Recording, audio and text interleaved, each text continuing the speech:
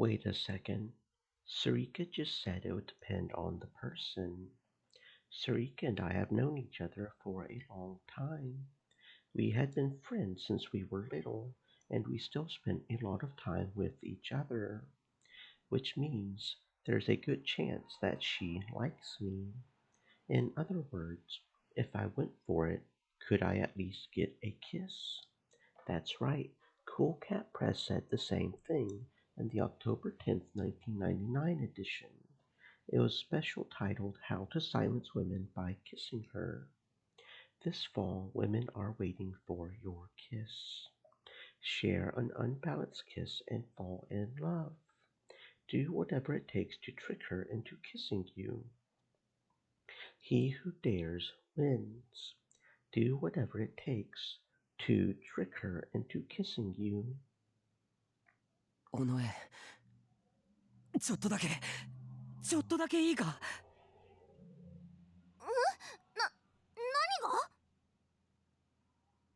が？ I grabbed a confused Sarika and forced her down on the bed. ちょっとだけだから、本当にちょっとだけだから。He who dares wins, and they say kisses are magic. If I kissed Sarika, maybe she would fall in love with me. I wasn't sure I wanted Sarika to fall in love with me, but it really felt like I was just grabbing the first girl that was available. But I just really wanted to kiss someone, and it didn't matter who. キスさせろ、尾上。I felt a strong shock along my left cheek. My head shook. I was seeing stars. タク、キモい。Her words stabbed like daggers into my heart. All the excitement I had felt was washed away in an instant. いや、尾上、今のは。最低。本気で引いた。キモすぎ。何？私がいつもタクと一緒にいてあげてるからキスぐらい許してくれると思った？許すわけねえだろ。えった蹴らないで、悪かったから。悪かったじゃねえよ。何勘違いしてんの？超キモい。死ね。今すぐここで死ね。そのグロい下髪切って死ねよ、クソ野郎。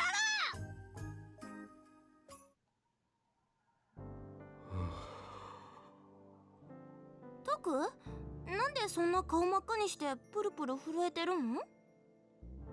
いや、別に。Forcing her to the bed was basically a crime. Bad idea, yeah? I'm not like your average teenager who only thinks about the opposite sex. If my simulation with Sarika went that badly, trying it with any other girl was sure to end with me in handcuffs. それよりタク、500円ちょうだい。え？ For what? Hush money? Wait. That was just a simulation. 500円って何の話？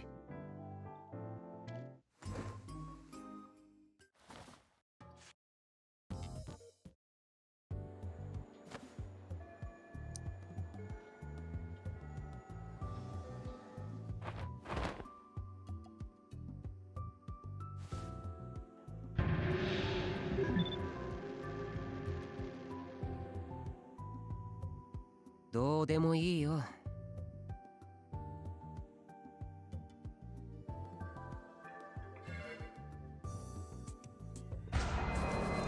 そうだゲロゲロ。俺たちそんな話し方じゃないゲロ。カエルなめんなゲロ。Suddenly, all the Garo froggies in the classroom stood up on their own. There were easily more than 30 of them. It took me a second to process what I was seeing, but who could blame me? Who wouldn't be surprised if a bunch of Garo Froggy dolls started walking around of their own free will? The next thing we knew, we were surrounded. We were like frogs in the clutches of a hungry snake, or maybe humans in the clutches of an angry frogs. なにこれ、ぬいぐるみが喋ってる。なんだこれ、キモい、超ウケる。俺たちをバカにする奴らは許さんゲロ。目に物見せてやるゲロ。血で血を洗う惨劇の始まりだゲロ。Their eyes weren't smiling. This felt really bad. ああ、クソカエルのぬいぐるみの分際でなんだって？ One of my classmates carelessly approached the green Scarrow Froggy. おい、よせ。シャー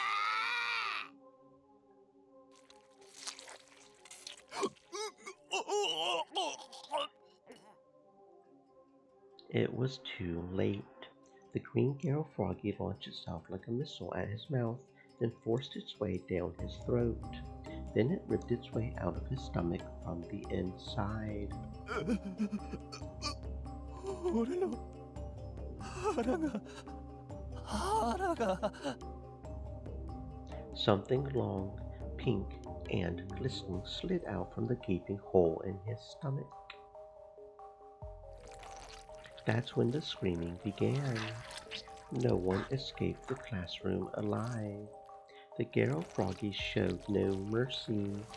They indiscriminately slaughtered both boys and girls. And I was the least lucky of them. I was the last survivor.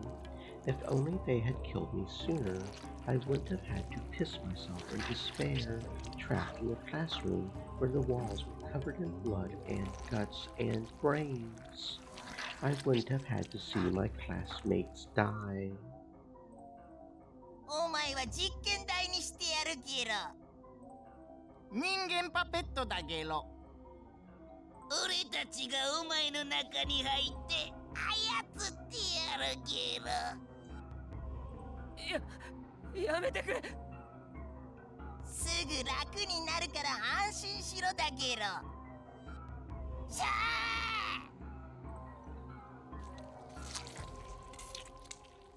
The green frog leapt toward my mouth.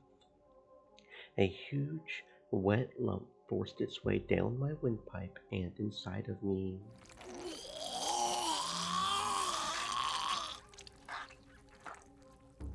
I should have chewed off my own tongue and died that way, with a frog in my throat, but it was too late for regrets now.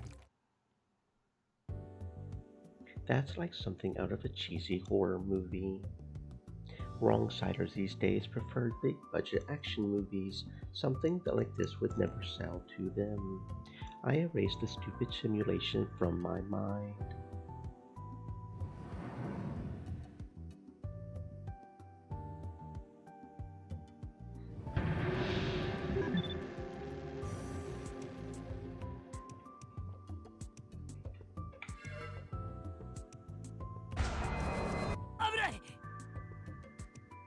I moved quickly. She staggered forward, but I reached out my hand to keep her from falling. For some reason, I felt a powerful impact on the top of my skull as I slammed into the ground. My vision went black. I was about to pass out. What the heck just happened? 説明しよう。つまずいた女帝はバランスを立て直そうとしてなぜかその場でジャンプし、勢い余って空中できれいに体をひねった。その結果、駆け寄った宮代の頭に見事なフライングニールキックをお見舞いする形になったのだ。宮代、見事な KO 負けだったぜ。Given that was just one possibility, I probably shouldn't do anything.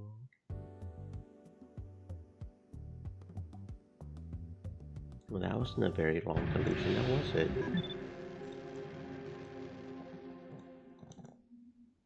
宮代、うるさいな。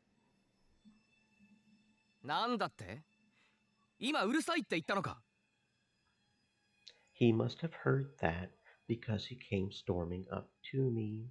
He tried to grab me by the collar, but I knocked his hand away. Instead, I grabbed his head and put it under my arm. おい、離せ！ I grabbed his belt and lifted him up off the ground. おお、ブレーンバスターか！そのまま垂直落下で落とせ、宮代！やめなさい、危ないでしょ。 I raised Kawahara-kun up above my head and then stood there, unmoving, for a moment, just when I was deciding whether to drop him or put him down. おい、下ろせ！ He flailed his legs out toward the ceiling and tried to escape. The man didn't know when to give up. I could do a lot worse than just drop you, you know? I shifted Kawahara-kun around in my arms and quickly moved into position for a pile driver. Then I dropped to the ground, butt first, and slammed his head into the floor. スタイナースクリュードライバー！ I heard an awful crunching sound. His skull must have fractured. But just before I dropped him, I let go a little so it didn't hit him as hard as it could have. If I hadn't, he would be dead right now. タクル、やりすぎよ。 Kurusu's face was expressionless. 警察に通報するわ。僕が悪いんじゃない。僕を苛立たせた川原くんが悪いんだ。そんな理由で人生を棒に振ったの。あなたがそんなに愚かだったなんて知らなかった。 I watched in a daze as Kurusu called the police. Kawahara-kun had passed out, little bubbles of foam forming around his mouth. The teachers had heard the noise and started to gather around me. I guess I'm going to have to drop out of school. Yeah, that's what would happen. I could beat the stuffing out of Kawahara-kun right now, if I wanted, but that would just get me in trouble. I didn't want to ruin my life over something like that, so I decided to just not say anything to him.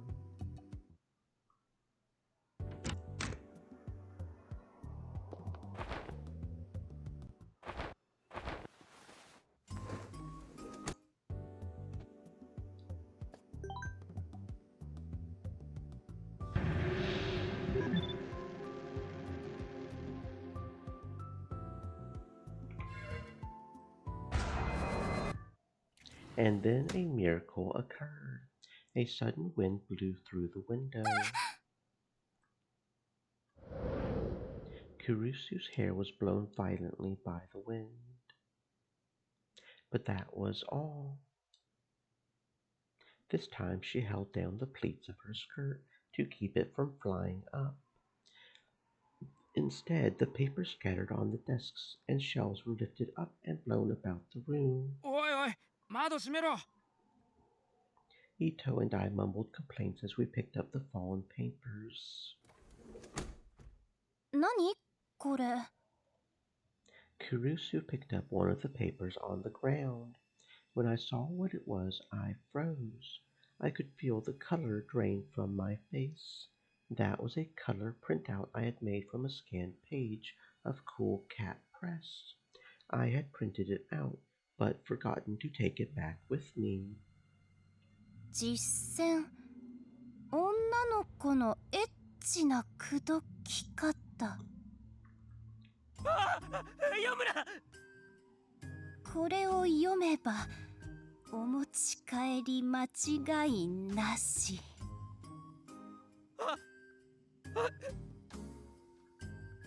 宮代。Don't look at me that way. タクルー、これはあなたが？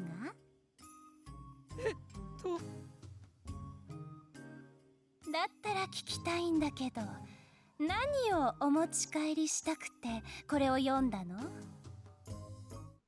答えなさい。 My life was over. I fell to the ground without answering her question, my heart filled with despair.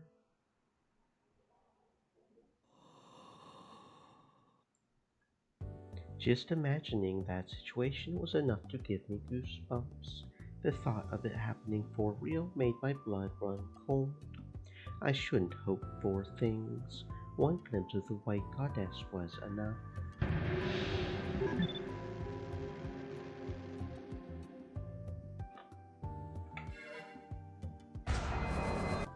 和樹、その手さっきよりひどくなってない？ Kurusu's voice was filled with panic. タクル、和樹の手が。なんだ。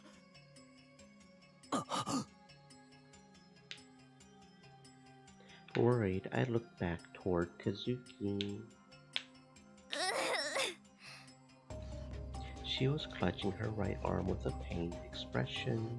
An eerie, dark miasma was seeping out of it. まさか封印したはずだぞ。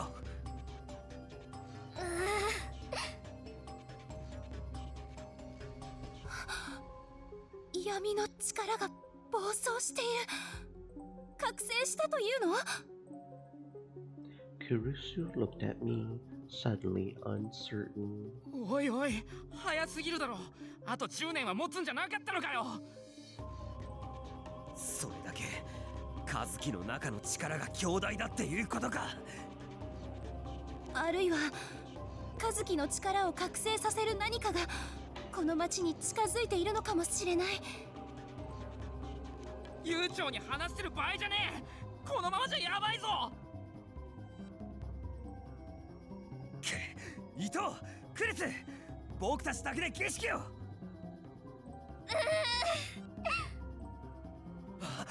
しまった。We were too slow to notice.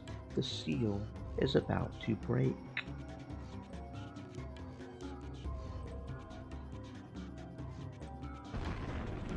An overwhelming torrent of darkness burst forth from Kazuki's body and streaked toward me.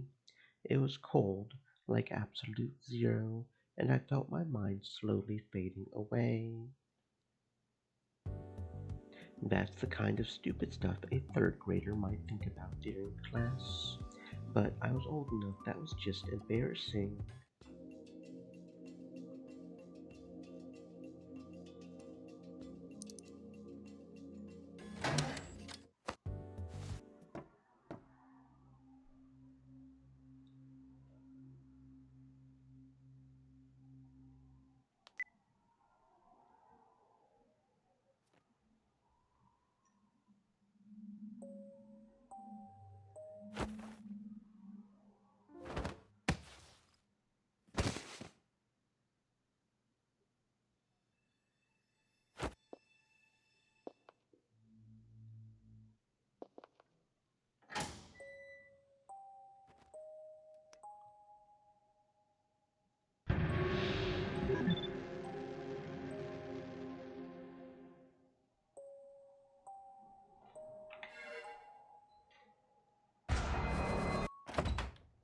And then suddenly the door flung open. なんじゃこれ。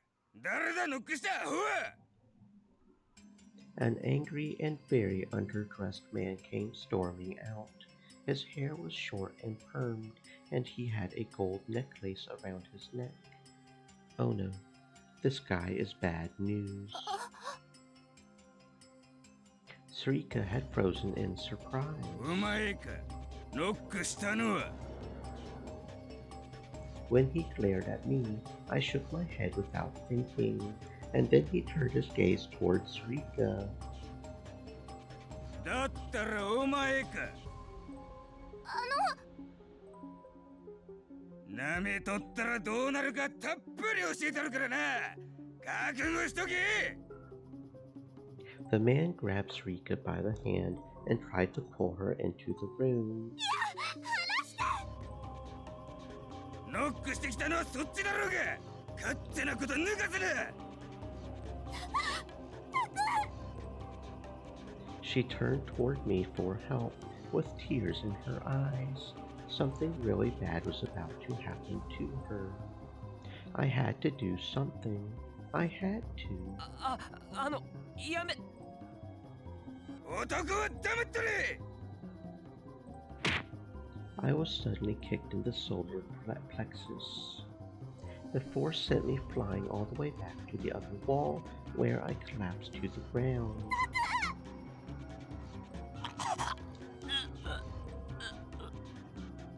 The pain was so great that I couldn't breathe. I couldn't even stand up. And then the door shut. I could hear the man yelling and Sarika's screams from within.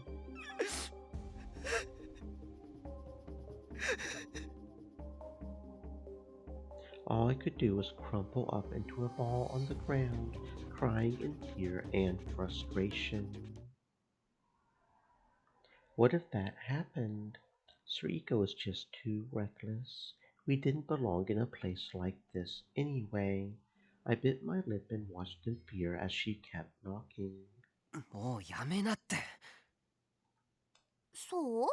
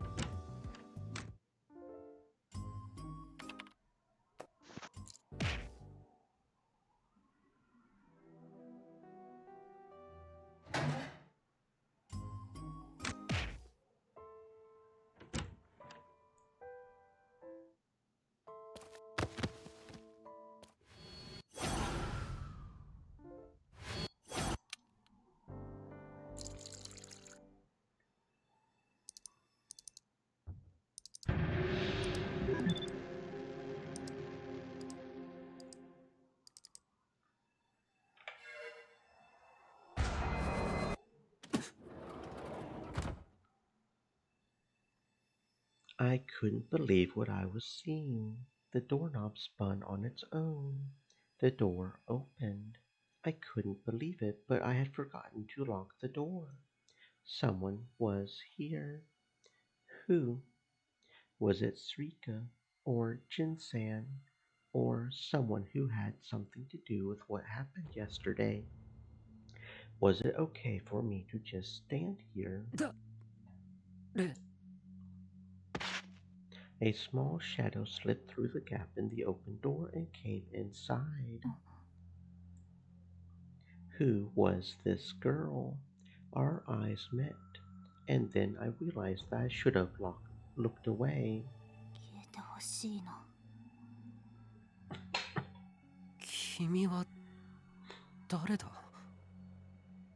Her eyes were blank and out of focus. It was like she was looking at me, but she wasn't really seeing me. Her skin was so pale, she looked sick. She was mumbling something. She had something behind her back.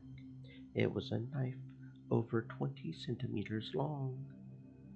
Shit, shit, shit. She was insane. And then I remembered who she was. She was the girl at the crime scene.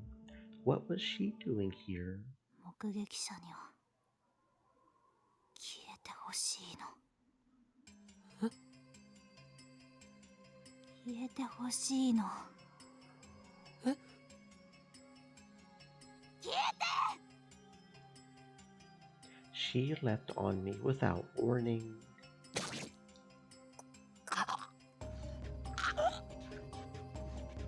I felt a terrible pain in my solar plexus.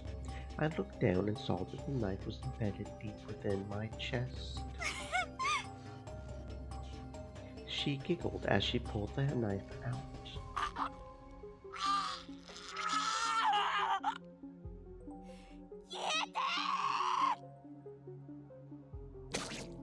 And again, and again, the knife went in.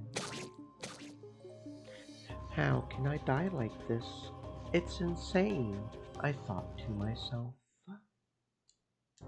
バカバカしい。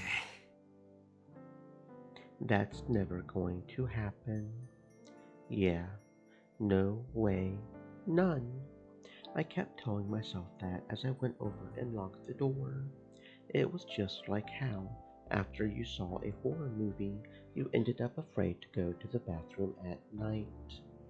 One theory said that a scary experience like that throws the brain into overdrive and causes it to emit too much dopamine, which triggers strong delusions.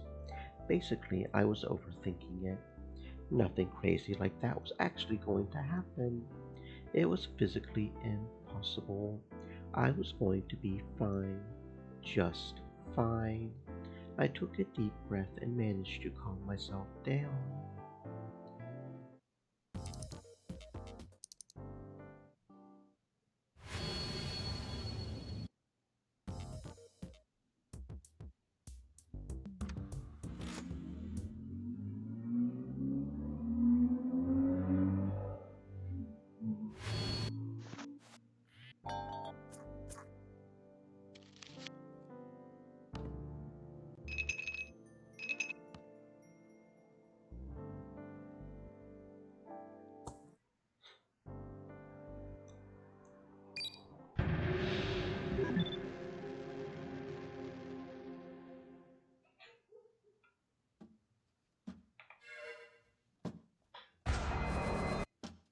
And then some information I had found before flashed across my mind.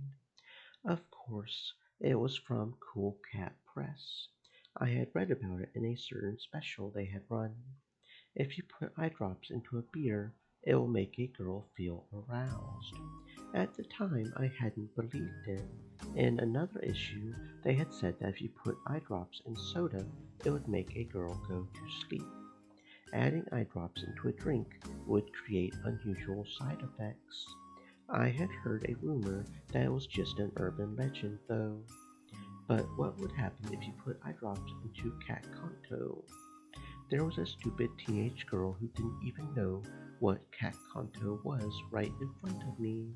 Should I try it?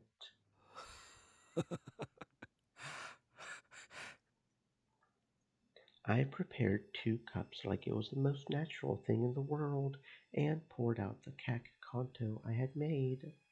And then, being very careful to not let Sarika see me, I took the eye drops off the shelf. Now to just add a few drops of it to this, and maybe it would be enough to arouse even Sarika. I tried adding a few drops. But wait a second. Cool Cat Press hadn't said anything about how much to use. So I had no idea how much it would take to get any effect. I felt like you would need more than a few drops. Okay, I would just have to add the whole bottle. The problem was how to make sure that Sarika didn't see me. 今お前の分も作ってやるから座って待ってろよ。本当ありがとう。カッコン糖って初めて飲むな。Sarika did just what I told her. So easy. While she sat on the sofa, I went around to where she couldn't see me and opened the lid on the eye drops, then poured the whole bottle in. お待たせ。 My heart felt like it was pounding fast. I tried to act normal as I handed her the cup. 結構すごい匂いだね。薬みたい。Oh, shit. いや、カッコン糖ってもともと漢方薬だし、そういう匂いなんだ。健康には良さそう。Sarika laughed. It was lucky for me that she was so stupid. じゃあ、いただきます。She put the cup to her lips with no hesitation. And then she started coughing. Yeah, I should have seen that coming. I must have added the wrong amount. I'll have to tell her what I did later and apologize. 大丈夫か？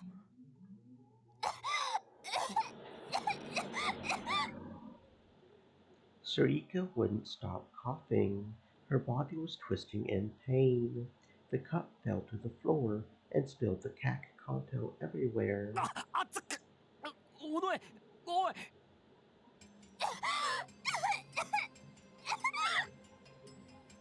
This wasn't normal. どうしたんだよ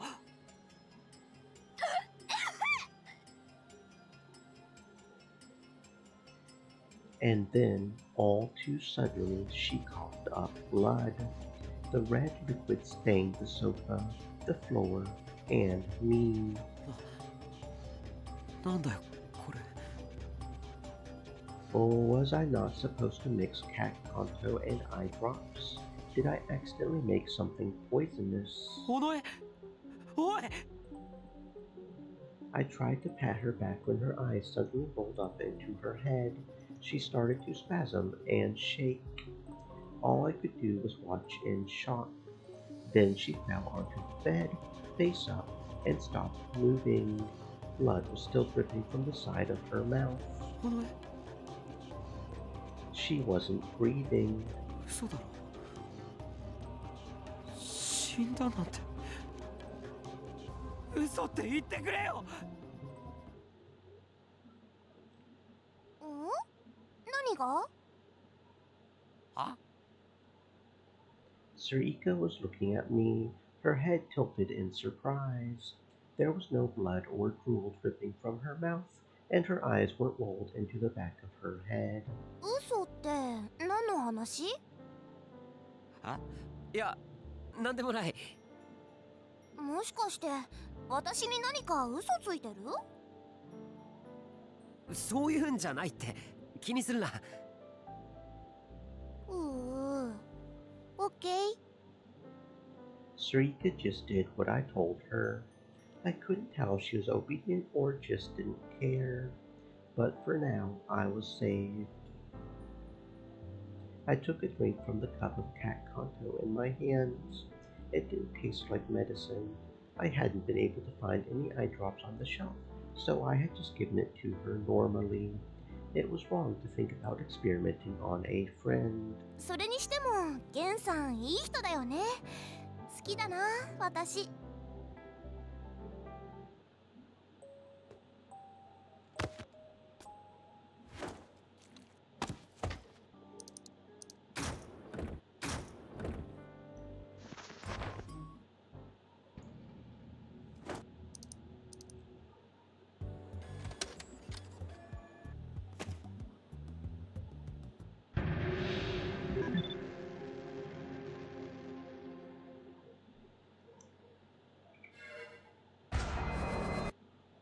Unless we could win her over, we weren't going to be able to continue with the case. よしこれから賄賂を買いに行こう伊藤渋谷で有名なスイーツ店の上位3つを調べてくれ任せろ。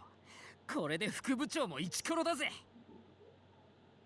It was time for the mission to begin. というわけでこれクルスにプレゼント I knew that Kurusu was staying late after school to get ready for the festival. Oh, good afternoon, Laura. Oh, I did a turtle. I hope I hope I wasn't too late in reading that. I forgot to open speech chat today for some reason. Good afternoon, Laura. I hope you're having a fantastic existence, and hopefully I was not too late in reading that. Some days you just forget to do stuff, right? That was my bad. Sorry, friend.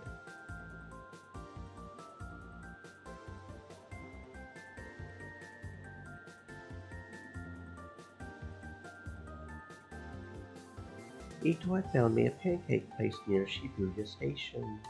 It was a popular store that always had a line of girls outside. I heard it was one of the few places where you could get pancakes for takeout, so I quickly chose it. Standing in line with the girls for an hour was almost torture, but I somehow managed to do it. これってエッグスンサンクスのパンケーキ？そうだけど。何を企んでるの？そんな言い方ないだろ。せっかく買ってきたのに。あなたが私にプレゼントを持ってくるなんて今までなかったもの。何か魂胆があるんでしょ？伊藤君、どういうこと？事件のことを追いかけたいから副部長に賄賂みたいな。あ、お前 You could have put up more of a fight than that. すまん宮代、副部長の眼力には勝てなかった。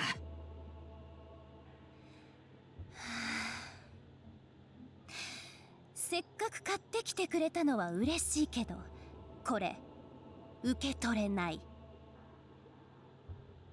Kurusu handed the pancakes back to me. She was always so serious about this stuff. 二人で仲良く食べなさい。とっても美味しいから。Her face was smiling, but her eyes weren't. Yeah, that's what would happen. Kurusu would see through any attempt at bribery I could make.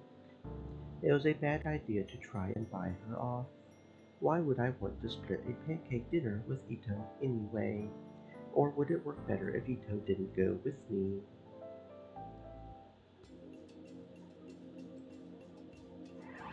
Okay, Don't Look is this one. Root Dive is this one. Then Audio Bleed is this one. Man-Child is this one. There we go.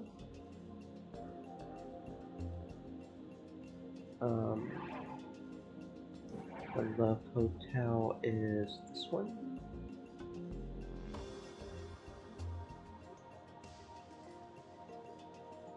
And then the sticker placed where Don't Look was this one. Then Crucifixion was this one. Okay.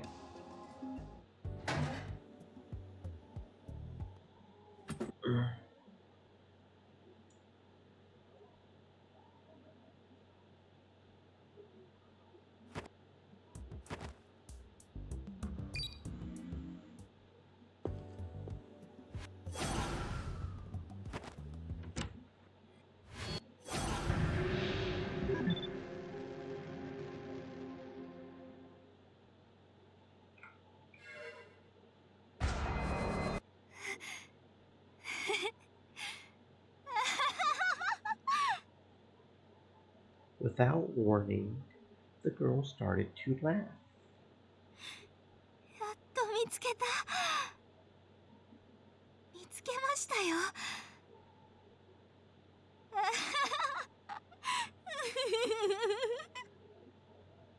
Everyone froze. Even Kurusu seemed uncertain of what to do as she stared at the girl. The girl jammed her hand inside her pocket, and she took out a butterfly knife. She pointed the blade right at me. 宮代拓郎、死ねよ、お前。Is she really a murderer then? I tried to run. I tried to turn around and run right out of the room. But unfortunately, Ito was in my way. I ran straight into him and fell backward onto the ground. Shit. Alarm bells were going off inside my head. Run, run, run, run, run, run, run. Get off the ground and run. 捕まえ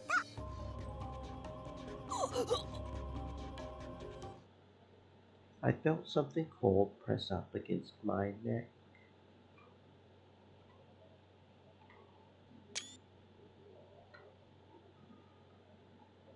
Bye bye. Then came the pain. I felt strangely detached and indifferent as I watched the blood spurt out of my own neck.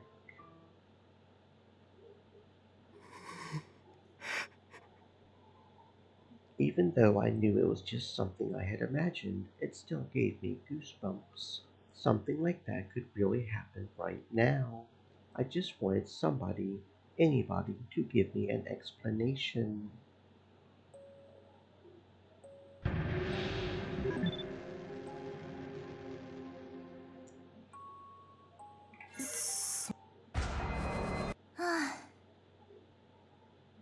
Arimura San sighed, annoyed. はいはい。白状しますよ。Confess? No way. To murder? 親父狩りしてました。え？わかります？親父狩り。私が街を歩いてるおっさんに1回1万円って言って声かけるんです。で、ホテル行ったら先にシャワー浴びてよって頼むわけっすよ。そしたらその間に仲間を部屋に誘導する。Her friends. あとはすっぱだかのおっさんを縛って写メで取ってから財布に入ってるお金を全部抜き取って終了。向こうは後ろめたいことしてるわけだから警察にも言えずに泣き寝入り。完全犯罪の成立です。In other words, she had very scary friends. でもよりによってこないだのおっさんは抵抗してきたんですよ。ムカついたんで全員でリンチしてぶっ殺しちゃいました。No one said a word. ちなみに皆さんの顔と名前全部覚えちゃいましたんで、夜道を歩くときは気をつけてくださいね。私の仲間がご挨拶に行くかも。It certainly was a possibility, wasn't it? I couldn't think of any other good reason for her to be in that hotel.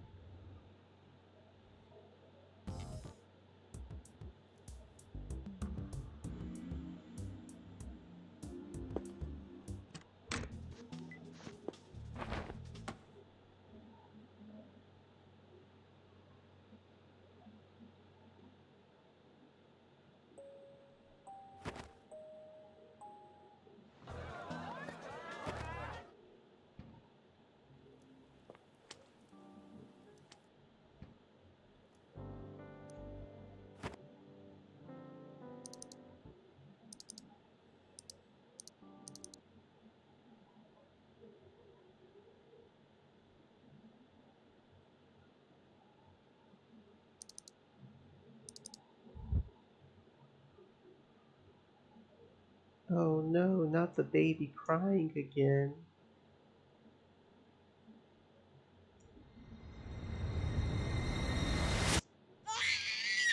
Ah.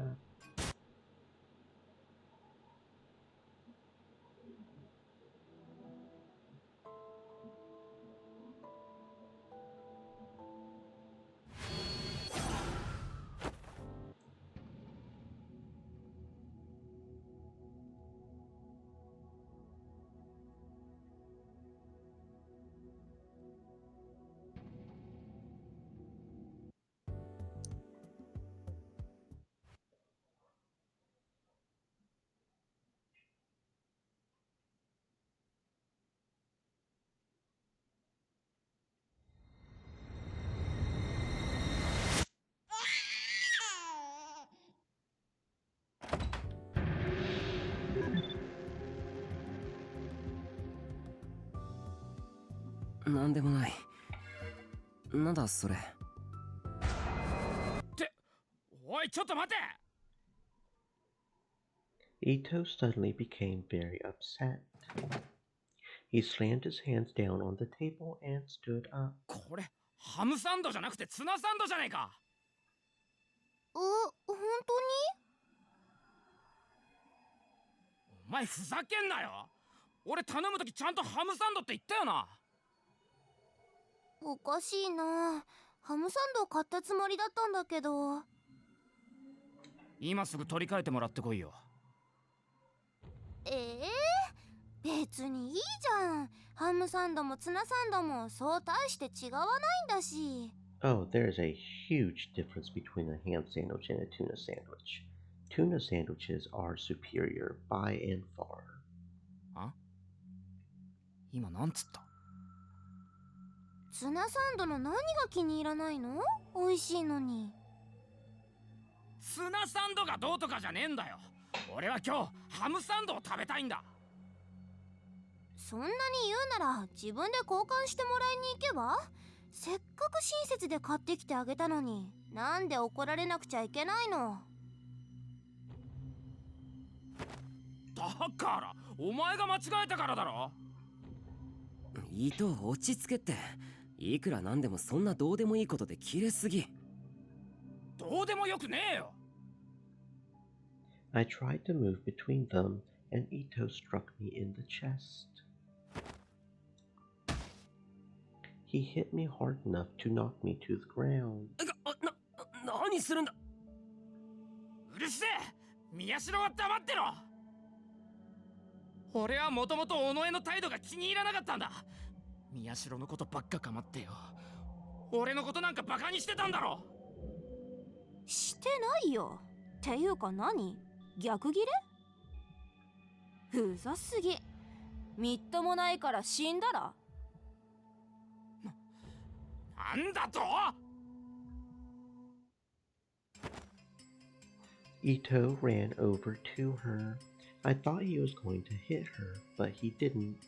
He put both his hands around her neck and started to squeeze. それならお前が死ねよ。絶対に許さねえぞ。俺のハムサンドさっさともらってこいよ。ツナサンドとか認めねえからな。ハムサンドだ、ハムサンドだぞ。ぶっ殺す。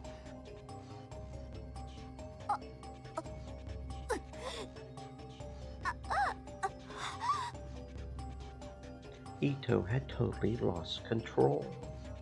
He was staring at Sarika with bloodshot eyes. なあ、やめろよ二人とも。なんでハムサンドごときで争ってるんだよ。っていうか、そのままだと本当に尾上が死ぬって。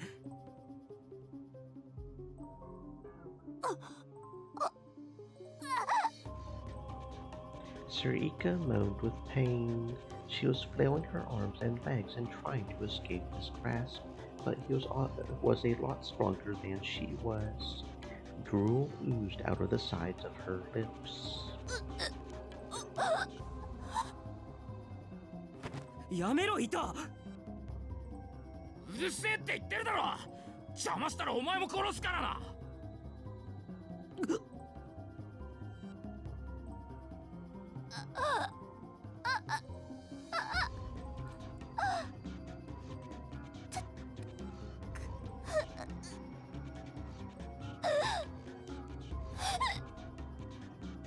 And suddenly, her body started to spasm. Her eyes rolled up into her head, and her body went limp. 死んだ。Ito let go, and she fell to the floor like a puppet with its strings cut. 嘘だろ。死んだ。尾上が死んだ。どうだ。ハムサンドの恨みだ。ざまみろ。食い物の恨みは恐ろしい。あ？宮代なんか言ったか？あ、いや。Ito cocked his head at me a little as he ate his ham sandwich. それ、ハムサンド？やらないからな。いや、いい。争いの種は作りたくない。あ？ As for Sarika, she was pestering Kazuki as she played her game. 教えてよ、花ちゃん。誰とチャットしてたの？ねえねえ。She She was certainly relaxed, but in the real world, danger could strike at any minute. Me, Sarika, and Ito could die at any time for any reason.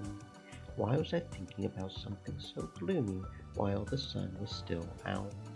Was I tired? なあ尾上 Ito said to Sarika. For some reason, that was enough to startle me. 副部長はあ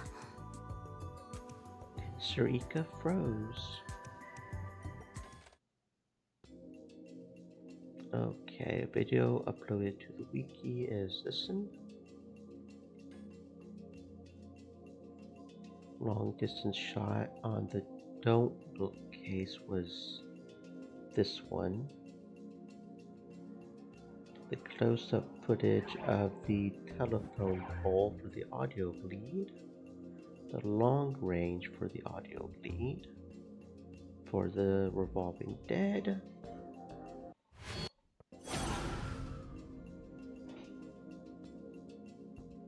There we go.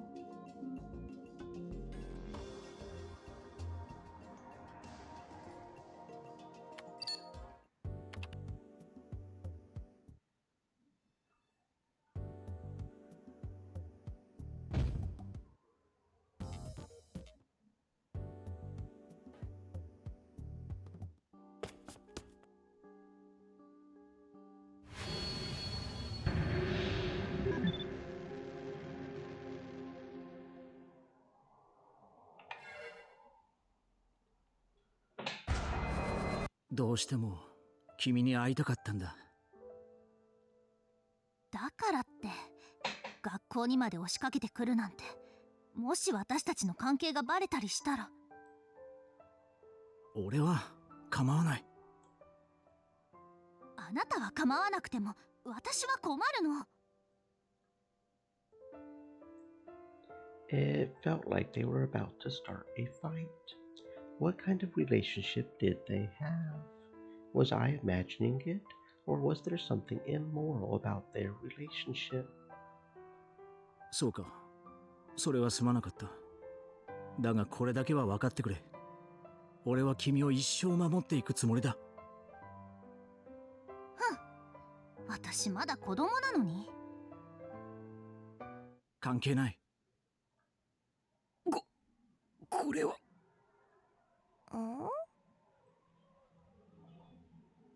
Sarika seemed confused, but I was sure about what was going on. Those two were... ねえ、私のこと愛してる？ああ、愛している。世界中の誰よりも。I knew it. Oh no, it feels like I saw something I really shouldn't have. 本気？本気だ。私みたいな女に入れ込んだら、あなたの人生むちゃくちゃになるかもしれないのに。関係ない。そう言っただろ。バカ。本当にバカよ。あなたと距離を取ろうとしてるのに、あなたはどこまでも追いかけてくる。私、あなたのことを不幸にしたくない。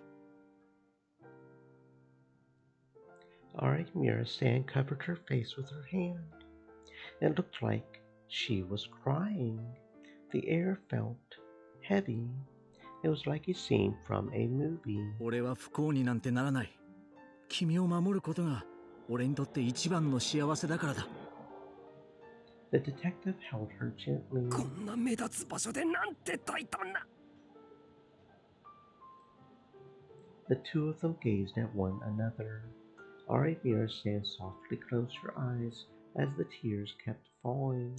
Their lips drew ever closer. そんな事態になったらさっさと手を引こう。ゴシップなんか追うもんか。僕にもプライドっていうものがある。Normally, I wouldn't want to even watch something like this. ゴシップって何？ She doesn't even know that.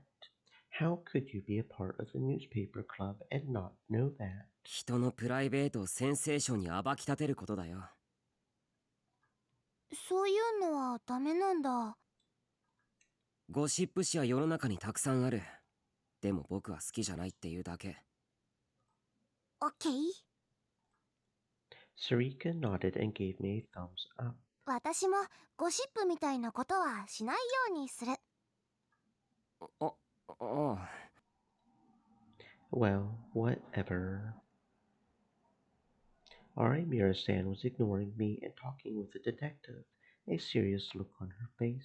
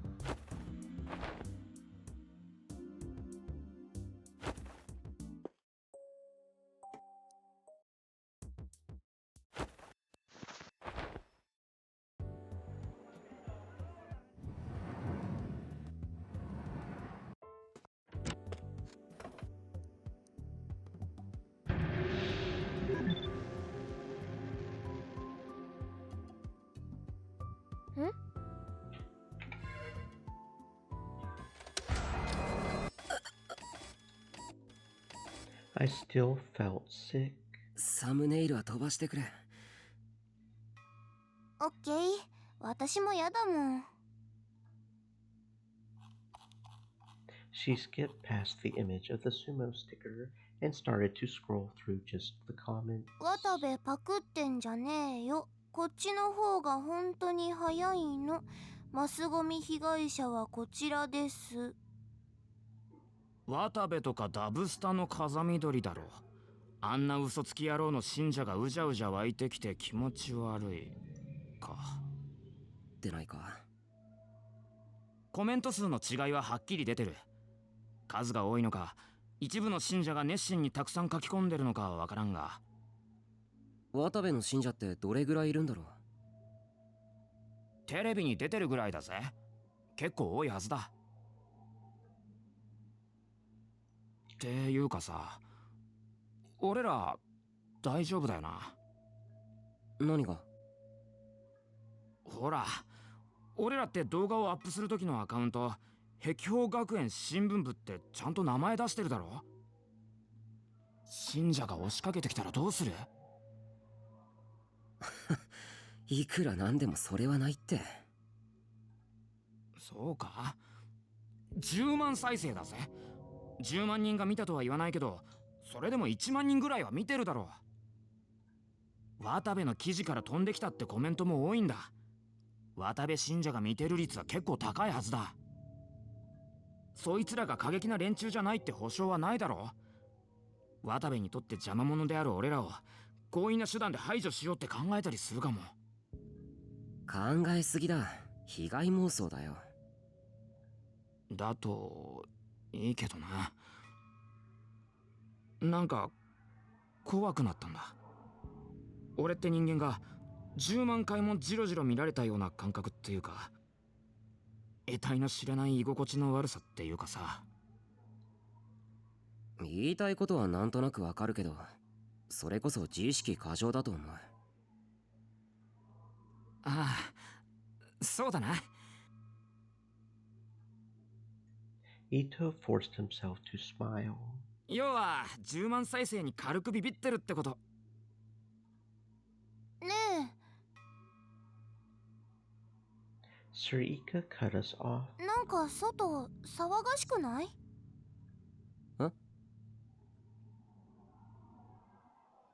I listened carefully. It felt like I could hear shouting outside the window. Maybe. Ito tilted his head in confusion as he opened the window. And then... 碧峰学園新聞部出てこい！渡部さんを批判するクソガキども出てこい。盗撮は犯罪です。碧峰学園新聞部は今すぐ逮捕されろ。碧峰学園新聞部は土下座して謝れ。碧峰学園新聞部は我々による正義の裁きを受けよう。A large crowd was gathered outside in front of the gate. They were screaming for us. やべえ。なんか100人以上集まってるぞ。Ito quickly crouched down and got away from the window. プラカードとか持ってる。新聞部は死ねって書いてあるのが見えた。嘘だろ。Why would they come after us like this? We didn't do anything wrong. おい、どうするんだ宮代。どうするって。Both Sarika and Kazuki were staring at me nervously. どうするって言っても、のこのこ出てったらそれこそボコボコにされそうじゃないか。なんでこんなことになってるの？知らないよ。渡部だ。あいつら渡部信者に違いない。もしかしたら渡部自身が信者どもをけしかけたのかも。けしかけたって何の話だ。俺たちを殺せってけしかけたかもしれないだろってことだよ。怒鳴らないでよ。とにかく逃げよう。集団心理は恐ろしいんだ。普段どれだけ冷静な人たちでも集団になった途端に狂気に支配されてしまう。あの連中と冷静に話し合えるとは思えない。このままじゃ僕ら殺される。だから逃げよう。宮代拓郎出せ。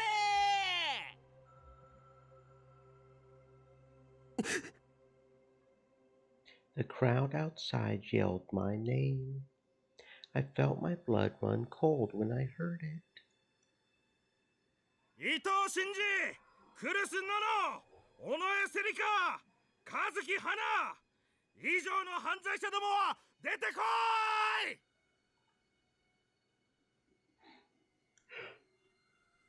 い。 It wasn't just me. They knew the names of the entire newspaper club. なんであの人たち私たちの名前知ってるの？なんなんだよ。これが10万再生のツケっていうのかよ。ふざけんなよ。Sarika, Ito, and Kazuki were all starting to panic. To be honest, so was I. I had no idea having this many people scream my name was so scary. Over 100 people were in front of the gate. They all knew about us, they all hated us, and they were all ready to hurt us. No normal person would ever be the object of so much hatred. おい、やばいぞ。Ito had fearfully taken a peek out the window again. His voice was almost a scream. あいつら中に入ってきた。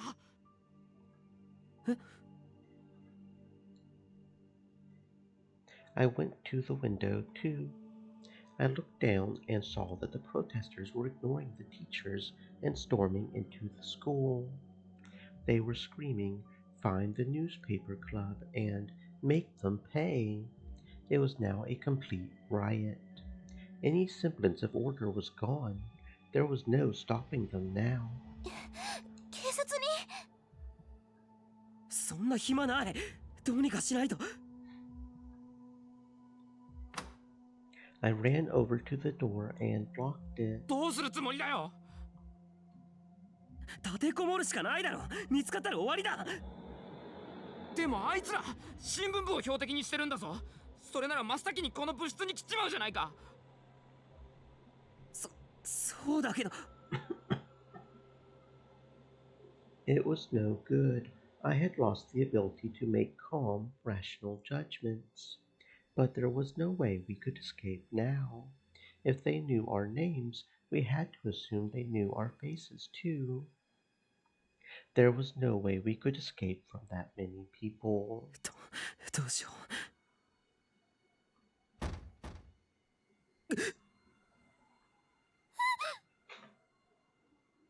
There was a loud pounding at the door. もう来た。 I could tell that there were several people right outside the door. They were yelling, "Come out!" and "We know you're in there." バレてる。俺らがここにいることバレてる。ケアブられちゃうよ。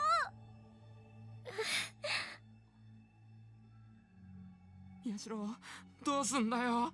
逃げ場はないぞ。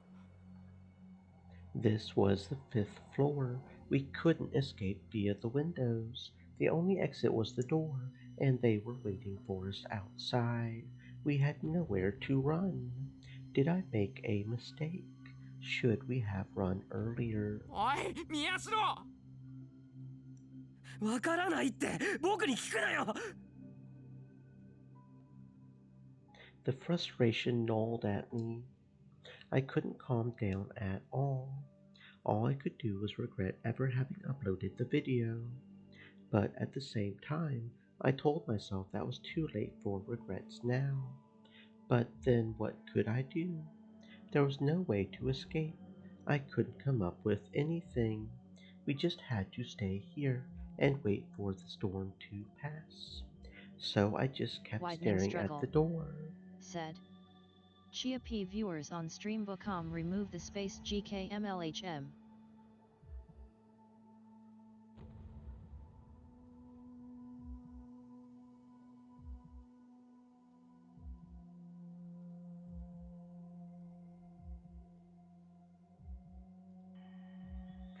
And praying that they wouldn't kick it down.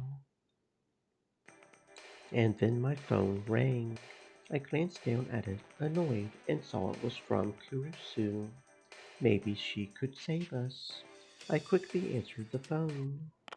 もしもし。タクル、助けて。クルス。助けて。どういう。 I had a bad feeling about this. My hopes were dashed in an instant, and then I felt something like despair rising up from within my chest. 今どこだ。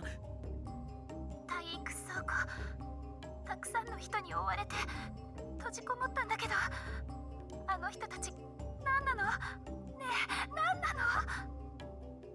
今すぐ逃げろ。そいつら僕らを目の敵にしてる。無理よ。外囲まれてる。扉ガンガン叩かれてる。そんな。ねえ、タクル、助けて。助けてよ。私、怖い。なんで黙るの？ねえ、何か言ってよ。助けに来てよ。このままじゃ私、殺されちゃう。ねえ、タクル。くそ。 I bit down hard on my lip. I was in the same situation. If we went outside, they would kill us too. クルス、逃げてくれ。頼む。頼むから逃げてくれ。扉、ダメ。こじ開けられる。ねえ、タクル、早く来て。このままじゃ怖いよ。私、殺される。クルス。やめて、来ないで。いや、タクル、助けて、タクル。クルス。クルス。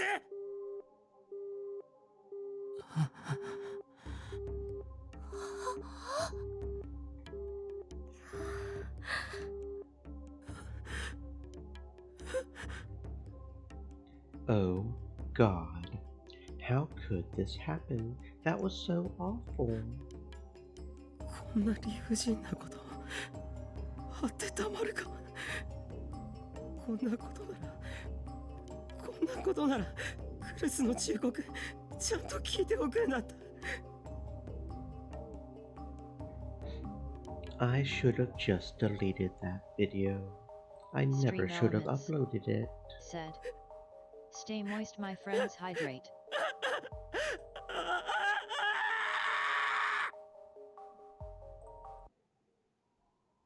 Of course, that never actually happened, and Hekiho Academy was as calm as ever. I tried imagining the worst case scenario, and it didn't seem realistic at all. Kurusu was worried over nothing. There were tons of videos on the internet with over 100,000 views. A lot of them had over a million. The internet just didn't have as much influence on the real world as we thought it did. But as I looked at the comments, I realized that there was in fact a small scale war going on between Watabe's fans and his haters. 尾上、そこら辺のどうでもいい議論はスルーして、シールで検索かけてくれ。オッケー。Sarika scrolled through each of the comments, checking them in turn. ろくな情報がないな。One guy was calling it the Fatso sticker. Another was saying Sumo sticker is my waifu.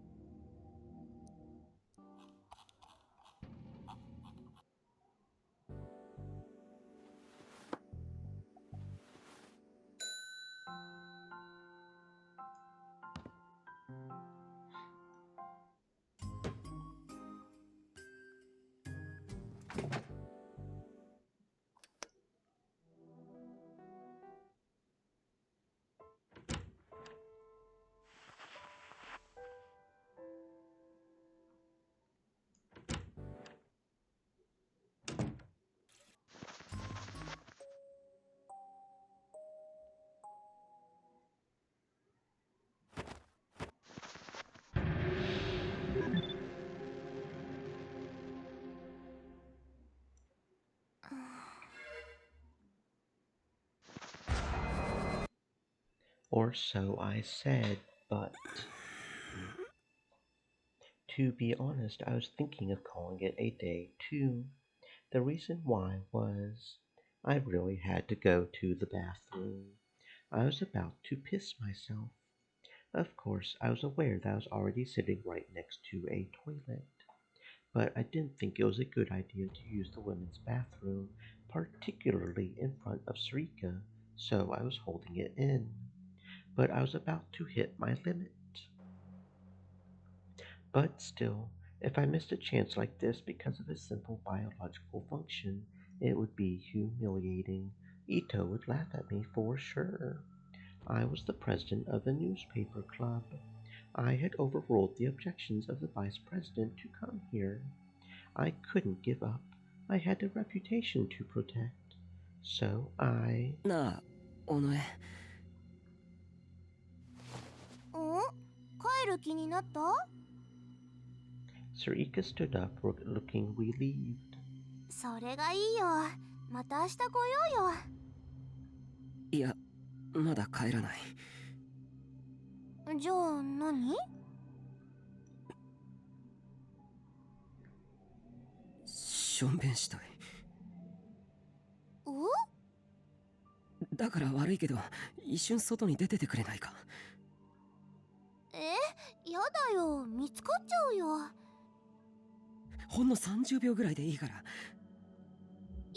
って、それならタクが出てってよ。僕がしょんべんしたいのに、なんで僕が出ていかなくちゃいけないんだ。あ、そっか。じゃあ、後ろ向いててあげるから、ここでしちゃいなよ。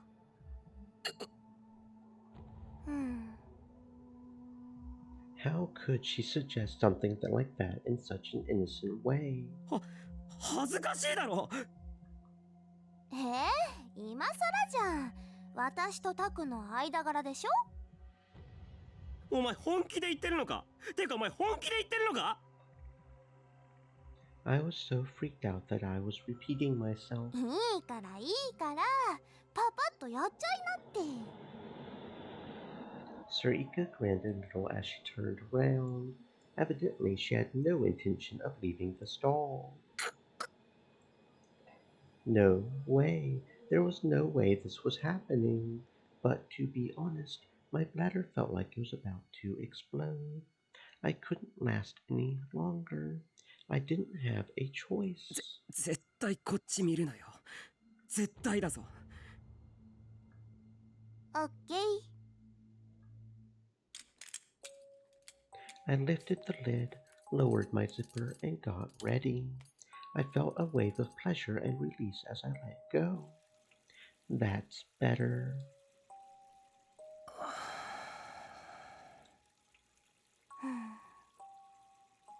The sound, though, was extremely embarrassing. I should have had Sarika put her hands over her ears, but it was too late now. Asking her to do so at this point would just be more embarrassing. And since I had held it in for so long, there was a lot that had to come out. It was taking long enough that it was actually starting to freak me out a little. Hurry up. Come on, hurry up and finish.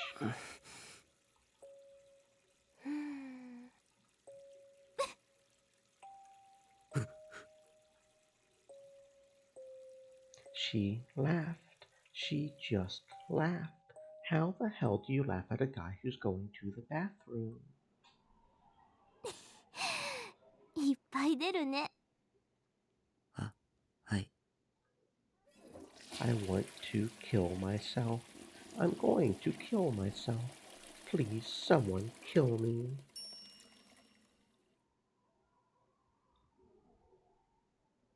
If that happened, I don't think I would ever recover. But Sarika and I were in a situation where that could happen at any minute. Maybe it was time to go home after all, as that stupid idea crossed my mind.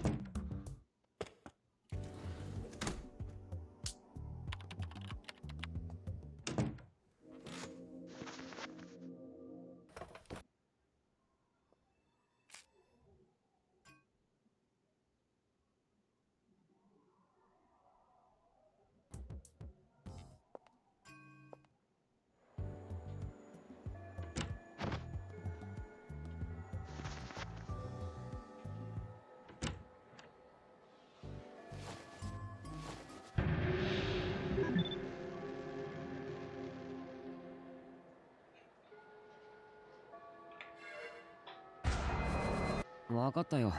しょうがないからついてってやる。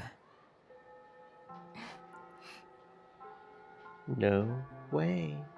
Did Kazuki just grin? That was something you almost never saw. それでどこへ行くんだ？ I faintly hoped that something incredible was about to happen. She took me up to the roof of the school. What was she going to do here? え？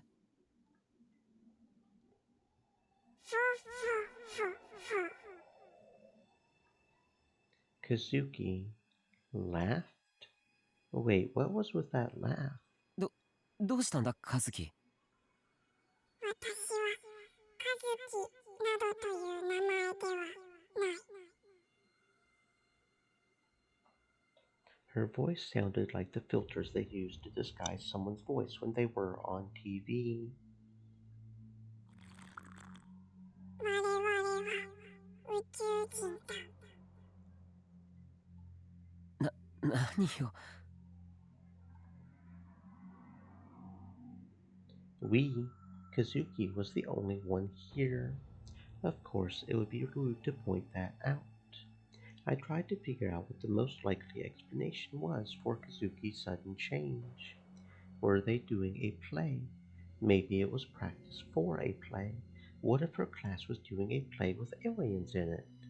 And so she had come to me for help practicing because I was in her club. Maybe I should play along then. これから UFO を呼ぶ。UFO だって。Wait, did she just call it a UFO? How did that work? UFO means unidentified flying object. It was her own ship, but she hadn't bothered to identify it? 逃げられると思うな。お前を連れ去ってキャトルミューティレーションしてやる。エイリアンアブダクションのこと？ Kazuki tilted her head a little and walked up to me, expressionlessly. キャトルミューティレーションだ。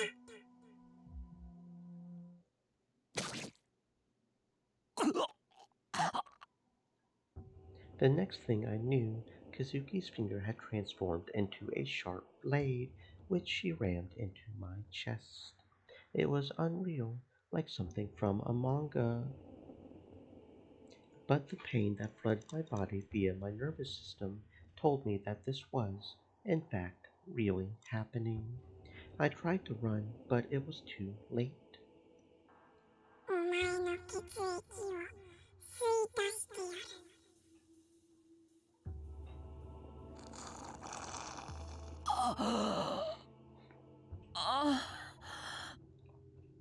For some reason, the pain was gone. It actually felt sort of good. I started to pass out. I looked down at my hand and saw that my veins had turned black and purple and were poking out of my skin. お前の血液が私の体の中で私の血液と混じり合っていく。おいしいおいしい。もっともっと。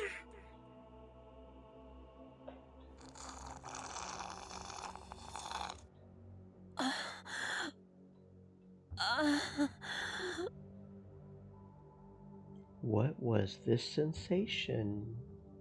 It felt so good. It was like falling asleep inside a warm futon when you were very tired. My whole body felt tired, but it was a good kind of tired. I closed my eyes hoping that this feeling would last forever. Little by little, I stopped being able to feel my body, and at the same time, I felt free, as if I was floating through the sky.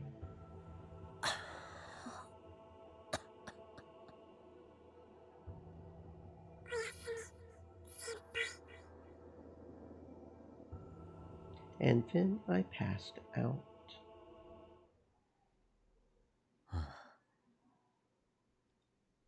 Did some part of me think that Kazuki was an alien or something? That surprised even me. Come to think of it, why were there lots of reports of alien abduction in America and almost none in Japan? Was it some kind of cultural difference? Maybe aliens played the same role in American culture that traditional Japanese monsters and ghosts, like yokai, played in ours.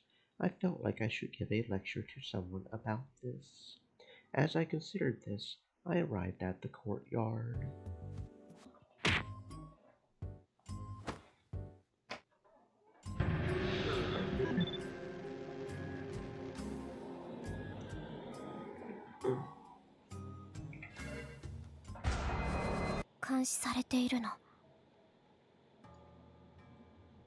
Her voice was so soft I could barely hear it.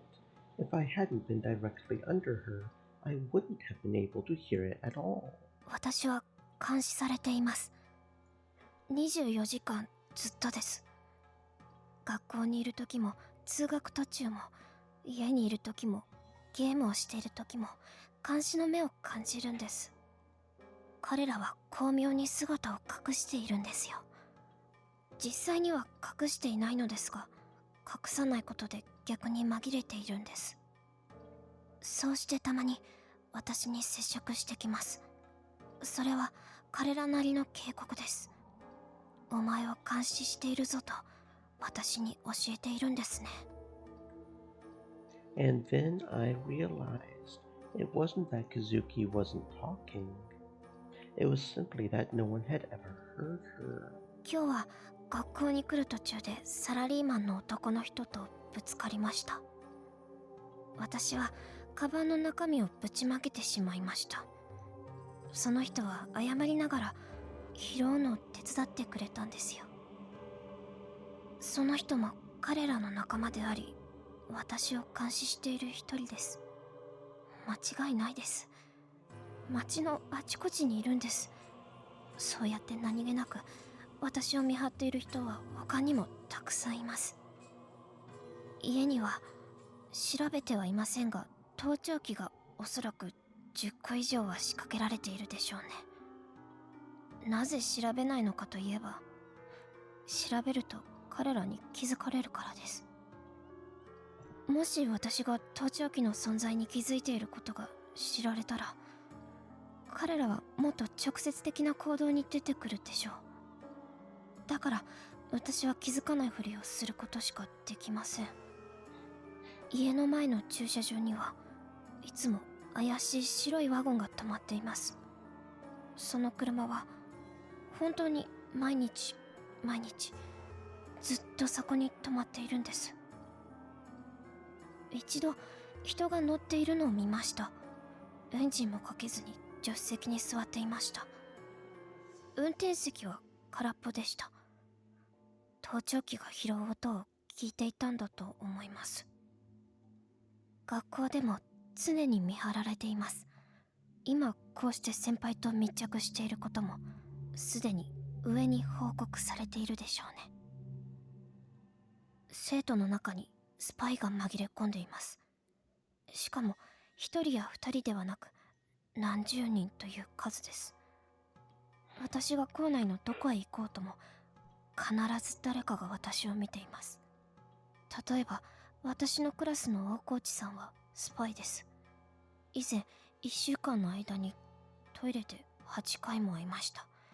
私を尾行しているんです。直接大河内さんにあなたはスパイでしょうと聞いてみました。正しくは怒鳴ったんですが、そうしたら彼女はしまったという顔をして逃げていきました。宮代先輩も私と同じ部なので当然見張られています。野々先輩やセリカ先輩や伊藤先輩に不自然な様子はありませんでしたか？視線を感じませんか？私は感じます。私が部室でゲームをしている時が多いです。場合によってはこそこそと小声で話しているのをわざと私に聞かせてきたりします。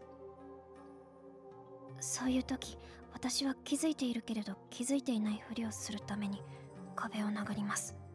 ええ、隣の部屋の壁越しに声が聞こえてくるんですよ。殴るとしばらくは静かになりますが、また1時間もしないうちにひそひそと話し出すんです。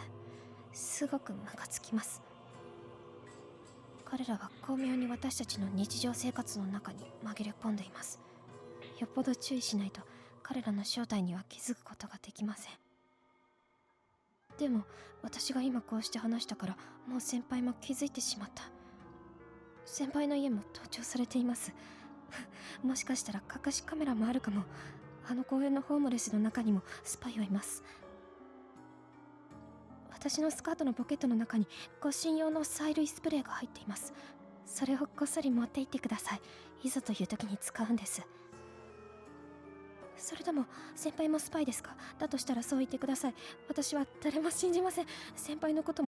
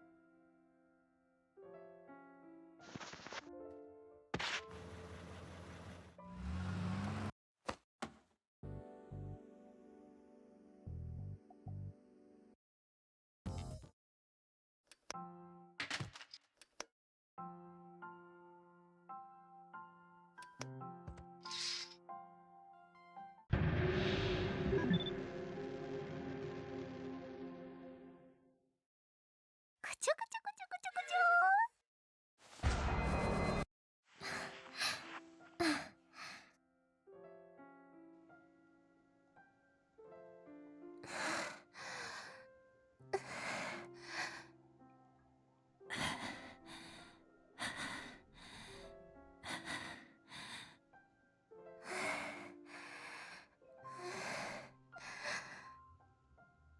The only sound in the dark room was their panting. It was enough to drive me crazy listening to it. And then, as I pretended to sleep, I felt someone's warm hand on my crotch.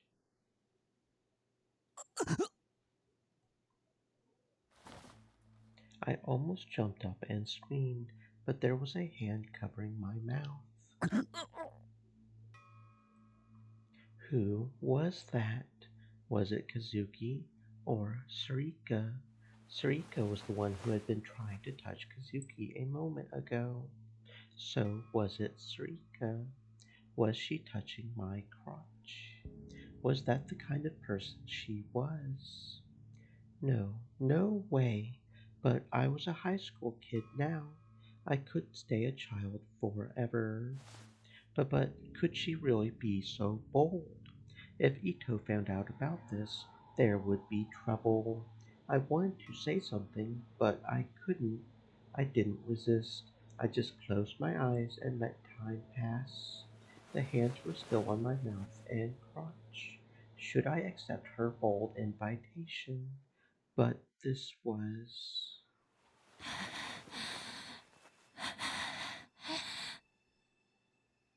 I heard panting in my ear. It must be Sarika getting excited.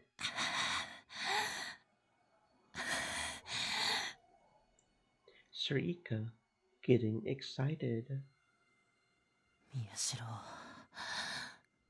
Miyashiro.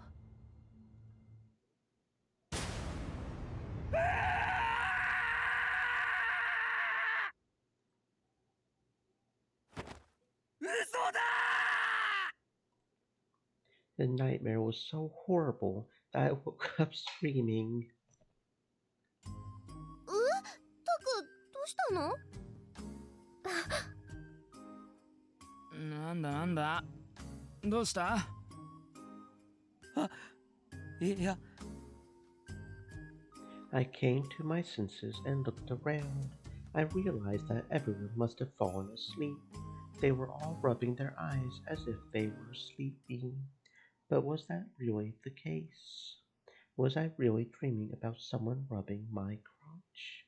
Was it possible that Ito was just pretending to be asleep? Imagining that made me shiver. I had to stop thinking about it. I had to pretend it never happened. あ、っていうか、そろそろ0時じゃね？え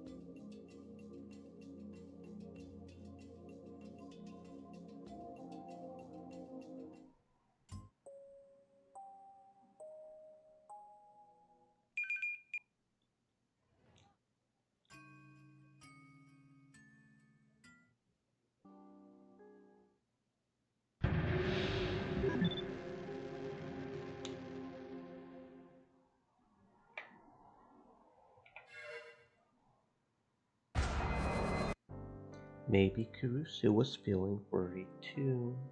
I was already a witness to one death, and now today I had seen another. If they were all part of the same series of murders, then the killer hadn't been caught yet.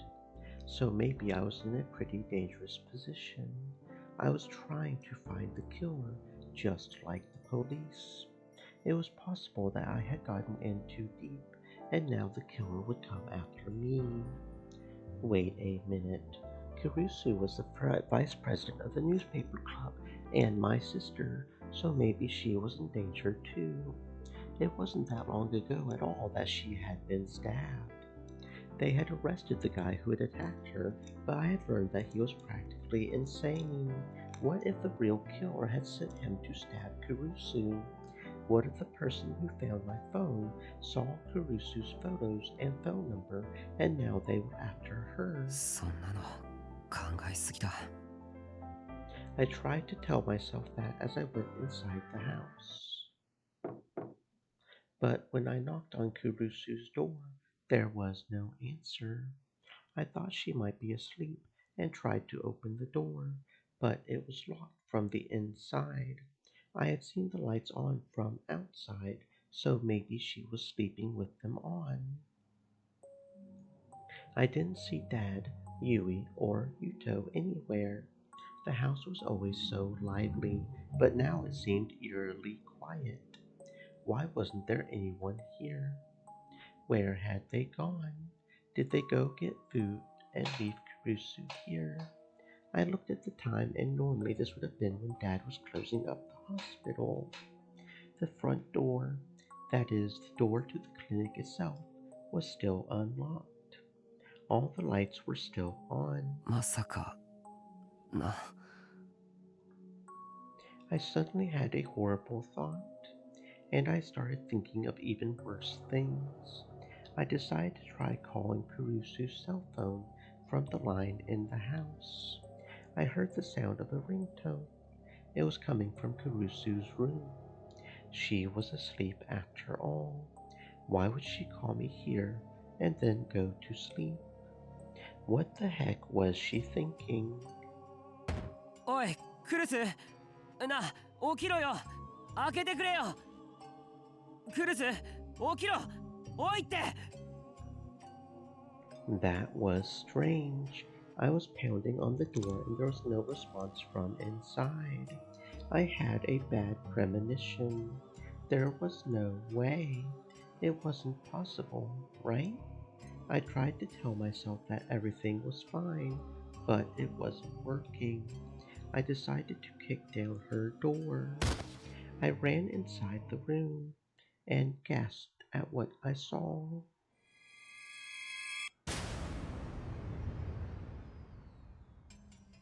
The whole room was covered in red, red, red, red. The walls, the bed, the carpets, the desk, the stuffed animals. The room was covered in bright red blood everywhere I looked. The smell of blood was so strong that I almost threw up, and I couldn't bring myself to take another step inside. Whose blood was this? There was no sign of Kurusu in the room. She was gone. Not only were Dad, Yui, and Yuto missing, but so was Kurusu. She had disappeared, leaving behind all this blood. Leaving behind her smartphone. She had disappeared without a trace. The door was locked from the inside. Even the windows were locked. The words, "missing persons case," flashed through my mind, but I knew it was much worse than that. I fell to my knees and held my head in my hands.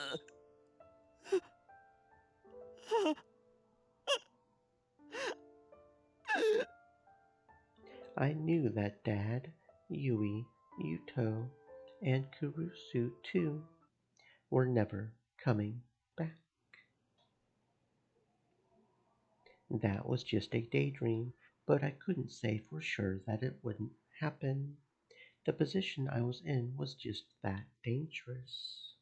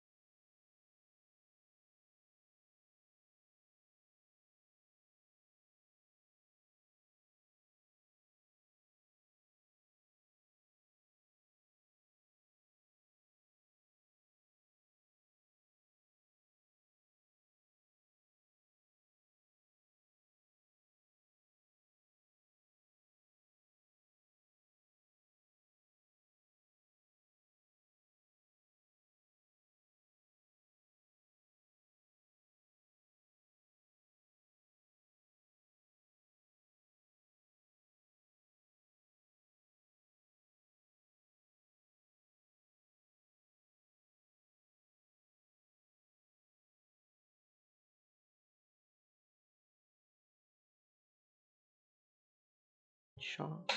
I hadn't seen them because the vending machine was blocking my view, but two girls were walking up to the bench. I saw them and panicked, then tried to shut down my power, but that was the worst thing I could have done. A delusion in a delusion. We can go either positive or negative. Or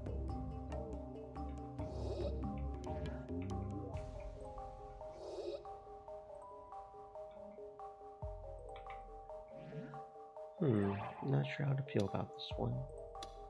A little weird. Doesn't look like we can do a negative. It looks like there's only a positive, but it's not an additional. She didn't see it coming. There was a chance she might slip on it. If she hurt herself, it would be my fault. What should I do? Should I use my power again to stop it?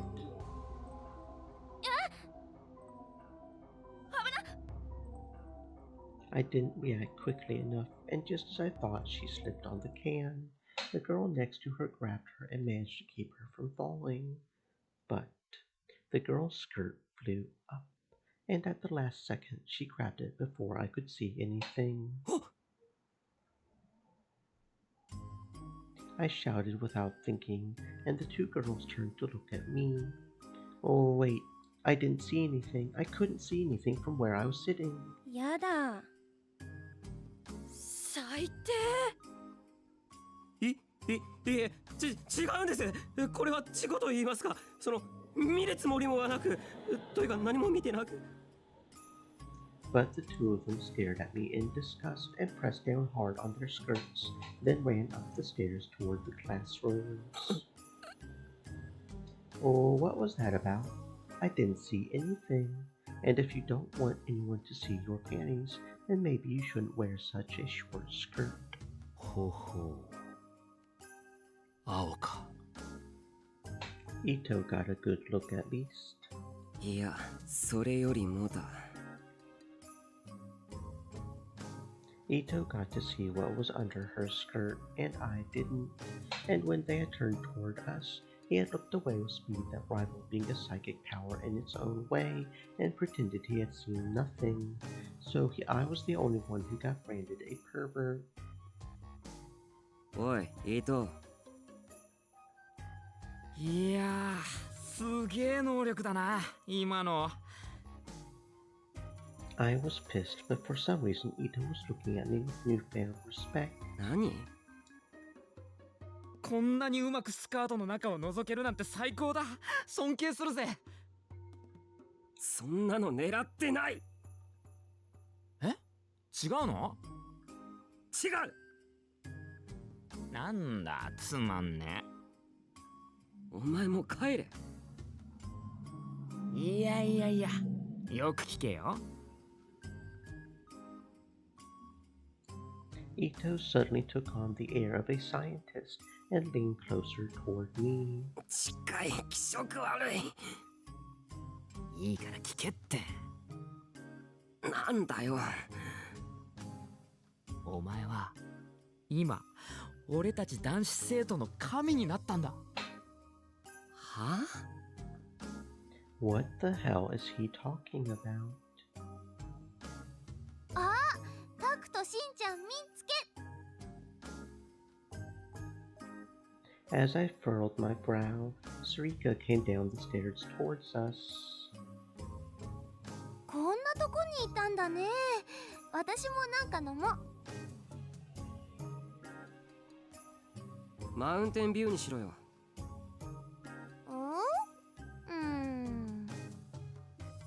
Sarika nodded hesitantly, then put her coins into the vending machine and hit the button for the drink next to the Mountain View, Dr. P. There was a thud as the bottle dropped into the bottom compartment. 宮代、今だ。あ？あのペットボトルを床に落として転がせ。なんだよいきなり。いいからやってみせろって。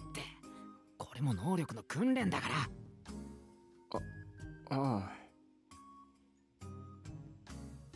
あ。I didn't really know what was going on, but I tried to visualize the bottle Sarika was reaching for falling to the floor. The D-sword was still there in the corner of my eye, and it was easy to send the image into both of their brains.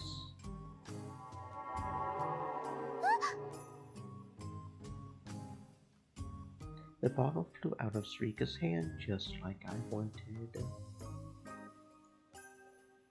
And it rolled along the floor just like I had envisioned. Sarika stretched her hand out toward the bottle and ran after it. Of course, she was leaning forward.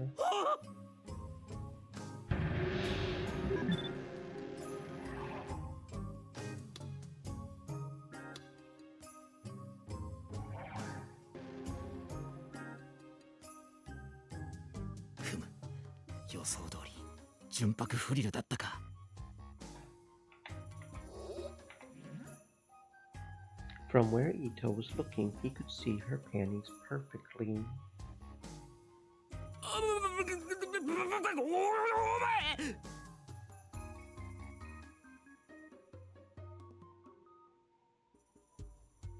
If I took a half step forward, I could probably see it too, but that half step felt very difficult to take. I finally knew what Ito was after, but I couldn't stop the bottle from rolling quickly. Sarika was running after it, with her hands stretched out and her back toward us. I stood up from the bench and moved between Ito and Sarika. 何をするんだ、神様！だってな！このエロ神、さては独り占めするつもりか！人聞きの悪いこと言うな。As I panicked, I tried to block Sarika from his sight as best I could. And then, I heard a cheerful, oblivious voice come from behind me. わあ、びっくりした。なんかペットボトルが生きてるみたいだったよ。どんどん逃げてっちゃうんだもん。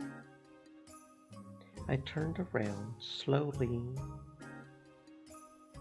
Sarika was holding the bottle in both hands, with her usual dopey grin on her face.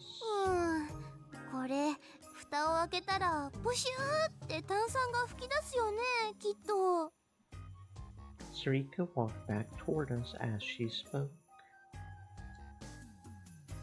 I tried to stop myself from looking at the hemline of her skirt as it moved.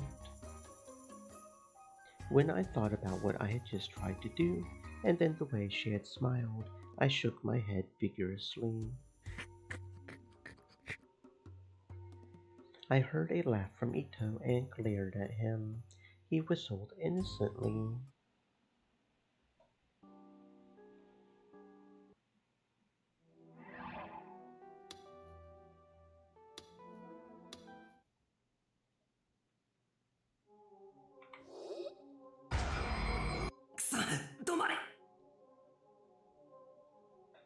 The second I told it to stop, it changed its course as if a giant hand had come down and smashed it from above. It fell to the ground with a huge clatter. The two girls leapt up at the sudden noise, then turned toward us. When they did, one of their skirts flew up. As the girl spun, she quickly put her hands on her skirt. And then our eyes met. やだ。キモい。何ジロジロ見てんの？違います。缶の音にびっくりしただけで、別に何も見てないというか、But the two of them glared at me warily, then ran up the stairs. Oh, what was that about? Even if it was my fault, I had saved them from danger, and from where I was sitting, I couldn't see anything anyway. なるほど。そうか。青だな。I guess he could, though.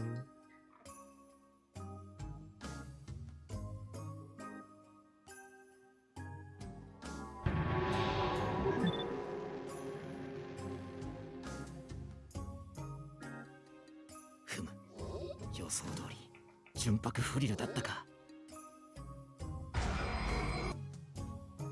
Trying to hide Sarika from his gaze, I imagined something else. This time it was the bottle coming to a dead stop in Sarika's hands.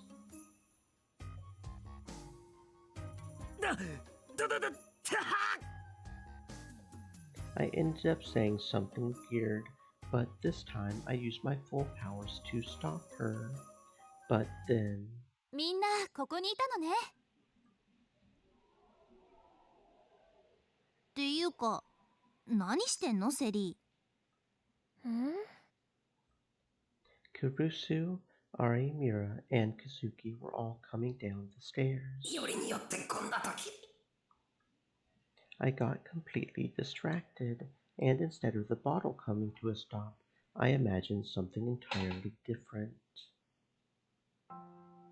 It was probably because I had imagined what Ito had just witnessed, but I ended up thinking about a naughty article I had just read in Cool Cat Press. How to take the girl you want to bed, tell from her underwear whether she's up for it tonight, was the name of the article. It had pictures too. I remembered saying, if the girl's showing you her underwear, of course she's up for it. But all the girls were wearing different kinds of underwear. After taking a moment to appreciate, from an academic standpoint, the variety of underwear on offer, I started trying to guess what kind of underwear Sarika would pick, or maybe Kurusu. No, don't be stupid. そんなこと今思い出したらダメだ。 But the more I tried to stop it, the stronger the strange vision became, and suddenly I heard the sound of my destruction. There was a small rustling sound as Arimura's skirt slowly but surely and steadily started to rise.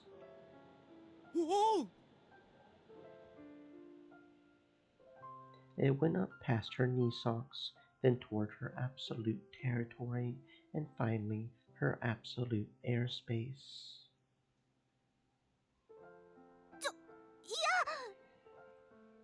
Arimura stood there for a moment in shock, and then realized what was going on and pulled her skirt down.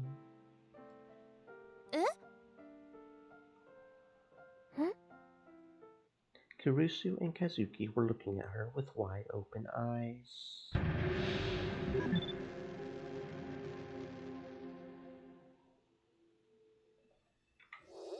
Shit. This wasn't good.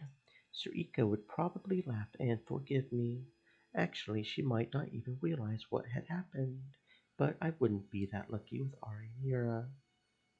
Any second now she was going to realize it was because of my powers. I gulped. The Empress, now fully recovered, was standing right next to her. If she figured out what I did, who knew what would happen?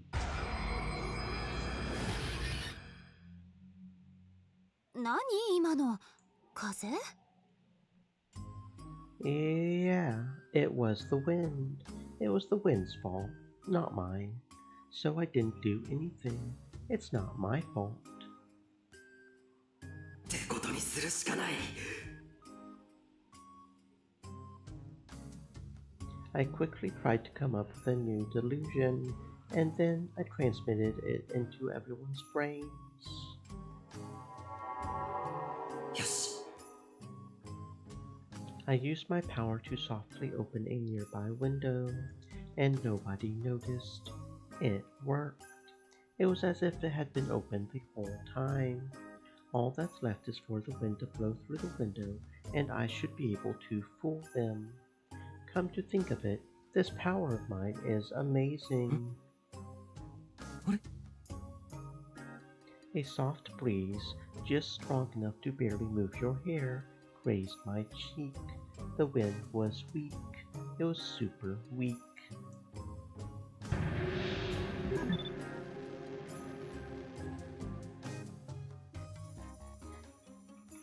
No one else's skirt, neither Kurusu's nor Kazuki's or Sarika's, was moving at all. Arimura alone had turned beet red, grabbed the hem of her skirt, and started frantically looking around. The gap between her behavior and how she normally acted is cute enough that I can't help but stare. Wait, no, there was no physical reason for Arimura's uniform to be the only one to rise up like that. This wasn't going to fool them at all. Stream element said. Stay Could my moist, my power friends, hydrate. maybe cause air to convect? If it could, there was still hope. I could just create the wind.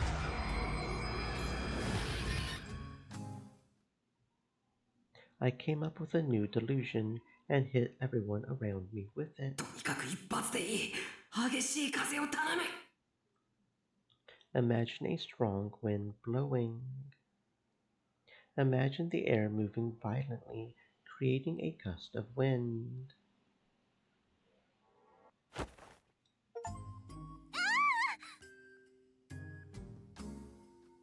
And then, suddenly, Kurusu's skirt flew up as well. よし、いった。女帝がまさかのピンクストライプ。クルスにこんな可愛い趣味があったなんて。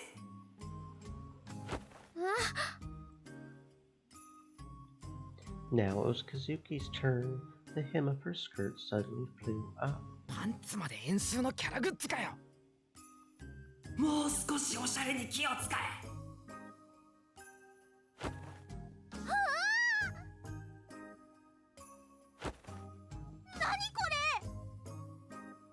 Next was Sarika, and then Arimura's skirt flew up again as well. Yes, it was a success. 驚いたな。なんてすごい風だ。I ran my fingers through my hair and whispered to myself.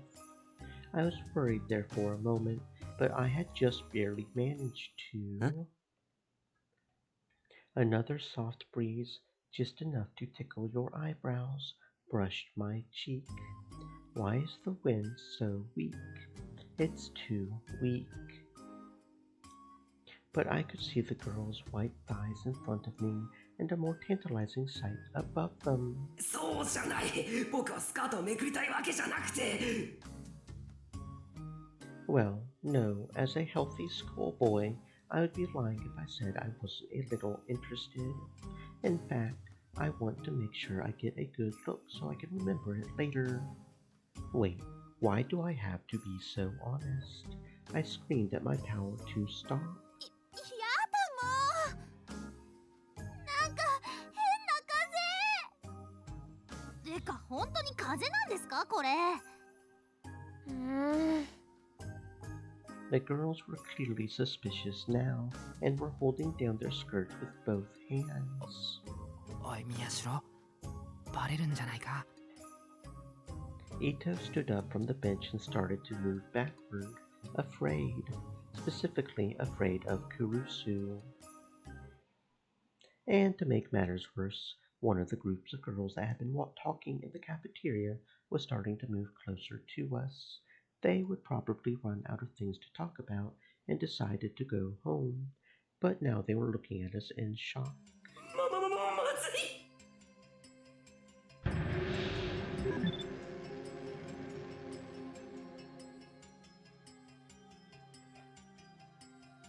This is way too suspicious. They might think that the girls are lifting up their skirts to show us. If that happens, the whole school might think the newspaper club are a bunch of perverts. どうする？もう一回やってみるか。As I hesitated, I could hear the group of girls start to whisper. 何今の。なんかおかしくね。つうかさ、あれ生徒会長？やだ。どうしたんだろうね。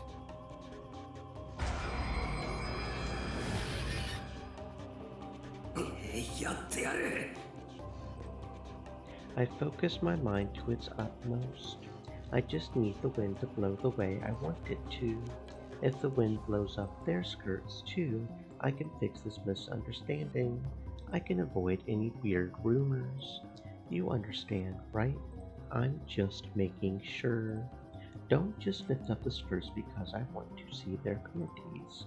Wind blows, skirts fly up. Don't get the order mixed up.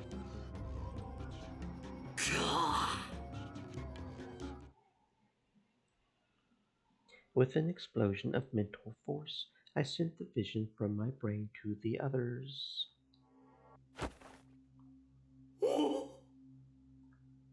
That did it. Finally, a gust of wind blew through the open window. The girls' hair started to fly up. But the wind still wasn't strong enough. It wasn't enough to blow up their skirts. I'll add my power to the strength of the wind.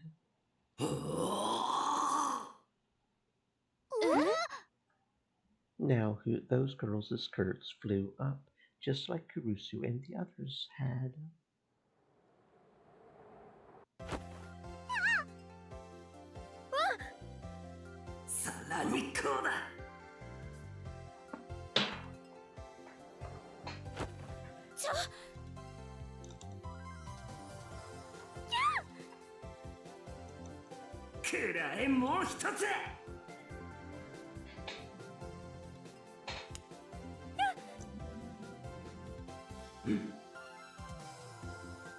For some reason, the sound was different with the last girl.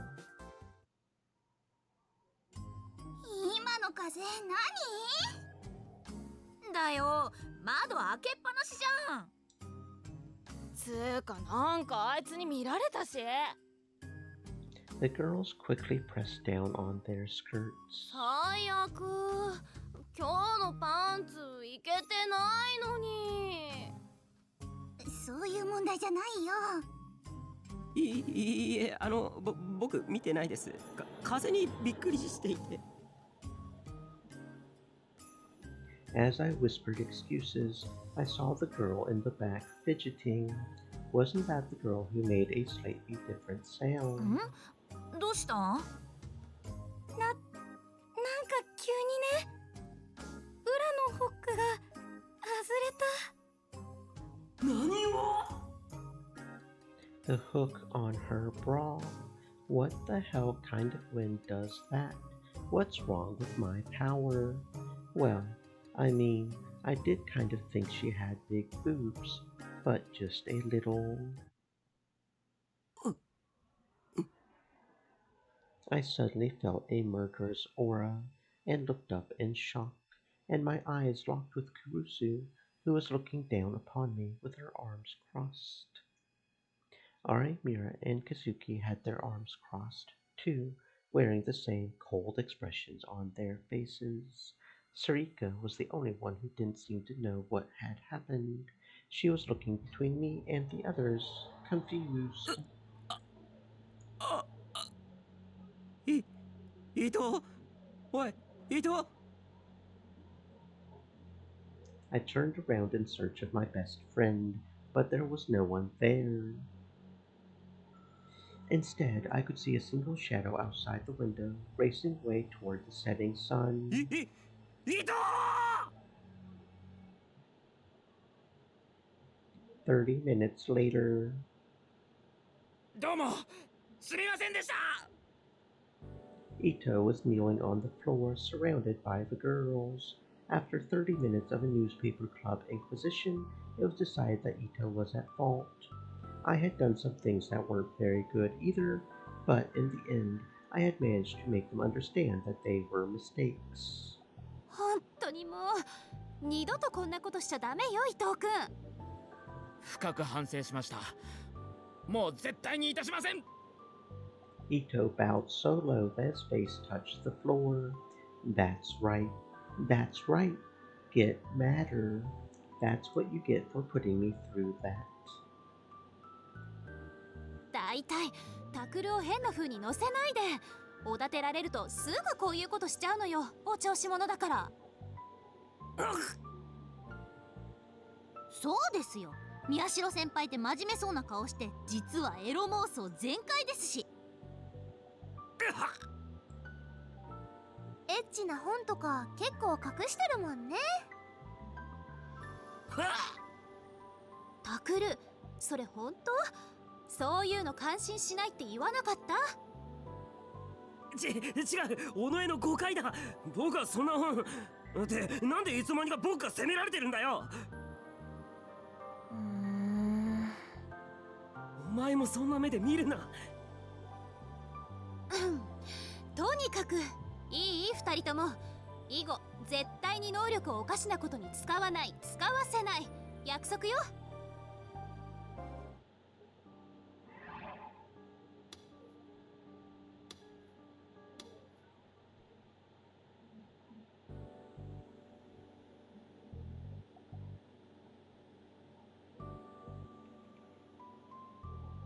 Oh, does this one not have a negative delusion at all? Do.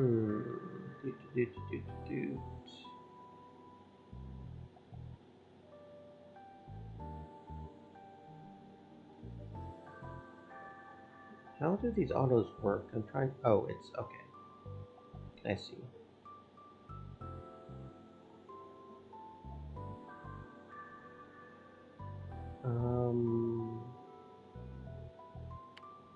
Trying to figure out the best one. That would probably be.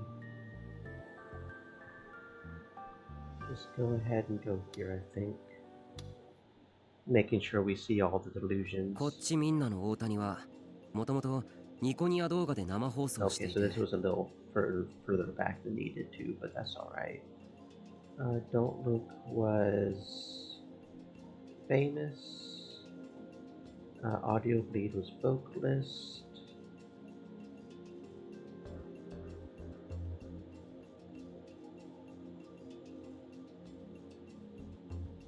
Okay.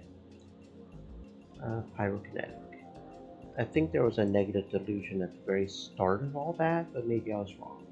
That was certainly a series of cascading positive delusions, though. Like, how many were there back to back? Like 4 or 5? Kinda interesting there.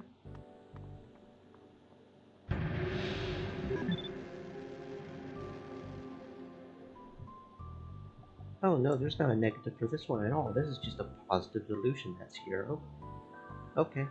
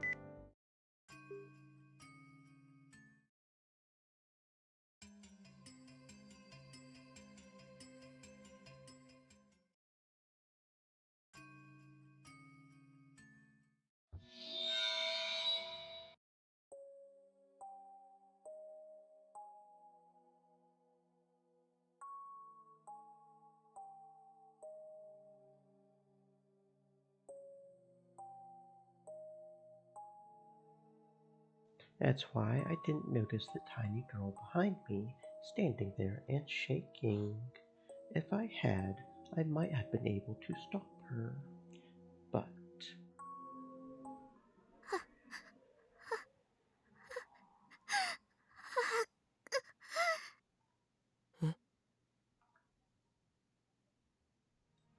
oh, so in this timeline, Yuki sees it. Cause wasn't it Nono that saw it last time? But this time I guess it's Yuki that sees it. The tiny little girl tried to run between me and Ito, splashing blood everywhere as she ran through the puddles on the ground. She was holding a sword that was far too big for her. The girl, Yamazoe Uki, tried to use her D-sword to slice Ito in half.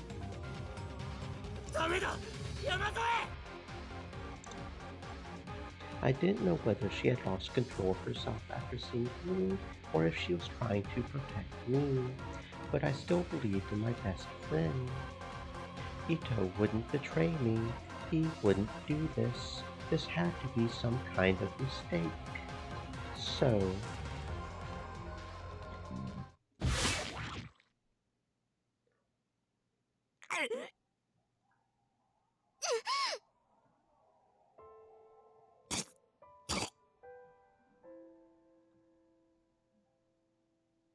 Something with a metallic taste rose up in my throat, which was still burning from the stomach acid when I had thrown up a moment ago. The metallic taste filled my mouth, and when I tried to spit it out, I sprayed a shower of red vomit everywhere.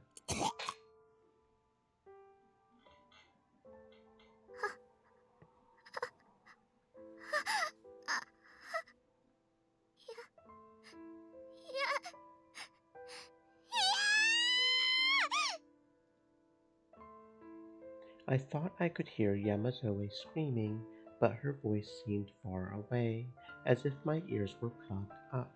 It was like it was echoing from another dimension. And then I realized that I was lying face down in a pool of my own blood.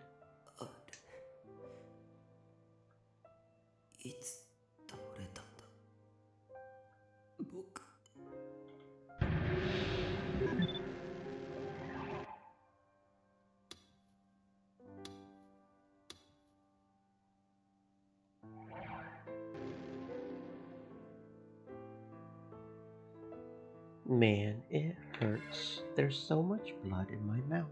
I can't breathe. I tried to get up and breathe, but my body wasn't moving.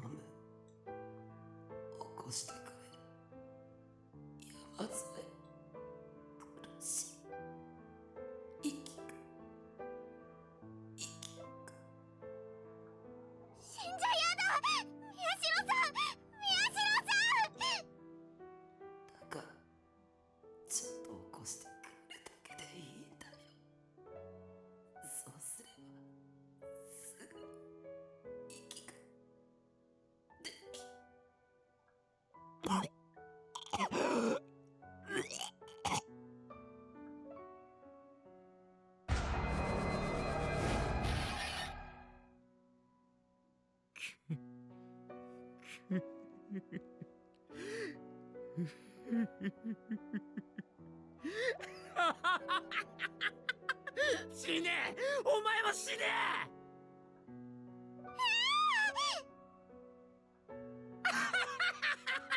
死ねえ！死ねえ！死ね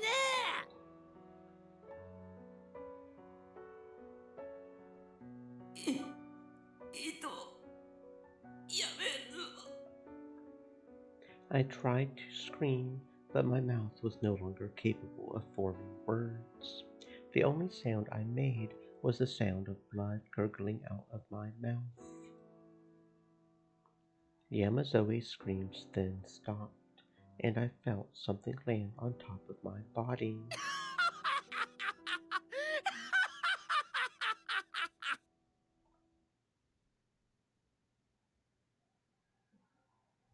Umazoe Yuki Bad End 1.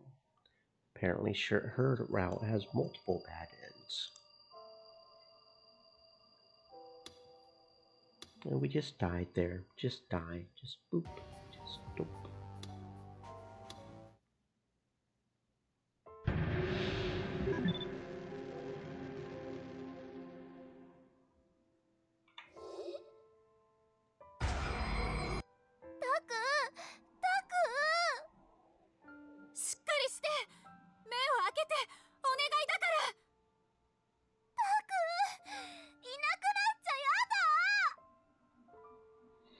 Everything started to fade away. And then, for a moment, it all came back. I could see Kurusu and Sarika holding me. Yamazoe was clinging to me too, and crying like a little girl.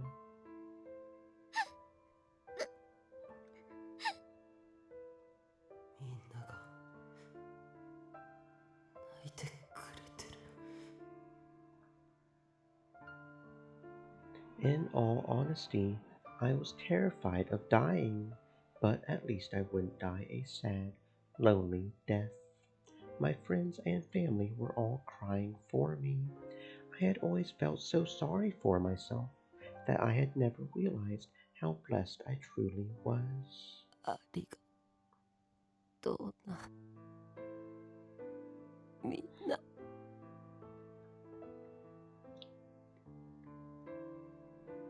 And then everything went black.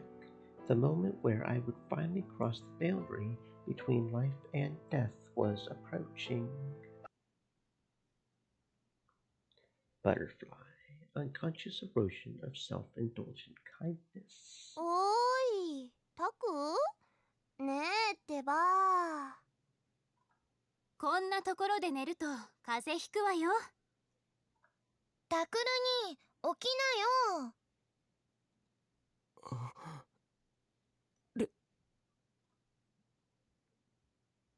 The first things I saw when I opened my eyes were the grain of the wooden table and my gruel spilling all over it.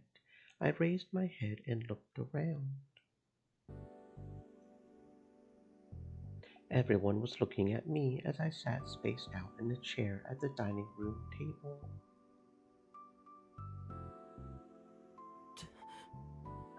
Yui!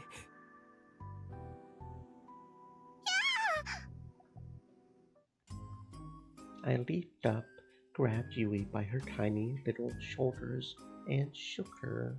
I actually succeeded in touching her body, and it was warm. She wasn't a ghost. Yui, お前、なんで生きてんだ？やめてタクルに。ちょっとタ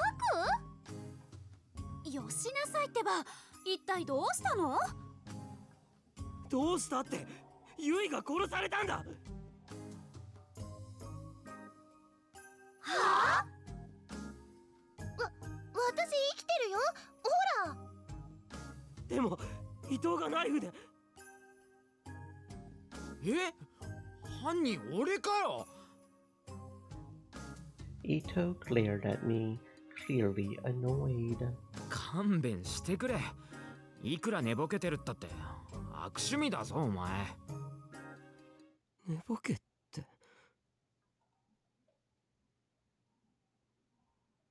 I let go of Yui's shoulders and took another look at my little sister. There were no cuts on her pure white skin, and there was no blood on her clothes. もしかして、夢？当たり前だろ。どうして私が殺されなくちゃいけないの？ But it was so real. I can still smell the blood and guts. I can still remember the pain I felt when I was cut by that D-sword. I closed my eyes tight and ran my fingers along my temples. And then I opened my eyes again, slowly. Everything was fine. That nightmare was nowhere to be seen.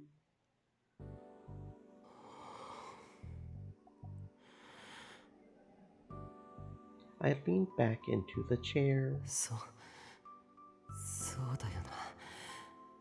伊藤がユイを殺す理由なんて。For a moment, the name Mina Misawa Senri flashed through my mind, but I quickly shook my hand to drive it away. The idea that Ito knew Senri and was after revenge was just a delusion. There was no reason to believe that it was real. もうびっくりだよ。みんな緊張して時間が過ぎるのを待ってたのに。宮代先輩だけ居眠りしてるんだから。そっか、悪かったな。いろんなことがあったから疲れてるのよ。変な夢もそのせいだと思うわ。お父さんに見てもらう？いや、いい。もう大丈夫。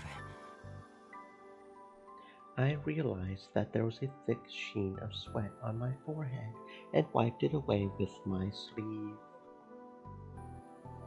それより、今何時だ？事件は？ Ito shrugged and shook his head. 午前0時なんてとうに過ぎたよ。何も起きてない。何も？ I looked at the clock and saw that it was a new day. ああ、これで間違いない。事件は全て終わったんだ。タクル？でも、新庄さんからの電話だと。That's right. He said that there was a murder on the 23rd too, which means that the return of the new Jin Madness isn't over yet. 新庄さんの電話って？え？何のことだ？ Everyone seemed surprised. I took the smartphone out of my pocket and I checked the call history. It's gone. Shinjo-san didn't call me. あの電話も夢だったのか。I sighed again and sat back in the chair. All the strength drained from my body. I see. So the return of the new Gen Madness really is over. ねえタク、本当に平気？やっぱり見てもらった方が。だから大丈夫だって。クルスが言った通り疲れてるだけだからって顔が近い。I could tell she was worried, but Sarika's face was just too close to me, so I pushed it away. And that's when I realized 山沢 I couldn't see her anywhere. I remembered how her face had been twisted with despair when she had attacked Ito in my dream. Even if I knew it wasn't real, I was still worried. ウキちゃん？ウキちゃんなら今佐久間先生に呼ばれてお手伝いを。宮代さん、何か？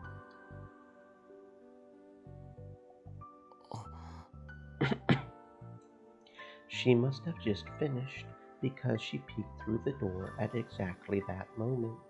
She was tiny and frail, but a lot more cheerful than she had been before. There was nothing particularly out of the ordinary about her. I was relieved. あ、いや、別に。そうですか。皆さん何か飲み物はいかがですか？あ、私グレープフルーツジュースがいいな。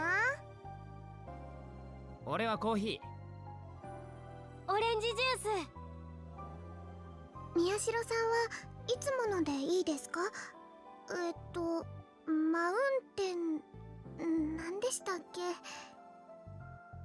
ちょっとダメよみんな。ウキちゃんはメイドじゃないんだから。我が家はセルフサービスです。いえ、いいんです。私がやりたいんですから。Yamazoe went around and asked everyone what they wanted, then went to the kitchen. There was nothing different about her at all. Before long, I could hear the tea kettle bubbling cheerfully in the kitchen. Several days passed.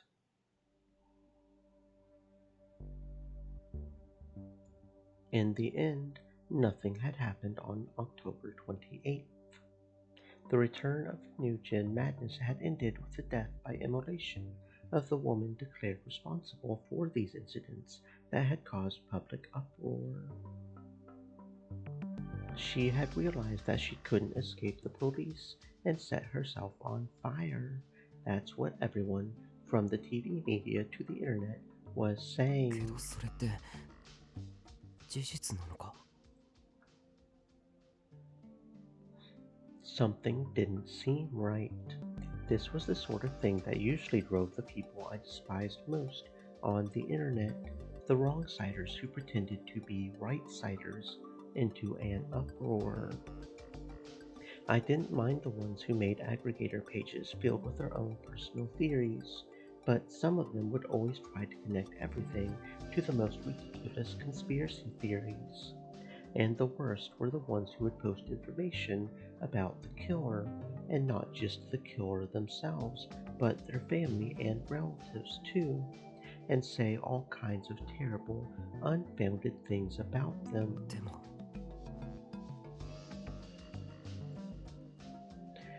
But this time, that hadn't happened.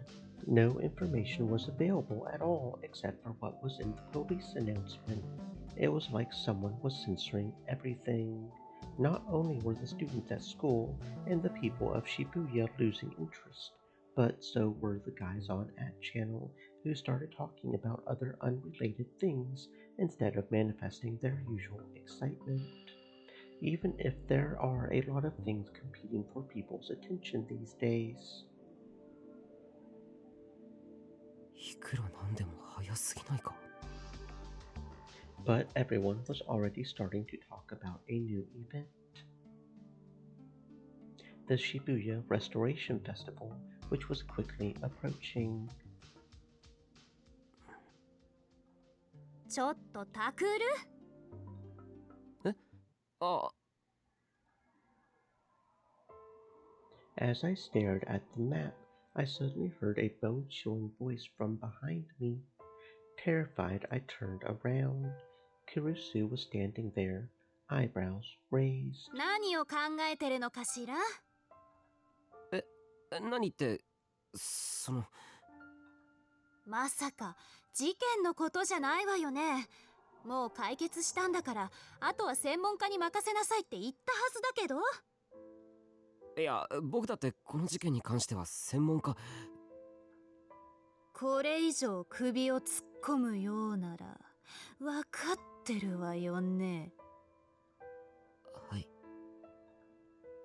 Her face was as terrifying as any creature from my worst nightmares. But I did understand why she was so mad. She was really worried about me. And I knew that after what happened to her friend, Mina Misawa Senri, she had probably been crying when she was alone. けど、もうちょっと優しく言ってくれたってな。このくらい叱らないと言うこと聞かないでしょ、あなたは。How did she know what I was thinking? Is she a psychic too? 何度も言わせないで。タクルの考えてることなんてお見通し。顔にすぐ出るもの。あ、そうですか。とにかくそのマップ処分させてもらうわ。邪魔で仕方ないし。Kurusu put a hand up to the map on the board to rip it off. お手伝いします。 Yamazoe had been standing in the corner of the room, staring in wonder at everything she saw. She quickly dashed over to Kurusu. 助かるわ、ウキちゃん。そっち側持っててくれる？はい。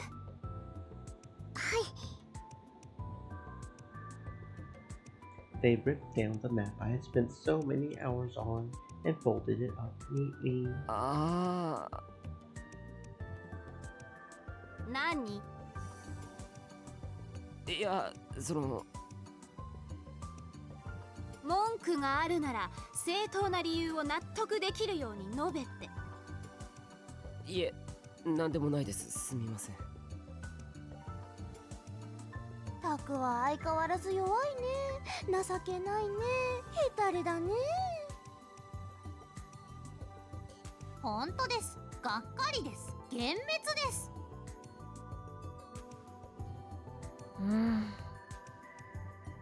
Arimura was occupying a corner of the big table as she read a brainless fashion magazine, and Kazuki was at her computer playing ESO2 like always. 僕が弱いんじゃないからな。クルスが強すぎるんだからな。タクルってば、よっぽど私に怒られるのが好きなのね。そんなことないです。すみません。I shrank back and averted my eyes from the Empress. As for why Arimura and Yamazoe were here, they had both joined the newspaper club as of today. Yamazoe wasn't a student at Hekiho until now, but after the case was solved, she had been allowed to enroll at the Academy's middle school.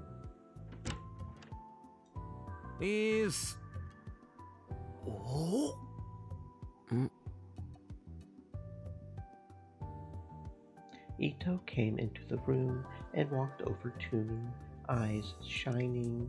He motioned for me to lean in. なんだよ。部室の中の女子率が超高え。つうか、宮代が邪魔。邪魔で悪かったな。なんか、部屋全体がすげえいい匂いするし、新聞部とは思えねえ。全国の新聞部の皆さんに謝れ。俺にもついに彼女とかできそうな気がするよ。間違いなく気のせいだぞそれ。なになに、こそこそ何の話してるの？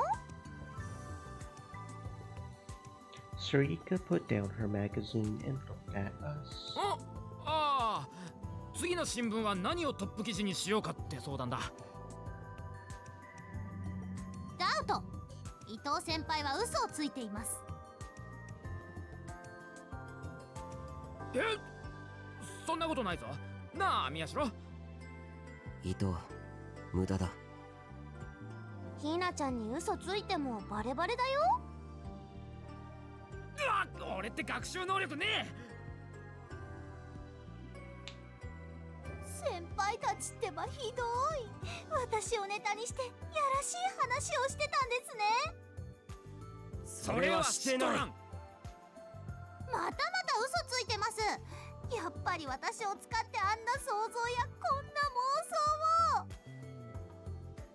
想を。Arimura covered her chest and thighs with her hands. ちょっとタクル、伊藤くん。だから違うって。I quickly ran over to Arimura. お前、誤解を招くようなこと言うな。クルスが本気で切れたら何されるかわからないだろう。思いっきり聞こえてるわよ。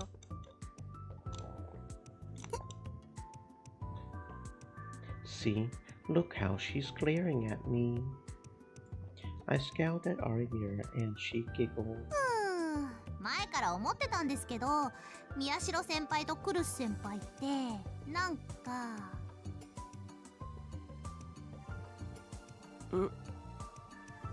何？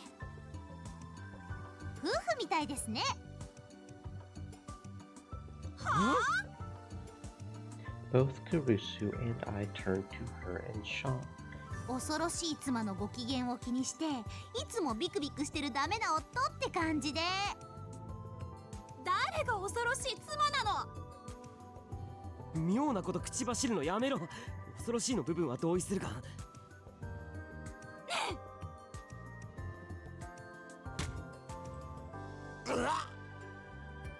She actually punched me. She punched me right in the stomach. うわ、痛そう。Kazuki pointed to the screen as I writhed on the ground, holding my stomach. お前までなんだよ。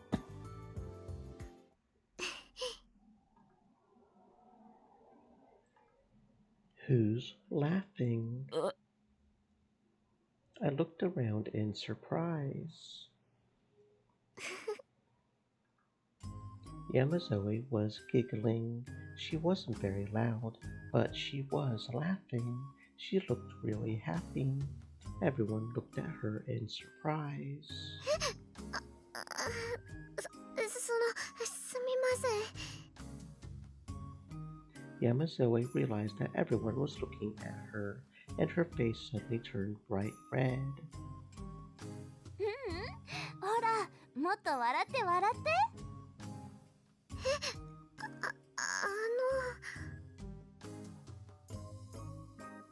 ウキちゃん、いつもそうやって笑顔でいるといいわ。かわいい。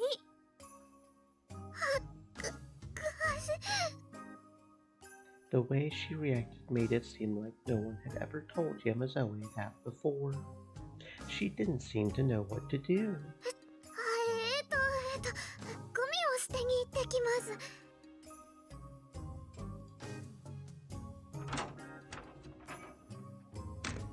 She grabbed the garbage can, which wasn't particularly full, and ran out into the hallway. Everyone smiled as we watched her go. あれは卑怯だ。不良少年がちょっといいことするとすげえいい人に見えるのと同じだ。騙されちゃいけないですよ、先輩。いや、山沿いは騙そうと思ってるわけじゃないからな。このままだと新聞部のアイドルの座が危ない。新聞部のアイドルは私だよ。簡単にこの座は明け渡さないから。ほほう、いいでしょう。勝負です、セリ。望むところだ。いや、お前らさ。I was starting to get a headache from all of this. Yamazoe was one thing, but maybe letting Arimura join had been a mistake. With the case finished, the newspaper club was finally about to get back to work again. But at this rate, we wouldn't even be able to get through a planning meeting. やっぱり何にも決まらなかった。An hour later, it was time to go home, and Mr. Wakui, the club advisor, kicked us out. We decided to pick up the topic for our next paper at a later meeting, and everyone headed home. だからね、何度も言ってるけど、渋谷復興祭の裏側を取材して、そのレポートをすればいいじゃない。私もそれがいいと思うな。楽しそうだし。意義なし。ミスコンとかもあるらしいぜ。ぜひ裏側を取材させてほしいものですな。やっぱり伊藤先輩ってそういう人なんですね。金輪際、私に近づかないでくださいね。君は冗談も通じんのか？だから嘘をついてもわかります。冗談で言ってないですよね。 Ito and Arimura were about to get going again, so I interrupted. 復興祭のレポートとかそんなのどこでもやるだろう。僕はやっぱりニュージェネの狂気の再来事件の検証をちゃんとすべきだと思う。なんか気になるんだよ。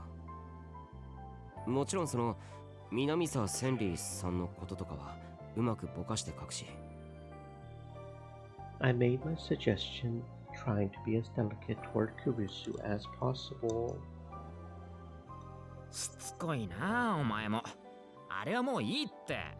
それこそあっちこっちのサイトでやってるだろ。私もそう思いますよ。というか、ぶっちゃけ思い出したくないですし。Even Ito, who was so excited during the case, and Arimura, who was part of it, were opposed.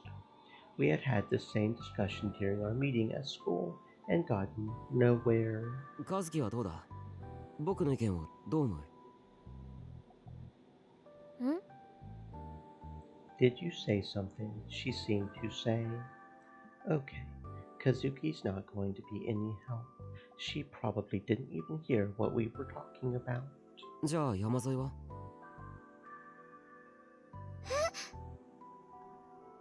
I turned around toward Yamazoe, who was all the way in the back. She seemed surprised, as if she hadn't expected anyone to ask her opinion. Her eyes darted from left to right. 私は別に皆さんの決めたものでいいです。それが決まらないから聞いてるんだけどな。すみません。She probably thought I was mad at her because she shrank it back a little. ダメだよタク、ウキちゃんをいじめちゃ。いじめてないって。彼女だってもう新聞部員なんだ。意見があるならちゃんと尊重したいだろ。なあ。But Yamazoe only shrank back even further and started to mumble. いえ、私は特に意見とかないので。すみません。いや、別に謝らなくてもいいけどさ。I could see that tears were welling up in the corners of her eyes, so I quickly waved my hands in apology. At this rate, it really would feel like I was bullying her. In the end, I couldn't think of anything else to say, so I fell silent. それじゃあタク、のんちゃん、ウキちゃん、また明日ね。皆さんお疲れ様でした。お疲れ様。じゃあな。Kurusu, Yamazoe, and I said goodbye to the other four before we headed back to Aoba dorm. We watched and waved for a moment as they went, and then started to walk once more.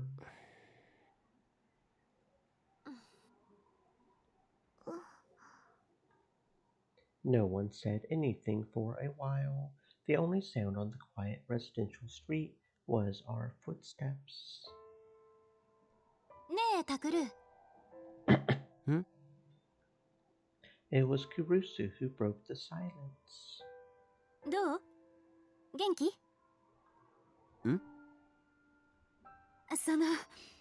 いろいろあったけど、もう元気になったかなって。ほら、タクルって結構一人で抱え込んじゃうから。Kurusu glanced at me, then looked away as she spoke. いろいろか。She probably wasn't just talking about the return of the new Jin madness. She was probably talking about everything that had happened to us since the Shibuya earthquake. I thought back to all that had happened. Come to think of it, I did cause a lot of problems for Kurusu, and a lot of stress and worry too. 見ればわかるだろ。もう大丈夫、すっかり元気だよ。そろそろトレーラーハウスに戻れると思うし。え？戻る気なの？ She was staring at me in surprise. Evidently, she hadn't expected that. She must have thought I was planning on staying at Aoba dorm forever. いつまでも居候してるのは良くない。そんな、もともとタクルの家なんだから、いいとか悪いとかないでしょう。いや、僕にとってもさ、良くない気がする。このままだと甘えっぱなしになりそうだから。いいのに、甘えても。She seemed a little sad as we spoke. 聞いたか山添。お前、証人になってくれ。今度クルスに怒られそうになったら、甘えていいって言ったろって反論するから。はい、わかりました。ダメよダメ。それとこれとは話が別。Kurusu turned towards Yamazoe and held up her hand, palm outward in a stop sign. わかりました。おいおい、お前はどっちの味方だよ。それは、すみません。Yamazoe seemed genuinely sad. Evidently, jokes weren't something she understood. I scratched at my cheek, unsure of what to say. Kurusu rubbed her cheek with her fingers 2 or 3 times in the exact same way, and then slowed her pace until she was next to Yamazoe. ねえウキちゃん、 She forced herself to speak as cheerfully as possible. はい。今度の日曜ショッピングに行かない？ショッピング？ウキちゃんの部屋ほとんど何もないでしょ。それにお洋服だってあんまり持ってないみたいだし。 Then I remembered. Yamazoe had moved in so quickly that we didn't have a room for her, so we had cleaned out the storeroom instead. When I had last looked in there, her room was basically empty. If it was still that way, it had to be pretty bare. でも別に困っていないので。ダメ、お部屋を明るくすれば気持ちだって明るくなるわ。それに女の子なんだから少しはおしゃれもしなくちゃ。タクルもそう思うでしょ？え？なあ、もちろんじゃないか。おしゃれはリア充生活のための第一歩だしな。ほらね、タクルも付き合ってくれるって。だから行きましょう。は？ Wait, what did the Empress just say? あれもこれも買わなきゃいけないんだもの。女の子2人じゃ持ちきれないわ。要するに荷物持ちだろ。違うわ。可愛い女の子2人とデートさせてあげるって言ってるの。Kurusu, don't you think it's a little embarrassing to say that about yourself? And just as I thought that to myself. そこで黙り込まないでくれる？言っちゃって自分で後悔してるんだから。 Kurusu's face turned red up to her ears. Meanwhile, Yamazoe was frantically looking between us as if she wasn't sure what to do. とにかく今度の日曜は開けといてね。でも私なんかのためにそんなご迷惑を。ちょっとウキちゃん。私なんかとか言っちゃダメ。あと変な遠慮もやめること。私たちはね、もう友達。家族なんだから。タクルにも言ったけど、甘えるときは素直に甘えてほしいの。家族？そう、家族よ、ウキちゃん。Yamazoe didn't seem to know how to respond. It was like she was surprised, hesitant, smiling, and crying all at once. She looked at us, her expression blending all those emotions. ああ、それとね、タクルのことを宮代さんっていうのもそろそろやめにしましょう。タクルもよ。うちの家族はね、お互い名前で呼び合うのがルールだから。 Kurusu's voice was cheerful, but I felt an ache in my chest as I heard her say that, because I hadn't called her by her first name in half a year. Looking back, it was all over something really stupid, but for some reason I had gotten all stubborn about it, and now I couldn't go back, even though I knew how sad she looked sometimes when I called her Kurusu. いいんでしょうか、そんな失礼なこと。失礼じゃないわよ。遠慮はダメって言ったでしょ。はい。タクルも了解？了解。山添じゃなくてウキな。タクルさん。Yamazoe, no, Uki blushed as she spoke. 二人とも合格。じゃあタクル、日曜よろしくね。Stay moist, my friends, hydrate. そっちも了解。わかったよ。There's nothing in life so boring as being forced to go shopping with a girl, but that's part of my male noblesse oblige. You have to enjoy it as best as you can. At the least, that's what Mina Mikado, Kenji Sensei's column said in Cool Cat Press. それじゃあ決まりね。楽しみだわ。Kurusu tapped Uki lightly on the shoulder. Uki still didn't seem to know what to say, but eventually she said thank you in a tiny voice. And then 家族 she whispered the word again. I couldn't tell for sure, but she sounded very happy.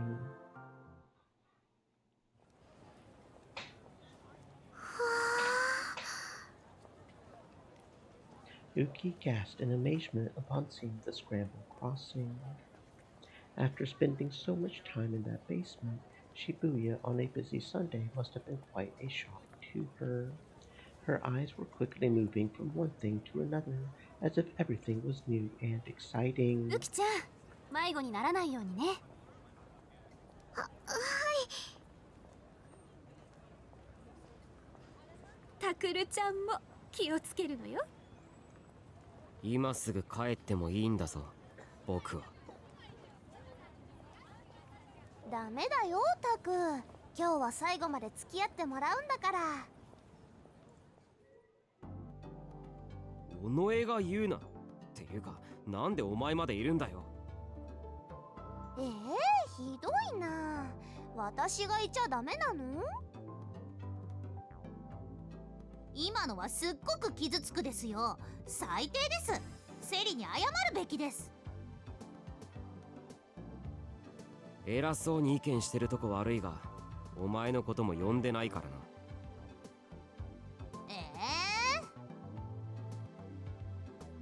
Arimura pouted.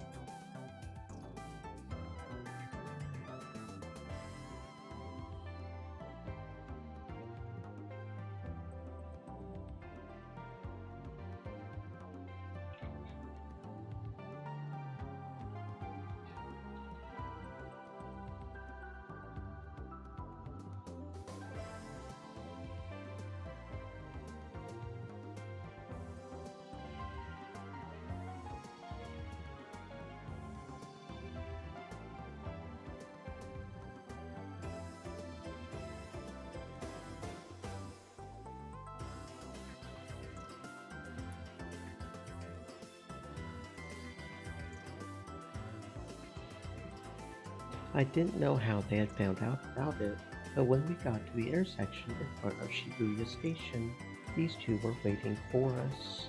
They wanted to come shopping too, evidently.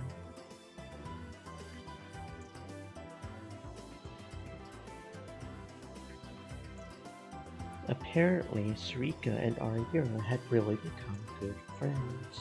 I guess teenage girls are good at that. まあいいじゃない。みんないた方が楽しいわよ。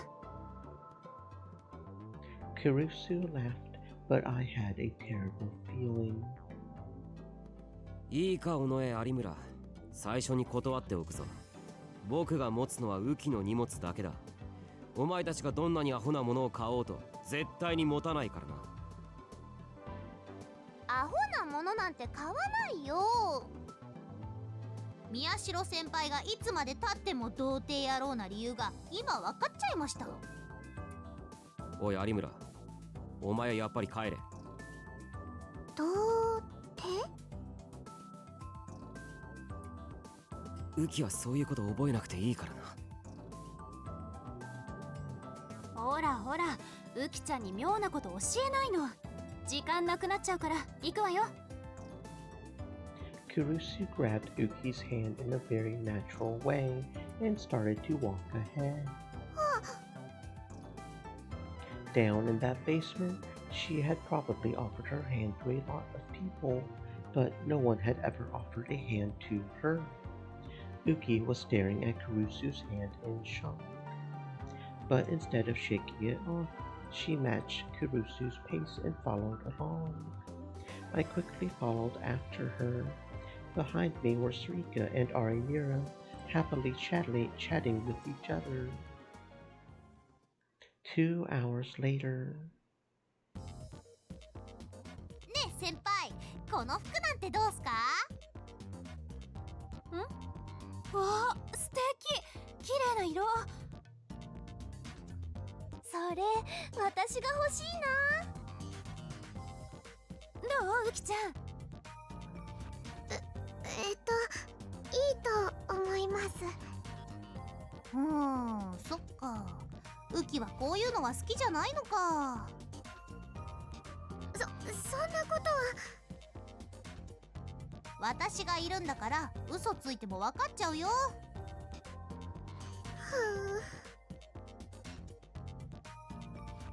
The four of them were talking in front of the store. I sat down on a nearby bench, feeling a little exhausted. This was the 7th place we had been to, and we still hadn't bought anything. We had gone from one shop to another, down a street filled with huge crowds. My head was starting to spin. ねえタク、これとこれどっちのスカートがいいと思う？まあ右だな、右。そう？でもこんなフリフリ私に似合うかな？ってそれお前の買い物かよ。ウキの服を探せよ。もうそんな怒らなくてもいいのに。すみません、タクルさん。Uki came out of the store just in time to see me get mad. もう帰りましょう。私やっぱりお洋服とかいらないので。I quickly stood up. いや、そんなつもりで言ったんじゃ。けど今日はウキの買い物に来たんだし。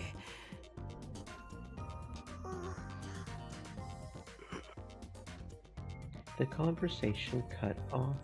She shrank back and looked at the ground. She was staring at her feet, a look of despair in her eyes. I realized my mistake and scratched my head. はい。僕もあまり人のこと言えないけど。はい？ウキはちょっと気にしすぎだと思う。この前クルスも言ってたけどさ、変な遠慮とかいらないから。己の10分の1くらいならわがまま言っても構わないし。私の悪口ですか？聞こえてますけど。I ignored Sarika and looked back at Yuki. Yuki had just raised her head, so our eyes met for a moment. We quickly looked away from each other. ということだから、僕のことは構わなくていいよ。She seemed to think for a minute, but after a while, her pale crimson lips began to softly move. はい、ありがとうございます。ごめんなさい。ほらほら二人とも、次行くわよ。Kurusu came over and grinned at me. なんだよ。タクルってば、たまには私にもそのくらい優しくしてくれてもいいのにな。だからなんだよそれ。ねえみんな、パルクはどうかしら。お洋服だけじゃなくて他にも揃えたいものあるし。Kurusu chuckled, then took Uki's hand and walked off in the direction of Parku. うわー、かわいい。いいですね。これで決まりじゃない？ We wandered around Parku for a while. Parku was a shop that sold natural fashion style clothes. After having Uki try on several different outfits, they finally found one they liked. Even I almost gasped when I saw her appear from inside the changing room. Uki fidgeted awkwardly as everyone complimented her. I wasn't used to getting compliments either, so I knew how she felt. But even I had to add a compliment of my own at the sight of her. 見違えたよ。The outfit just looked that good on her. ありがとうございます。じゃあこの服にします。せっかくだからタグ取ってもらってこのまま着ていかない？はい。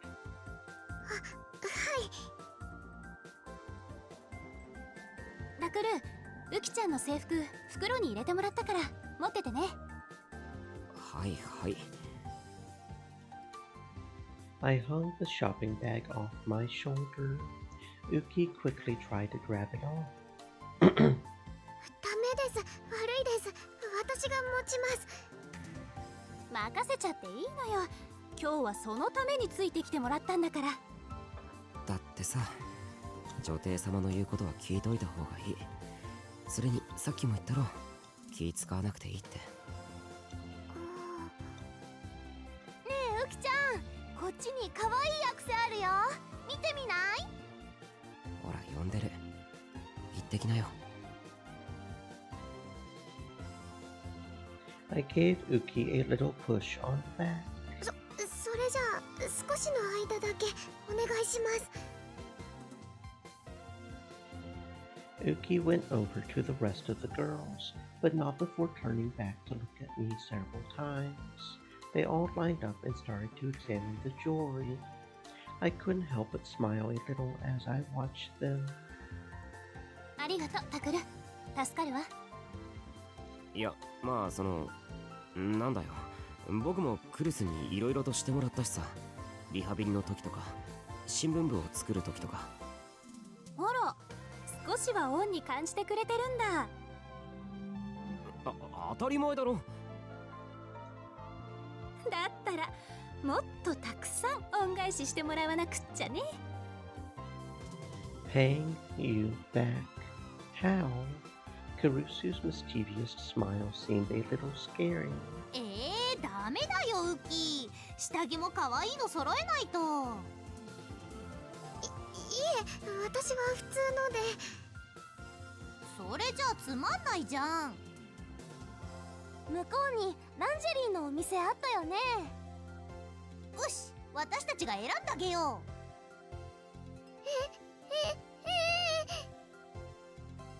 タク、のんちゃん、行くよ。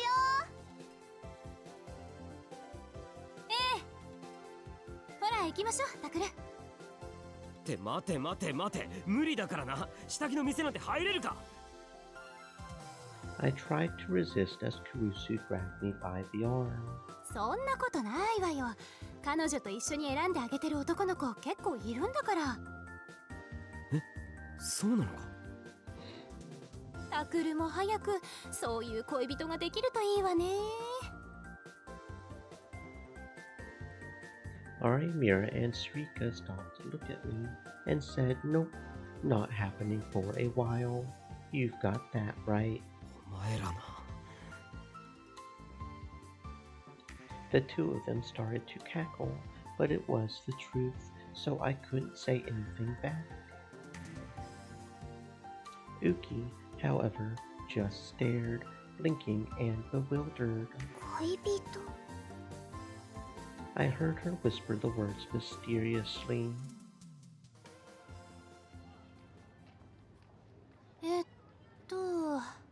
とりあえずこのくらいでいいかな。おう。Kurusu had ended up buying all kinds of things for Uki, from clothes to toiletries to even decorations for her room. So my arms were full of bags and my joints were starting to ache. Kurusu, Sarika, and Arimura all had their hands full too, but as befitted an empress, Kurusu didn't seem to be bothered at all. And half of the bags that Sarika and Arimura were carrying were things they had bought for themselves. So instead of complaining, they were chattering happily. Since no one else was complaining, that meant I couldn't either. I would look like a loser if I did. ねえウキちゃん、他に欲しいものはない？いえ、もう大丈夫です。そう？それじゃあ帰りましょうか。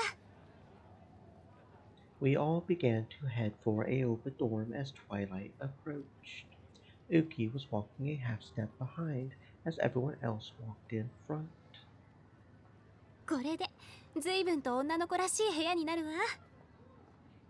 だといいな。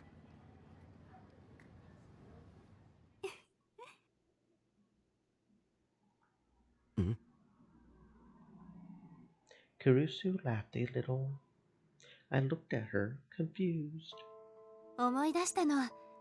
タクルが昏睡から目を覚ました時のこと。あれからもう5年になるのね。あの時もこうやってタクルの身の回りのものを買いに来たのよ。そうなのか？うん、私とのんちゃんで買い物したんだからね。感謝するように。I had no idea. I remember being surprised at how much stuff was ready for me. そっか。助かったよ、二人とも。ねえ、そういえば覚えてるセリカ？最後の最後でちょっと喧嘩しちゃったこと。ああ、あれね。あの時はほんとショップの中で大激論したわ。タクルの下着はトランクスがいいかブリーフがいいかって。そんなことで激論すんな。I glared at them and my face turned red. ちなみにのんちゃんはトランクス、私は黒のブリーフがいいと言って譲りませんでした。なんで黒だよ。結局じゃんけんで私が負けちゃったんだ。残念だな。残念なのはお前の趣味だ。タクは絶対にトランクスじゃないよ。ひなちゃんもそう思うでしょ？いや、というかそもそも宮代先輩が何を履いていようと女の子の前でそれを晒すような色っぽい出来事なんて起こりそうにないわけで関係ないのでは？ああ、確かにそうだね。I hated to admit it, but it was the truth, so I couldn't say anything back. As my shoulders shook with rage, and it was definitely rage, not exhaustion from the heavy bags, I saw Kurusu suddenly turn around. あら？ウキちゃんは？I had been so focused on the conversation that I hadn't noticed. But when I turned around, she was gone. I looked around to see where she had gone.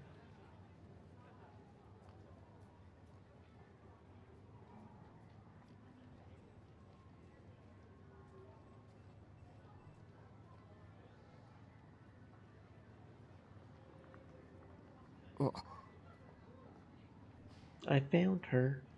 I could see the top of her tiny head on the other side of the crowd. She had stopped in front of a store and was looking through the window pane. Uki? I went back to see what it was she was looking at.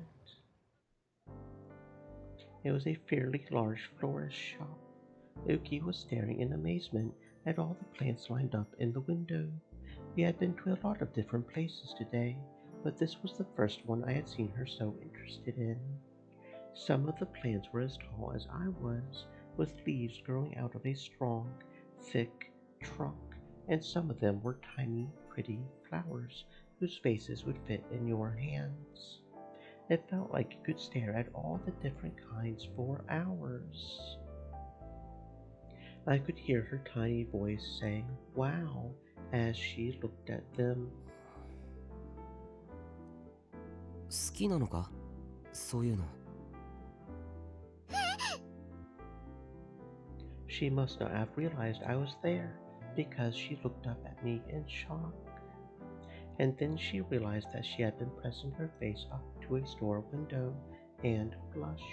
すみません、つい。謝ることなんてないわ。見てるだけで癒されるものね。私、あれかやしとか好きだな。私はパキラですかね、やっぱり。The girls were smiling as they looked at the plants on the windowsill too. あ、そうだ。せっかくだし、ウキちゃんのお部屋に何か飾ろうか。あんまり大きいのは持って帰れないし、世話も大変だから小さいのになっちゃうけど。無理です。私、観葉植物のお世話したことありません。そうなのか？ I was kind of surprised. She had been so dedicated to taking care of the patients at the hospital that I was sure she would have taken good care of the plants there too. 住んでいた地下のお部屋はお日様が当たらなくてみんな枯れてしまうので。あ、そうだよな。Uki had lived in a dark basement with no sunlight at all. She had lived there for years, and then finally she had been abandoned. I suddenly remembered the despair in her eyes when she had seen the empty basement. She must have remembered it too, because she suddenly cast her gaze downward. Kurusu forced herself to speak in a chipper voice. それなら大丈夫。ウキちゃんのお部屋ね、実は物置なんかにしておくのはもったいなかったのよ。日当たりとかとってもいいんだから。ほら、好きなの探してこいよ、ウキ。小さな鉢植えくらいならまだ持てるし。もしも一人で育てるのが難しそうなら、私と一緒にどうかしら。一緒に？そう、私たちはもう家族なんだしね。ってことで早くしろよな。僕の気が変わらないうちに。Uki went inside the flower shop, still hesitant, but smiling. As soon as we got back to Aoba dorm, the girls all went to decorate Uki's room. I, of course, stayed behind.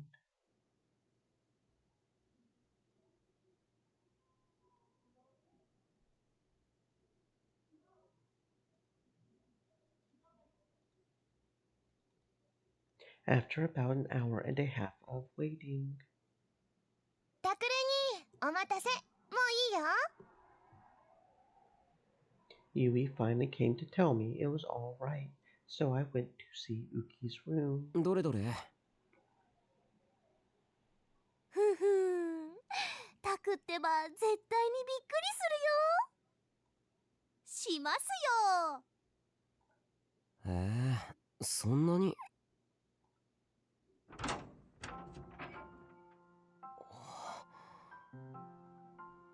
It really was that surprising. I was amazed at what I saw. I couldn't believe this was the same empty room I had seen just a short while before. There were pretty curtains on the windowsill. A fluffy girl comforter sat on the bed. A soft carpet had been laid on the cold floor, and the small shelving unit even had some stuffed animals on it, probably courtesy of Kurusu or Suika. Beautiful photos in attractive frames now hung on the empty white walls, which had looked like something from a hospital room. The light bulbs had even been replaced with ones that cast a warmer shade of light. The desk, chair, and shelves, which had only been used for work, had now been done up into something much more appropriate for a little girl's room. On top of the shelves was the plant Uki had picked out, a Scaphlara. Its leaves were bright and green. Scaphlara, also known as a dwarf umbrella tree, is an evergreen decorative plant with many palm-shaped leaves at the end of its branches. Scaphalaras are hardy and able to avoid leaf scald even in direct sunlight, and are resistant to cold to boot, which makes them a relatively easy plant to raise. すごいな。でしょ？ As I looked around the room in amazement, I saw a tiny girl looking sad in a corner of the room. It was Uki, the room's owner. どうしたウキ？こんな素敵なお部屋初めてで、どこにいればいいのかわからなくて。I couldn't help but laugh as I saw her clasp her hands in front of her chest and fidget. 自分の部屋なんだから堂々としてればいいじゃないか。ベッドにでも座ってろよ。I patted the cute comforter on the bed. ベッドに誘うとか先輩やらしい。誘ってないだろ。お前いつもそんなことばっか言ってるな。もうそんなムキにならなくても先輩冗談が通じなさすぎます。お前のは冗談に聞こえないんだよ。I glared at Arimira, but she just stuck her tongue out and laughed. Sarika, Kurusu, and Yui all started laughing too.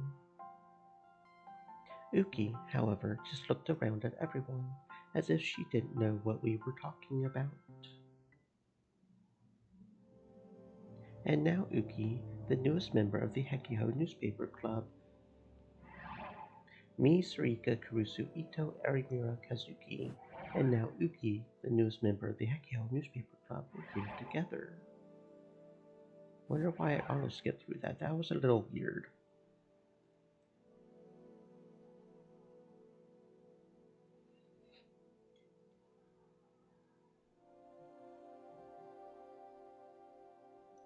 We all looked a little tired. Our meeting to decide what we would put in the next issue hadn't been going well at all. ああ、もういい。部長の僕がそろそろ結論を出したいと思う。結論も何も復興祭の裏側レポートで問題ないじゃん。いや、いくらなんでもそれは安直すぎる。しつこいな。まさかお前まだニュージェネの狂気の再来事件にこだわってるんじゃないだろうな。もう誰も興味持ってないぜ。Kurusu's face contorted with sadness for an instant when she heard the name Return of the New Gen Madness. She was probably thinking about Mina Misawa Senri, the killer who had committed suicide. いや、別にニュージェネじゃなくてもいいんだ。他にもっと何かないかなと。Since Kurusu was here, I didn't want to go into it any further, but it still seemed strange to me. No one cared about the return of the New Gen Madness anymore. That case had altered every aspect of our lives and attracted the attention of the entire nation, and now everyone had just forgotten about it. 個人的意見としても確かにオワコンの極みっすよね。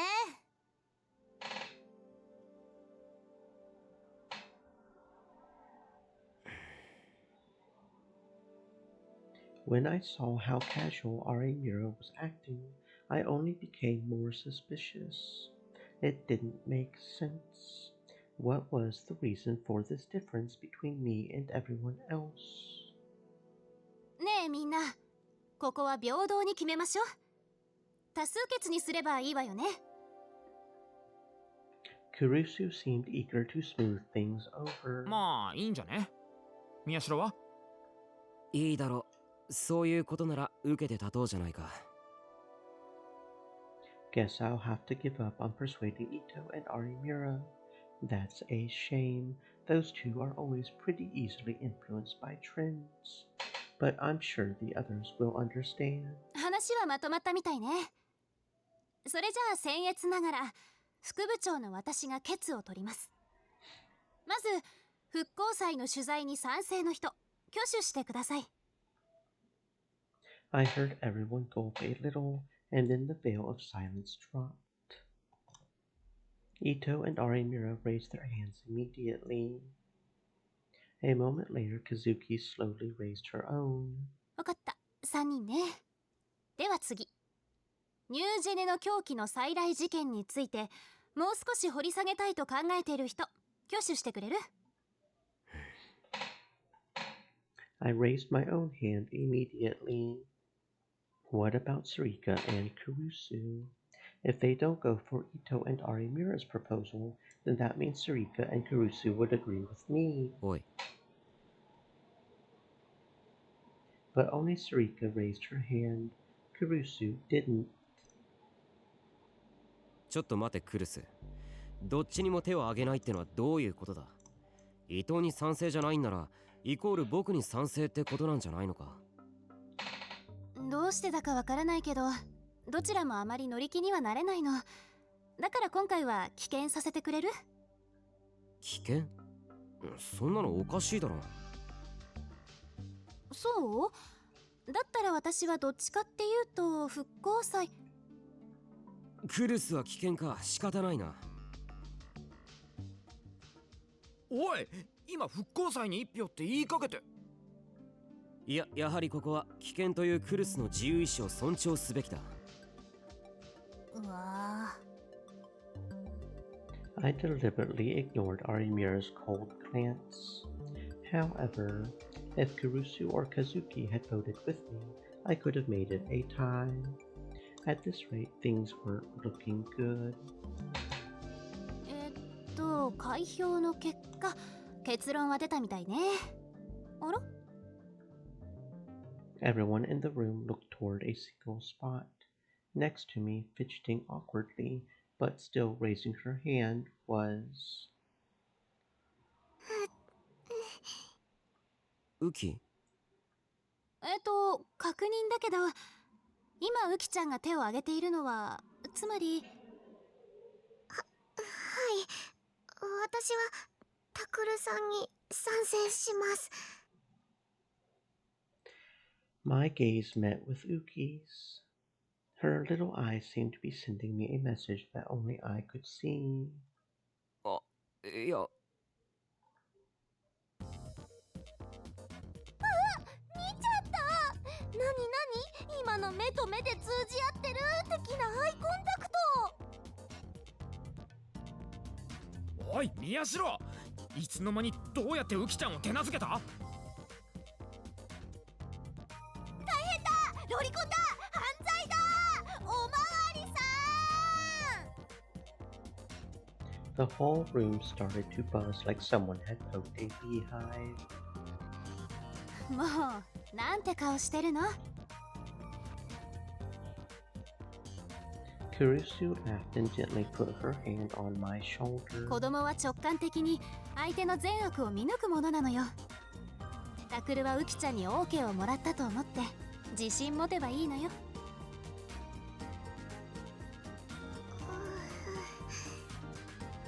Uki was glancing up at me from time to time, her cheeks still flushing pale red. Did that mean she had taken a liking to me? Of course, that wasn't a bad thing. But none of this all seemed quite real, especially the way that everyone was willing to just give up on the return of the New Generation Madness case. やあ、みんな。おお、具合よく全員揃ってるみたいだね。Mr. Wakui smiled as he opened the door and came inside. お？先生が部室に来るなんて珍しいですね。ああ、うん。実はね、今日はみんなが喜ぶ話題が降ってきてね、少しでも早く伝えてあげようと思って。私たちを喜ばせる話題ですか？まあもっとはっきり言えば、みんなというよりは宮代くんをと言った方がいいかな。僕を。 My heart started pounding a little faster when he said my name. ほら、文化祭でさ、宮代くんたちがディスカッションを行うことになっていた件があったよね。He was probably trying to be as vague as possible because of what had happened with Watabe. When he saw the tension on everyone's face, he quickly continued. あの番組を担当していたっていうニコニア動画のディレクターからうちに連絡があったんだよ。ニコニア動画のディレクターですか？そうなんだよ。実はね、生前渡部さんが記者として出演していたニュース番組に渡部さんの代わりとして宮代くんに出てほしいって。僕がですか？ニコニアのニュース番組に？まああんなことにはなってしまったけど、渡部さんは実力はあったわけで、その渡部さんが目をつけて対談したいとまで思った宮代くんにディレクターは大いに興味を持ったらしいんだ。そこで現役高校生記者コメンテーターとして出演してみないかって。Watabe-san's news program. That's Niconia News, right? The most popular source of information around. And they want me as a commentator. Is this really happening? どうだろう宮代くん。先方はぜひにと言っているんだけど。After the initial shock faded, I felt a weird kind of happiness. It felt like I was walking on top of a cloud. But, can I really do such an important job? If I trip over my tongue or panic, I'll look stupid in front of the viewers. Everybody will be laughing at me. すごいじゃんタク。これはチャンスだよ。チャンス。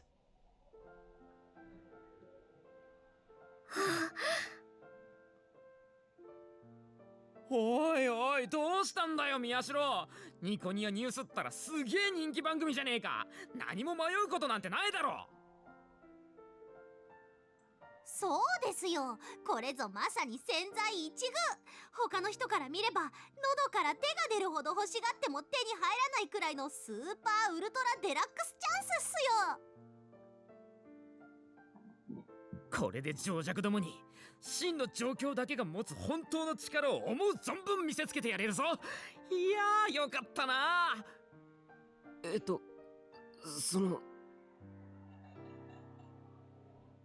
Still, I wasn't sure what to do.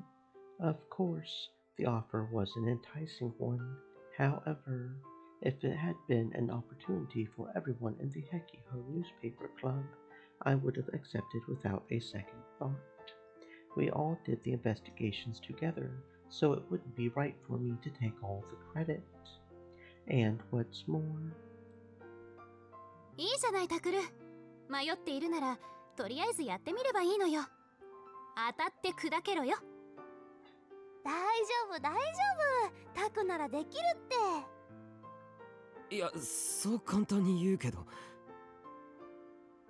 Sarika said I could do it, but I wasn't sure I really could. I was a shy person to begin with, so I didn't know how I would be able to talk on camera.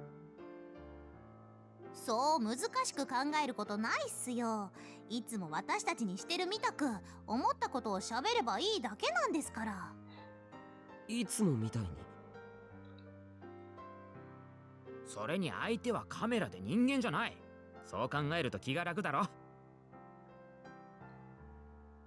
大丈夫。タクさえそう望んでいるなら絶対間違いなくうまくいくって。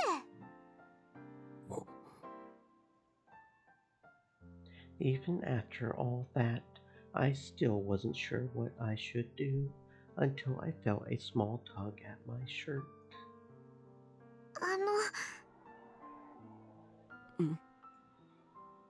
私もタクルさんならきっとできると思います。 For some reason, when I saw how serious she was, even if she was still a little trepidatious about speaking, I felt a lot better. どうかな、宮代くん。じゃあやってみることにします。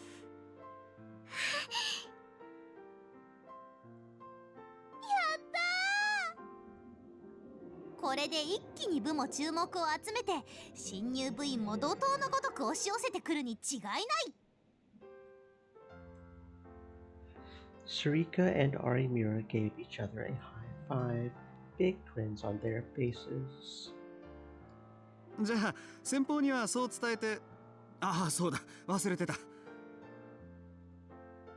Mr. Wakui clapped his hands together. It seemed that he just remembered something. せっかくだから初回は渋谷復興祭の会場から生中継にしたいって話だけど、それで構わないよね。A live broadcast from the Shibuya Restoration Festival. That means... 一応学生ということで金銭的なギャランティーの発生は難しくてね。代わりにメインイベントのプラチナチケットを宮代くんのために用意してくれるそうなんだよ。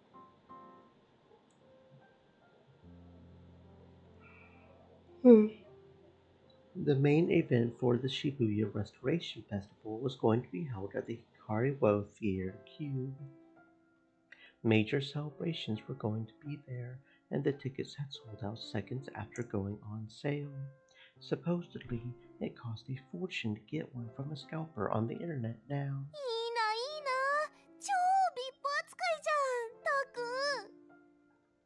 タク。くっそ、なんだよ。そんなことなら俺が出るって言っときゃよかった。As I heard them all complain, my uneasiness disappeared, and instead I felt joy at being chosen. 宮代くん、それでも構わないね。はい。じゃあ先方には伝えておくから。He smiled one last time and left the room. よかったわね、タクル。羨ましいぞ、この子の。当然といえば当然だけどな。あ、その発言ダウトです。タクってば素直じゃないんだから。 Then my eyes met with Uki's again.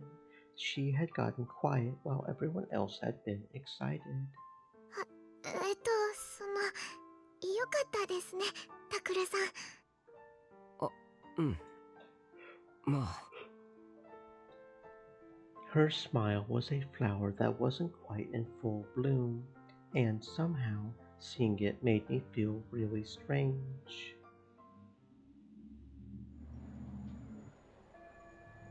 We stayed there and talked about Nikonia news until the sun set and the chime rang to tell us it was time to go home. After the big news, we hadn't gotten anywhere with our next project, but that was fine. We each grabbed our bags and headed for the shoe lockers. なあ、宮代のニヤ生が評判良けりゃ新入部員入ってくれるよな。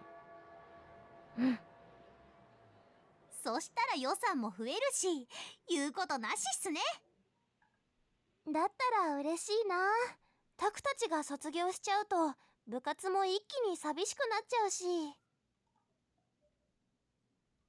We still didn't know what was going to happen, but they were already getting excited. I ignored them and went to take my shoes out of their box. What is this? On top of my shoes. I could feel something thin, like paper. I took it out, wondering what it could be. これって。 It's definitely one of those things you put letters in. What was that called again? Ah, right, an envelope. What's more, it was a very cute envelope, which smelled kind of good. In large letters in the center, it said, to Miyashiro Senpai. I turned it around and there was a heart-shaped sticker sealing it shut. No way. Could this be? No. Wait. Don't be hasty, Miyashiro Takuru. You don't know that for a fact yet. I flipped it around and looked at the other side again.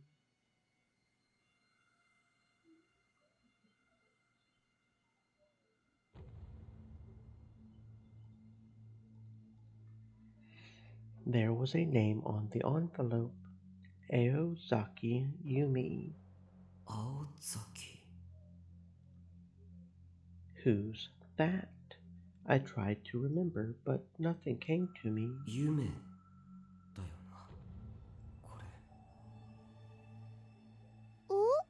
タク、何してるの？別に何もしてないよ。あら？今背中に何か隠さなかった？隠してない。隠してなんかない。あ、今の嘘です。ってことは、花ちゃん。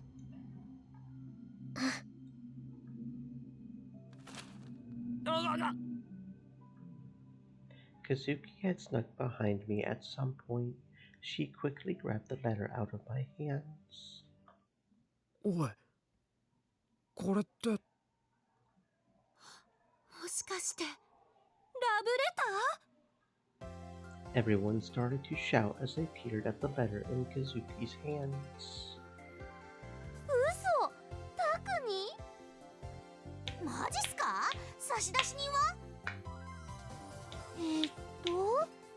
青崎夢でいいんだよね、これ。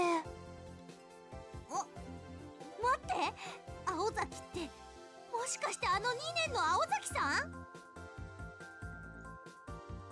なんだと？ Ito and Arimura gasped in surprise at almost the exact same time. 知ってるのか、伊藤。知ってるのかって。お前こそ知らないのかよ。青崎っつったら我が校を代表する10年に1人の美少女って有名だろ。I had no idea. 彼女のことなら私も知ってるわ。まるで少女漫画の世界から抜け出してきたみたいに美人だっていう噂の。当社費によりますと、美少女ランキングでは学年という枠組みを飛び越え、碧峰学園でダントツ1位かと。そんな美少女がタクにラブレター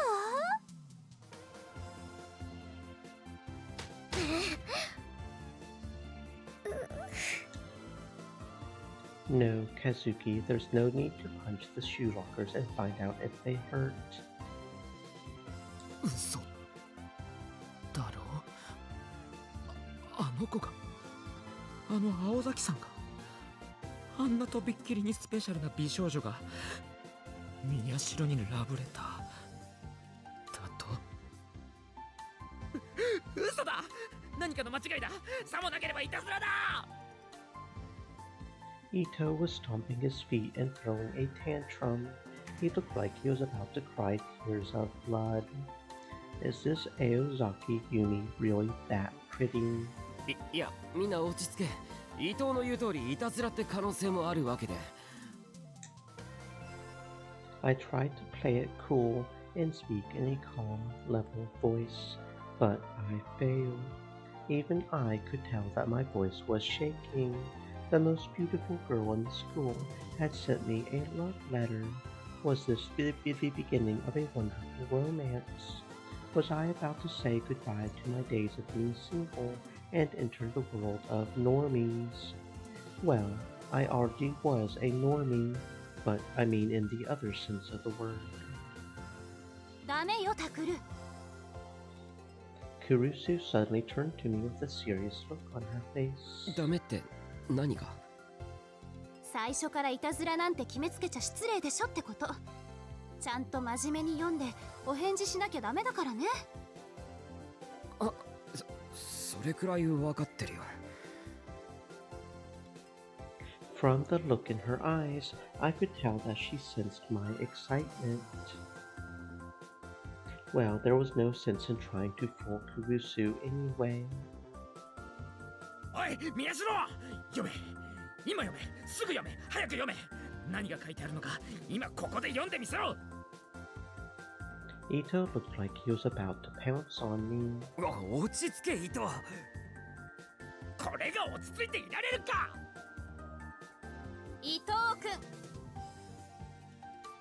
All it took was one word from him for him to quiet down. そんな大勢で晒すような真似しちゃかわいそうよ。こういうものはもらった本人が一人で読むのがマナーでしょ。そうだよ、そういうわけで。宮代先輩のケチンボ。 I tried my best to remain calm as the others complained, and then slid the letter into my bag. Of course, I was actually trying my best to suppress the desire to read it immediately. Still, first the Nicolia offer, and then a letter from a girl. What was happening to my life? Suddenly, I felt a weird sensation run down my neck. Someone was watching me. I turned around.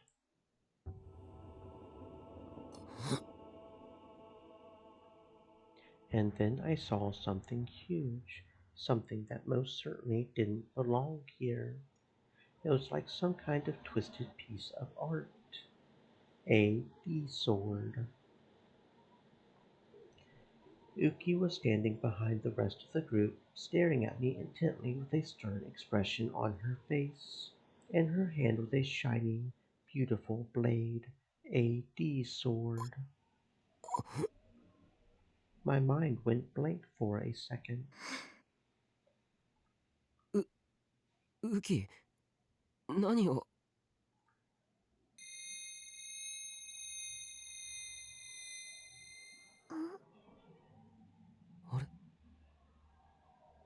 What was that? I know I just saw a D-sword. I tried blinking a few times, but Uki wasn't holding any kind of sword at all. どうかしましたか？いや。 Just what exactly was that? Maybe a hallucination caused by the setting sun. なあ、宮代、ちょっとだけでいいから。 いい加減にしなさい伊藤君。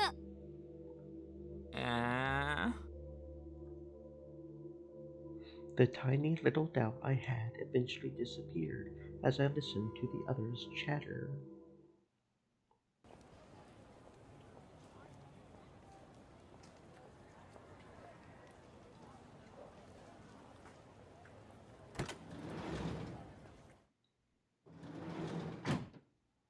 When the door closed, my cool, casual demeanor broke into a giant grin. I was going to be a guest commentator on Niconia News, and on top of that, I had gotten a love letter from Aozaki Yumi, the most beautiful girl in the school. And on the way back home, I had had to stop myself from skipping around Shibuya. いや、待て、宮代拓。 I said the words aloud to try and get myself under control. Some things are just too good to be true. Maybe Ito was right, and it really is just a prank. The first rule of entertainment is to make it seem like things are going well right before everything goes to hell. Not that my life is mere entertainment, obviously. Anyway, if it is a prank, why would anyone bother? Is the goal to laugh and make fun of me? Who would want to do that?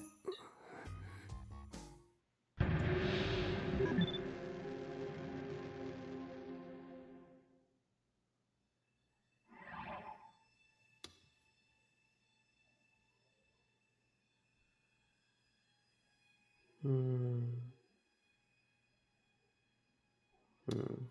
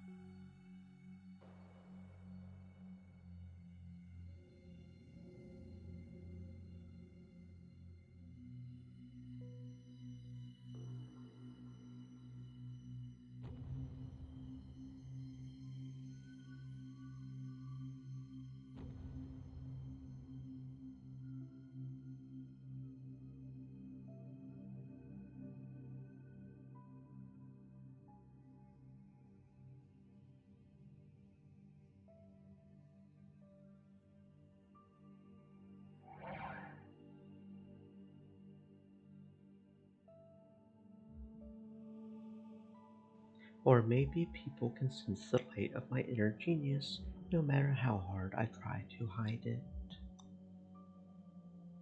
But normally I don't stand out at all. Everyone seems to get the wrong idea, but I always try to keep myself out of the limelight. And yet Aosaki Yumi found me anyway, which means that she's special, the chosen right-sider and the chosen beauty, drawn together by a special destiny. Is this fate after all? いやいやいや、落ち着け、宮代拓。Maybe someone's planning to get my hopes up as much as possible before humiliating me on video and uploading it to social media. There are other possibilities too. This could also be someone's way of getting me to sign up for expensive Stream English elements. language instructional Said. materials or Stay join moist, some my weird friends. cult. Hydrate.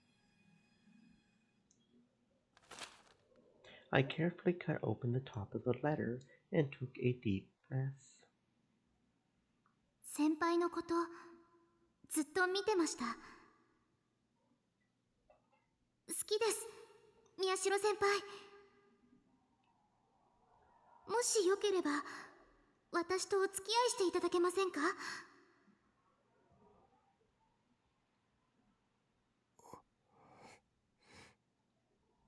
But when I looked at the bottom of the letter, I froze. There was an 11-digit number, and next to it, お返事待ってます。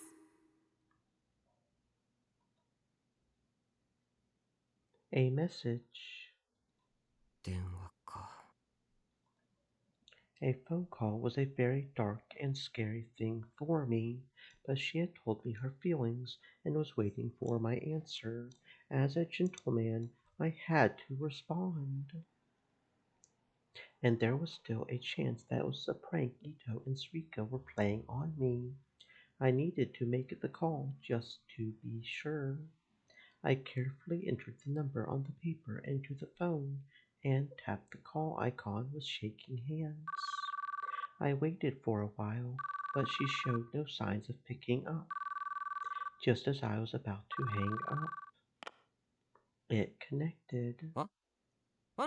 もしもし。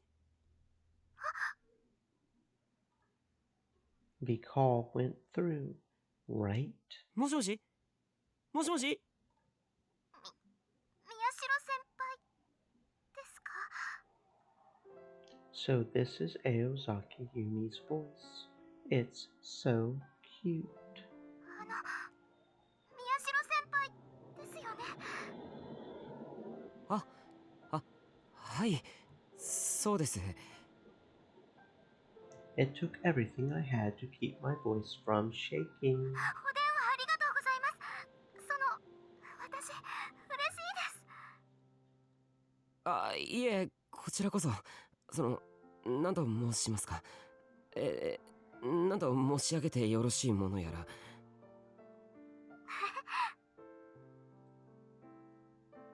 What am I doing? The sweet voice from the phone is making me its prisoner.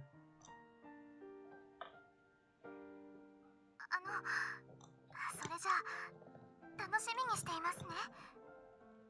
あ、うん。先輩？何？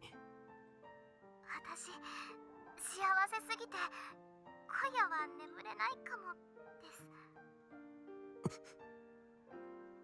先輩、先に切ってください。いや、君が先に。それじゃあせーので。やっぱり私から切りますね。うん。それじゃあ先輩、おやすみなさい。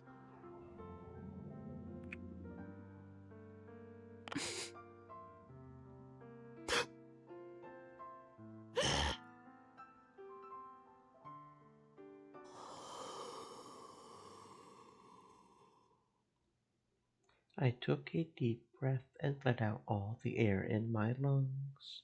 I had been in such a panic that I didn't even remember what I had talked about. The only thing I could even barely recall was that we had agreed to go on a date after school tomorrow. She had told me that it would be embarrassing to let the girls in her class see her, so she wanted to meet me someplace a little further away from the school. So we both agreed to meet at Cafe Lax, I think. 待てよ。 My brain had started working again, and I realized the mistake I had made. If we went to Lax, someone from the newspaper club could see us. Not to copy what Aozaki-san said, but I would be embarrassed to let them see me too. Maybe I should change the meeting location. I took out and tapped the number I had just called. However, おかけになった番号は現在電波の届かないところにいるか、電源を切っているためかかりません。 Instead of her beautiful voice, I was met with the cold voice of a recording. おかしいな。 Maybe she's taking a bath, or she ran out of battery. We were talking for a long time, so it's certainly possible. I tried again, but おかけになった番号は現在電波の届かないところにいるか、電源を切っているためかかりません。 it was the recording again. What was going on? But if she wasn't picking up, there wasn't anything I could do. She would be able to see that I called, so she would call me back when she looked at her phone. And come to think of it, we could go someplace else after meeting at Cafe Lax. Even if we did run into someone, we could probably talk our way out of it. Probably. And so... Suddenly, there was a knock at the door, and I almost leapt out of my chair. こんな時間に。 For a moment, I thought back to the return of the new Gen madness, and I felt a cold sweat start to form under my armpits. I looked outside, afraid. あれ Outside the door was a girl I knew well. ウキ What was she doing here? Whatever she was here for, I couldn't leave her out there.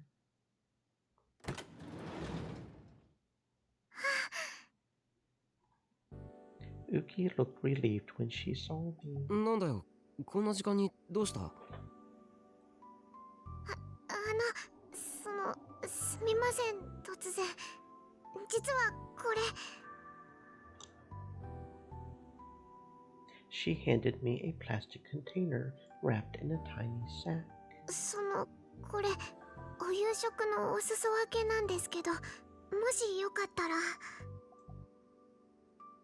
お裾分け？はい、佐久間先生がちゃんとしたものをタクルさんに食べさせるようにって、それで私が。ウキが作ったのか？はい。なので、美味しいかどうかはわかりませんが。I took the sack. The container was still warm. It must have been made just a little while ago. それでは私はこれで。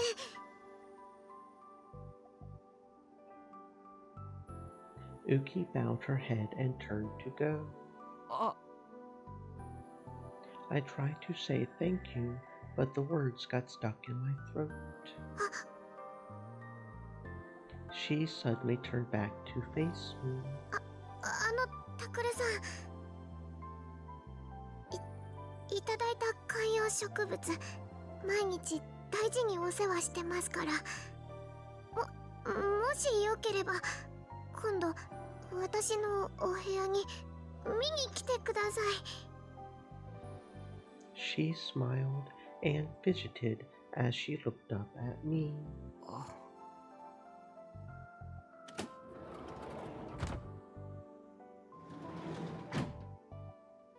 And then she ran off into the darkness before I could say anything. The meal she had made for me had a very kind, gentle taste. Sleepy. Last night I had been too excited to sleep properly. I had gone through all the back issues of Cool Cat Press I could find, trying to learn all their best dating tips, and the next thing I knew, it was light outside. As a result, my mind had been dulled from exhaustion all morning, and my usual stylish and cool mannerisms were missing a little of their sharpness. いたいた。おはよう、タク。おはよう。ずいぶんと眠そうね。さてはまた夜更かししたんでしょ。いいよな。そりゃあんなことがありゃ眠れないよな。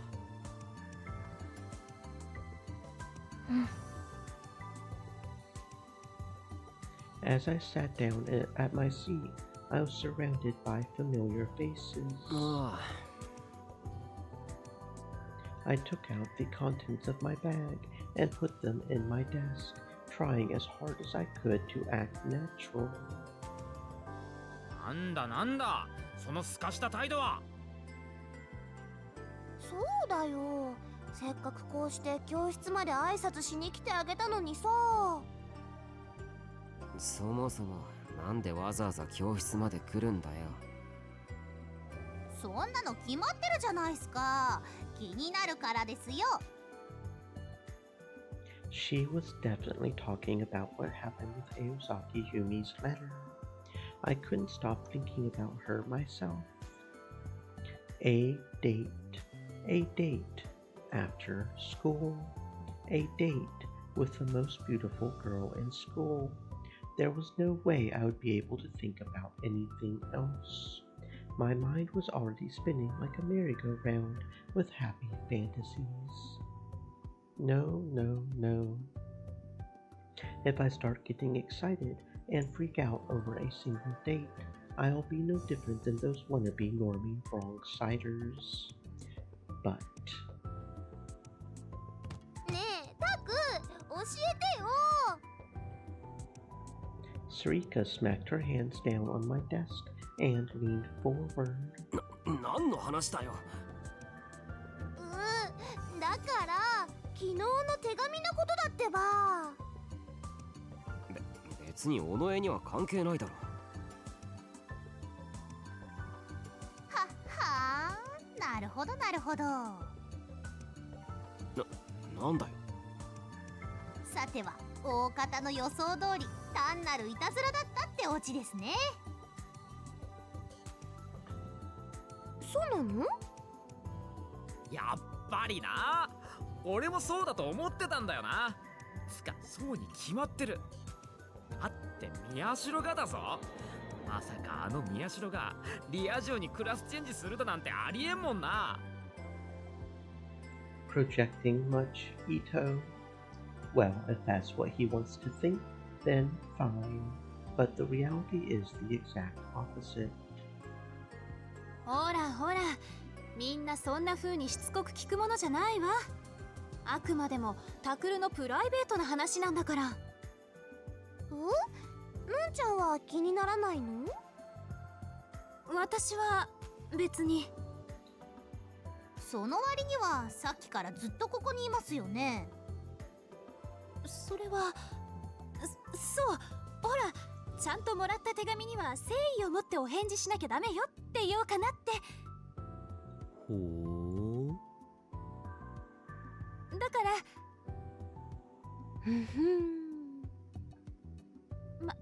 まあタクルが教えてくれるっていうなら、そのねえ。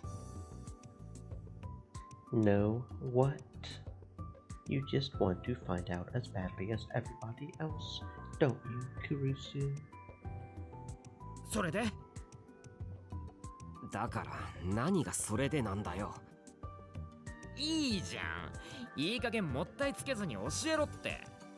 手紙だよ、手紙。ズバリどうだったんだよ。本物だったの？それともいたずらだったの？それは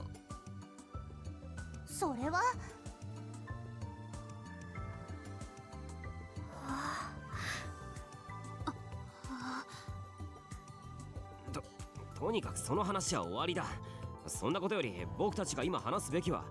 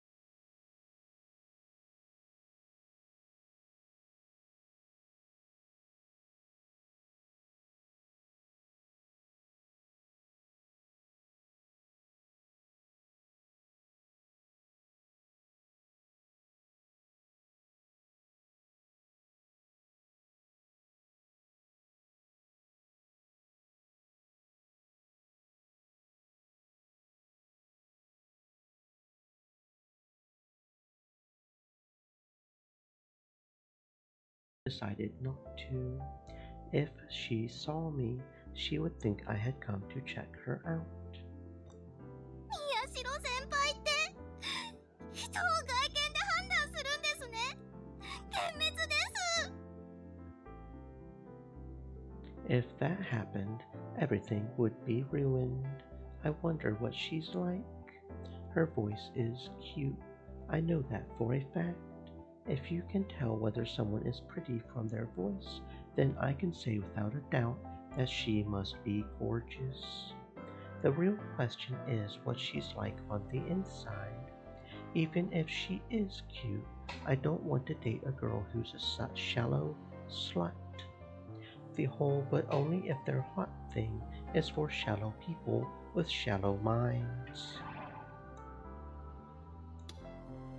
But only if they're hot, a common, if unspoken, addendum to many things girls say about guys they like. For example, I like a man who's funny, but only if they're hot. Or I like a man who can cook, but only if they're hot. It is a simple, blunt phrase used to denote that no matter how much one likes a gesture or action performed by the opposite sex, it will not be effective unless they are attractive. There's even an entire meme about it where one type of character says something and the other office worker is okay with it, and then another office worker says it, and then the other office worker calls HR. There's an entire meme about it. I probably didn't explain that very well, but you know what? It's okay. A true right-sider like me won't be deceived by appearances. But still, they say you can't judge a book by its cover, but it's also true that what's on the outside of a person reflects on who they are inside, which means that on the inside she has to be.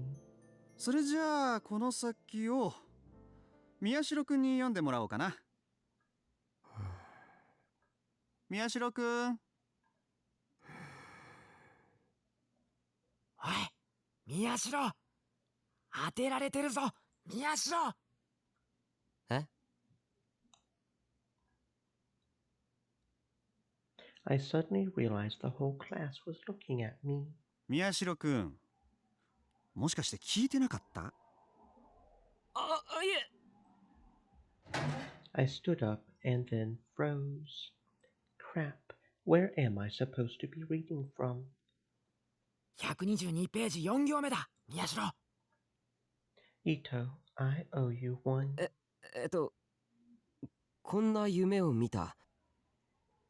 腕組みをして枕元に座っていると、仰向きに寝た女が静かな声でもう死にますという。女は長い髪を枕に敷いて、輪郭の柔らかなウリザネ顔をその中に横たえている。真っ白な頬の底に温かい血の色が程よく差して、唇の色は無論赤い。しかし女は静かな声で、宗主夢に胡蝶となるとはっきり言った。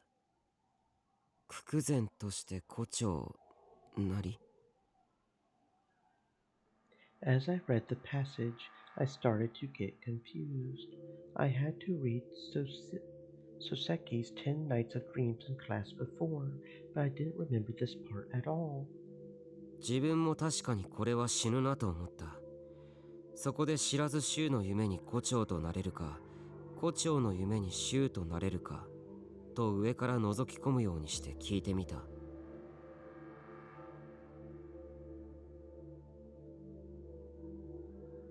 衆と胡蝶とは、すなわち必ず死にますとも、と言いながら、女はパッチリと目を開け、あなたも夢の中にいるの。早く脱出しないと戻れなくなってしまうわよ、タクト。What? おいおい、宮代くん、一体どこを読んでいるんだい？え？あ、いや。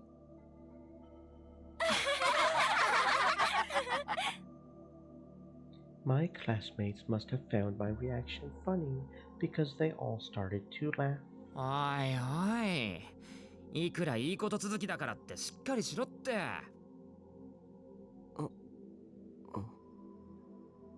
I just stood there in shock as the rest of the class laughed at me. I looked back at the textbook and there was nothing like that written there. Of course, the text certainly didn't have my name on it. What the hell was that?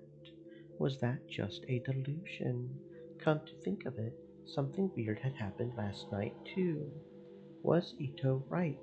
Am I just feeling overwhelmed because I've been chosen as a news commentator and received a love letter? Or am I still tired after all the stuff that happened with the case? The harder I tried to think about it, the harder it got to think at all. やれやれ、どうやら寝ぼけてるようだし、顔を洗ってきた方がいいんじゃないか？すいません。I could feel the rest of the class staring at me as I weaved my way through the desks and out to the hallway.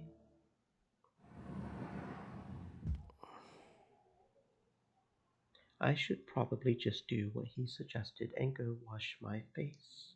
Maybe that will make my head feel clearer. My footsteps echoed down the empty hallway as I headed for the washroom, when suddenly I saw it again. There was no way I could mistake it for anything else. It really was a D-sword, and the person holding it was... Uki. But why? Before I could say anything, she turned around and ran away on tiny feet. I ran after her.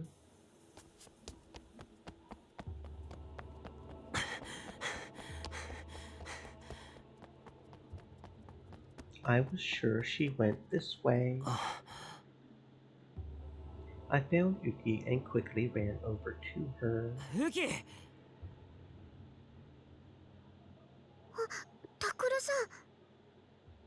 Yuki looked up at me, confused. Her bangs were a little wet, and she had been wiping them with a handkerchief. She wasn't holding a D-sword. She was just holding a girly handkerchief. 何をしてるんだ？実は授業中にうっかり居眠りをしてしまって、それで先生に顔を洗ってくるようにって。居眠り？はい、最近朝早くから夜遅くまで施設のお手伝いをしているので疲れてしまったみたいで。Her little body seemed to get even smaller as she apologized. Looking at her now, it was impossible to believe that she might have been planning to do something evil with her D-sword. そうか。恥ずかしい話ですが。Her cheeks went red with shame, and she turned her head downward. それじゃあ私は授業に。ああ。Uki bowed her head and then disappeared down the hall. There it was again. I was seeing things again. What was happening to me?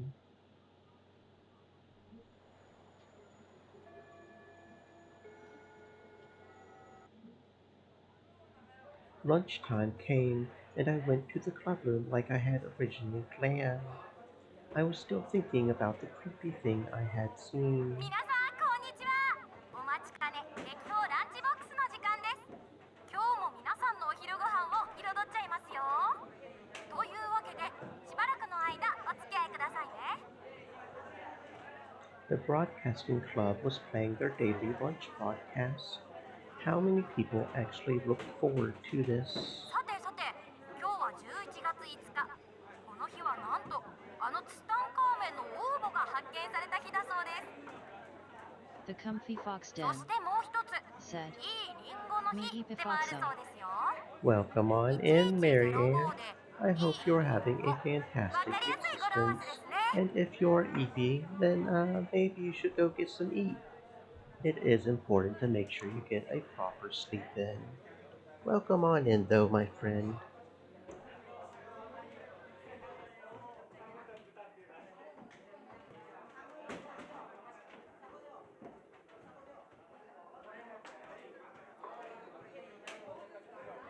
Apple Appreciation Day, huh? でも最近はすっかり肌寒さが増してきて、リンゴっていうよりはこたつでみかんって感じかな。I thought it was supposed to be tangerines, not oranges. Those are two very separate things. The Comfy Fox Den said, Fine, I'll go deep, but first. Thank you very much for the head pat. Yes, you go deep in the covers and the blankets. You go deep. I know that's probably a typo, but yeah. Thank you very much for the head pats, and thank you for coming and saying hi. こたつで寝るのってすっごく幸せですよね。私も一度寝ちゃうとなかなか起きられなくて、早く目を覚まさなきゃ覚まさなきゃって。早く目を覚まさなきゃ、早く目を The 覚ませ、 Comfy 早 Fox Den く目を覚まして。 said, I go deep Yeah. into my den and eat. Go deep into the fox den and cut her off. Yeah, that sounds good. And don't listen to the game. You don't have to wake up at all. You can stay in the dream forever and ever and ever. 早く目を覚まして。 You don't have to wake up. You don't have to wake up.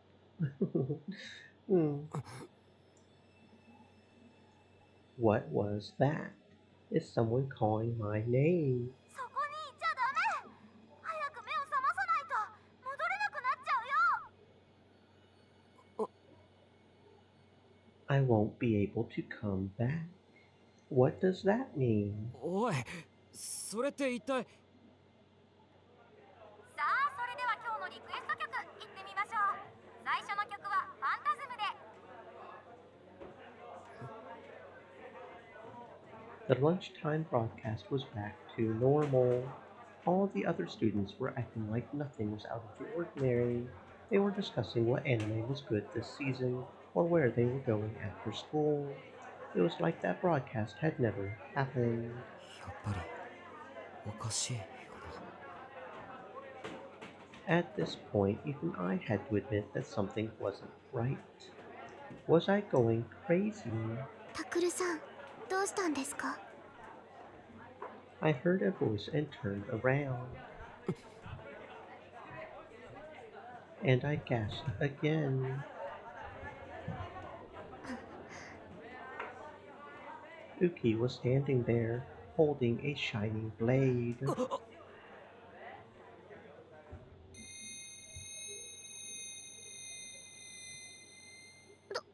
したんですか？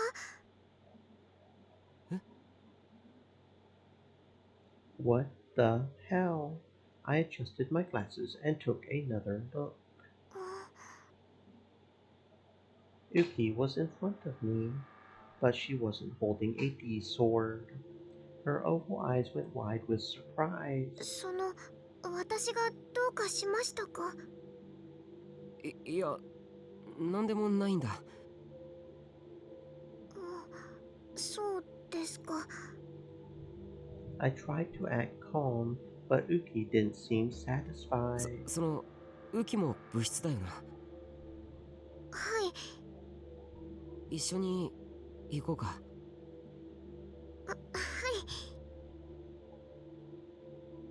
I walked ahead so that she couldn't tell how worried I was getting on the inside. I could feel her following me from behind. あ、来た来た。チャオス。 Everyone was already in the room. 私お茶入れますね。 I watched Uki start to make the tea, like always, and sat down in my chair.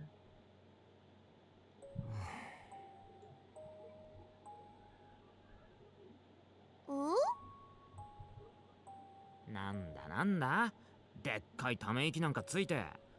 まさか昨日の今日でいきなり彼女に振られでもしたか？違う、そんなんじゃない。I let my head droop down as I tried to think. What was happening to me didn't seem to make sense. Was it only happening to me? Either way, I didn't think I would be able to solve this problem on my own. Which meant... あのさ、ちょっと聞いてほしいんだけど。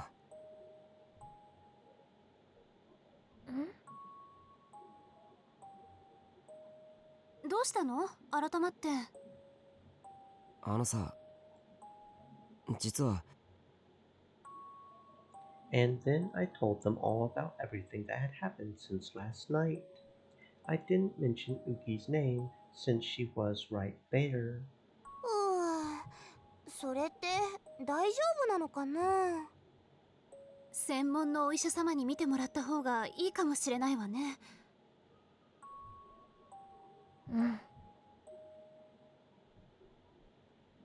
Everyone started to give their own opinions. 私はあんまり考えすぎない方がいいと思いますけどね。ほら、気の持ちようってのもありますし。そうそう。女の子から手紙もらって舞い上がってるだけだろ。そうかな。Maybe I was just overthinking things. In all honesty, I didn't want to think too hard about it. Maybe I just wanted to hear that everything was okay. I did feel a little better getting it off my chest. タク？あ、いや、参考になった。礼を言うよ。もういいの？なあ、それに企画の話もしなくちゃならないし、いつまでも僕の問題にかまけている時間もないだろう。それはそうだけど。それじゃあ改めて今後の活動についてだけど。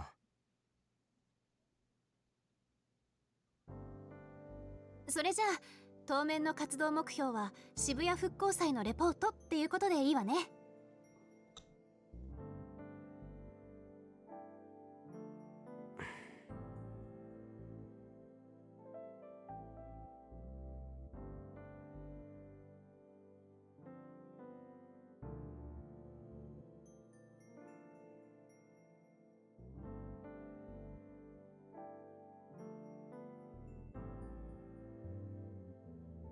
We ended up picking the obvious answer for our project. I had been opposed to it until now, but after all that was happening to me, I honestly didn't care anymore. I would have been just as happy to do a cooking video. Even the excitement I had been feeling for my after-school date was beginning to fade.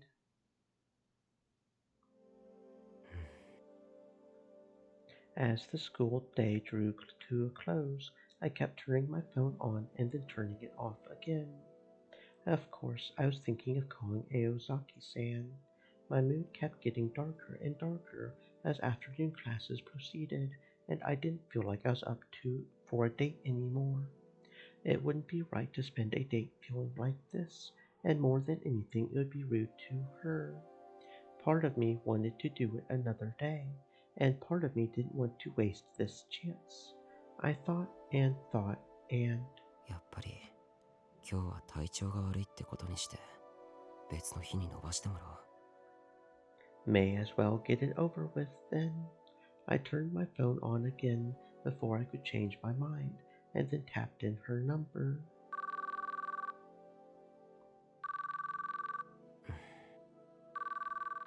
She didn't answer. もう一回。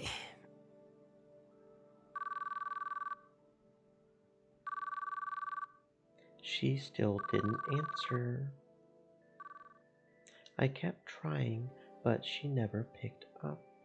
Come to think of it, she would have seen that I called her last night, but she hadn't called me back. If you got a call from someone you liked, wouldn't you normally pick up right away, or call back as soon as you could?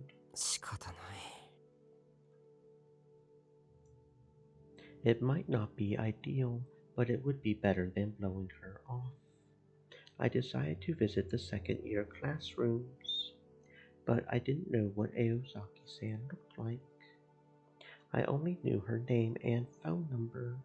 Maybe I should have asked Ito first, but there was no helping that now. せめて有村がいれば。She had been able to tell me what class Aozaki was in at least. I went to Arimura's classroom, but I couldn't find her. She must have gone home already. I guess I'll just have to. はい。 I worked up what little courage I had and asked one of the girls walking by. ちょっといいですか？何ですか？その青崎ゆめさんのクラスってどこですか？は？だから青崎ゆめさん。青崎？ That was strange. If she was the prettiest girl in school, she should have at least heard of her. I asked someone else, but... 青崎さん、知ってる？知らない。てか、そんな人2年にはいなくない？ There wasn't. Arimura had said that she was the prettiest girl in the school, not just the second-year class.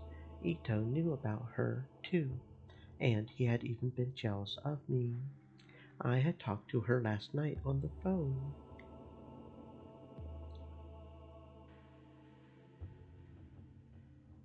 I decided to visit the first-year class just to be sure. Maybe I had heard wrong, and Aozaki-san was a first-year student, not a second-year student. But... いませんよ、そんな子。What the hell is going on? How could there be nobody named Aozaki Yumi in either grade? そうだ。I decided to call Arimura.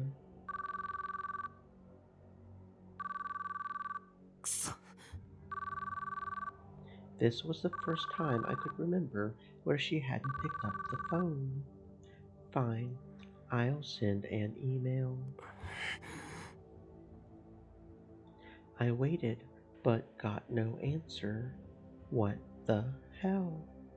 What was happening here? A black shadow started to weigh down on my heart. Did this have something to do with the other strange things that were happening around me? Or was my earlier guess right, and Arimura and the others were trying to prank me?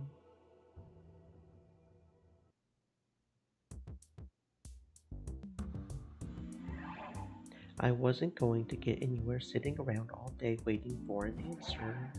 I ended up going to Cafe Lax, where we were supposed to meet. I was sure if I went there, I would be able to find her. Even if it was a prank, my friends would all be there, eagerly awaiting my arrival. Either way, I would learn something.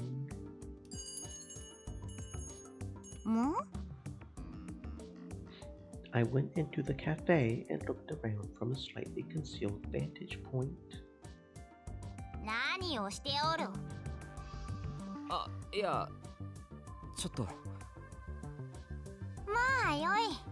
さっきからずっと待っておるぞ。そう。Wait a second. 今なんて？待ち人じゃ。ほれ、そこに。I adjusted my glasses and took another look.「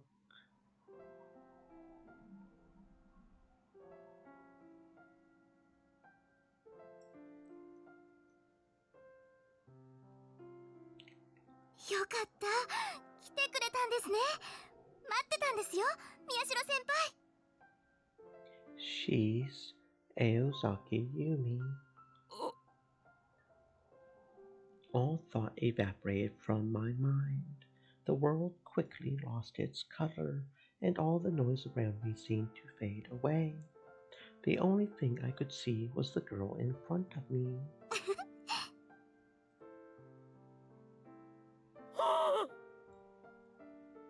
A shock like a gunshot went through my chest.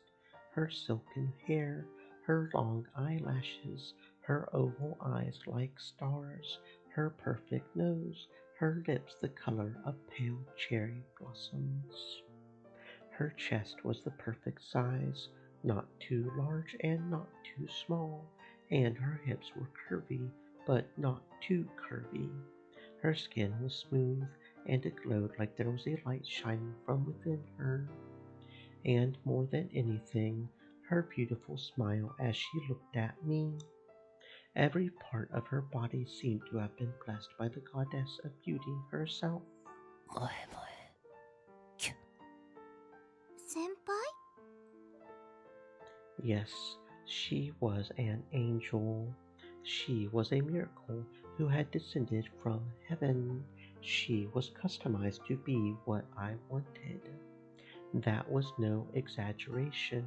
It was the only way I could think of it. I was looking at the very incarnation of everything I had ever wanted in a girl. What could I call this except a miracle? All the doubts in the back of my mind crumbled away like sand blown by the wind. All the girls in the lower classes at Hekiho had told me they had never heard of Aozaki Yumi, but she was right here, right in front of me. What other fact could I possibly need? どうしたんですか先輩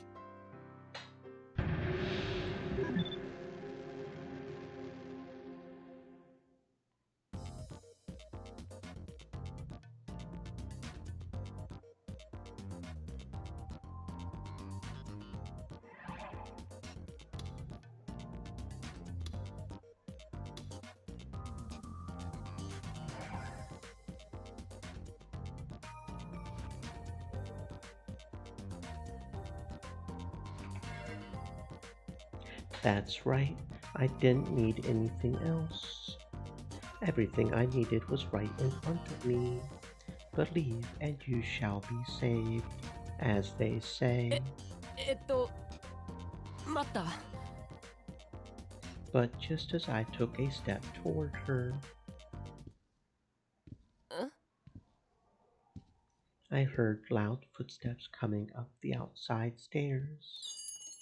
The footsteps stopped, and then I heard the door open. I turned and saw.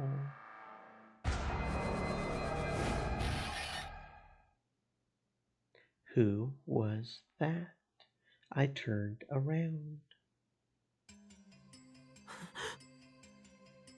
I froze in place when I saw who it was. The temperature in my body dropped rapidly, and my heart turned to ice. It was her, Haida Riko, the pyrokinetic I thought was dead. My stomach started to shake from the tension. The terror dried up my throat, and all the nerves in my body seemed to short out. My knees were shaking. I need to run. Otherwise, she'll kill me. She'll kill me.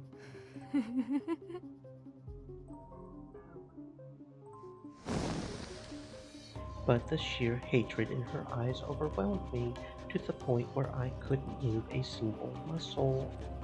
I can't move. Everything is stuck in place. My body isn't moving, even though I'm telling it to. It's all your fault. Die. The woman in front of me said nothing, but it felt like I could hear her whispering to me. A scream burst from my throat, and the next moment,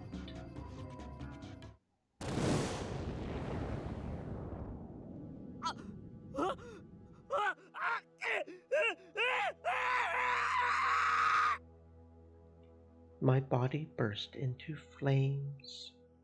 Oddly enough, there wasn't that much pain, but my brain was telling me clearly that I was in mortal danger. There was the terrible smell of scorching protein and burning hair. Burns do a lot more damage to the body than people think. Burns over just half the body are enough to kill you. From the intensity of the heat, I could tell that over 80% of my body had been burned, and they were probably third-degree burns too. Third-degree burn, a burn that damages the entire epidermis and dermis and may even damage the subcutaneous tissue underneath. Second-degree and higher burns require immediate hospitalization. A third-degree burn was bad enough that instead of pain, you felt nothing at all. There was no way to save me. The pyrokinetics flames were burning me alive.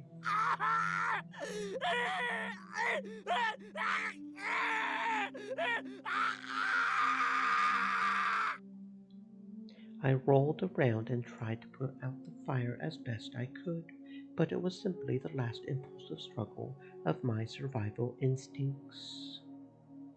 The fire was so hot that all the oxygen around me had vanished, and I was starting to suffocate. Why is this happening? I thought she was dead, so why? Everything slowly started to fade away, and as it did, I could see Uki walking up to me, crying and sniffling. In her hand was the beautiful D sword. The last thing I saw was the way it shone in the light of the fire. Yamazoe Uki bad end too. We get burned alive, 'cause that's always pleasant, right?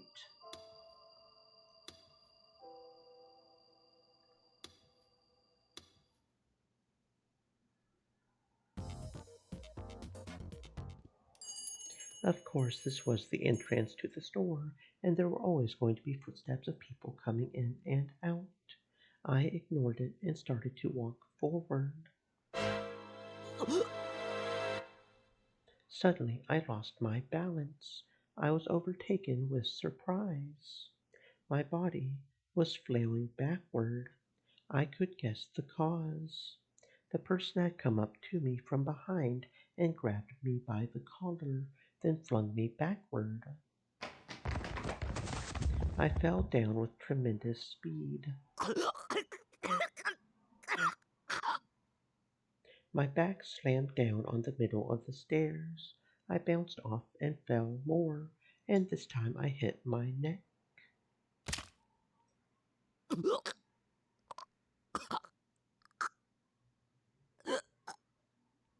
My body writhed at the bottom of the stairs. Strangely, I didn't feel any pain. My brain was emitting chemicals to dull the pain, but I could tell. Not only had I fractured my skull, but I had heard the sound of my neck snapping. I could tell that there was no saving me now. The flame of my life had been burning so brightly a moment ago, and now it was about to be blown out so easily. But why? Why did this happen to me? And who was the person staring at me from the top of the stairs? Doubt swirled in my mind as I began to cough up blood, and then the whole world turned black. And we get our neck snapped. Yay!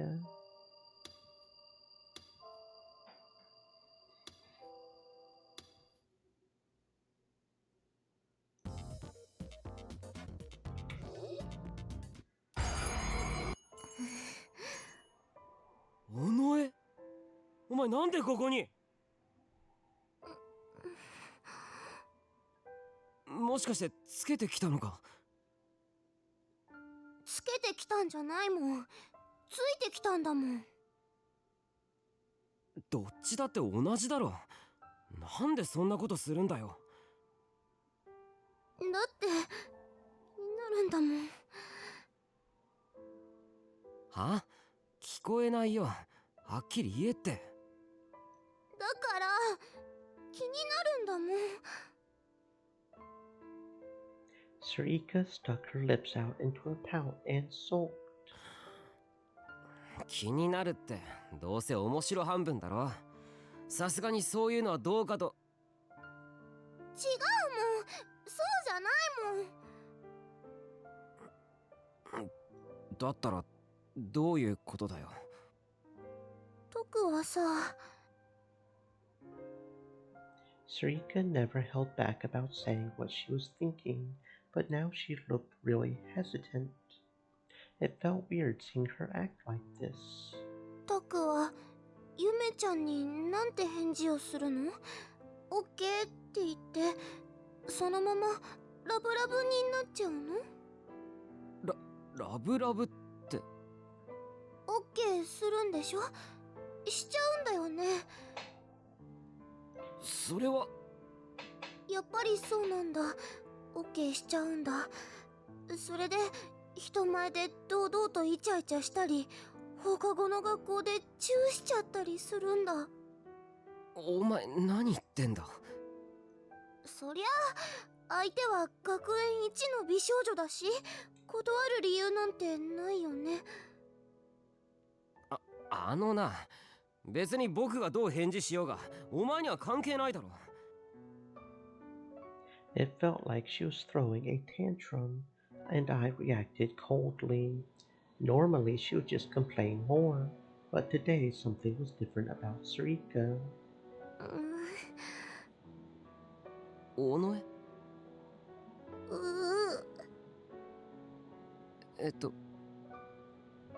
関係なくないもん。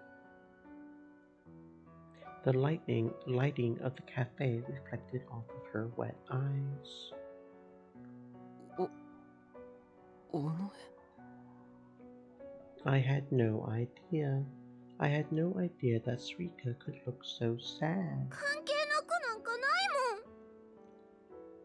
もん。おい。私だって本当はずっとタクのこと見てたのに、タクの一番そばにいたのに、本当はずっとタクのこと一番好きだったのに。それなのにこんなのいきなり出てきた女の子に取られちゃうなんて、そんなのやだよ。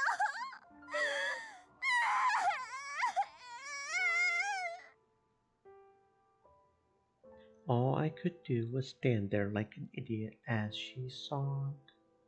Sarika is in love with me. She always has been? No, but she's never shown any signs of that.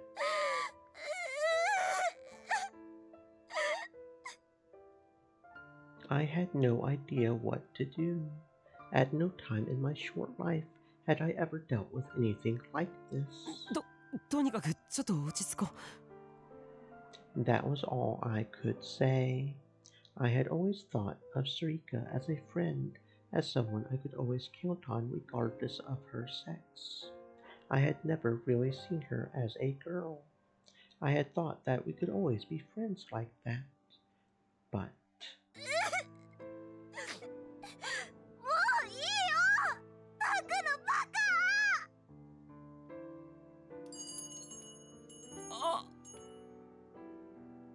She turned away and ran down the stairs, the tears reflecting in the light as they streamed down her face. 待てって、ちゃんと話を。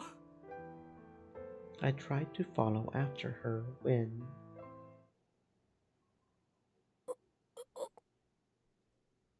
What? Was that a delusion? Then where is the real Sarika? Huh? すみません。 The footsteps coming up the stairs weren't Sarika's. They belonged to a man I had never seen before.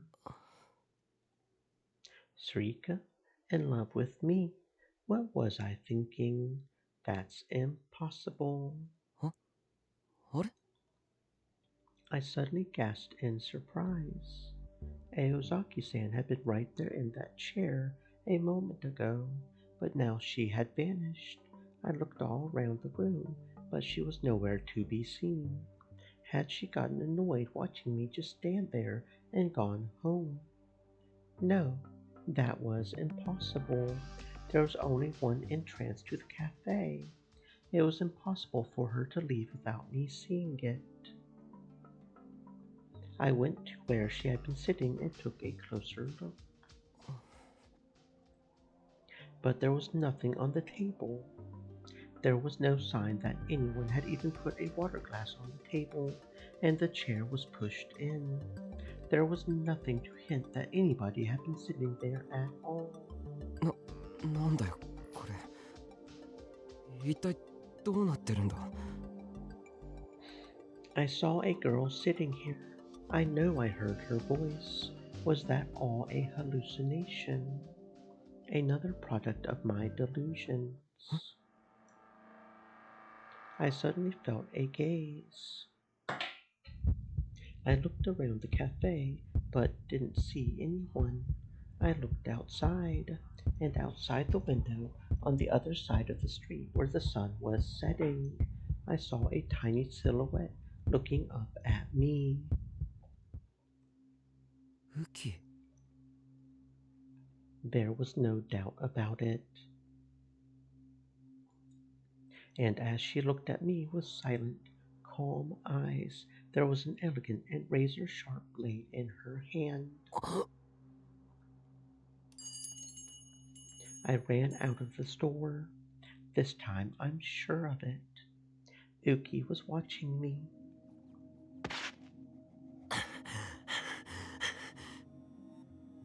What was Uki doing there? If I can find that out, I might be able to figure out what's going on. That certainly spurred me to action. I ran as fast as I could after her as she fled. She was just a little kid. At this distance, I'll definitely be able to catch up to her. At least, that's what I thought.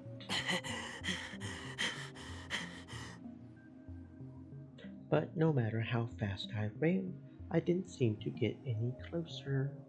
What was this weird sensation? It wasn't that my sense of distance was screwed up. It was like I was chasing something that wasn't there. I was moving my legs as fast as I could, but it was like in a nightmare where you're running from someone who's chasing you and you don't seem to be moving at all.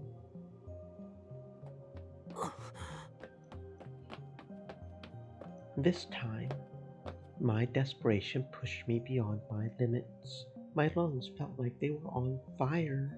My sides stung from a lack of exercise. My legs were screaming that they were about to give up. But I forced myself to keep going.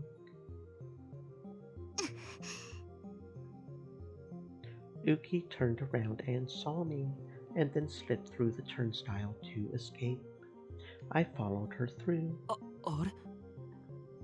I had been in such a hurry that I hadn't put my card up to the machine, but it had let me through anyway. It had done the same for Uki too. She hadn't gotten her card out either. いや、今そんなことより。I ran up the stairs to the platforms, and I was just in time to see a train slide into the Harajuku platform and watch Uki get on. 待て、ウキ！待って！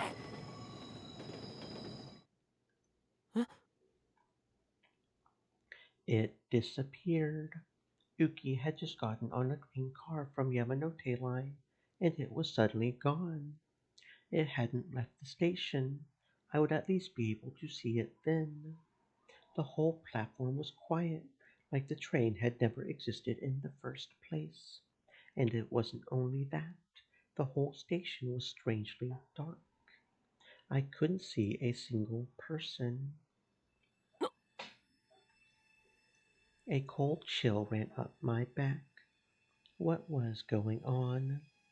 I looked around again and again, but the place was as quiet as the surface of the moon. Complete silence, complete emptiness. There were no customers and no employees either. The information boards were all black and showed nothing at all. Huh? This is impossible. Shibuya is supposed to be the 5th busiest station in Japan. そうだ。ウキは I forced my tired legs to move and looked around for Uki. But the only sound on the platform was my footsteps, and there was no sign of Uki or anyone else. くそ、一体何なんだよ。何がどうなってんだよ。It felt like someone had torn open my skull and started fiddling with my hippocampus.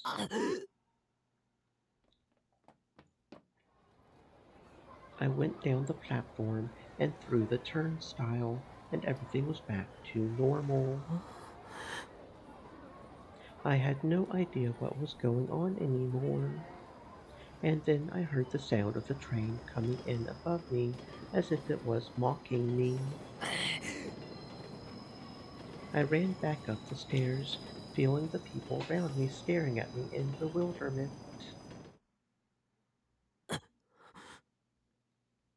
But when I got up there, the platform was as empty as before. I had no idea what was going on anymore. The more I thought about it, the more confused I got. I staggered down the stairs, feeling defeated. Once I got back down, the world was normal again. I didn't feel surprised anymore. I just felt empty.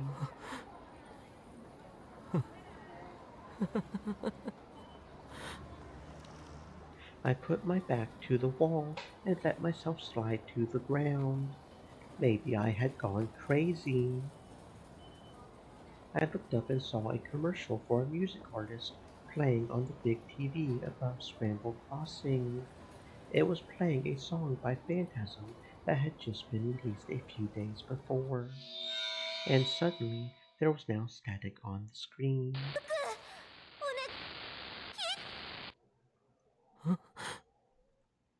That voice.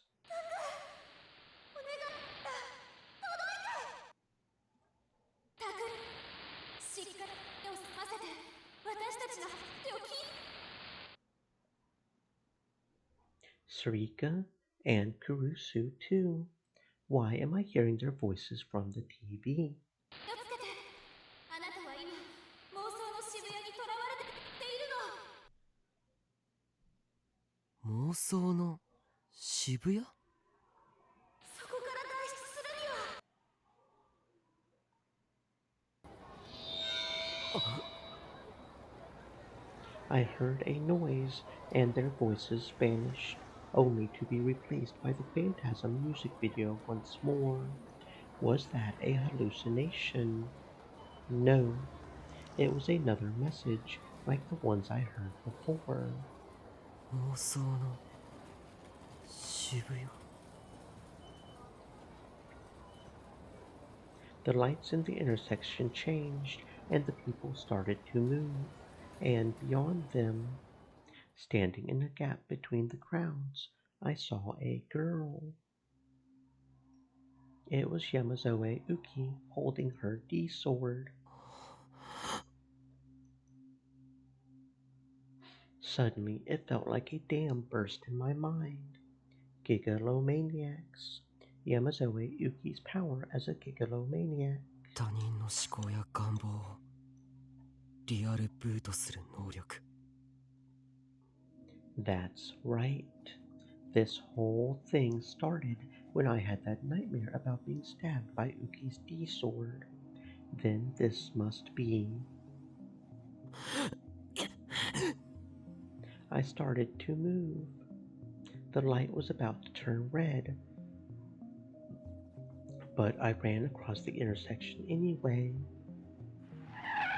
I forced my way to the other side of the street as the car horns blared at me.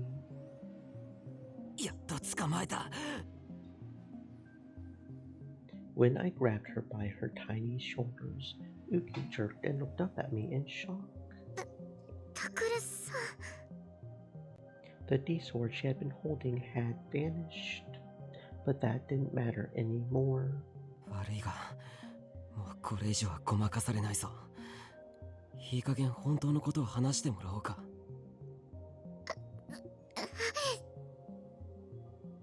Pretending to be scared isn't going to work, you know? ウキ、お前さっきディソードを持ってたよな。最近僕の周りで起こっているおかしな出来事。あれはお前のせいなのか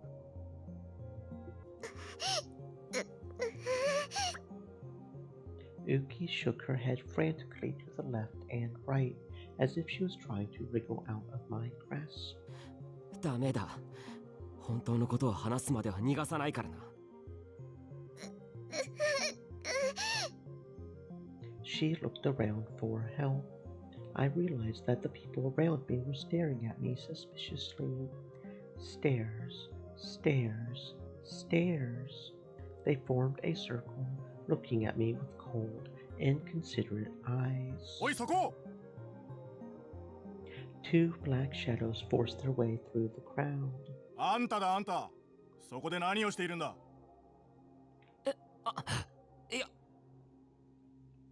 This is bad. どうした？何かやましいことでもあるのか？違います。彼女は知り合いで。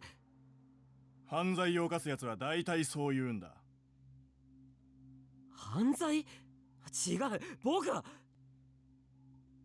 話は署で聞かせてもらおう。さあ、こっちへ来なさい。Strong arms grabbed me and held me tight.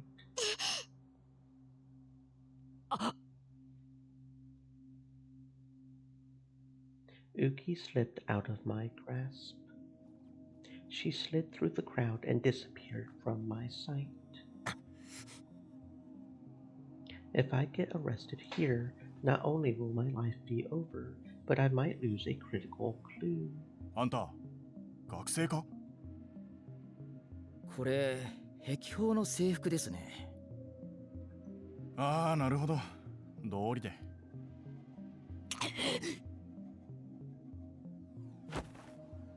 あ、おい! I forced my way free and ran into the crowd. 待て! Does anyone ever actually stop when they hear that? If I was going to stop, I wouldn't have started running in the first place.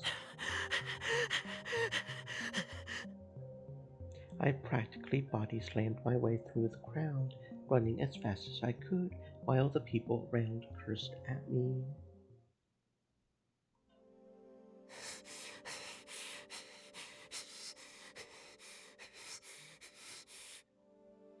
How much time had I spent running today? It felt like I had been chasing a phantom of Uki forever.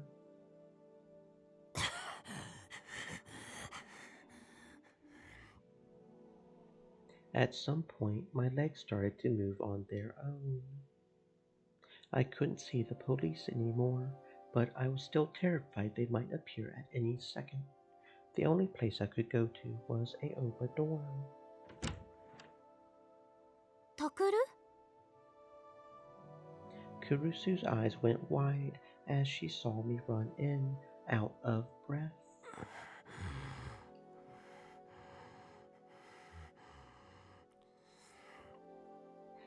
My lungs were begging me for oxygen. My heart was about to burn out, like an engine low on gas. どうしたの？そんなに慌てて。何かあったの？なのか。I thought I would be able to speak, but my throat had dried up too much for me to get the words out. とにかく水でも飲んで落ち着きなさい。Usually, I would ask for a mountain view instead, but now wasn't the time. I took a gulp of water from the glass Kurusu brought me, and finally calmed down. それで何があったの？あれは本当なのか？落ち着いて話しなさい。それじゃあ一体何のことを言ってるのかわからないわ。だから最近何度も僕にメッセージを送ってきてるだろ。あれは本当なのか？メッセージ？そうだよ。ここは渋谷じゃないって何度も。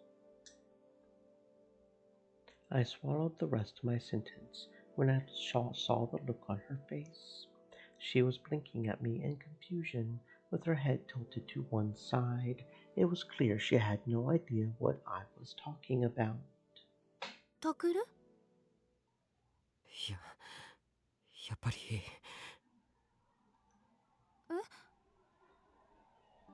Let's say, just hypothetically, that this isn't the real Shibuya.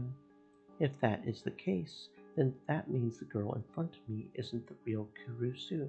It's just a delusional version of her, one that's only a part of this world of delusions, which would mean that I'm probably wasting my time asking her anything. There's no point. ウキは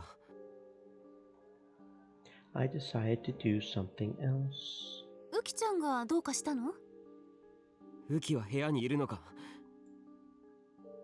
いえ、まだ帰ってないけど。でもそうね、もう少ししたら戻るんじゃないかしら。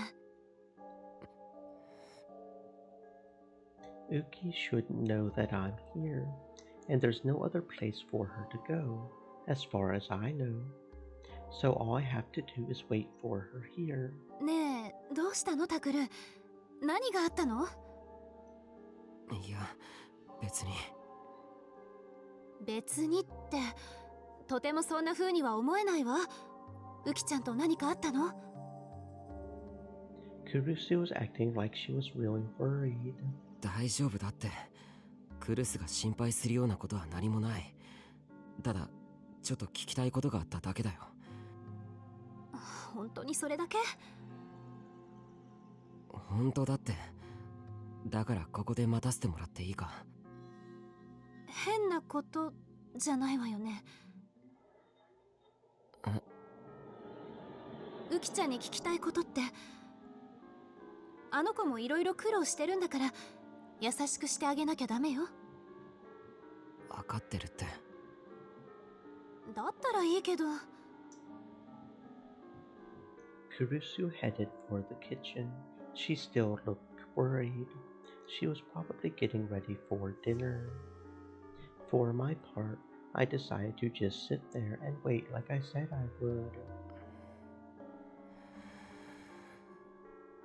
Come to think of it, what happened to Aozaki Uni? I thought I saw her at Cafe Lax, but then she quickly disappeared. Maybe she was just another hallucination. I took out my phone and looked at the call history.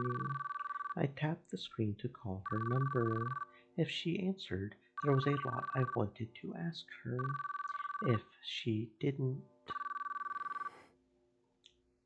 As I listened to the phone ring, a strange sort of urgency started to well up within me. There was no sign of her picking up.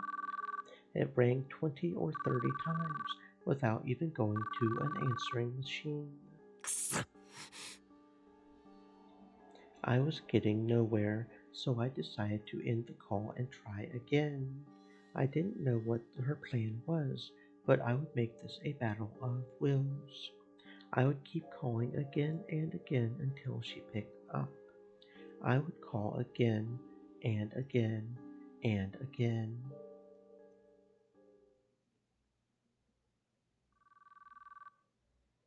How many times had I called her by now? It was more times than I could count on both hands. I knew that much, but not once had she answered the phone. Maybe the monotonous sound of the ringing was getting to me, because I was starting to get sleepy. It had been a stressful day, both physically and mentally. My mind, body, and soul were all worn out, and the exhaustion was building up.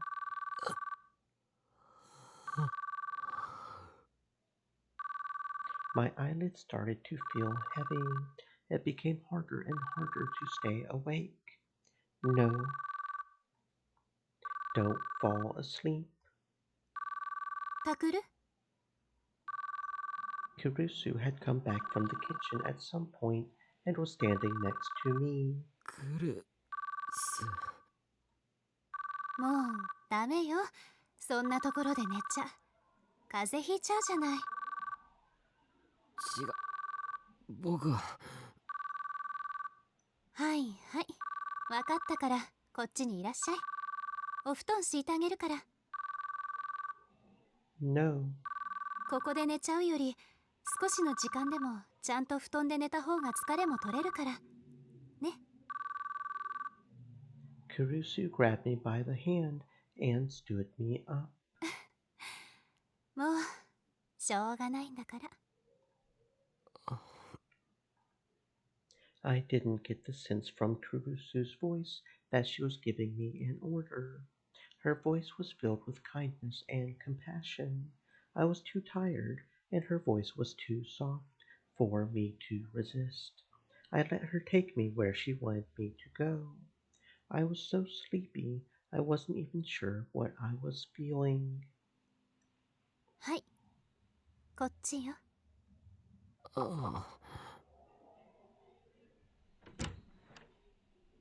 Kurusu brought me into what looked like a girl's room. Everything was colored pink and made for the tastes of a little girl. This is... yeah, that's right. This is Uki's room. The Scaphlera she got is on her side shelf in a little pot. This is definitely Uki's room. But why here?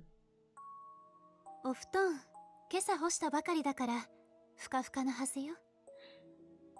But still, it's not right to sleep in the girl's room when she isn't there. Wait, that's not the real question I should be asking. Then, what is? I didn't know. I didn't have the mental capacity left to think about it. Or perhaps it was Hypnos, the god of sleep, tempting me. Hypnos, in Greek mythology, a god said to rule over sleep, the younger brother of Thanatos, the god of death.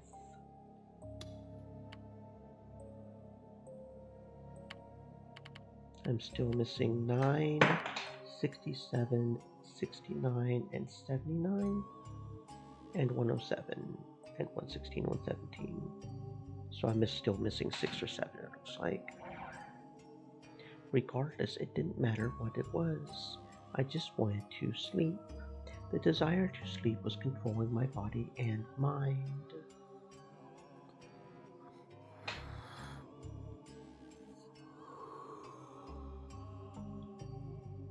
As I fell into Uki's bed, I was surrounded by the gentle, mild scent of a young girl. It was a clean, sweet scent, like freshly washed sheets. The scent made me even more tired, and my eyes slowly began to...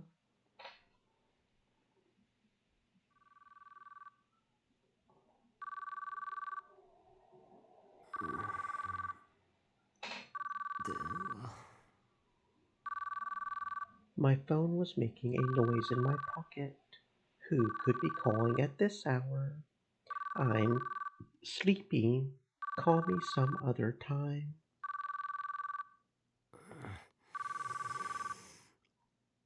But the phone didn't stop ringing, no matter how long I waited. しつこいな。人がせっかく寝ようとしてるっていうのに。誰だよ一体。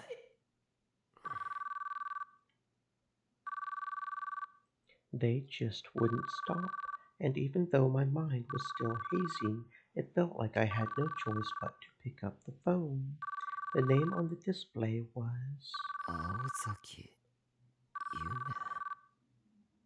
Oh, right. Maybe she saw my call and finally decided to call back. That's right. I have to find out who she is.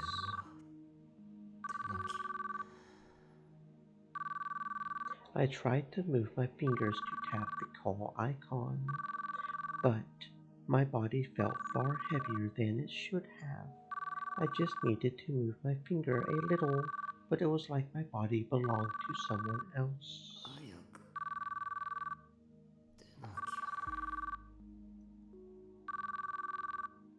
Or she might just hang up. But it was like my body was paralyzed and it wouldn't move. It was like I was in a dream. But then who's the one dreaming? Me or someone else?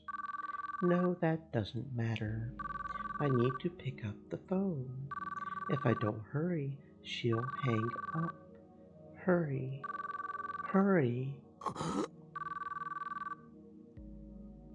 I put all my strength into my fingertip and finally was able to answer the call. My voice was so exhausted that it was hard to believe those were my own words. Even as I talked, it felt like I was going to be dragged into the forest of sleep. I was too out of it to even tell whose voice it was on the phone.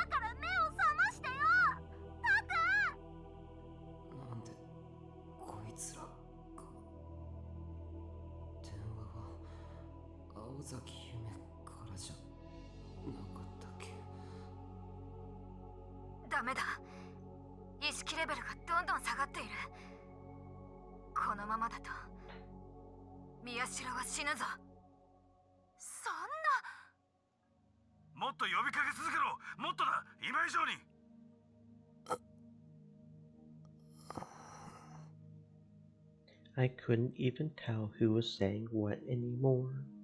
I was falling into the abyss of sleep.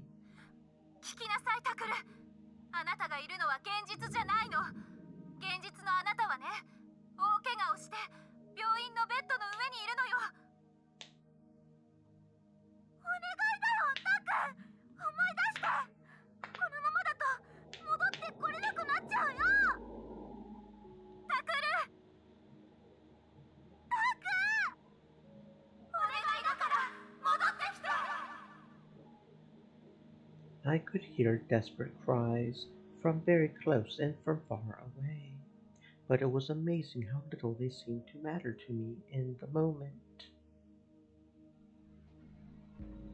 A gentle light enveloped me, and I fell asleep. Forever. Where am I? I'm supposed to be in Uki's room. Is this real? Or is this a dream? A dream? Whose dream? Mine? I screamed as something suddenly came into view. Tiny little boxes in the shape of a person. Dark lead red liquid flowing out of them. An overwhelming metallic stench. Inside was...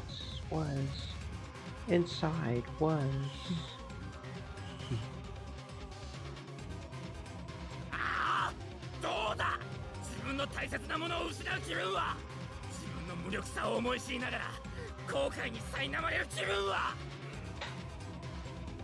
That's right. 彼女は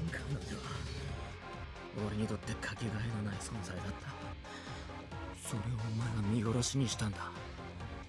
でもこれでようやく復讐が終わる。伊藤、お前。次は宮代の番だ。よく切れるメスと麻酔薬は持ってきたか。 I was so angry about Yui's death. それがなきゃひどく痛くて苦しむぞ。ゆいちゃんみたいにな。人なんだ、泣いて命乞いでもするか。助けてくださいって土下座するか。お前本当に。タクルさん。I gasped when I heard the voice behind me. よかった、見つかった。ゆいちゃんは。And then Uki saw the boxes near my feet and froze. Shocked, she looked at them and then at me, as if she was trying to say something. And then she saw Ito. ゆいちゃんは。邪魔するな。今いいところなんだよ。可愛い妹の死で絶望の淵にいる宮代を絶望のままあの世へ送ってやるところなんだ。外野は黙って見てろ。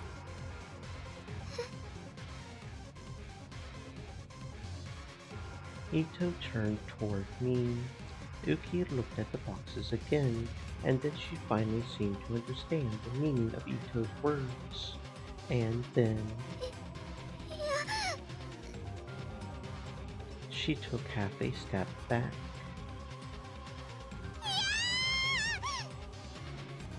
And screamed.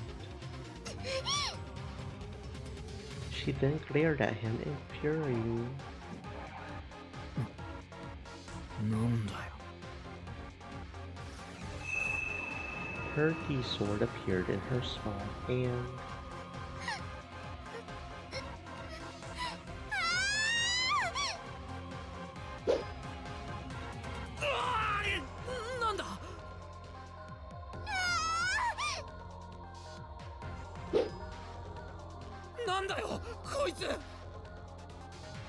Uki staggered forward, flailing the sword wildly. Ito had no idea how to handle his sudden attacker. I got between them, and then...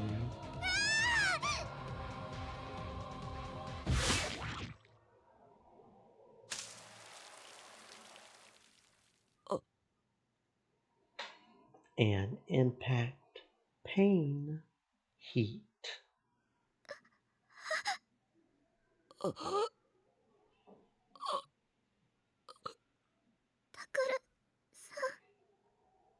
That's right. She stabbed me with her D sword.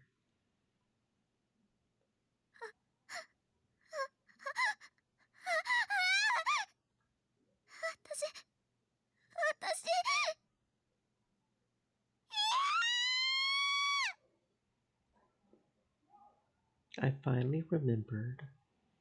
That was what had happened. あれが現実。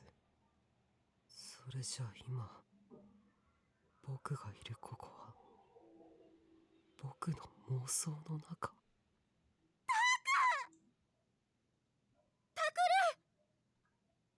I could hear voices. 戻ってきて、タク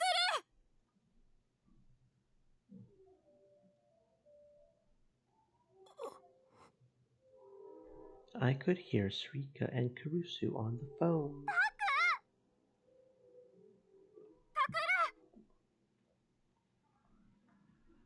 What's going on? Was that a dream? Was I? Oh, that's right.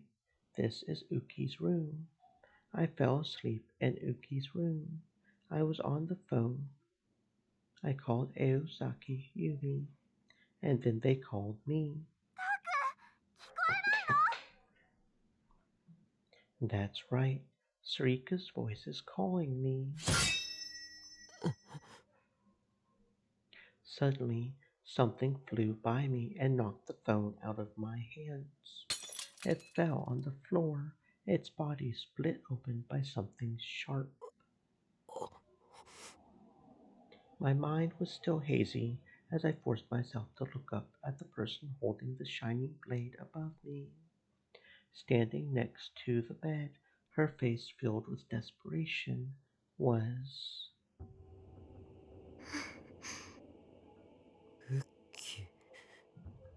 ダメです。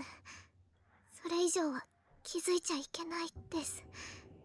この世界こそがあなたのタクルさんの現実なんです。Her voice was as sad and desperate as the expression on her face. どういうことだ? Uki closed her eyes for just a moment. 優しい家族、温かい友達、楽しいこと、嬉しいこと、幸せなことだけがずっと繰り返しどこまでも続いている。これが現実の渋谷。これがタクルさんにとっての現実。それでいいじゃないですか。違う。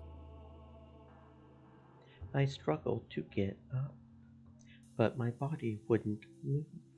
何が違うんですか？それは。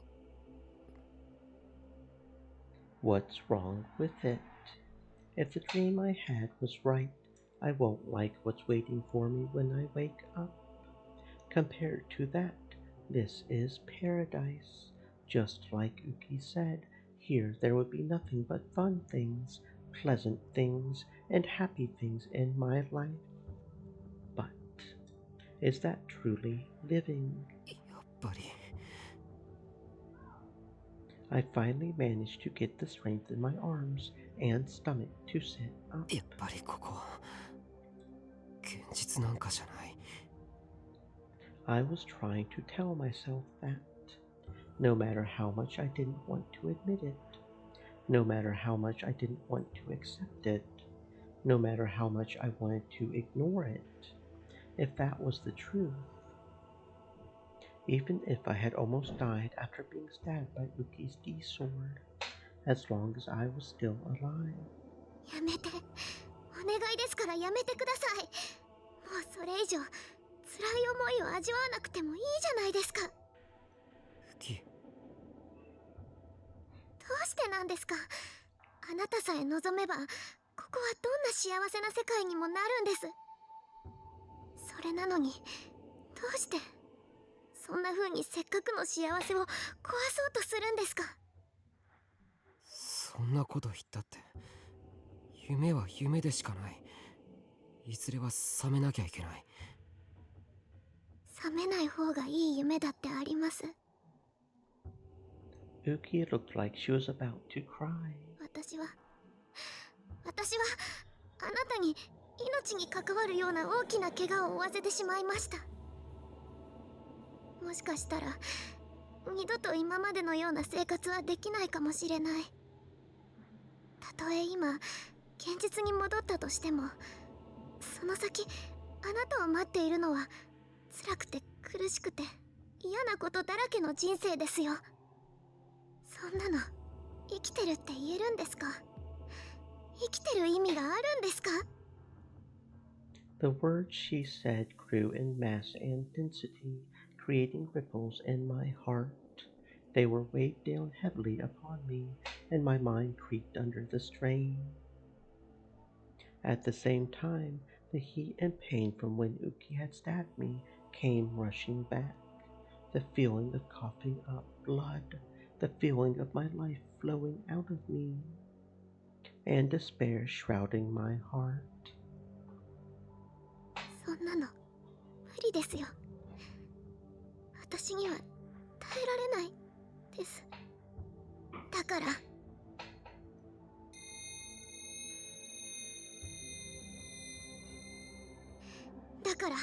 私はこうして新しい世界を作ったんです。タクルさんの望む幸せな世界を作ったんです。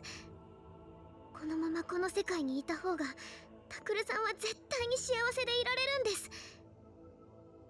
私だってその方が。Slowly, like a slow-acting poison, All my negative emotions came welling forth to hold me back. It was fine to put on a brave face and say that I had to wake up from my dream. But if Uki was right, even if I did go back to the old world, my body would be half dead already.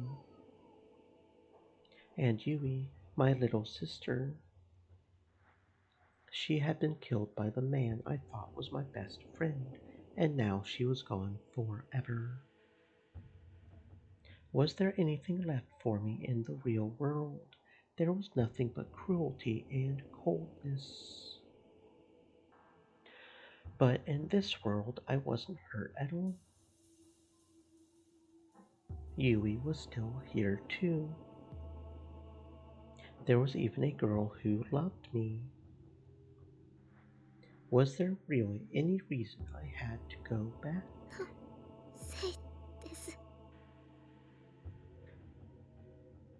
Uki's voice was shaking. Tears were running down her pale white cheeks. 私のせいなんです。何もかも私のせい。ウキ。私は。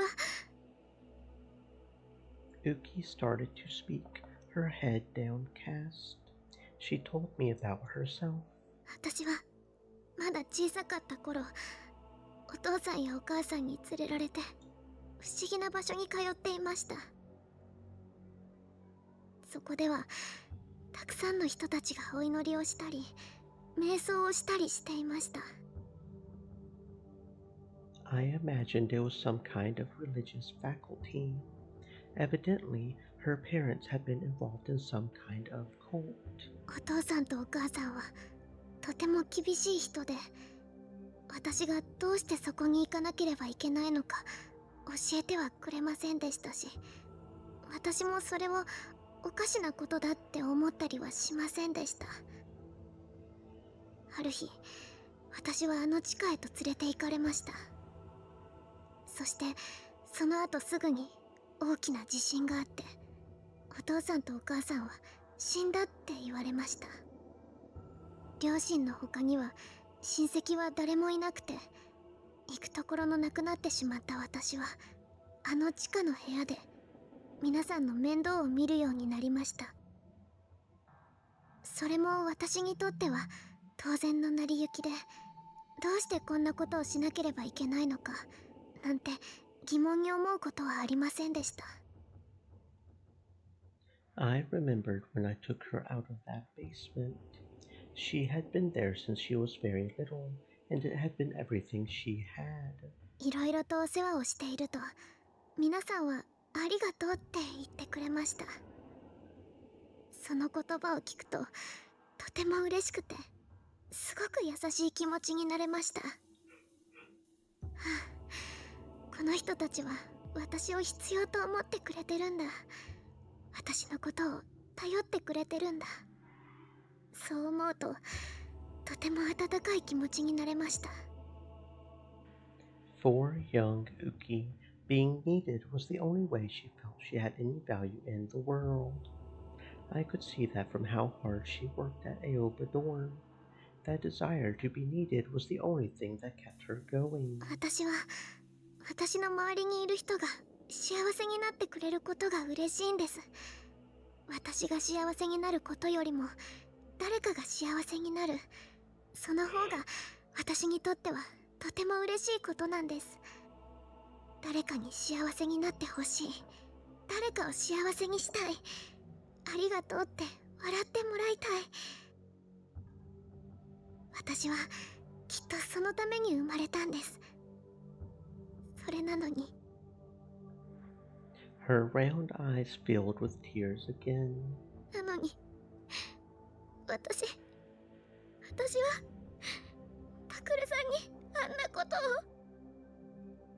私のせいでタクルさんは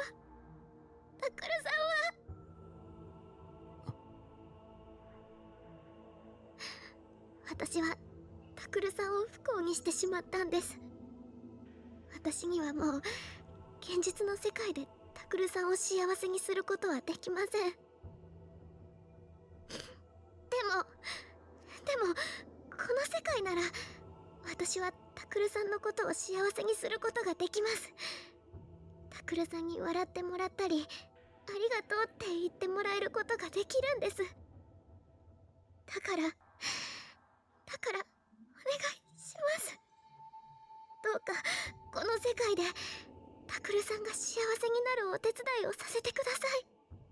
僕を幸せに。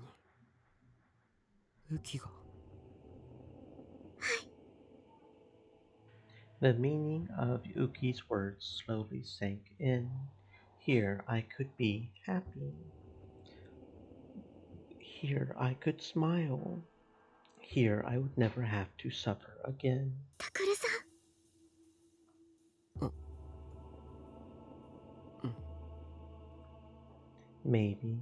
Maybe it's okay to stay here. As soon as I started to think that, I began to feel incredibly tired again. Everything started to get hazy. I'm sure this is for the best. Nobody wants to suffer, and there's no difference between reality and delusion anyway. It's all just what your brain is showing you. So it's better to be happy. タクルさん。If I just let myself sleep. 私が守りますから。あなたの幸せをずっと守っていきますから。When I wake up, I'll be happy.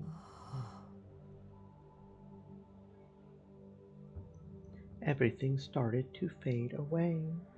A tiny hand rubbed my back. It was Uki's hand, gentle and warm. It would keep me safe. So that's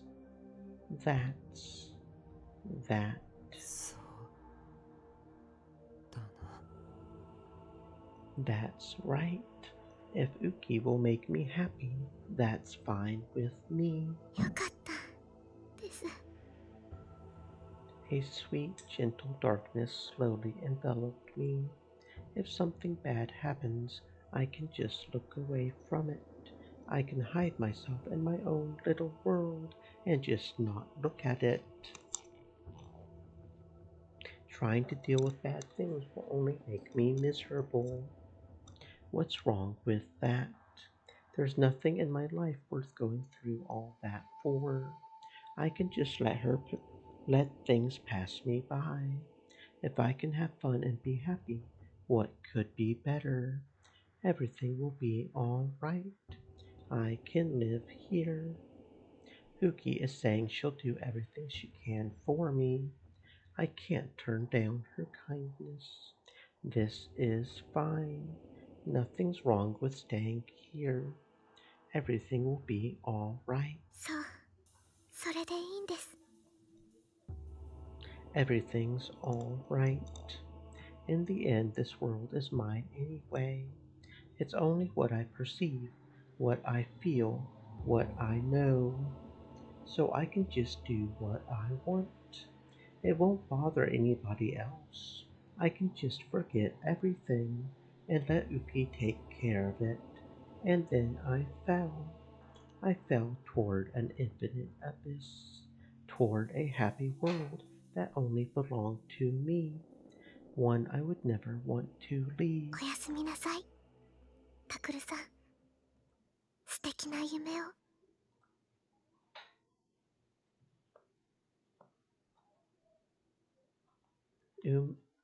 Bad End 4.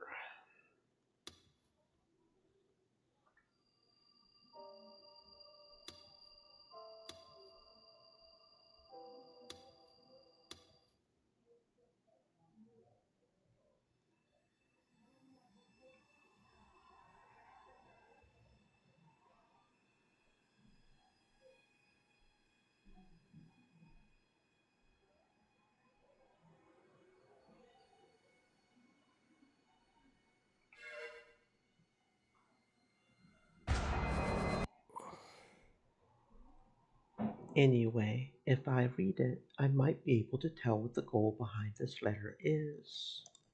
I couldn't get the sticker on the back off easily, so I carefully sliced it off with a pair of scissors and took out the pile of folded papers from inside. なんだこれ。コピー用紙 Why would someone stuff this into a cute envelope like that? Was she going for gap moe? Like, this is cute to me because it's bizarre and unexpected. いや、でも中身は The words on the paper were printed from a computer, not handwritten like the outside. I was a little disappointed, but that was fine. What was important was what they said. Let's see. 前略宮代拓様。これまで私はずっとあなたのことを見ていました。That was normal. けれど、ずっと宮代先輩を見ているだけなのは辛かったから、こうしてありったけの勇気を出して手紙を出すことにしました。私がお伝えしたいことは至ってシンプルです。私は宮代先輩のことが好きです。ずっと前から大好きでした。きちんと整えられた宮代先輩の髪が好きです。鍛えられておらず、かといって痩せすぎていない体つきが好きです。知的そうなメガネが好きです。クールな瞳も好きです。不遜さを感じさせる微量も好きです。新聞部で陣頭指揮を取る様がリーダーシップにあふれていてとても素敵です。はにかんだ笑顔が好きです。萌えです。萌え萌えキュンってなります。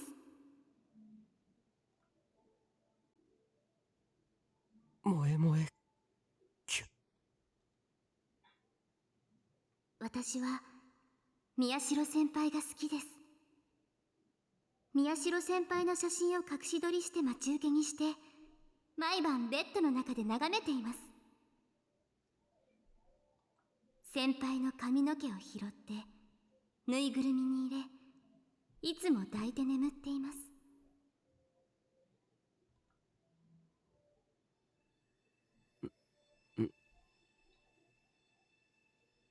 私はいつも先輩のこと見ています。いつもいつも見ています。朝起きて寝ぼけた顔で眼鏡をかけるところも、外に出てまず最初に大きく伸びをするところも、一人でクールキャットプレスを読んでニヤニヤしているところも、いつもいつも見ています。私はいつも先輩のことを見ています。いつもいつもいつもいつも見ています。時々妄想しているところも見ています。そう、先輩はいつも妄想しています。言うなれば妄想の囚われ人です。あなたは渋谷の妄想に囚われています。このままだと取り返しのつかないことになります。早くそこから逃げ出さなければ。逃げなさい。逃げろ。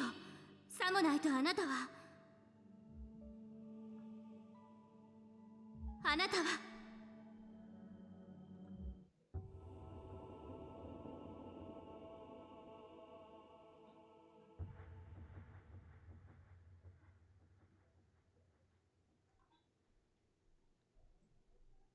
なんだよこれ。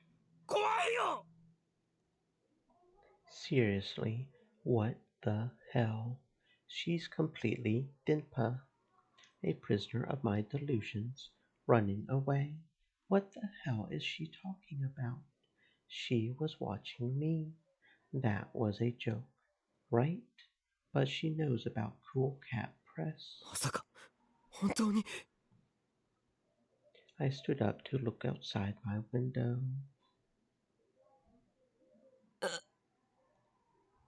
What's this sensation I'm feeling?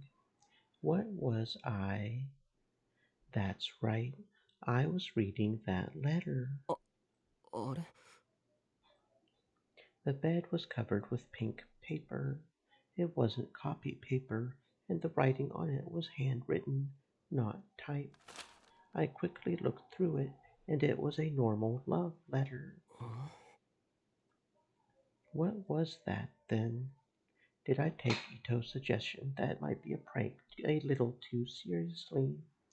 Even so, it seemed so realistic. I calmed myself down and read through the letter again. The letter said that she wanted to date me, and then I saw it. There was an 11-digit number at the bottom of the letter. お返事待ってます。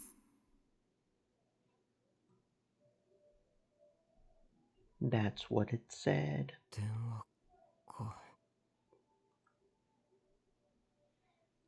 I wasn't very good on the phone. I could feel my stomach clench with stress. It felt like the stress wasn't going to go away until I called. I would rather just call now than go through all that misery. Yes. I spoke loudly to work up my courage and took out the phone. And then I carefully entered the number on the paper and tapped the call icon with shaking fingers. I waited for a while, but she showed no signs of picking up. Just as I was about to hang up,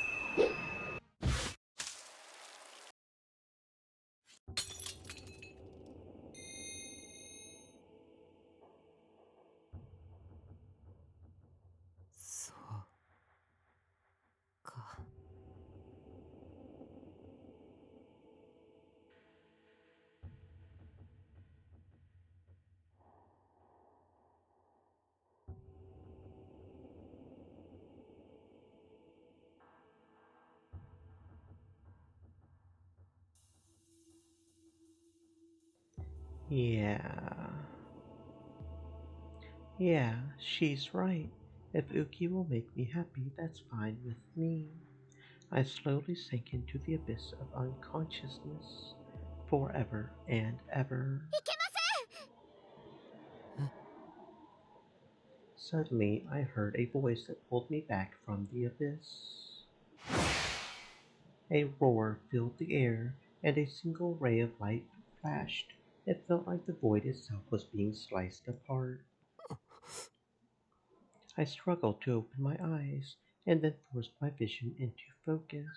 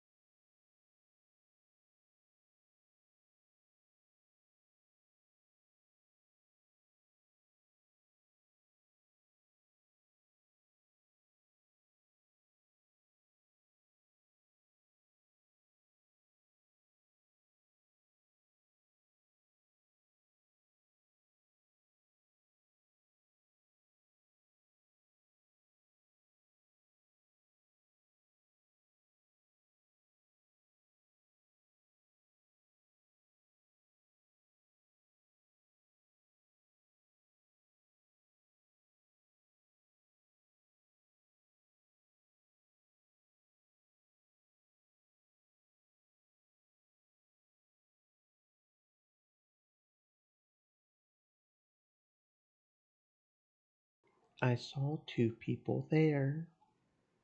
One was Uki, who was on top of me, and the other.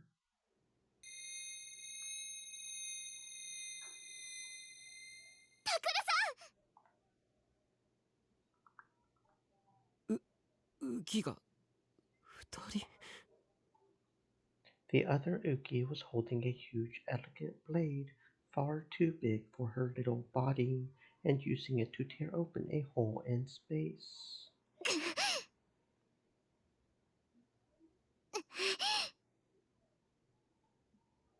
Morier said, "Are you okay? Looks like you keep falling asleep." No, I was responding to a text from my mom just now. My debit card is being an absolute. Yeah, my debit card is being absolutely wonderful.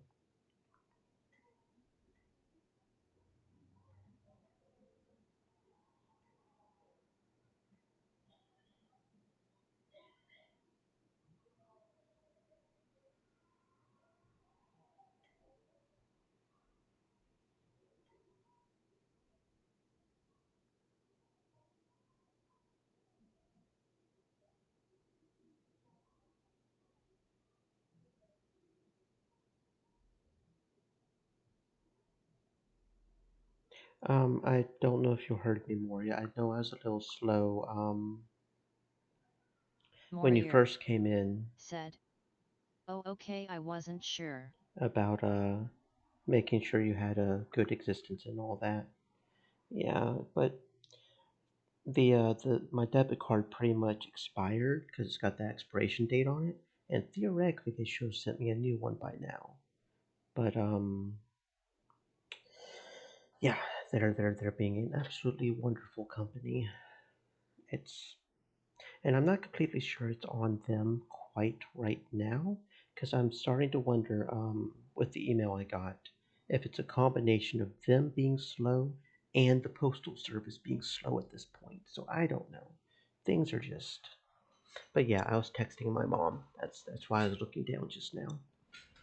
It's a whole bundle of fun, is what it is. It's a whole bundle of fun. Why can't people just get their shit together sometimes? Hope your existence is going fantastic though. Other than the debit card, mine is. Anyway, swung her sword in the flash. The Uki on top of me leapt back and just barely dodged.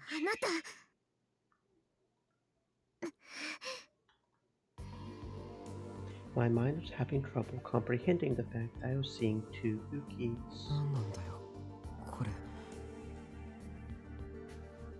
What the hell is happening? What is going on? Is this part of the dream? Or is it real? I just don't understand. Why are there two Ukis? The other Uki lifted her blade and readied it. Uki raised her hand out into the emptiness and plunged it into a crack between dimensions. The particles formed in the dead spots of my brain. And with a dazzling light, the long, flowing blade, her D-sword, appeared in her hand.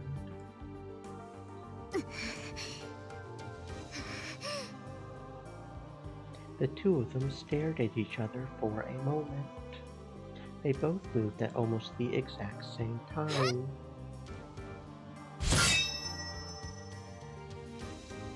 A blade was brought down in a flash, like a hawk descending on its prey. The other Uki raised her own weapon to block it. And then the other Uki launched her counterattack. The sword scorched the air as it danced faster than the wind. But her powerful strike was deflected by a strange movement where she held the blade diagonally.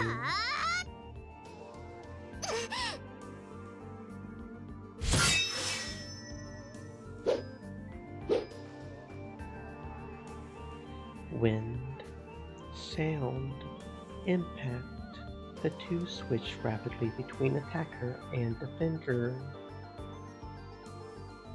The two switched rapidly between one place and another. The two switched rapidly in my mind. I couldn't tell which was which anymore. One of the Uki seemed to be losing. Slightly, she yelled in a loud voice that didn't sound like Uki at all. 騙される？どういうことだよ、それ。彼女が今目の前にいるこの私がさっき話したことは全部嘘なんです。だから騙されないでください。余計なこと言わないで。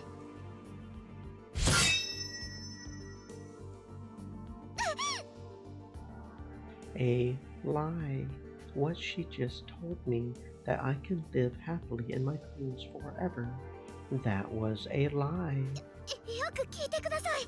もしもこのまま彼女の言いなりになったとしても、あなたに幸せはありません。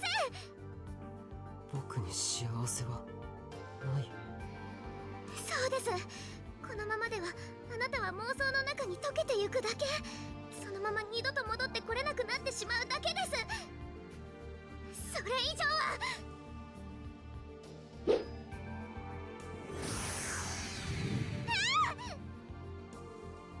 Pale fireworks flashed violently in front of me, and rainbow streaks of light burned into my eyes. I tried as hard as I could to think about what the other Uki, the one that had just appeared, was telling me. タクルさん、この子の言ってることは嘘です。夢の中ならあなたは幸せになれるんです。違います。そんなの大嘘です。Which is the real her? Who should I believe? タクルさん、もう一度よく思い出してください。あの時何が起きたのかを。 Back then. あの日何が起きたのかをもう一度。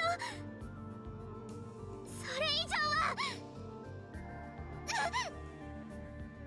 What happened that day? It was...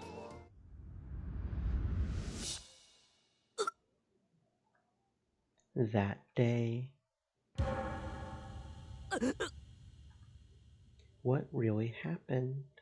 よく自分の心に問いかけてみてください。考えて結論にたどり着いてください。この妄想が本当は誰のものなのかを。I could sense a door that was half open in the back of my mind. The vision of the past I had seen started to slowly open that door once more. ダメです。やめてください。思い出してはダメ。いや思い出して本当の出来事を、そしてこの妄想が本当は誰のものかを。 What really happened? On that day, I saw tiny little boxes in the shape of a person, dark red liquid flowing out of them, an overwhelming metallic stench, and inside those boxes was...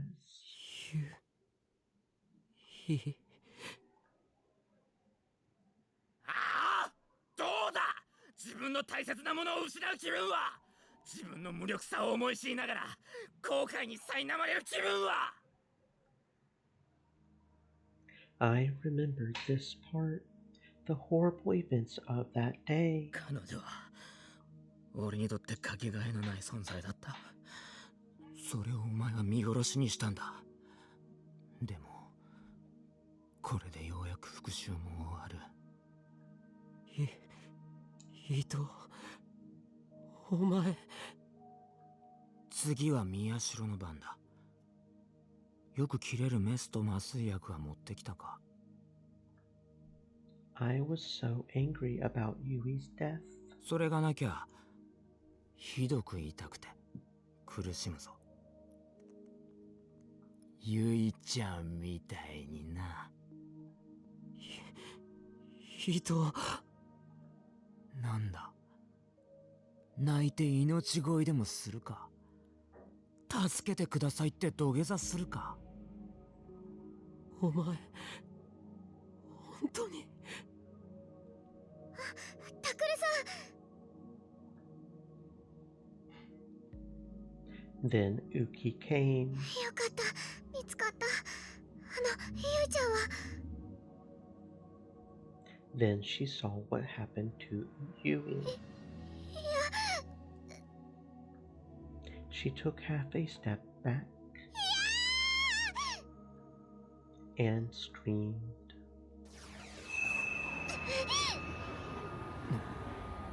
なんだよ。 Her D sword appeared in her small hand.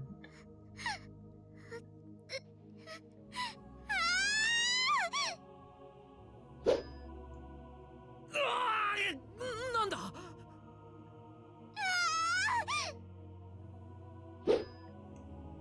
なんだよ、こいつ。 Uki had staggered forward, flailing the sword wildly. Ito was running and screaming for his life. 待て、ウキ。伊藤にはまだ。 I got between them, and then I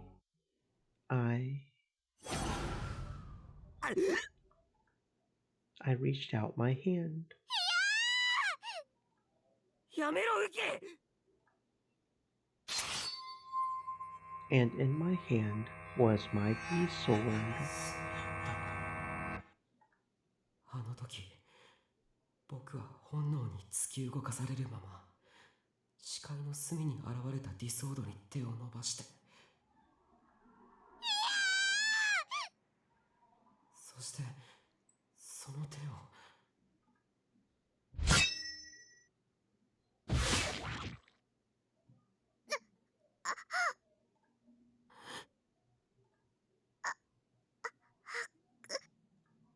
僕を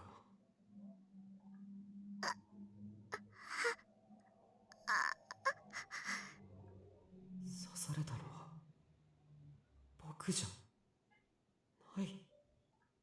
タクルさん。僕がウキを。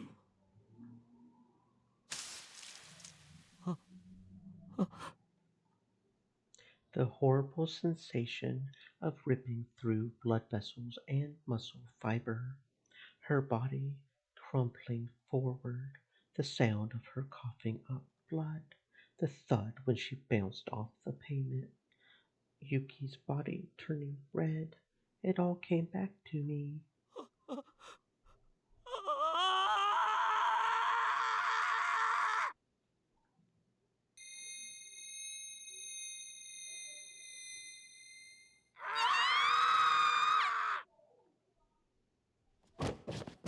As the truth of the past came back to me, the Yuki from this reality screamed and collapsed on the cold floor.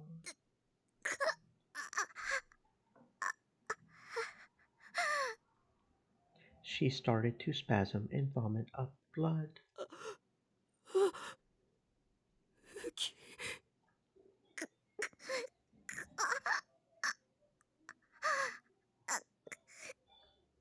Her limbs flailed out in impossible directions and froze. It was a slow death, but a certain one.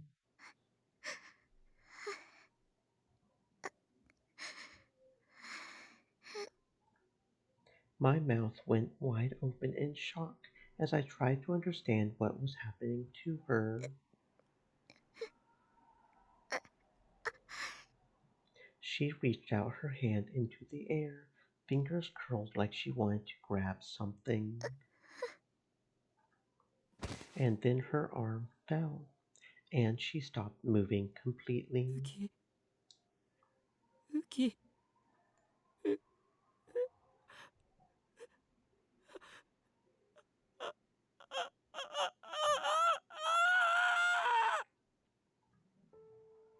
I remembered, even though I wished I hadn't. What I had just seen was the hidden truth.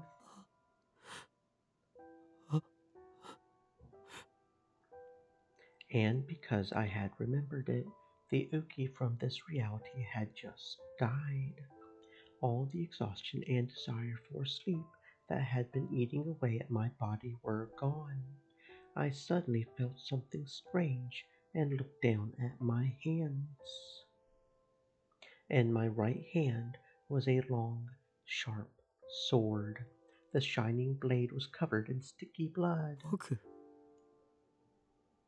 僕はまた思い出してくれたんですね。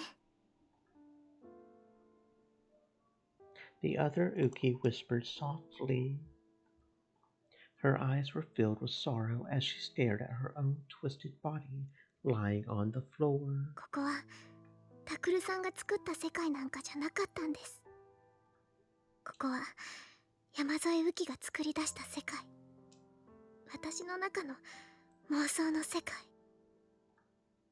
So it really was Uki's. それじゃあウキは本物のウキは今現実の私はタクルさんの隣のベッドで眠っています。僕の隣で。はい。そしてここは消えかかる命の中で旅立つ間際に見る夢の世界。ウキの夢の世界。そう。私の夢の世界を無意識にリアルブートしてしまいました。その夢にタクルさんを巻き込んだまま。So this world is Uki's dream. この子は Uki's voice sounded a little more sad now. この子は私がずっと欲しいと思っていた憧れを手にした私でした。Uki knelt down and silently closed her other self's eyes. Then she slowly stood up and walked over to the desk and opened the drawer. She took out a tiny envelope. It was a pink envelope, like a little girl would choose. 覚えていますか？それは。It wasn't something from so long ago that I would forget it, and it had left an incredible impression on me. So I remembered it very well. It was the envelope that Aozaki Yumi had used to send her love letter. 嘘をついてごめんなさい。Uki looked a little embarrassed. あの手紙を書いたのも、そしてあなたの理想の女の子の姿であのお店で待っていたのもこの子。いえ、私だったんです。Uki is Aozaki Yumi? But why? 憧れていたんですね。きっと自分でも気づいていなかったけど、だからせめて夢の中でもって。I suppose this is a world that any girl might see once in her dreams, but for Uki, maybe that's what she always wanted. For a girl who grew up in that dark basement, who never even had the chance to go to middle school. そうか。Aozaki Yumi. Something clicked in my mind. Aozaki Yumi. Rearrange the letters and it becomes Yamazoe Uki. The answer was there all along. ありがとうございました、タクルさん。Her eyes were still downcast as she spoke. 私は夢の中でほんの少しでも憧れの日々を送ることができました。I felt like I knew what Uki was trying to say. でも、これでもう夢は終わりです。ウキ。もうすぐ現実の私は死んでしまうでしょう。 But that's... でも、その前にタクルさんはタクルさんのいるべき世界に戻ってください。あの人が、久野里さんが言っていました。私が死ねばこの妄想の渋谷はディラックの海に飲み込まれてしまうって。だからタクルさんはその前に早く。ウキは君はどうするつもりなんだ？もう時間はありません。答えになってない。お前はどうするんだよ。私は She tried to continue, but before she could get the words out, the strength left her body, and she fell to the ground. 何？ I quickly ran over to her and grabbed her by the arm and tried to help her up. 何やってんだよ。タクルさん。お前も一緒だろ。一緒に戻るんだよ。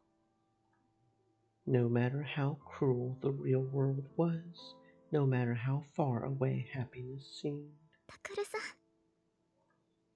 ほら立てよ。立って一緒に来いよ。I would take her with me. ありがとう、タクルさん。And then Uki smiled a little. でも、ダメです。She quietly brushed my hand away. 私はもう、ここに来るだけでもう、限界だったんです。何を言って。She pointed to the D sword in my hand with a shaking finger. 久野里さんが言っていました。ディソードは妄想と現実とをつなぐ橋のようなものなんだって。そんなことは。だからそれをしっかりと伝っていけばきっと現実に戻れます。お前がいれば現実に戻れるんだろ。だったらお前も一緒に。Uki was sitting on the floor, reaching out a shaking hand. She was reaching for a broken pot. It had shattered during the fight, and the Skephflera was lying on the floor, looking sad. Somehow, it seemed just like Uki herself in this very moment. タクルさん。この子、ありがとうございました。そんなの。Don't worry about it. But before I could say another word, Uki 嬉しかった。collapsed to the floor. And then the world started to fall apart. The ground and sky started to roar and shake, and everything was pulled back into a pre-quantum state of possibility. Everything dissolved into ones and zeros and fell apart. The end of the world was inescapable, and it was almost upon me. I desperately tried to grab her tiny body. However, her outline started to blur. The matter that made up her body was dissolving, like sand being blown away by the wind. It then turned back into ones and zeros, and disappeared like it had never been there to begin with. I stabbed the D-sword into the floor and clung to it to help myself stay standing. But the destruction quickly came for me as well, and reached me. It felt like my body was being ripped apart. A wave of annihilation enveloped me, and all my senses blacked out. Everywhere I looked there was nothing, nothing, nothing, nothing. The void. Or perhaps, was this the Dirac Sea where all the things would someday return? I was wandering through an endless void. Particles of light were flowing upward all around me. Even in this form, I could tell what they were. This was Uki. No, that wasn't quite right. It was the memories that made her up. The memories that poured into my brain like a rushing torrent. A young Uki. Her parents had brought her into a strange building. She was sitting there, confused, as the adults around her bowed their heads low to the floor. A gloomy room filled with cement and metal. dozens of horrible devices, experiments, but even then, she was smiling when she was with her friends, young Yui and others too. Then the earthquake and the destruction, a sealed room, screaming adults, fear of reality, and longing, two colliding desires. We want you to stay pure, innocent, and untainted. We want you to take care of us forever. She subconsciously rebooted that desire.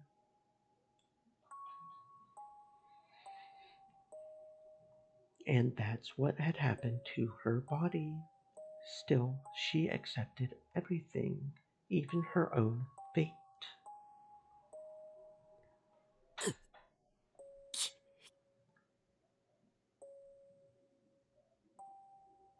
The world turned pure white and began to be rebuilt again. I clutched the D-sword tightly with my fingers, just like Uki had told me to. タクルってば、タクル。のんちゃん、今声が。These voices, タクル、タクル。 they were calling out for me over and over.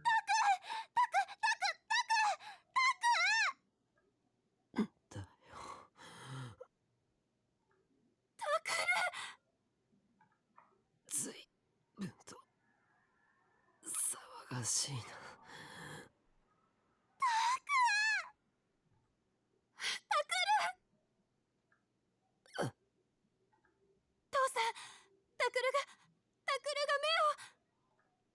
そうか、すぐ行く。The world began to regain its color. タクル、わかる？私が誰だかわかる？わかるに決まってるだろう。クルス。タク、私は。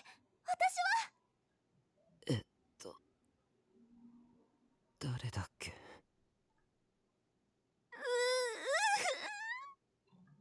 冗談だよ、尾上。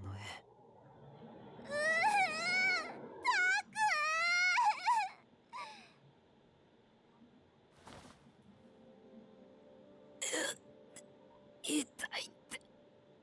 こら、意識が戻ったからって飛びつくやつがあるか。絶対安静だぞ。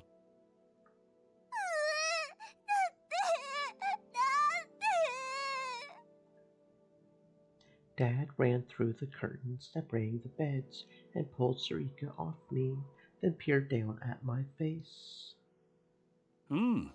意識もはっきりとしているな。As he started to give me an exam, I looked down at my hand. It was still in the shape it had been when it was holding my D-sword. でもよかった。目覚めてくれて。本当だよ。どれだけ心配したか。こいつらずっとお前があっち行っちまわないよう声をかけ続けてくれてたんだぞ。ありがとう。二人の声聞こえてた。いいって、私たちとタクの仲じゃん。そうよ。それにこれ以上家族がいなくなっちゃうなんて。Kurusu's voice suddenly cut off. Any more? Is she talking about Yui and one more person? Uki. I sat up and asked. Kurusu and Sarika both looked away from me, lips pressed into a thin line. But just from that I could tell Uki was gone. In the corner of my eye, I could see the curtain separating this bed from the next. That was where Dad had been a moment ago. Uki was there, but she was gone now. Uki would never move again. She would never help get dinner ready or help Dad at his work all day without a single complaint. I had known it was going to happen. Uki had told me, but I had thought that there could have been a chance. Just like how there's a 50-50 chance the cat in the box is alive, at least until you open it. I had thought that just maybe, but now I had to accept it. I had to face reality. However,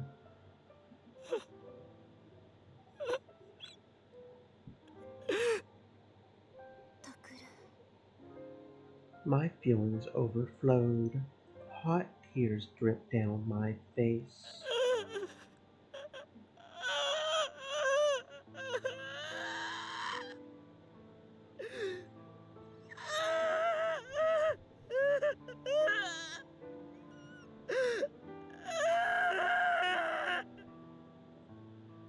There was nothing I could do now but cry. I thought I could save her. This time I had thought I could save her. In Uki, I had seen the girl I had witnessed at the faculty so long ago, Mina Misawa Senri, and this time I thought I could save her. Was that wrong of me to do? Even when she was down in that basement, Uki had never thought of herself as sad. Maybe I was being arrogant to think I could save her. Maybe what I had done for her was just for my own self-satisfaction. Was she ever able to feel any happiness for herself? Even a little? ありがとうございました、タクルさん。 Uki's words echoed in my mind. 私は夢の中でほんの少しでも憧れの日々を送ることができました。 She had thanked me at the very last moment of her life for helping to grant her tiny little wish, which had only come true in her dreams. It wasn't fair.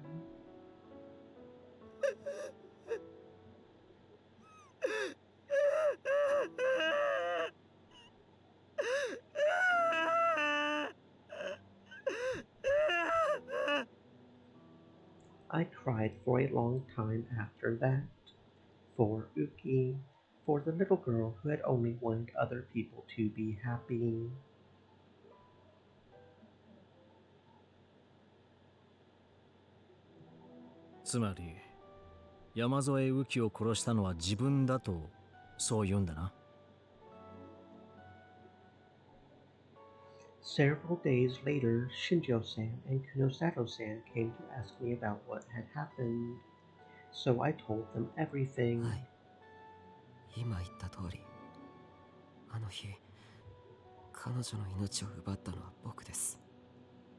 だから逮捕してくれってのか? はい。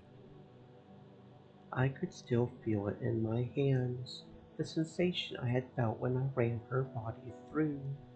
I was the one who killed her, and I had to atone for it. だから僕を逮捕してください。 The police probably wanted to find a killer as soon as possible. That's why I had thought that Shinjo-san would gladly put the handcuffs on me.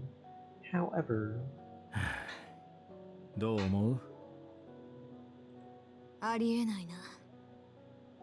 だよな。 Shinjo-san and Kunosato-san were looking at each other and saying something that didn't make sense. ありえないって、どういうことですか? 僕が雨季を殺したということがですか? でも僕は確かに刺したんですよ。この手で雨季を、ディソードをリアルブートして。 I remembered it clear as day. I was the one who had killed her. How could it be possible? 山添雨樹の遺体に目立った外傷はなかった。え? But that means... どういう意味です? どうもこうも言葉のままだ。山添右紀の遺体に目立った外傷はない。一応事件の関係者ということで検視も行われたが、何らかの外的な衝撃で死んだわけではないという結論が出ている。要するに山添右紀は自然死だ。そこに事件性はない。A natural death. そんなバカな。僕は確かにこの手で右紀を。それは確かなんだな。Kunosato-san had been mostly silent, but now she interrupted me. お前はディソードをリアルブーとして山添を指した。それは確かなんだな。だからさっきから言ってるでしょ。本当ですよ。なるほど。では可能性があるとすれば、いや、だがしかし。何ですか、教えてください。Kunosato-san's words cut off, and I stormed over to her. 山添右紀がお前を殺人犯にしないため、最後の力を振り絞って自らの死が自然死だったという妄想をリアルブートしたという可能性もあるかと思ったんだが、彼女が死んでしまった今となってはそれも。あるいはここがまだ妄想の世界だというのなら話は別だがな。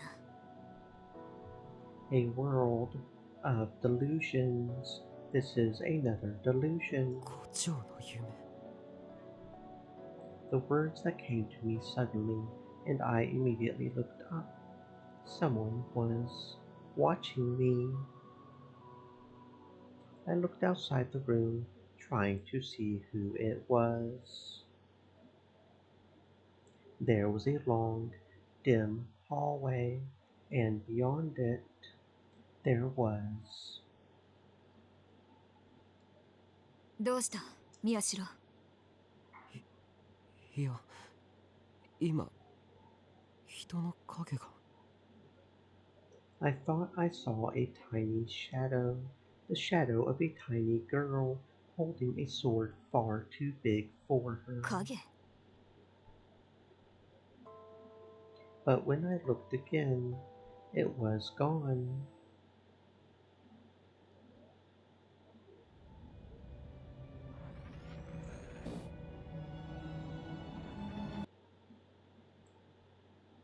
Another sky end.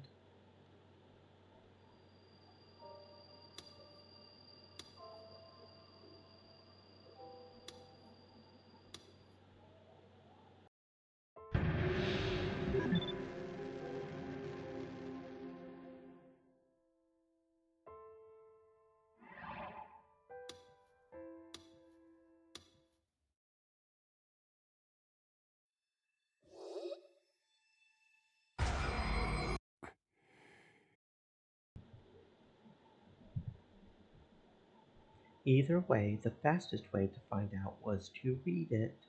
That would give me a clue as to whether it was real or a prank.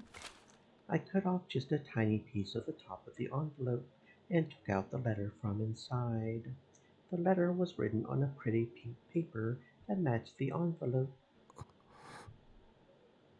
I started to read the contents of the letter. 何々。突然のお手紙でごめんなさい。けれど、もうこの溢れそうな思いを私の小さな胸の内だけに閉じ込めておくのは苦しくて切なくて、今にも胸が張り裂けそうで。このお手紙だけで宮代先輩に私の思いすべてを伝えられるかどうかはすごく不安です。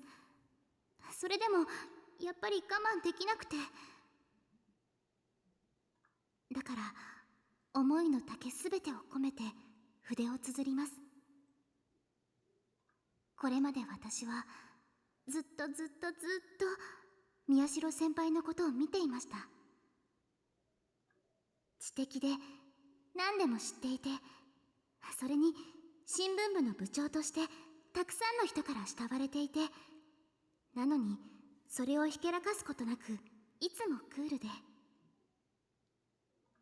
その眼鏡の奥に隠されたまっすぐな瞳を見るたびに、私の心は締め付けられるように苦しくなっちゃうんです。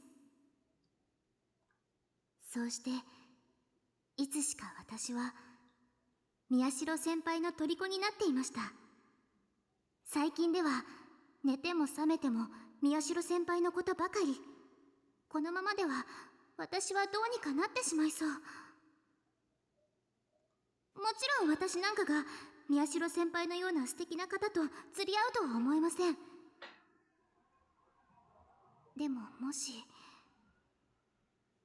も宮代先輩が少しでも私のことに興味を持ってくれるのなら、最初はただの後輩としてでもいいんです。先輩、私と真剣にお付き合いしていただけませんでしょうか。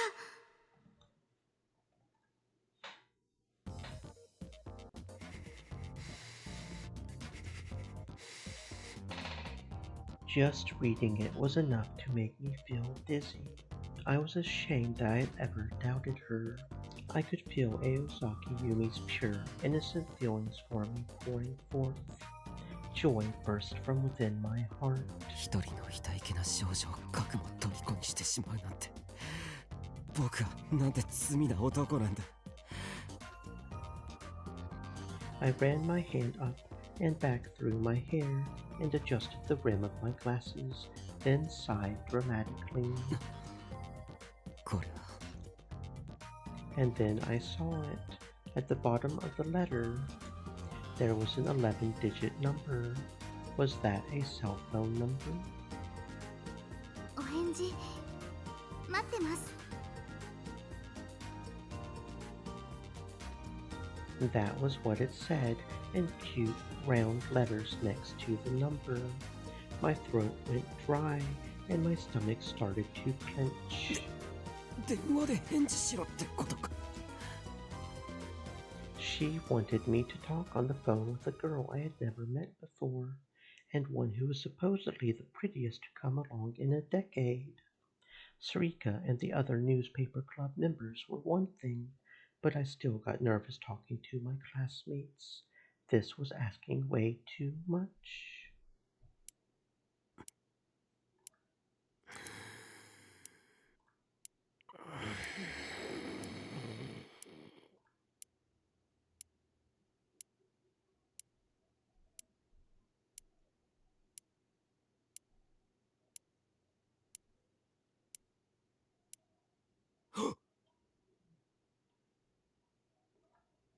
I realized I had been standing there clutching the love letter for hours. If I waited any longer, I would lose the chance to call her. Not to mention, it must have taken her a lot of courage to write this letter. So if I didn't respond, Sarika and Kurusu would get mad at me. And not only would it be rude to her, it would go against my own sense of morals and etiquette. Yosh. I gathered up all my willpower, took out the phone, and dialed the number on the paper. And then I tapped the screen with a trembling finger, and it started to ring. The wait was torture. I had to try my best to stop from hanging up. And then she picked up. Damn it, I stuttered. I totally screwed that up. 僕、その... I tried my best to start over. Is this Aosaki-san's voice? Taku. How does she know my nickname? This voice, is that... Onoe? No way. I know I entered the right number.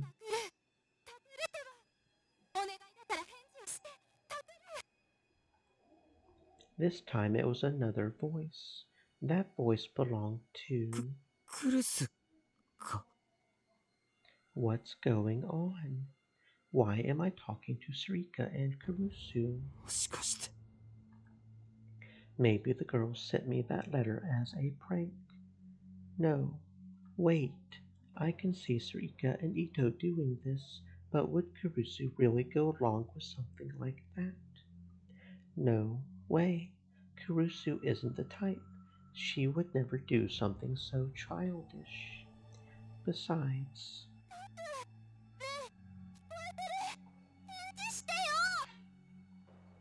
It sounds like they're talking about something really urgent. This doesn't feel like a prank or an act. おのえ、どうしたんだよ。 And why is the connection so bad? セリカ、とにかく今は伝えるべきことを先に伝えないと。だね。 My heart started to beat faster. What was going on? What were they talking about? There was so much noise on the line, it was almost impossible to make them out. And they seemed like they were in a big hurry. よく聞いて。いるのはね、人のじゃないの。だからお願い。タク、早くして。おい、さっきから何言ってるか全然聞こえないぞ。もっと電波のいいところに。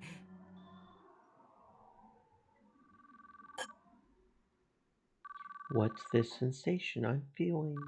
What was I? Oh, right, the phone. I was on the phone. I looked at the phone I was holding. It was still trying to connect me to Aozaki Yumi. There were no signs she had picked up, and I couldn't hear Sarika or Kurusu at all. I'm so confused. What the hell was that? A dream? But it felt so real. The ringing continued, just when I thought she might not pick up.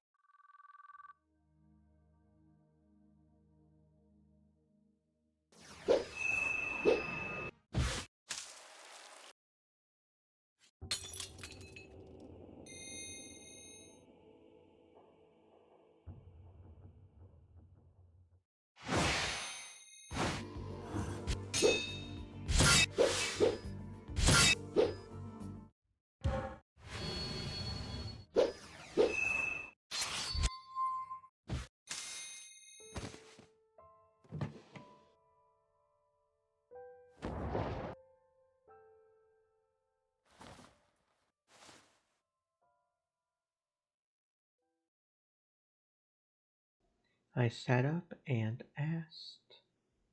She had said she was sleeping next to me. タクル、よく聞いて。ウキちゃんは。 A cold sweat appeared on my body when I heard those words. It can't be. Maybe she's already. I slowly looked around. And there she was. I could see her resting quietly on the other side of the curtain that separated our beds. Her eyes were shut, and there were tubes attached all over her body. I could hear a monitoring device near her beeping at regular intervals. She's alive. But then why did Kurusu and Suika act that way? What does that mean? 冷静に聞いて、タクル。のんちゃん、何も今言わなくても。Stream elements. いや、 Said. いいんだ。 Stay moist, my friends. Hydrate. I kept my eyes on Uki as I spoke. クルス、教えてくれ。ウキは I had been ready for it, but when I saw it for real, I didn't want to believe it. Even so, I knew I still had to face the reality of the situation anyway. This wasn't the dream world anymore, and she was the one who had told me to come back. ウキちゃんね。一命は取り留めはしたけれど、脳に受けたダメージが大きいって熊里さんが。はっきり言ってくれ、クルス。ウキは治るのか。残念だけど、このまま。She slowly shook her head. My heart instantly felt like it was going to freeze. I'm sorry, but at this rate, I tried to process the meaning of her words, and the horrible truth finally hit me like a truck. Uki would never wake up again. She would never talk again. She would never smile again. Never. I forced my aching body out of the bed. 大丈夫。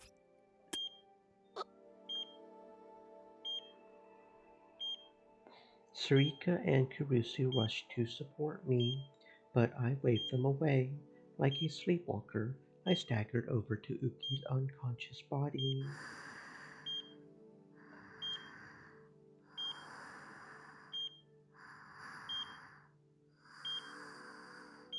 Her breathing was irregular, but steady. The machine was beeping. I couldn't see a single scratch on her face. She looked like she could open her big round eyes and laugh any second. But suddenly, I was assaulted by a wave of emotion.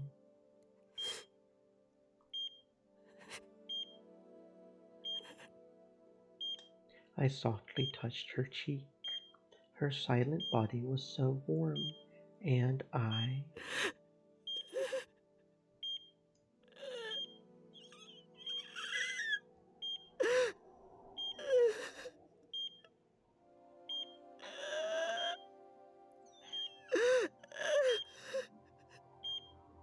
All I did was cry for the girl who had said that other people's happiness was what made her happy, for the girl who had risked her life to save me. ありがとうございました、タクルさん。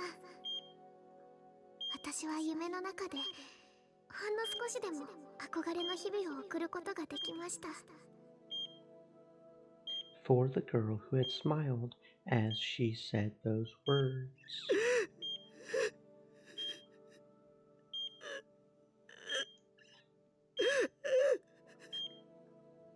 Was there anything I could have done for her?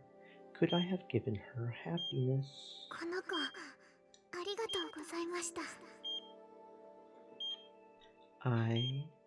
嬉しかった。I...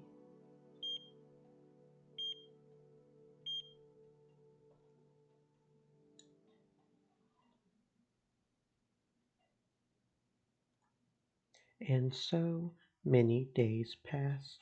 Many springs, many summers, and many autumns came and went.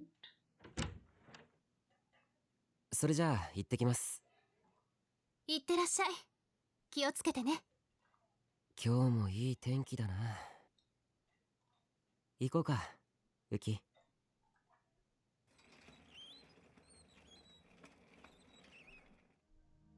あっちは人が多いからこっちを回ろう。それとも向こうの方がいいか？わかった。それじゃあ向こうから行こう。Shortly after, Uki's body had recovered to the point where we could take her off life support, but it was only her body that had recovered. She didn't talk or laugh anymore. She just stared into space like a doll. Her mind had gone someplace far away and still hadn't come back. Kunosato-san it probably never would, and she was probably right. My one wish was that wherever she was, she had found the world she had always wished for. All I could do was pray for that and spend each day with her. It was the one thing I could do to atone for her.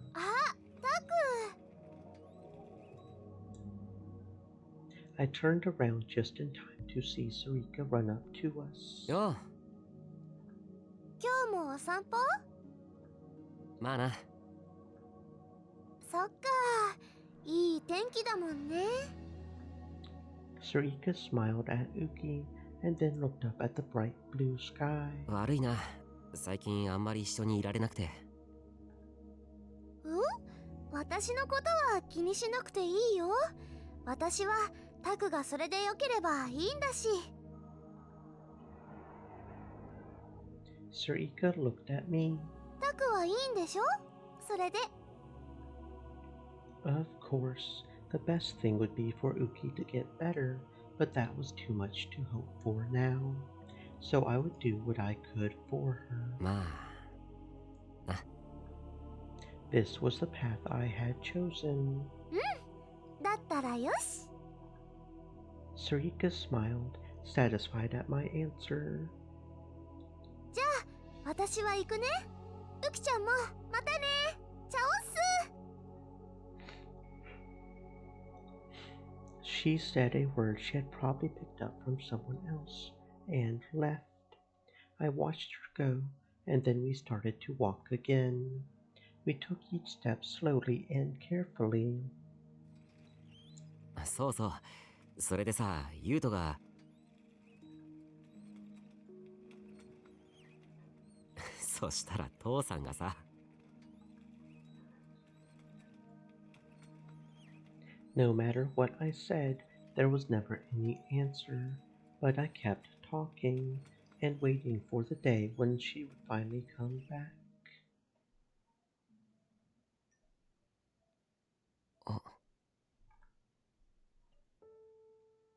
I stopped in front of a small store. I had spotted a planter, and I had seen a certain plant lined up in front of the others at the florist. A Scaphlara. It was the plant I had given to Yuki as a present for her room. 嬉しかった。 I thought I heard her voice and quickly turned to look at her, but I had just imagined it. そうだよな。そんなこと。And then, ウキ。 Her eyes, like glass beads, quivered for a moment.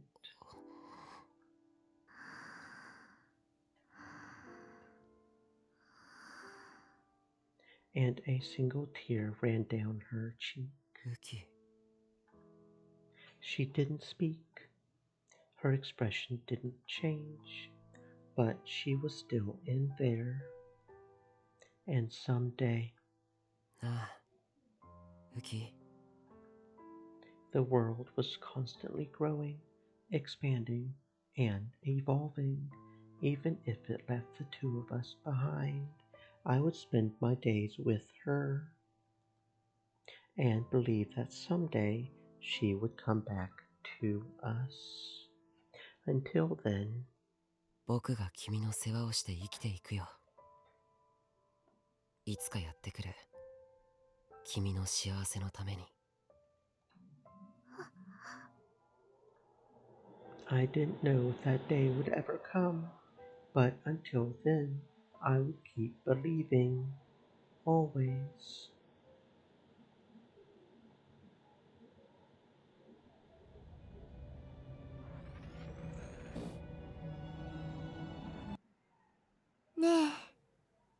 く叶えられた？やりたいこと。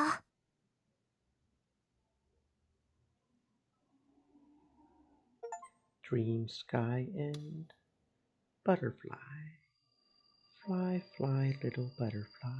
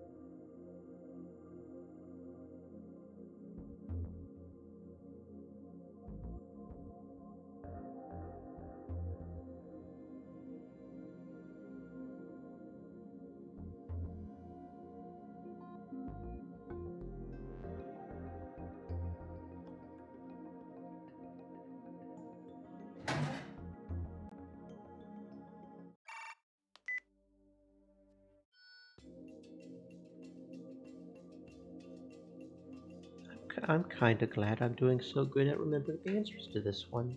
This one was a bit more difficult to remember last time we went through. Now let's see.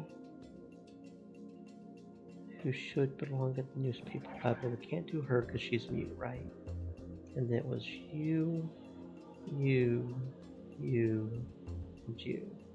Yeah, okay, I'm doing a pretty good job remembering the answers to these.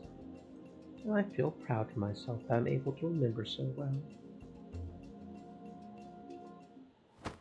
I'm not sure when the part we haven't seen will start up. It should be starting up any time now, right?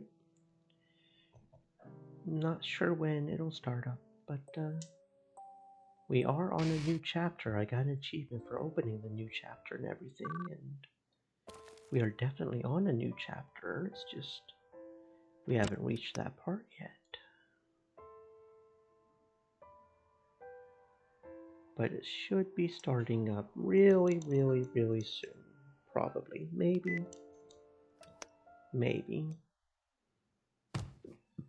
Considering which name it was on the achievement, it should be maybe on the roof. Like maybe she doesn't actually end up dying this time.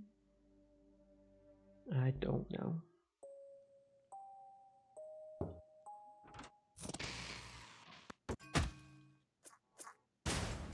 Should be there any moment now.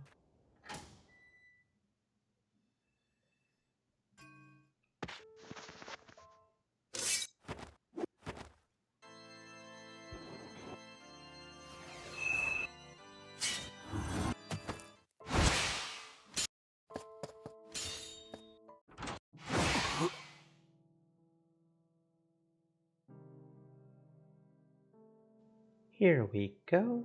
Now we're at the new part. I stared in shock at what I saw beneath the moonlight. I couldn't comprehend what I was seeing. Oh, she won. Alright. Kurusu was panting heavily, her face twisted in pain, and holding a tall D-sword in her hands. There was red liquid splattered all around the rooftop.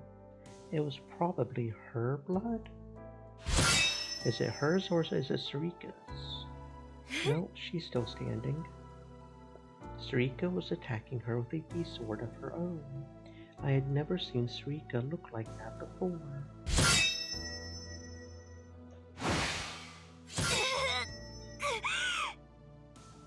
Kurusu was just barely keeping up. I had no idea why she had a D-sword, but the design of the sword itself was a combination of blade and shield, and it was just barely keeping her alive.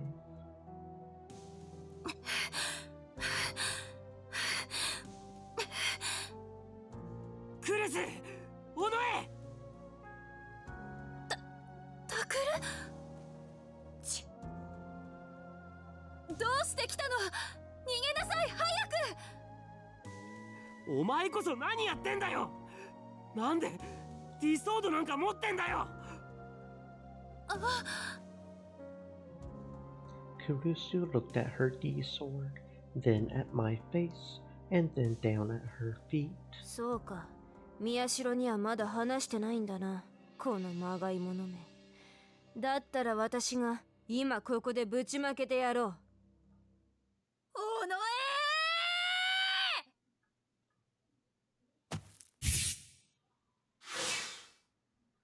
Kurusu struck without warning.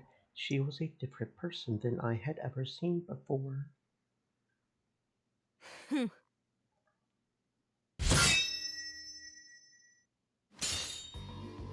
The two twisted blades collided with the sound of metal screeching against metal.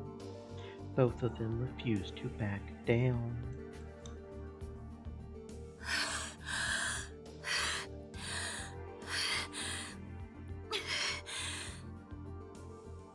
いつもめんどくさい女だとは思っていたが、理想度まで鬱陶しいな。あなたこそ困ったディソードを持っているみたいね。確かに私ではあなたにかなわない。力も違う。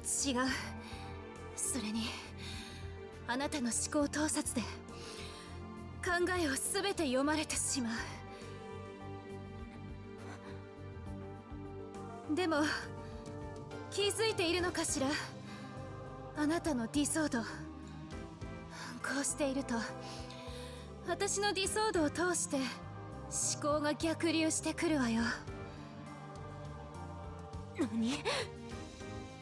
そう、あなたの思考がね。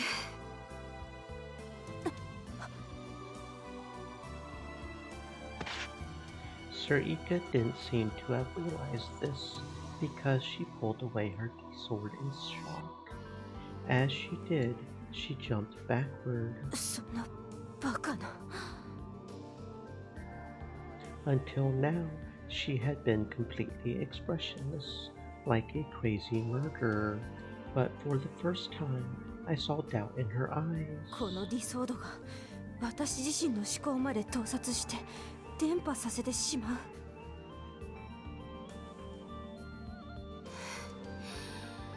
おかげであなたのこと全部わかったわ。これでおあいこね。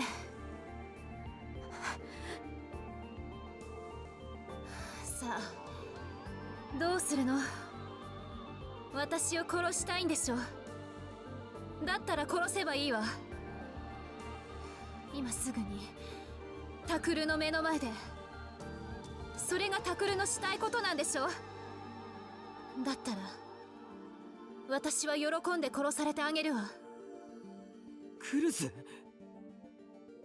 Oh, what did she say? That's what I want. I want her to kill Kurusu. What the hell does that mean? あなたにはタクルの心がわかるのよね。タクルが私を殺してほしいって本当にそう思ってるならやりなさい。どうしたの？殺さないの？ Kurusu held her D-sword in one hand and spread the other out to the side as if to demonstrate how vulnerable she was. But Sarika didn't attack her. セリカ、あなたの考えてることは矛盾してるわ。矛盾？は？どこが矛盾してると言うんだ？あなたはこう思ってる。自分はタクルにやりたいことを与え、それを叶えるために存在しているって。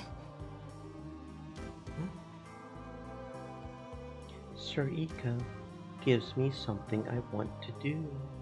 That's why she exists. What the hell is going on? This doesn't make any sense. The two of them just kept glaring at each other, ignoring me. でもこんなのタクルのやりたいことだと思う？親友である伊藤君に大事な妹ユイを殺されて、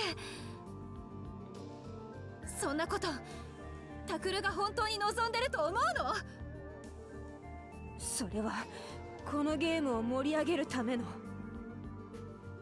なら私も殺しなさい。そうすればタクルがもっと喜ぶんでしょ？この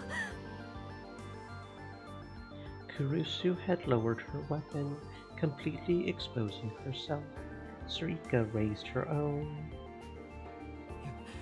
やめろ、尾上。宮代タクル。僕はそんなこと望んでない。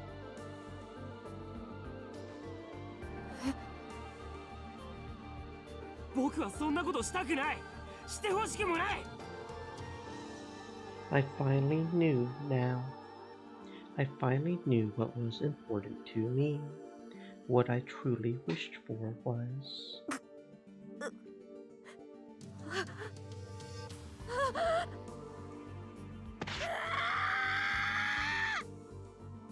Sarika swung her D-sword up high, as if driven by some unseen force.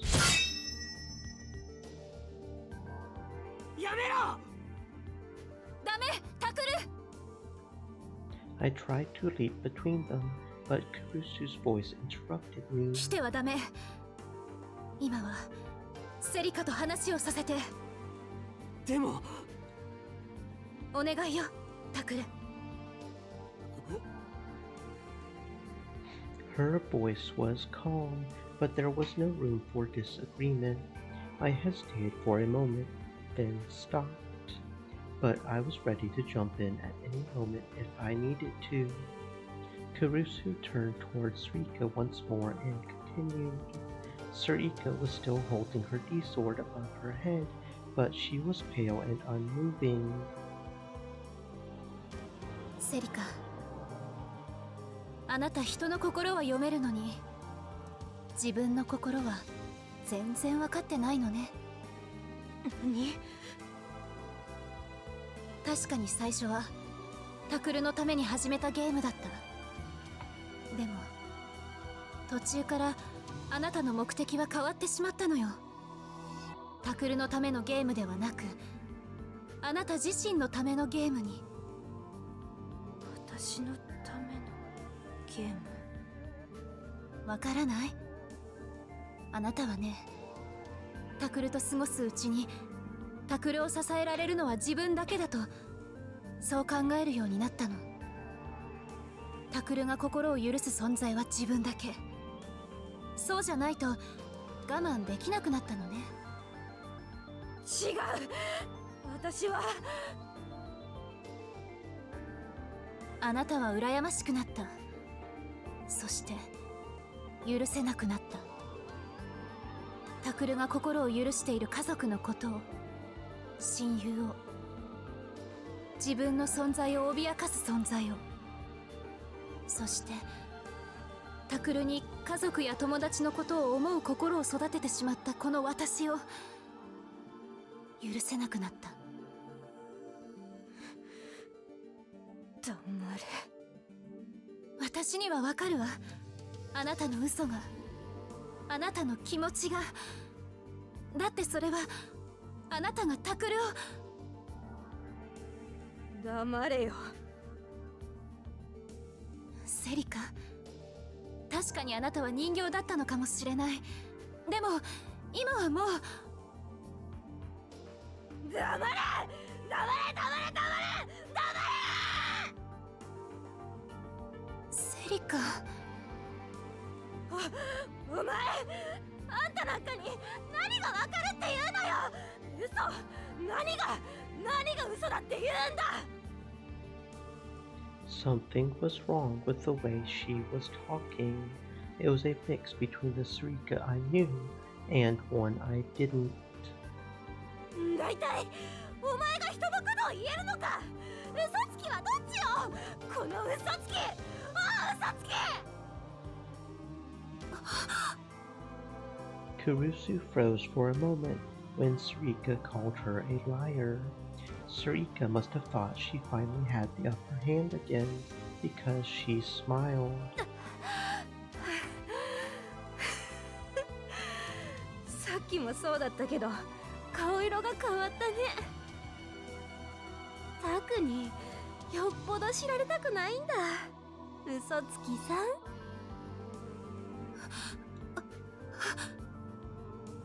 Liar? Come to think of it, Sarika did say before that there's something Kurusu isn't telling me. Actually, Kurusu told me that herself too. いつかタクルにだけは私が言えないでいること、何もかも全部話したいと思ってる。そのせいでまた嫌われちゃうかもしれないけど、それでも構わない。その時はちゃんと最後まで聞いてくれる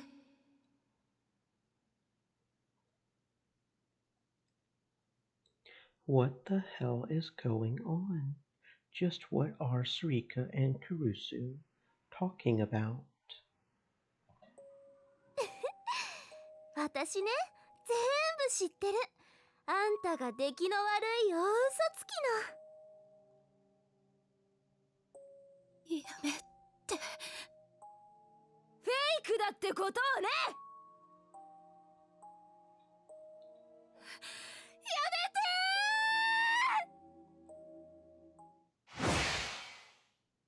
Kurusu's hand flew forward. Her blade sliced out towards Rika in a circle, ripping through the air as it moved.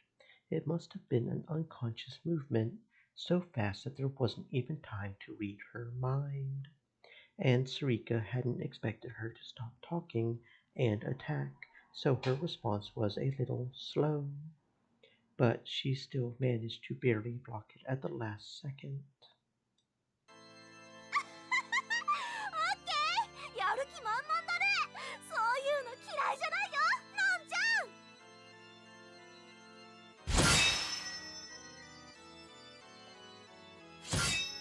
The D swords collided again. Their silver silhouettes scorched the atmosphere around them. The blades bit into one another in a rush of feints and parries. A scent like ozone stung my nostrils. Ozone, a molecule with the chemical formula O3. Ozone is created in the ozone layer and consists of 3 oxygen atoms. It has a strong, unique scent. It is the second strongest oxidizer after fluorine and is used as a deodorizer, decolorant, and disinfectant. As well as that, in the stratosphere, its effect is weakened by ultraviolet radiation, but when it is near to the Earth's surface, it can cause air pollution. I had lost my chance to stop the two of them, and all I could do was watch them fight. Why is this happening? What is going on? ほら、どうしたの？もう終わり？もっと遊ぼうよ。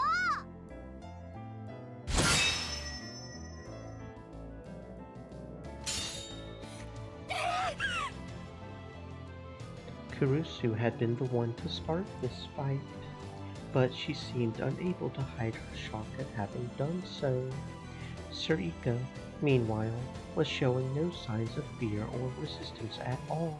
Her strikes were calm and precise.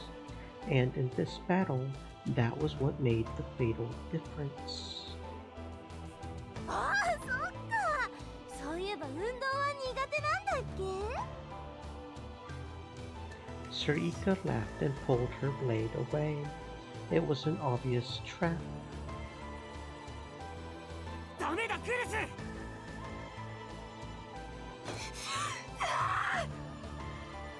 Kurusu attacked, falling for the obvious trap. Sarika smiled and moved, just a little, then waited for the sword to go by.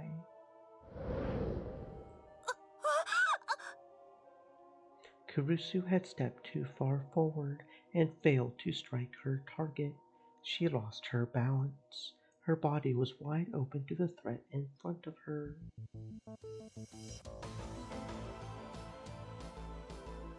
長い付き合いだったけど、これで終わりだね。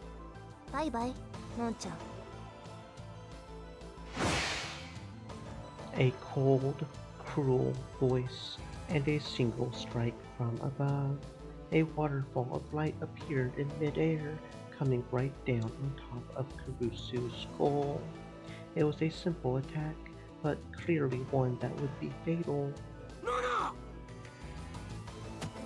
My body finally slipped away from my mind and moved, but my hand was too far away. I'm not going to make it in time. But then, my hand grabbed onto something. It was a D-sword, gleaming dull gray in the moonlight.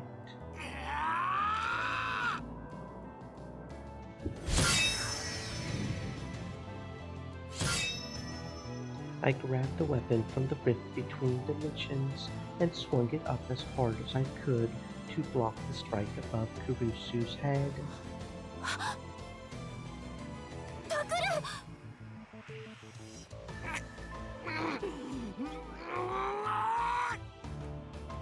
I put more strength into it and knocked Sarika's sword away. It really was a D-sword. I could feel it in my hands. A cursed blade, something I had created that only existed for me. どうしてタク Sarika stopped attacking and looked like she was about to cry. Her voice was weak, but it was the voice of a girl I had known since I was little. どうしてのんちゃんを選ぶのずっとそばにいた私じゃなくておのえどうしてなのねえタクそれがタクの望んだ世界 Sarika was mumbling to herself like a patient with severe heat stroke. おのえ聞いてくれいや聞きたくないおのえやだよそんなの私はセリカ Sarika turned around and vanished into the darkness before either of us could say another word. I didn't know what was going on anymore. Yui was dead. Ito had killed her, and Sarika and Kurusu had just been trying to kill each other with swords. Why Sarika? And why did Kurusu have a D sword? Was she a psychic too? クルス Kurusu suddenly looked at me in terror. 一体何があったのかこれがどういうことなのか聞かせてくれないかお願いだ Kurusu slowly closed her eyes and then nodded. Heads or tails?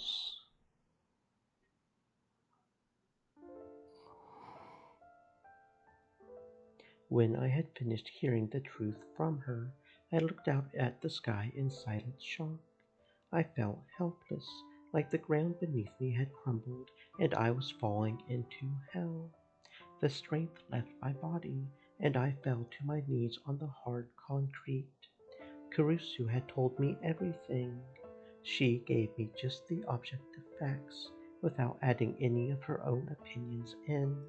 She told me the truth behind the return of the new generation madness. It was unbelievable. Onoe Sarika was behind it all, and all of it was being done for my sake. It was just like the ridiculous theory I had come up with. It really was a game, and I was the player. 信じられないタクルだってそうだろそんなのデタラメだなんで尾上がそんなことしなきゃならないんだどうして尾上にそんなことができるあいつは僕とずっと一緒だったんだそばにいてほしい時はいつだって一緒にいてくれたんだそれなのにさっきも言ったわそれだからこそよ Kurusu spoke. Her face and voice were filled with sorrow. セリカはいつもあなたと一緒だっただからこそタクルあなたのために僕のために Sarika committed all those murders for me. She killed all those people for me. She killed Yui for me. For me. For... 信じられない気持ちわかるわ信じたくないのもわかる私もそうだったからでも真実だったの Of course, I knew that Kurusu wouldn't tell me this as a joke, and I had just seen for myself how Sarika had been acting shortly before. Sarika really was trying to kill Kurusu. But if all that's true, それじゃあ僕のせいってことじゃないか。 Yui's death, all of the deaths, even the fact that Sarika had killed them. 全部何もかも全て僕のせいってことじゃないか。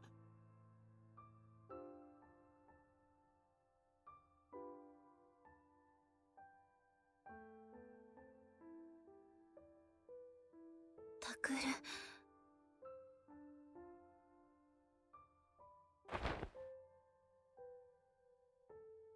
I felt something soft surround me as I knelt on the ground.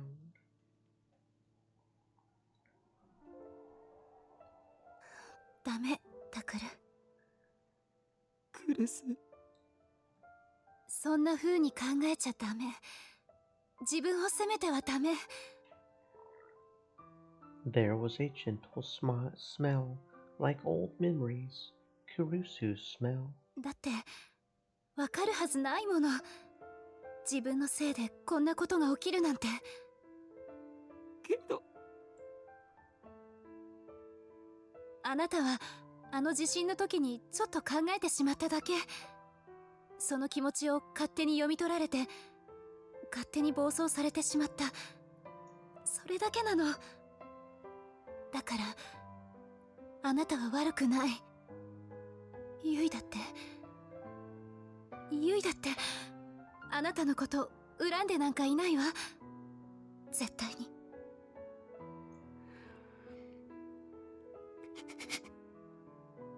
Her words were as soft as a whisper, but they were strong. 僕はクルスにも謝らなきゃいけない。謝る？全部クルスの言う通りだった。最初に事件を追うなって言われた時もその通りにしておけばよかった。犯人だって南沢千里さんじゃなかった。それなのに僕はクルスの大切な静かに眠ってる友達まであんな風に言ってクルスの心傷つけて。いいの、気にしないで。ありがとう。Kurusu held me close until I was able to think clearly again. もう大丈夫？ああ。To be honest, I wasn't anything close to okay, but I couldn't sit up here on the roof forever. I stood up and looked around. The whole place was quiet, as if the battle had never happened, and my D-sword had disappeared too. クルス、もう一つだけ聞いてもいいかな？ん？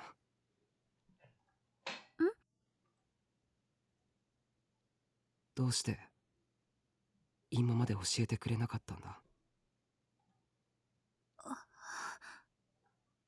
？She must have known what I was going to say before I asked. Her face twisted in sorrow, but I had to ask. 自分がギガロマニアックスだってこと。それは、She looked down a little, and when she looked up again, there was something like resolve in her eyes. だって人に言いふらすようなことじゃないわ。みんな嫌がるだろうし、タクルだって。It would upset everyone. Just what is her power? 嫌がったりしないよ。僕自身もギガロマニアックスだし。教えてくれないか？どんな能力なのか。言わなきゃダメかな。まだ何が起こるかわからないんだ。どんなことでも知っておきたい。Kurusu hesitated for a moment, but finally spoke. 私のは有村さんと同じなの。有村と同じ？ええ。人の言うことが嘘か本当かわかるのよ。最初にセリカが変だって思ったのもこの能力のおかげだし。そうだったのか。Stream elements. でも有村さんも言ってなかった？ Stay moist, そん my なにいい friends, ものじゃないっ hydrate. て。どうだったかな。人の言葉の裏表なんて知りたくないことばかり。それにこんな能力を持ってるって知られたらみんな私を避けようとするわ。I remembered that Arimira had been reluctant to show off her power too. It was probably better not to know when people were really thinking when they spoke, and she probably wouldn't want people avoiding her. 私の場合、有村さんほど正確じゃないんだけどね。正解率 60% といったところかな。That finally explained something. Why Sarika had called Kurusu a fake. She must have been saying that she had just had a bootleg copy of Arimira's power. Bootleg, an illegally made and often inferior copy of an existing product. ねえ、タクル。私たち、これからどうすればいいのかしら。I had no idea. What could we even do now that we knew the truth? Now that we had lost Yui, Ito, and even Sarika? To be honest, my head was a mess, and I couldn't think straight. But there was one thing that I could say. とにかく、尾上をなんとかしなきゃ。I couldn't let her kill anyone else. If everything that had happened so far was the result of my wish, then we had to end it here. If Sarika's plan was going to continue, the next murder would happen on November 4th. Today. And her target was probably Kurusu Nono, the girl who knew too much. I had to protect Kurusu, no matter what. I couldn't let Sarika commit any more crimes either. A faint vibration pulled me out from the sea of sleep. Who the hell could be calling at this hour? Wait, what time is it? And where am I? I quickly remembered everything, and all my drowsiness was blown away in an instant. If Sarika was going to attack Kurusu again, it would have to be on November 4th. That was why I had stayed over in Kurusu's room last night to keep her safe. Dad was away tonight of all nights on some conference meeting or something. It was up to me to keep Kurusu safe, but at some point I had fallen asleep. そうだ、来るぞ。I leaped up and looked at the bed, but she wasn't there. Where did she go? No way. Just before I raced out of the room to go look, I caught a glimpse of my smartphone screen. The phone was still vibrating. Kuno Sato-san. It's rare for her, of all people, to call me. What happened? I grabbed the phone with a shaking hand, afraid for what I was about to hear. もし。My voice was hoarse, since I had just woken up. 眠っていたか。のんきなことだな。She was as rude as ever. そんなことより、何なんです？わざわざ電話なんて。あいにくだが、細かい前置きをしている状況じゃない。端的に要件だけを言う。昨日、11月4日がどういう日か知っているな。My heart started to beat faster upon hearing those words. ドキュンパズルですか？そうだ。予想通り、新たな犠牲者が出た。My heart felt like it was about to stop, but when she told me the victim's name, It was someone I never expected. 11月4日深夜、東京都渋谷区にて惨殺死体が発見された。所持品などを調べた結果、被害者の名前は佐久間渡、児童養護施設青葉寮の経営者だ。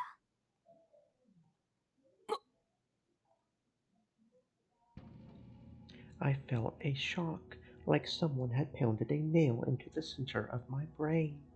My ears began to ring, and everything started to feel unreal.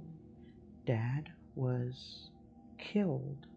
I prayed that this was some kind of nightmare, but I didn't even have the right to escape into my delusions. 父さんはいつ？本当かとは聞かないのか。こういう場合、普通なら疑ってかかってもおかしくはないと思うが、それとも最初からその可能性があったか。いや、今はどうでもいいことだな。一応詳細を教えておいてやる。お願いします。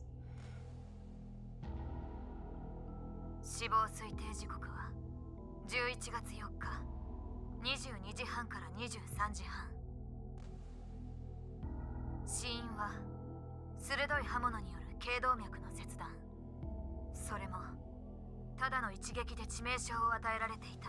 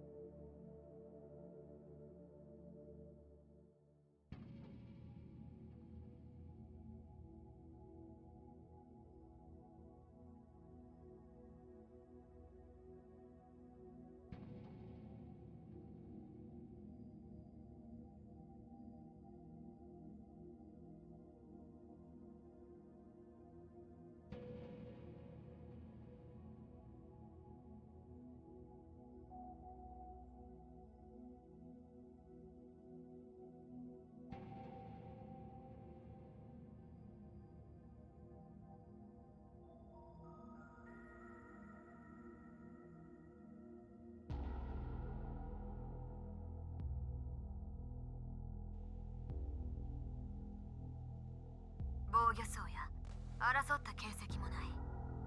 にもかかわらず真正面から切りつけられている。可能性として考えられるのは3つ。1つ目は加害者と被害者が顔見知りだった。2つ目は加害者が被害者を待ち伏せするなどしてとにかく不意打ちにした。そして3つ目はその合わせ技だな。Kuno-Sato-san's tone was calm and level. She was like a doctor telling a patient the result of an exam. But to be honest, I preferred it that way. 私が知っている情報は以上だ。いずれ警察からも連絡があるだろう。そちらで何か心当たりがあれば教えろ。Once she was done talking, she hung up, but I kept the phone pressed against my ear, barely aware of what I was doing. Dad is dead. This doesn't feel real. But just like Kunosato-san said, there's no point in her lying, and if she's telling the truth, the murderer is probably... No, definitely Sarika. But why would Sarika kill Dad? Because she needed to finish the string of killings. Well, that's probably part of it, but why Dad? Did she go after Dad instead, since I was keeping her from getting to Kurusu? No. No. Now's not the time to be thinking about that. Dad was killed, and it's because of me. I killed Yui, and now I've killed Dad, too. That's not completely true. My ears just keep on getting itchy. Why are my ears so itchy ears? Wait, what about Kurusu? Where is Kurusu for that matter? I ran into the living room and found her.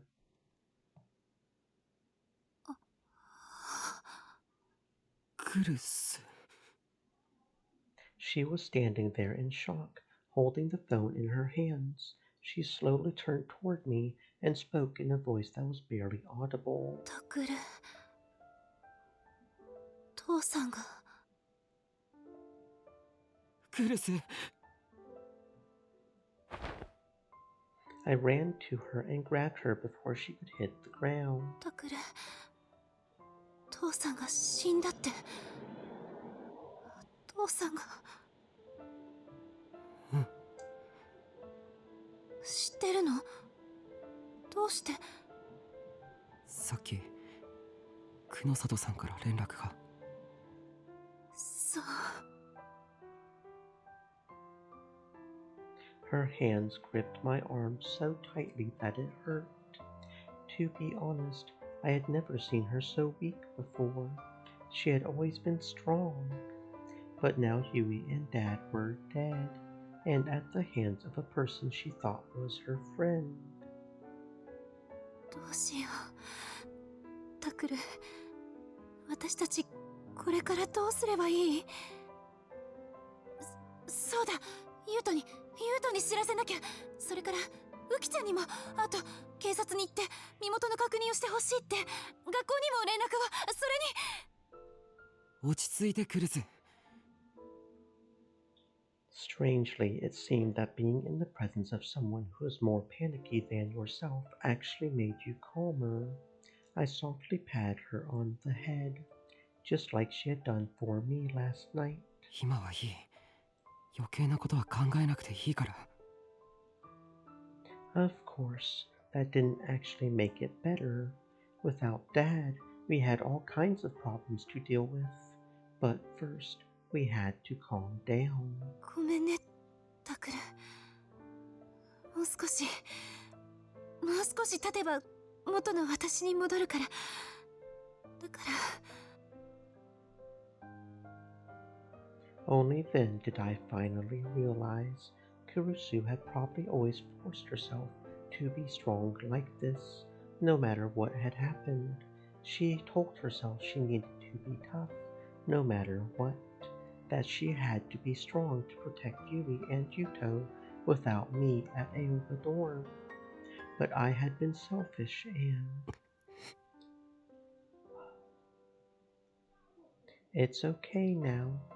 I'm here for you. That's probably what I should have said, but I wasn't able to voice it out, so all I did was gently rub her back.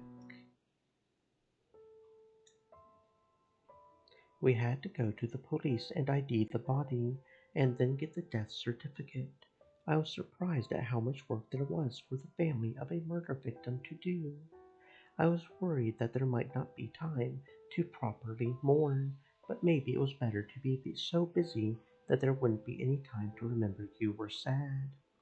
Both Kurusu and I were able to look away from our harsh reality during all that. But Yuto wasn't so lucky. He had already lost his sister, and now his adoptive father was dead as well. He was never a strong boy to begin with, so he was in pretty bad shape. But Yamazoe was what saved him. She stayed by his side the whole time while we were running around. After the autopsy of Dad's body was finished, it was decided that he would be cremated. We didn't have the money for a funeral, but a local neighborhood group put together enough money for the cheapest service available. We somehow managed to make it work. A lot of Dad's old patients came to pay their respects. And when it was all over, we suddenly found ourselves facing a new problem. そんな、私たちにここを出ていけって言うんですか？立て続けの不幸の上に追い打ちをかけるような状況になってるんだ。君たちには酷なことだと思うが。Shinjo-san had come to visit us that day in Aoba dorm. He had a bitter look on his face as he spoke. 今回の事件を契機にうちの二課が調べたんだが、どうやら佐久間氏は保険に入っていなかったようでな。それは、はい、そうです。父さんには何度か言ったんですが、本人が面倒くさがって、まさかこんなことになるとは思っていなかったので。I had never talked to Dad about money. She was the only one in the dorm who knew that. ここの財布を管理していたのは君か？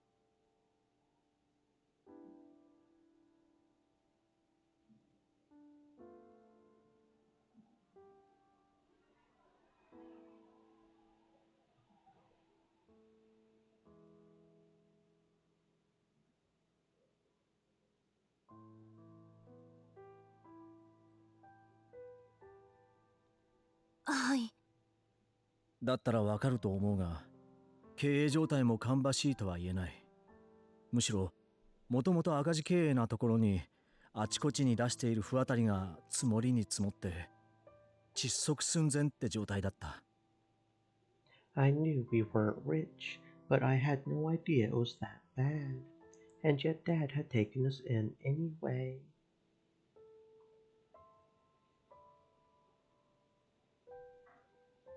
Only now, when it was too late, did I realize how much he had protected us. その上、この建物自体も抵当に入っていたようだ。君か宮代君が相続しても構わないが、仮にそうしたところで建物ごと取り上げられた挙句、借金だけが残ることになる。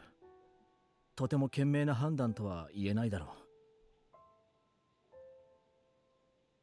In other words, we had no choice but to leave.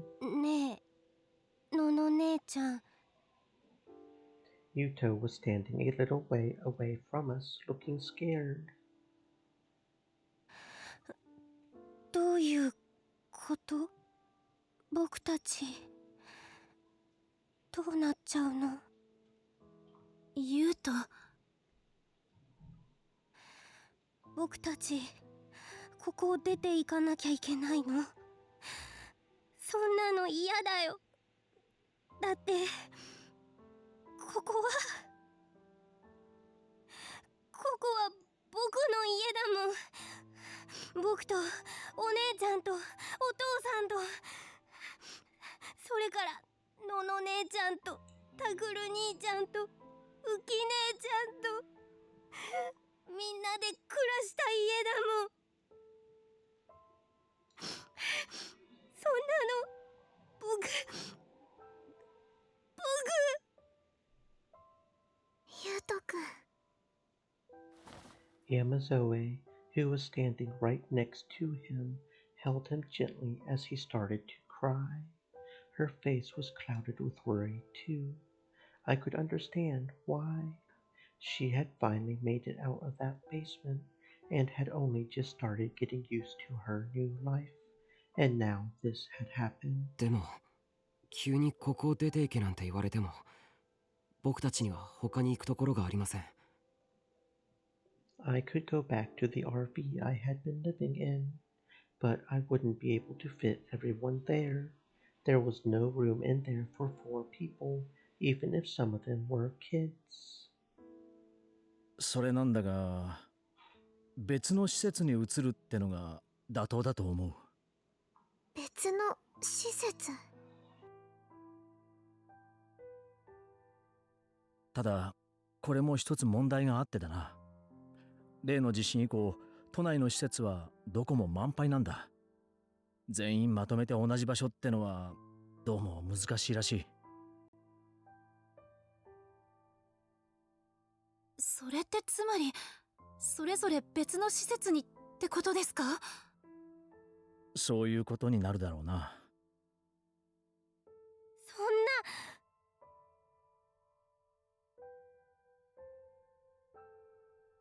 Yuto was the first to speak. そんなの嫌だよ。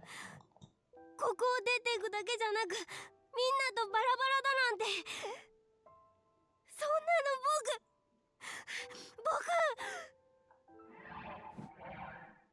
I gasped a little as I heard the tension in Yuto's voice. I had never seen him express himself so clearly to an adult. That was how serious the prospect of leaving everyone was to him. 私も嫌です。Yamazoe rubbed Yuto's back, speaking in a clearer voice than I had ever heard from her before. せっかくみんなと家族になれたのに、そんなのひどいです。Shinjo-san scratched his head like he wasn't sure what to say. He really was a nice guy. Telling us this stuff wasn't even his job, but he was the one who had told us, and he was the only person we could complain to. 大丈夫よ、ユウト。それにユキちゃん、私が何とかするから。なんとかってどうするつもりだ？それはアルバイトとか。バイトって、これだけの人数が生活できるほど稼げるわけがない。でも学校を辞めれば。本気か？だって他にみんなが一緒にいられる方法なんてないじゃない。私だってみんながバラバラになるなんて嫌なの。大事な家族だもの。僕も働く。ユウト。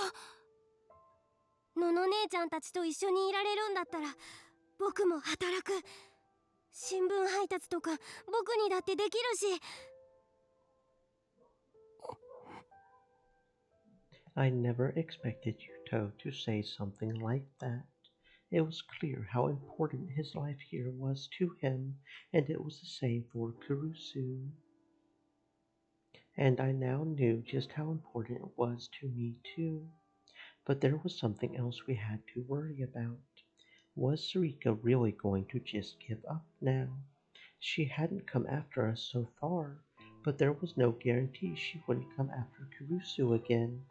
It was also possible that maybe Yuto or Uki would be her next target, which meant there was only one thing I could do. 生活は僕の蓄えを使えばしばらくは何とかできると思う。タクル。問題は住む場所だ。But would any place rent a room to a bunch of students who just lost their father? まあ最初からこうなるだろうとは思ってたよ。Shinjo-san sighed and scratched his head some more, then took his phone out of his pocket. 何かいい方法があるんですか？こういうのが得意な知り合いに当たってみる。ああ、君たちもよく知ってる人物だよ。ただ断っとくが、見つかるという保証はないぞ。ありがとうございます。ありがとうございます。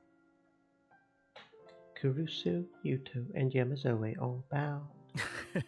ったく、こういうのは俺の仕事じゃないんだがな。He mumbled to himself as he dialed a number, then put the phone up to his ear.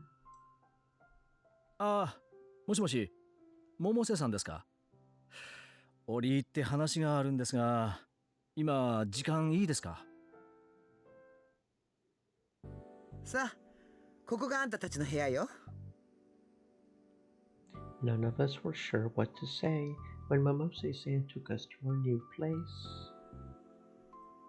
ここっですか？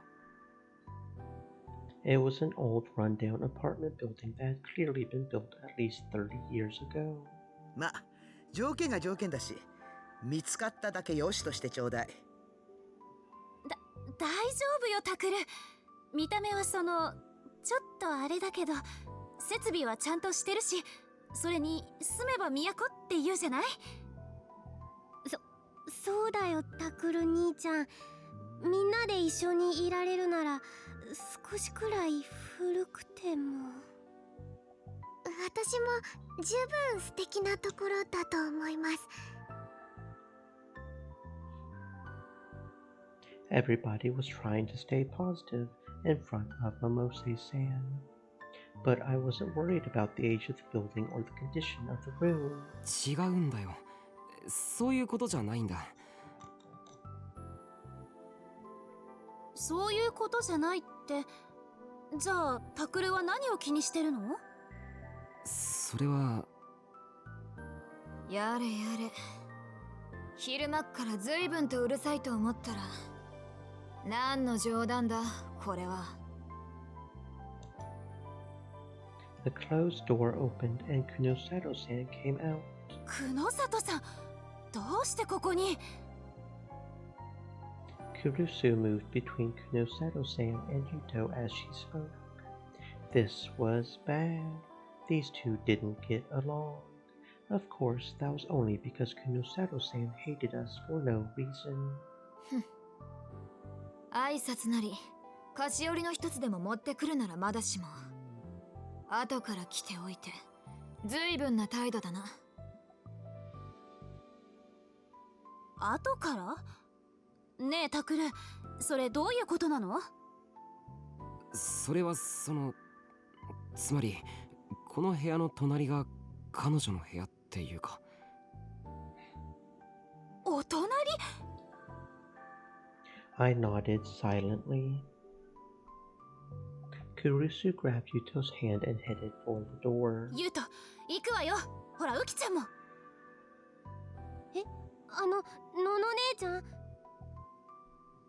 クールス、行くってどこへだよ。決まってるでしょ。あんな人の隣だなんて。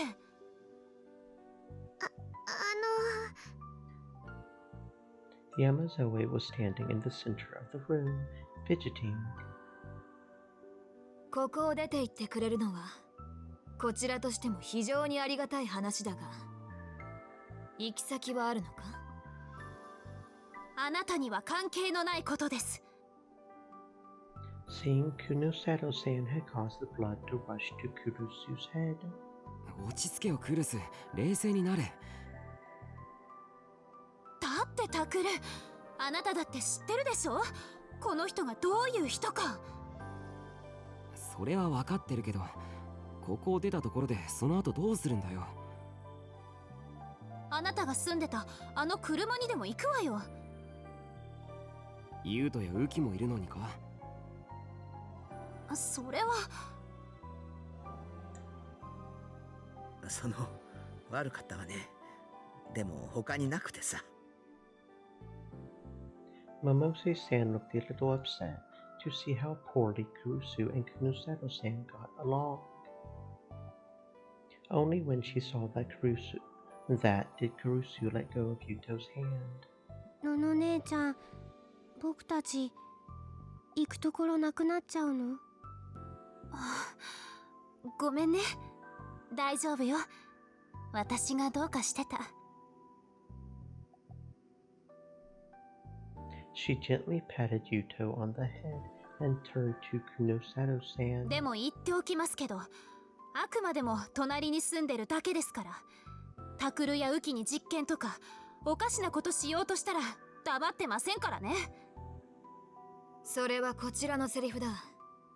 大勢で騒いだりしたら容赦なく壁を殴りつけるからな。それからドアの外でばったり顔を合わせたりするのもごめんだ。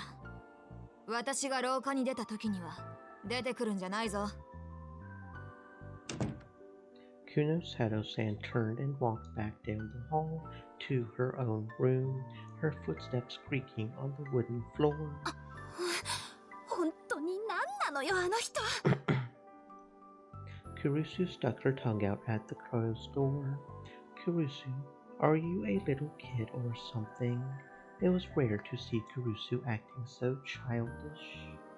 In a sense, Kunosato-san had a unique talent for bringing that side of Kurusu out. すまないわね。あ、いいえ、こちらこそすみません。わざわざ面倒見てもらったのに。あの子もいろいろ事情があるのよ。勘弁してやってちょうだい。Problems. Only then did I wonder, for the first time, why Kunosato-san was so obsessively pursuing the case. She was originally a brain scientist, supposedly, but I doubt she would tell me if I asked. おい、お前ら、人に手伝いさせて何のんびりしてんだ。少しは自分たちで運べ。あ、すみません。すぐやります。ほら、タクル。あ、うん。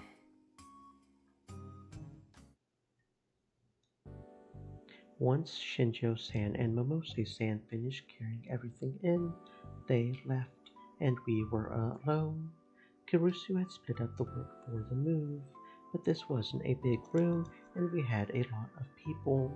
We couldn't bring in most of the furniture, and even if we did, there would be no place to put it. In the end, we only brought clothes, daily necessities, and a few mementos, so it wasn't too much work. My internet was set up, so at least I had that.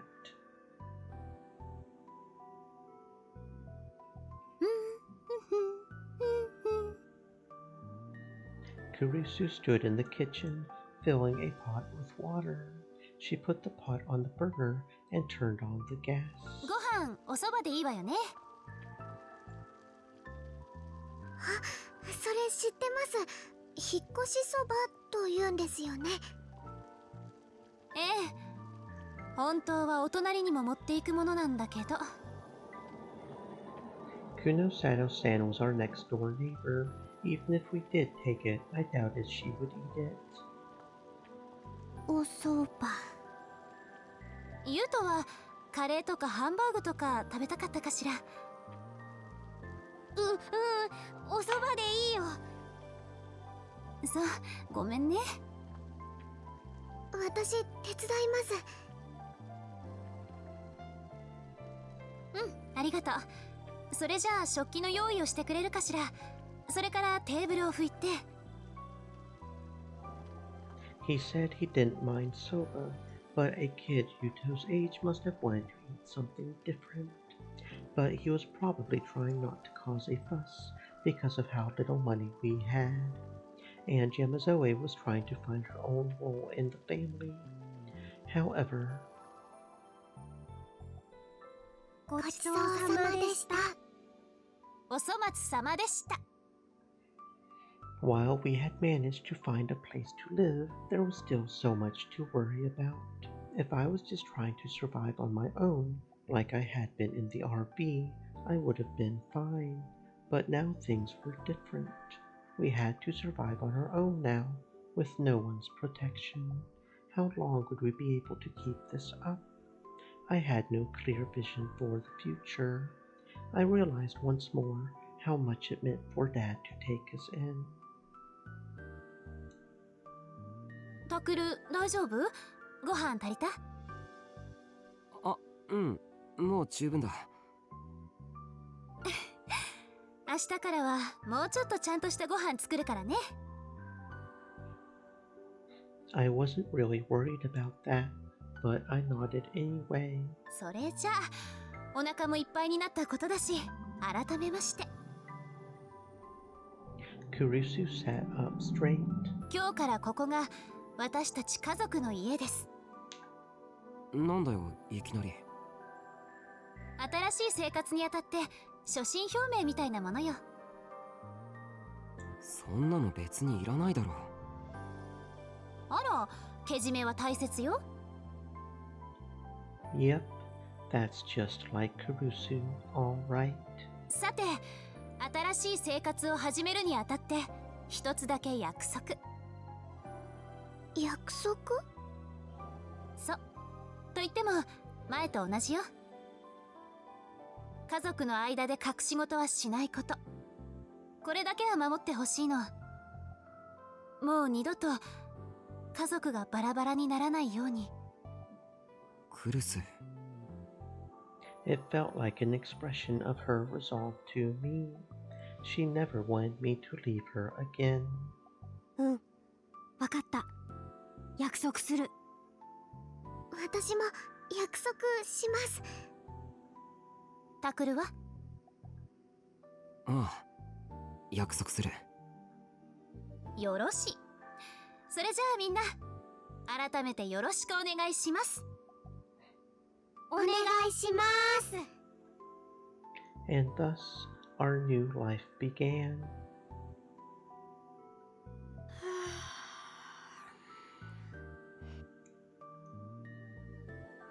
あら、ユウトったらもう眠そう。そうよね。今日はユウトも頑張ってくれたもんね。それじゃあお風呂入ったら寝ましょうか。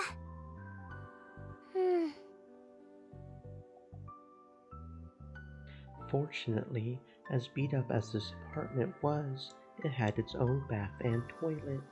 But to be fair, there weren't that many public baths left these days. An apartment building without baths and toilets wouldn't make it. I looked at the clock and saw that it was just past 9. It felt like it had been a long day. Living in the same room as the other people meant that you couldn't set the pace of your own day. I had realized that just over these past few hours. I had lived with others before, but I had always had my own personal space. Here, though, I didn't. If I wanted my own space, I would have to leave. Of course, I couldn't ask for too much right now. And anyway, I felt a kind of peace here. タクル、お風呂をお先にいただいたわ。あなたも入ったら？汗かいたでしょ？あ、僕はいいよ。ダメよ。そんな汚れた体でお布団へは入らせません。I used to find Kurusu annoying at times like this, but now...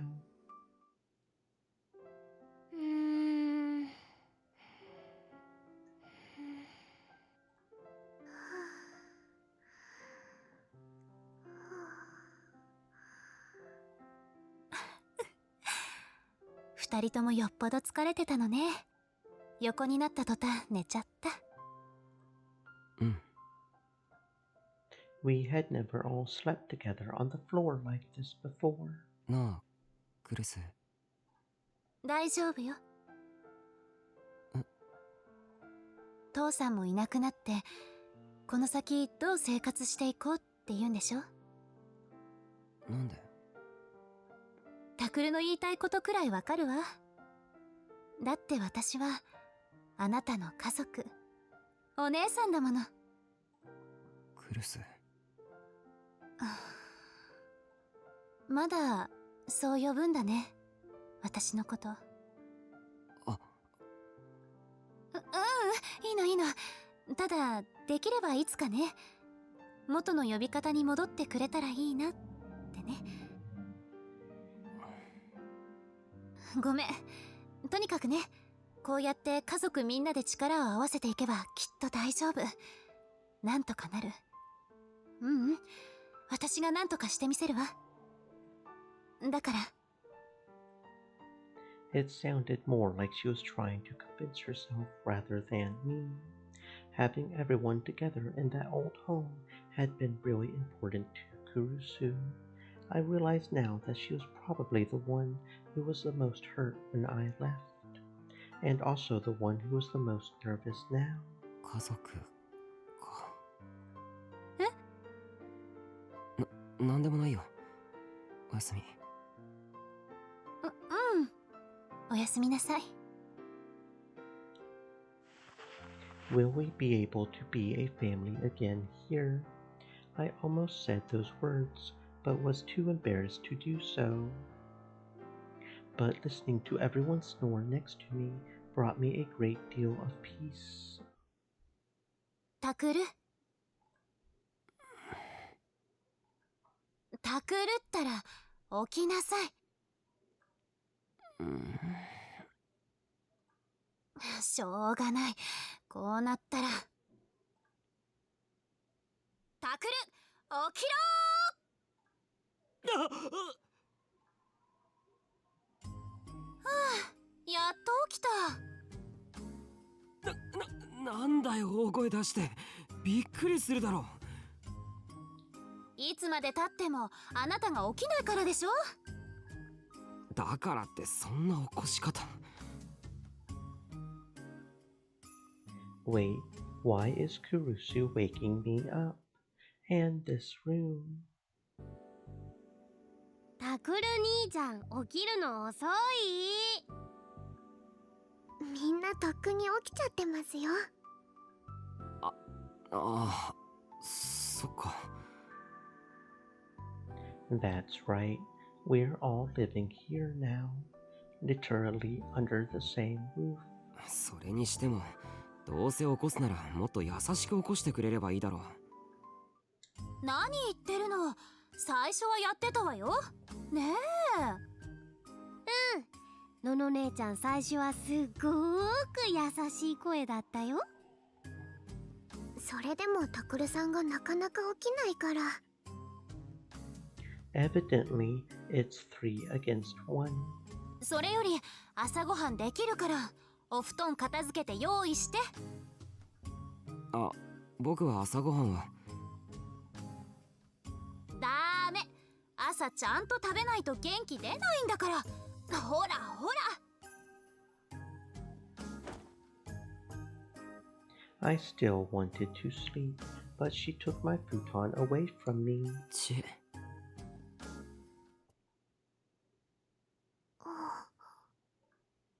Yamazoe was looking at us as if she found something strange. 何？いえ、そうしてると本当の兄弟みたいだなって。あら、だって家族だもん。普通のことよ。家族ですか？そうよ。もちろんウキちゃん、あなたも。私も。Yamazoe smiled, embarrassed. Kurusu looked happy to see her that way too. After breakfast, I used my Popcom to look for information on the murders. I had been too busy lately to check, but I was sure there must have been some developments. I still haven't been able to go to the police about Sarika. I probably should have told Shinjo-san already. But I just can't figure out why Sarika would do something like that. Kurusu said that she did it all for me, but if that's really true, then it means I'm basically the one who had killed Dad and Yui. Is it really okay to let Sarika be the one punished for that when I'm also responsible? And why did Sarika think that's what I wanted anyway? Was that really what I wished for? No, that's impossible. できた! Kurusu had been playing with a roll of fabric. 何を作ってたんですか？カラーボックスのところにカーテンがあった方がいいと思って。ほら、食器とかむき出しだとホコリかぶっちゃうでしょ。それからこっちはドアノブとティッシュのケース。こういうちょっとしたものでもあるだけでお部屋の中が明るくなるでしょ。本当ですね。Kurusu was steadily turning the room into a place to live. I doubt I would have ever thought about any of those things, but it was true that having them here made the room feel much more like home. 私にもできるでしょうか？もちろんよ。教えてあげるから一緒に作りましょう。はい。Yamazoe had said that we looked like brother and sister, but she and Kurusu looked just like a pair of sisters, too. ユウトは何してるんだ？勉強、学校の。見てやろうか。いいの？まあ、たまにはな。There was nothing for me to do here anyway, and besides... それじゃあ、ここを教えて。For now, I wanted to treasure this peaceful time. 何？なんでもない。なんだよ。だからなんでもないってば。Weirdo. そういえばクルス、学校はいいのか？ After everything that had happened, and then moving on top of it all, we hadn't had time for school. Neither of us had attended class in a while. Of course, the school was being understanding of our situation, but we couldn't skip school forever. もう何人事みたいに言ってるのよ。それはタクルもでしょ。だって僕と違ってクルスには生徒会があるだろ。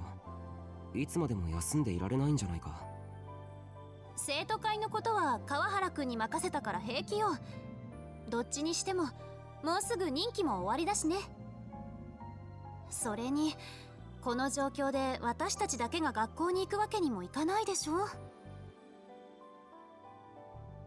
True, it wouldn't be right to go and leave Yuto and Yamazoe behind, but I can't send Kurusu off on her own either.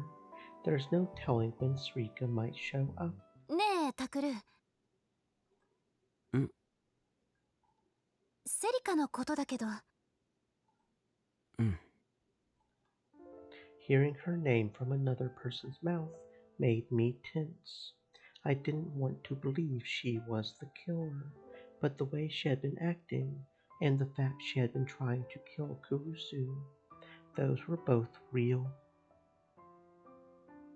考えてみれば、私、セリカのこと何も知らないの。は？何言ってんだよ。クルスだって仲良かっただろ。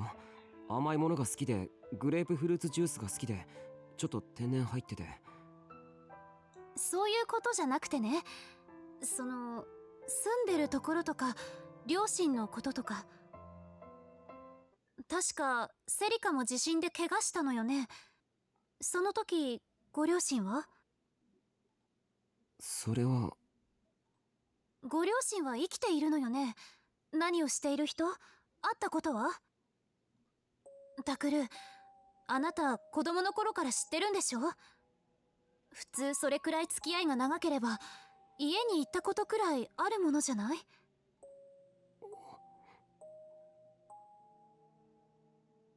She's right. Sarika and I were together for years, but I don't know anything about her parents, let alone where she lives.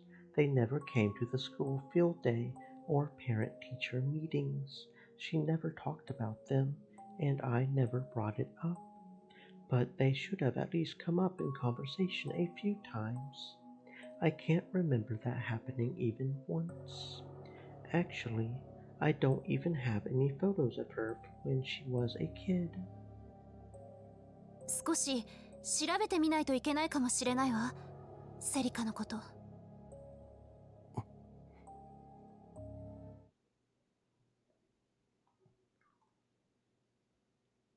お邪魔します。あら、新庄ちゃん、いらっしゃい。Momose Katsuko smiled as Shinjo Takishi came into her office. あらあら、相変わらず陰鬱なオーラ背負ってるわね。たまには気分転換しないと。って言っても、まあ、無理な話よね。これでも内心密かにタフなハードボイルドに憧れてたりするんですがね。Shinjo was unconsciously patting his belly with his left hand. He was nursing a nasty, upset stomach. ほら、ちょうどやってるわよ。Momose pointed at the TV, where a news show was doing a panel on the murders. You could probably find the same topics on every channel. それではここまでの流れをもう一度見てみましょう。渋谷を震撼させていたニュージェネの狂気の再来事件は、容疑者逮捕により一旦はピリオドを打たれたものと思われておりました。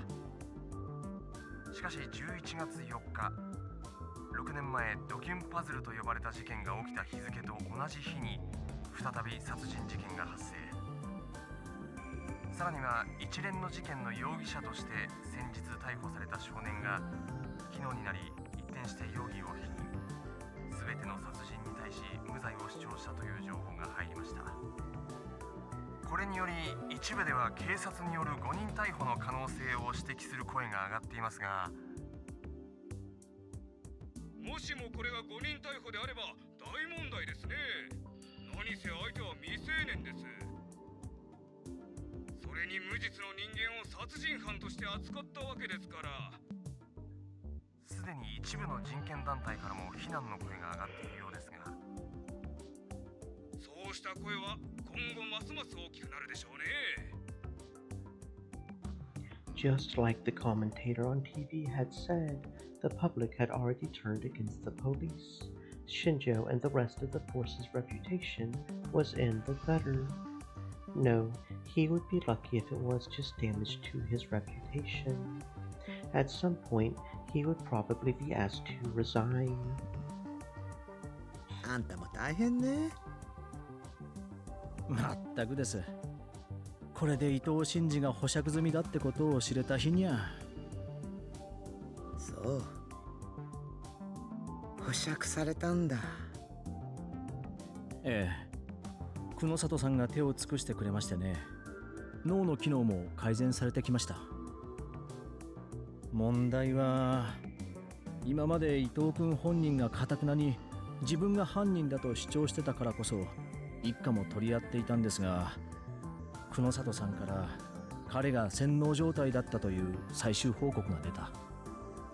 しかも過去の事件の微細証拠物件と伊藤君の DNA を照らし合わせると、伊藤君を犯人とするには噛み合わない部分が多すぎる。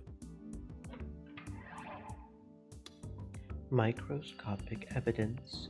Microscopic evidence is evidence analyzed with tools such as gas chromatographs and electron microscopes, primarily used to refer to things like DNA, hair, fingerprints, blood, semen, footprints, tire tracks, etc., left at a crime scene, all of which are admissible in a court of law. Edmund Locard, 1877 to 1966, who was known as the Sherlock Holmes of France, formulated Locard's exchange principle, which states that every criminal will both bring something into a crime scene and take something away. This principle became the foundation of modern forensic science.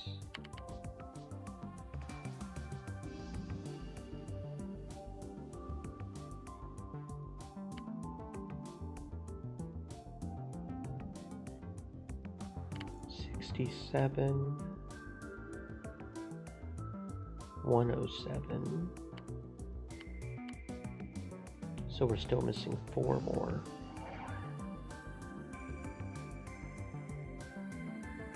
でも保釈だなんて思い切ったわね。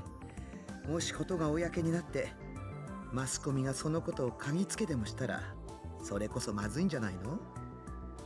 その懸念でしたら当面は大丈夫かと。というと？伊藤君はまだ病院に入院中ですから保護観察中に見えるはずです。ああ。だいぶ良くなりましたが、まだ脳に異常な負荷がかかっているのは事実です。異常な負荷ね。俺には専門的なことはよくわからないんですが、以前はとても正気を保っていられないような数値だったそうで。まあそんなわけでこれ幸いとばかりに面会謝絶ってことにしてます。なるほどね。ついでだから新庄ちゃんもちょっと入院してくれば？ん？相当疲れてるみたいよ。休んでないでしょ。確かに。せめて人間ドックにでも。Shinjo rubbed his stomach once more without a hint of a smile. Then his phone went off in his pocket. He took out his phone and looked at the name on the screen. 宮代くんだ。あら。もしもし、新庄だが。どうした？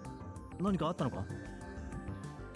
Guess I'm not going to get that physical anytime soon.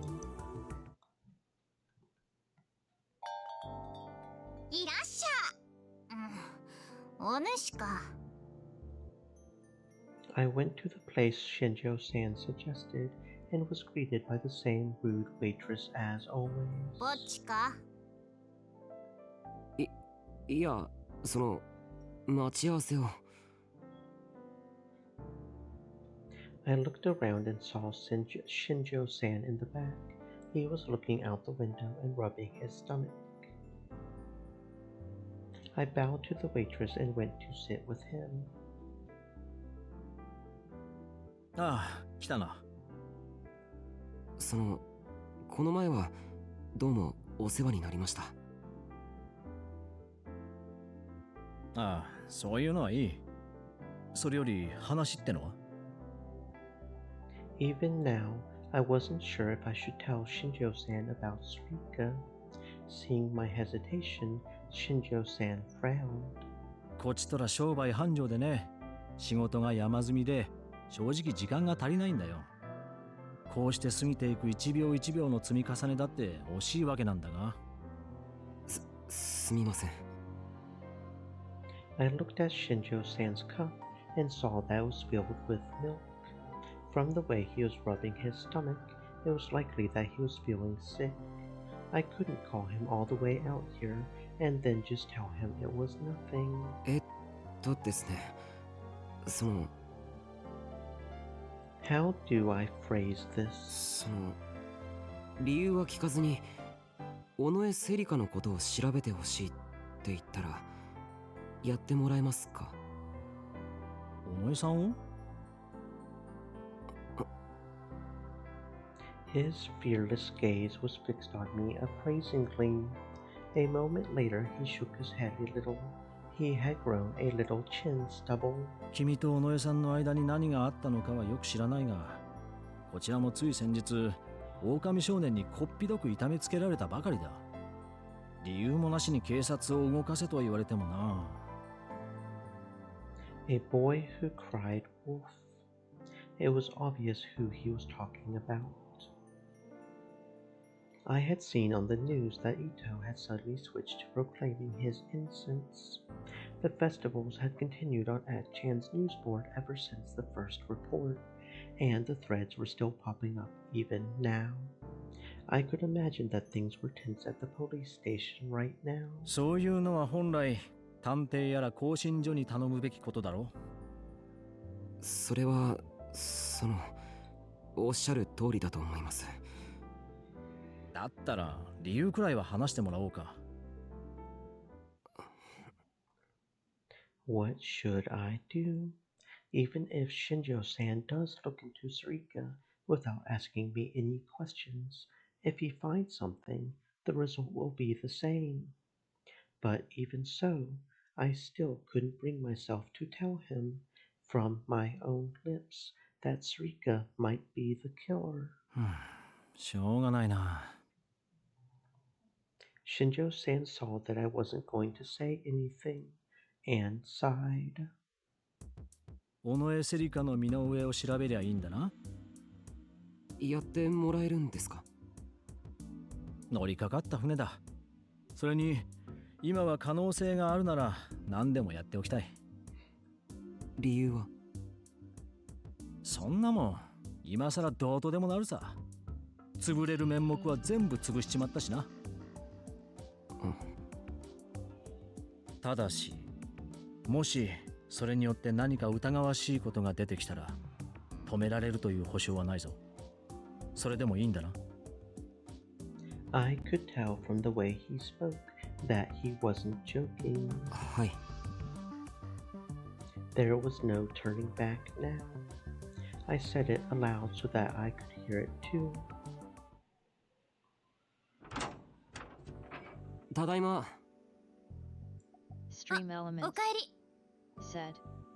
Stay moist, Kurusu my welcomed friends, me with a hydrate. smile when I opened the door. タクル兄ちゃん、おかえり。おかえりなさ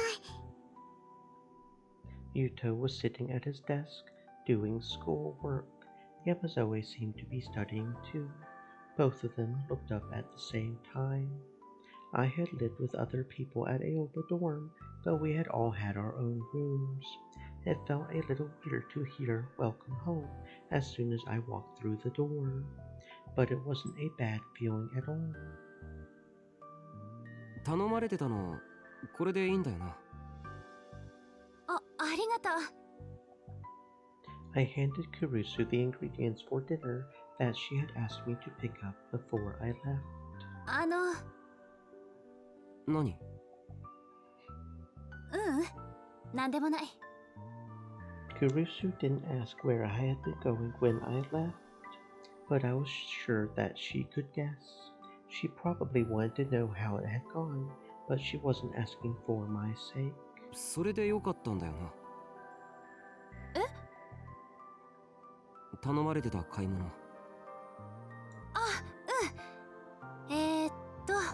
こんにゃくとお豆腐と、あれ？ねえタクル、これは？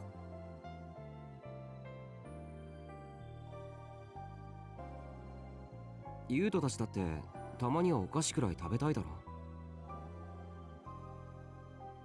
お菓子Yuto stood up when he heard the word snacks.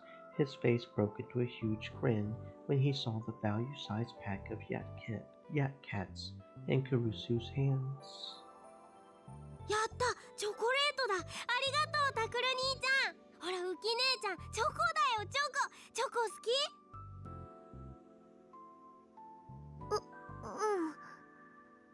き？ねえ、のの姉ちゃん、チョコ食べてもいい？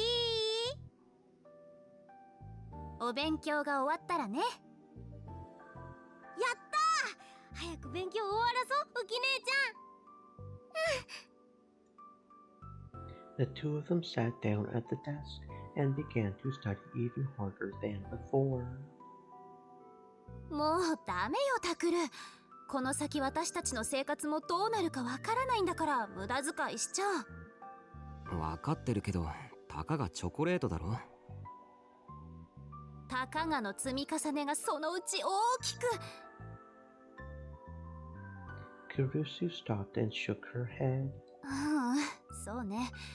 タクルの言う通りかもしれないわね。何事もダメじゃ息が詰まっちゃう。こういう時だものね。少しくらい心の余裕がないと。クルス？何？いや、なんでもない。It seems like you've changed since we moved here. I was going to say that, but I stopped myself. 変なの。When she smiled, it was a little more peaceful than the smile I was used to seeing. I thought that I knew everything about Kurusu, but I was finding out that I really didn't know anything at all. I got the call from Shinjo-san that night. 信じたくはないだろうが、まず間違いない。そうですか。わかりました。After I heard what Shinjo-san had to say, I staggered back to the apartment. When I arrived, Kurusu had just gotten out of the bath and was drying her hair with a towel. タクル？どこ行ってたの？お風呂から上がったらいなくなってるからちょっと心配し。タクル？尾上が。I couldn't say the rest of it. Yuto and Yamazoe were asleep, but I still didn't want to talk about it in front of them regardless. タクル？ Kurusu stood up, slowly walked over, and held me tight. She slipped her hands around my back and patted me gently, like a child. It felt like she had been doing this all the time lately, but for now, I just wanted to let her do it. クレス、お前は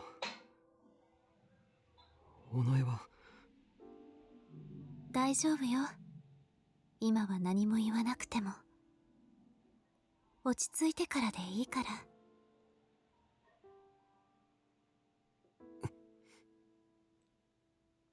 クレス。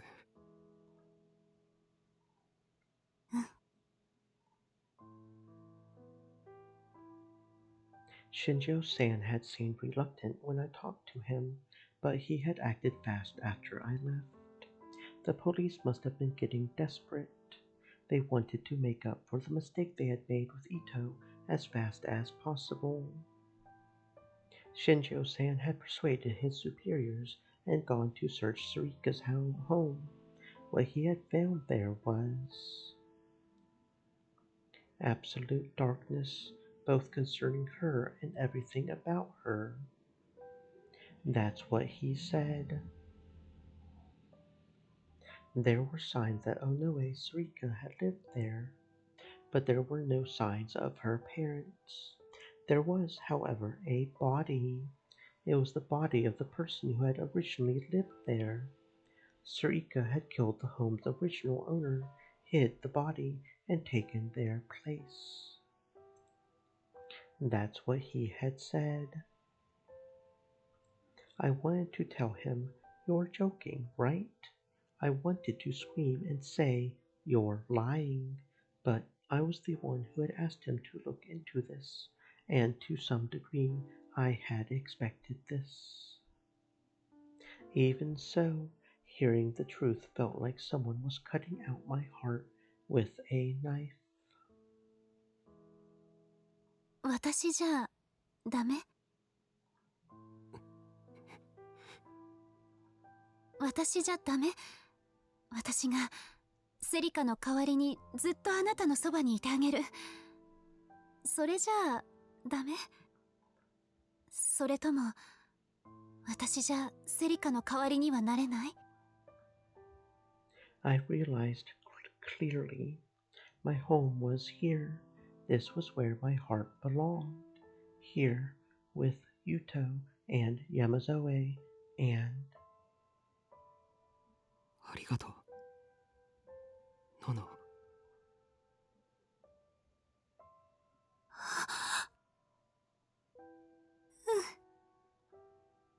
When I finally said her name, she just nodded without saying a word.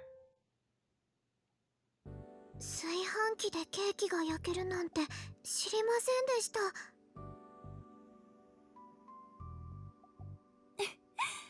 実は炊飯器ってご飯が炊けるだけじゃなくていろんなことに使えるのよ。のの姉ちゃんそういうの好きだもんね。ほら、チョコレートのいい匂いがしてきたわよ。I had only eaten a few hours ago, but the delicious smell was making me hungry again. Nono was in the kitchen, making a cake with Yuto and Yamazoe. I was leaning up against the wall and half-heartedly watching them. My head was still filled with thoughts of Sarika. Shinjo-san had asked me to meet with him this morning. He had had all kinds of questions. How did I find out that Onoe Sarika was involved in the case? Where was she now? Who was she, anyway? Shinjo-san had said that her family registration itself was fake, and he told me more. There was no sign that she had ever existed until the time of the Shibuya earthquake 6 years ago, but that was impossible. I definitely remember spending time with her. I could clearly remember going to A.H. Tokyo General Hospital to look for Amy-chan with her, and finding Mina Misawa Senri in the middle of an experiment.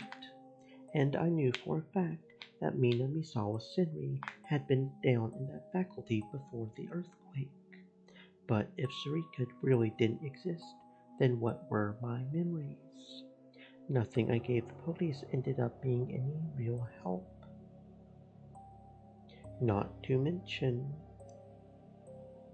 there still wasn't a warrant out for Sarika's arrest. It made sense given what happened with Ito.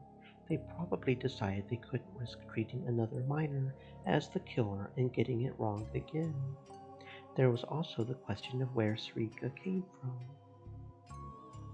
If she had no family registration, then she practically didn't exist, and you couldn't prosecute someone who didn't exist. And on top of all that, there was the fact that the rest of the world still didn't know about the Gigalomaniacs. They were probably being as careful as possible because of all that. My childhood friend. She had been by my side for as long as I could remember. She had always taken my side. And she had done all those terrible things for me. But just who was she, really? はい、準備 OK。これであとは出来上がるのを待つだけですか？そうよ、簡単でしょ。ねえねえ、どのくらいで出来上がるの？そうね、1時間くらいかしら。1時間か。そうだ、ただ待ってるのも退屈だし、せっかくだからどこか行こうか。いいの？ええ、みんな一緒ならいいんじゃないかしら。ねえ、タクル。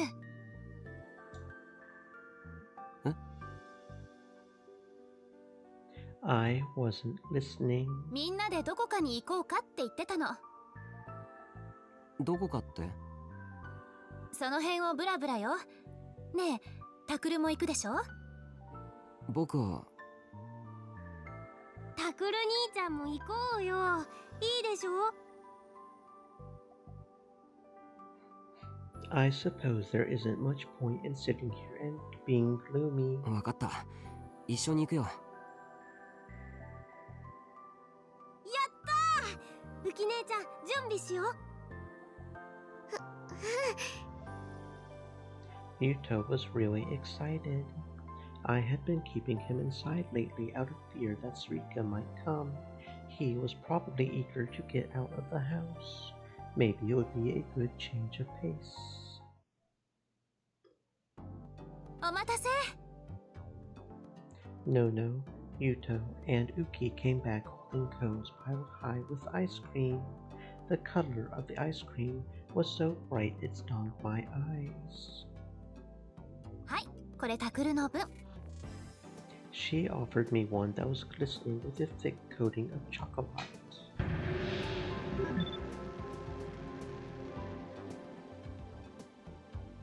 ありがとう。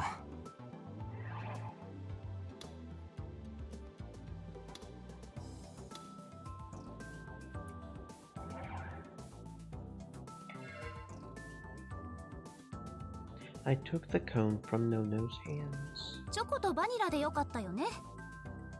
うん。Nono knew what I liked. おいしい。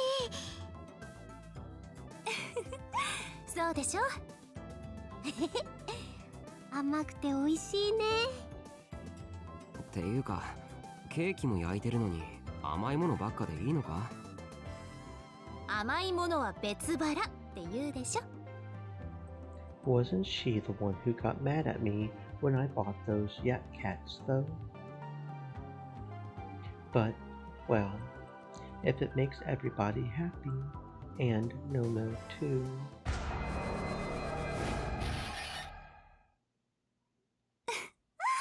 幸せ。But Nono looks happy, so.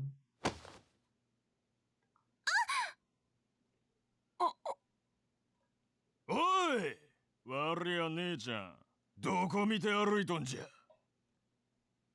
Oh no. Nono hadn't been looking, and she had walked right into a Japanese gangster. すみません。すんませんで済んだら警察はいらんのんじゃ。見てみや。わしの一丁らが汚れてしもうたじゃろが。どうしてくれるんや。I could see an ice cream stain on what was undoubtedly an expensive jacket. ごめんなさい。クリーニング代は出させてもらいますから。クリーニング代？姉ちゃん、知らんのんか。ほいじゃったら教えてやるけどの。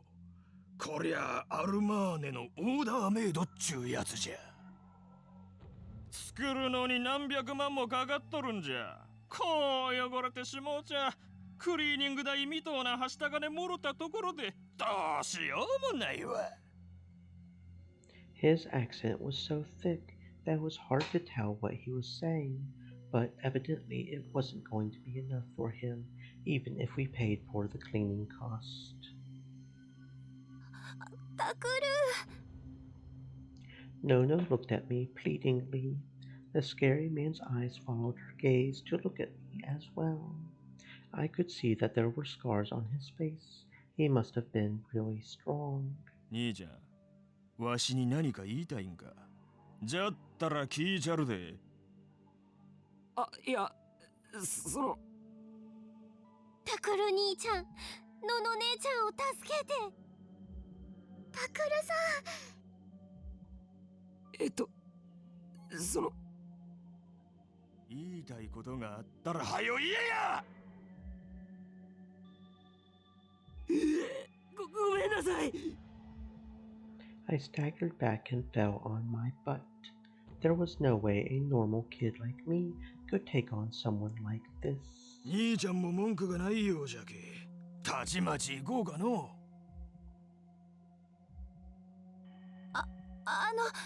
行くってどこへ？決まっとろうが。わしが働き口を紹介しちゃるけ。そこで働いてこのスーツの代金払うんよ。そんな無理です。それに私には弟たちが。わかった。おいじゃそこなガキ二人も一緒じゃ。私たちも。けはよ来いや。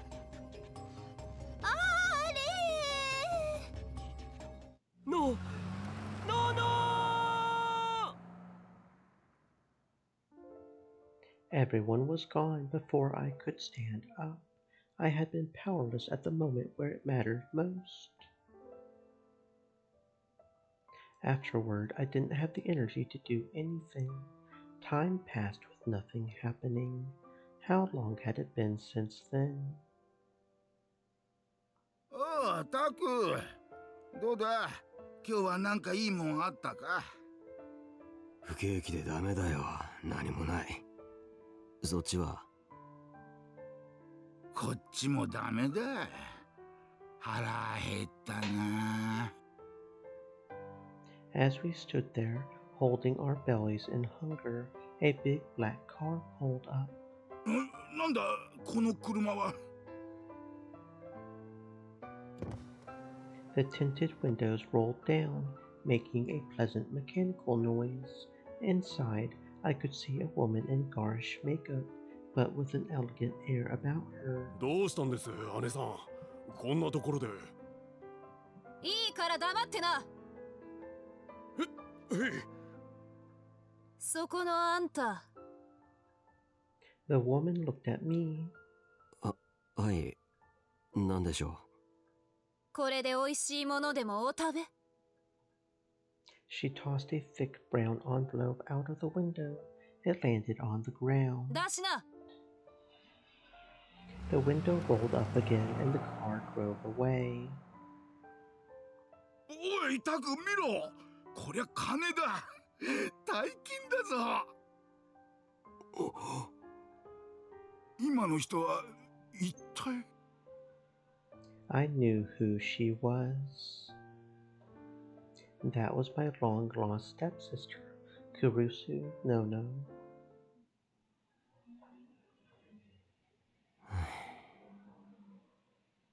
That was a stupid delusion. Cliche stuff like that only ever happens in old movies. 結局なんだかんだでお金使っちゃったな。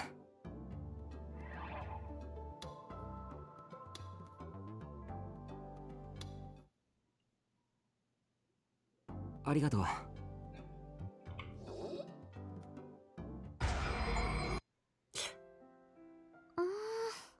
おいしい。おいしくて身も心もとろけちゃいそう。Nono devoured the ice cream and went right for the cone. She looked like she was in a state of ecstasy. おいしかった。なんだよ、もう食べちゃったのか？でも。She looked longingly at mine. 何？こんなのじゃ足りない。もっと欲しいな。Nono peered into my eyes, her cheeks flushed red. She was fidgeting and rubbing her thighs together. It was kind of a turn-on. My heart skipped a beat. I stopped licking the cone and gulped down my saliva. ねえ、タクルのなめちゃんダメ？僕のって新しいの買ってくればいいだろう。違うの。私が舐めたいのはそっち。Nono looked at it and poked her tongue out. The pink flesh poked longingly through her pretty lips. すっごくおいしそう。ねえ、それペロペロしてちゃダメ？いいけど、ユウトたちが見てる。いいわよ。私は見られたって平気。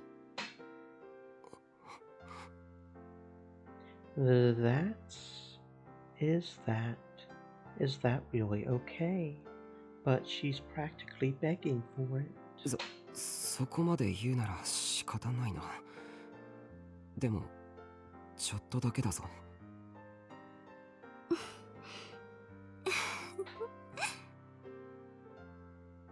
She gave me a seductive smile and brought her face close. Then she licked it with the tip of her tongue.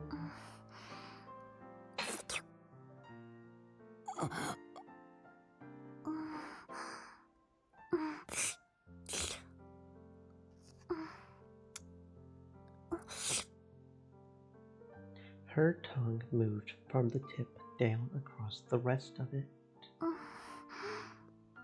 タクルの味がする。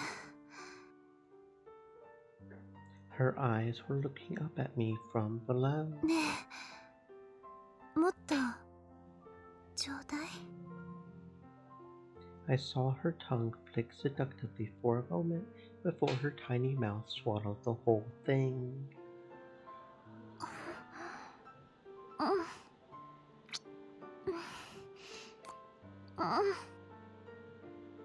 A smooth, clear liquid dribbled from her mouth.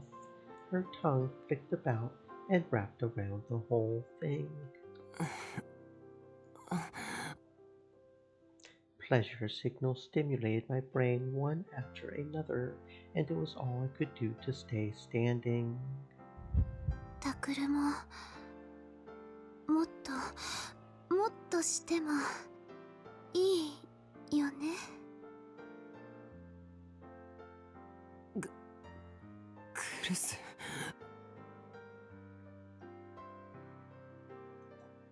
The walls of my reason collapsed. My head shook up and down. じゃあ声に出して言って。タクルが望むなら私は舐めてあげるから。もっと舐めて。聞こえないよ。舐めてください、お願いします。わかった。ちゃんと言ってくれたご褒美してあげるね。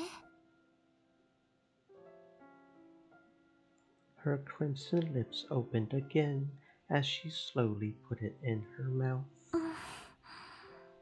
タクルの指、おいし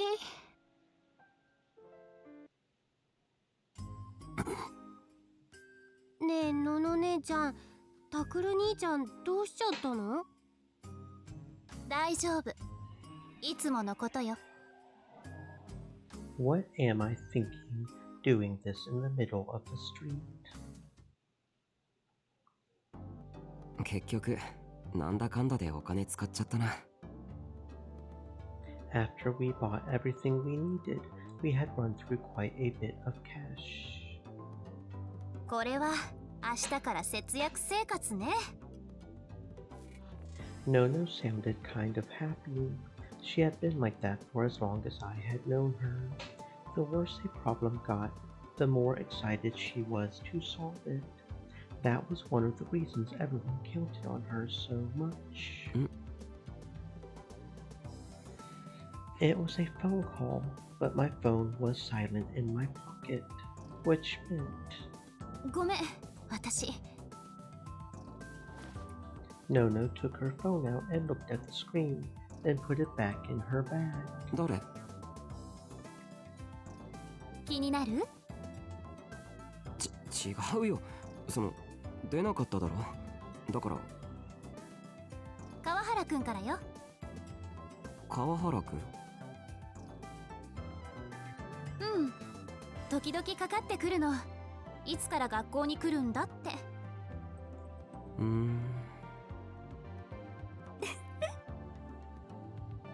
なんだよ。別に。Weirdo. あ、そうだ。ねえ、そういえばさっきのお店で福引きの券もらったわよね。ああ、そういや。多分この辺でやってると思うんだけど。I normally never paid attention to those things, even if I got them, but Nono always did. She was always kind of like a housewife that way. あれじゃないですかYamazoe pointed to a small tent where a man was outside yelling. ほら、タクルも行こう。僕はいいよ。あんなの昔から当たったことなんてないし、尾上はよく当たってたけど。I remembered Srika again. もうそんなこと言わないで。ね、ほら、一頭は最新型ポケコンだって。Nono had very clearly heard what I said, but she was talking like nothing was wrong at all. That made me feel a lot better. お願いします。お嬢さんたち兄弟かい？わかります？そりゃあそれだけ仲良さそうならわかるってもんだ。ねえタクル、私たち家族に見えるって。でも嬉しいけどちょっと残念かな。はい、じゃあ全部で4回ね。はい、4回だからちょうど1人1回ね。タクルもやるのよ。わかったよ。Sad. What on earth does she mean by that? あ、それじゃあ最初は僕やってもいいかな？ええ、どうぞ。じゃあ行くね。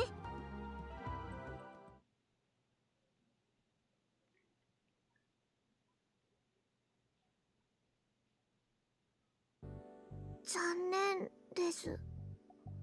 僕、2等の携帯ゲーム欲しかったのに。ああいうのは当たらないようにできてるんだよ。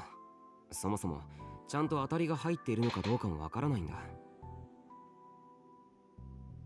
そうなの？のの姉ちゃん。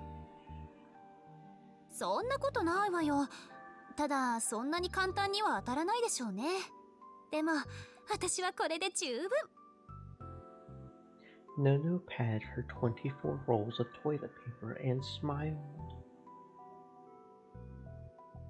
Yamazoe and Yuto laughed. Only then did I remember that at night Yuto always used to cry or suddenly break out screaming.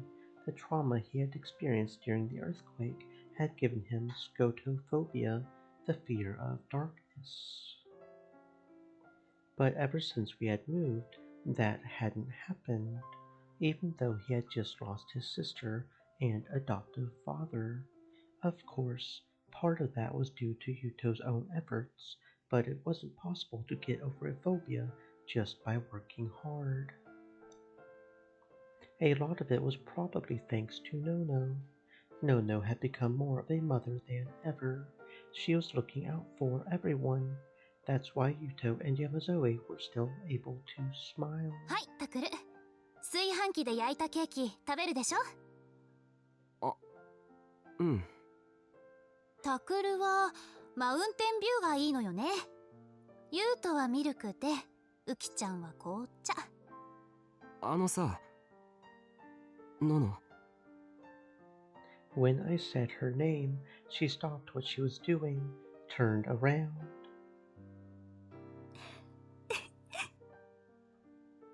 and smiled at me. まだそうやって呼んでくれるんだ。当たり前だろ。ノノはノノなんだし。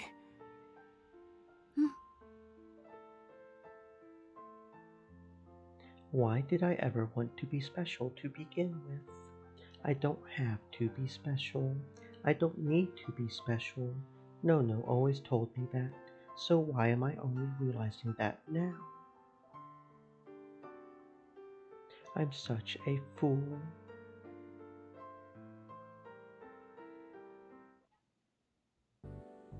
And so our days passed by peacefully. Shinjo-san would contact me once in a while, but all he ever asked was if Sarika had contacted me. That meant that the police hadn't found her either. I couldn't let my guard down, but nobody was capable of staying on edge 24 hours a day. And with everything that lay ahead of me, I couldn't live in fear of Sarika forever. I had some savings built up, but it wasn't enough for 4 people to subsist on forever. I checked the employment sites for a good part-time job. Customer service was out of the question, so was anything involving physical labor. I looked for something that dealt with information, but of course, I couldn't find anything. Maybe I should ask Kunosaro-san if she needs help with Shibuya News. Then again, from the look of her apartment, she probably doesn't have enough money to hire me either. No. Wait. If we put more ads on or something on the Shibuya News page and try to get some affiliate income. Suddenly there was a knock at the door. Takuru. Nono was in the center of the room, sewing something. She tensed up. Only a few people knew about this apartment. What if it's Sarika? I silently motioned for the others to gather in the corner of the room and softly went to the door and reached out for the knob. But before I could open it, the door flung open from the outside. なんだ、開いてるじゃん。は? Peeking through the door were Arimura and...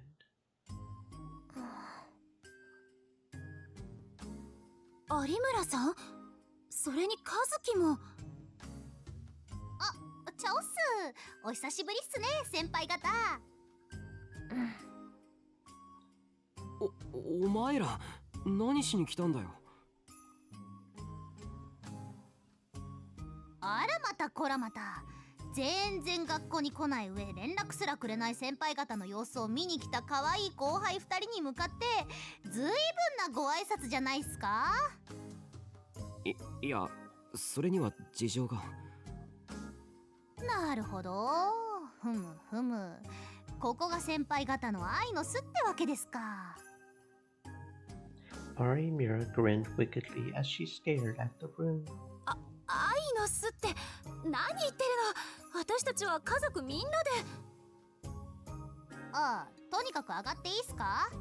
お邪魔します。She came inside without waiting for an answer or even taking her shoes off. She never did listen to what anybody had to say.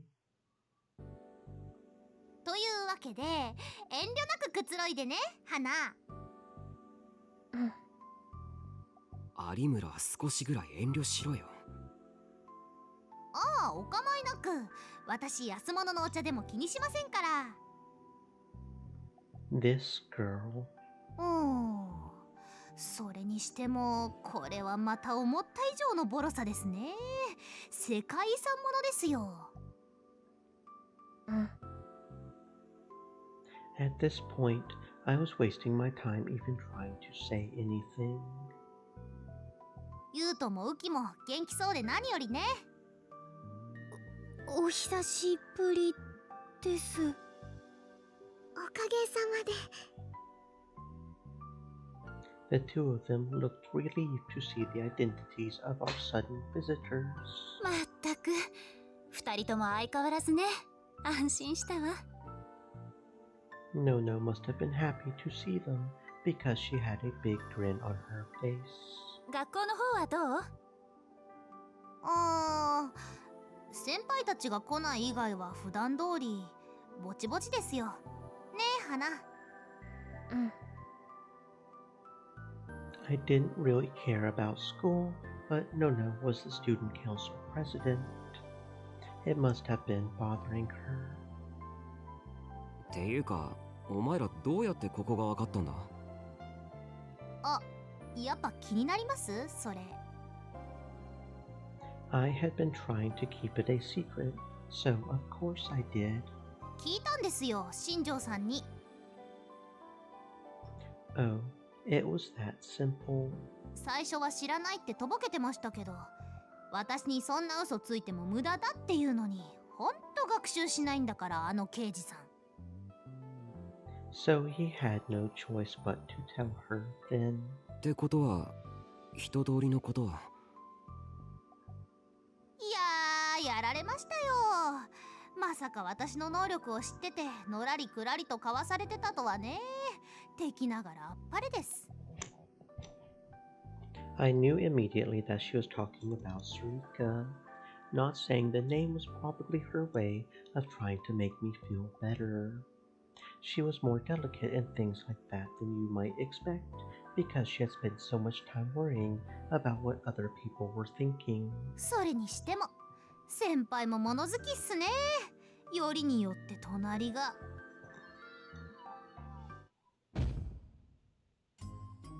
There was a pounding on the wall before she could finish her sentence. ダメよ。見た目通り壁薄いんだから、全部聞こえちゃうわよ。聞こえちゃうっていうか、聞いてるんじゃないですか？ほら、コップとか壁にくっつけて。More pounding. Maybe Arimira was right. こら、和樹も対抗心燃やして壁殴ろうとしないの。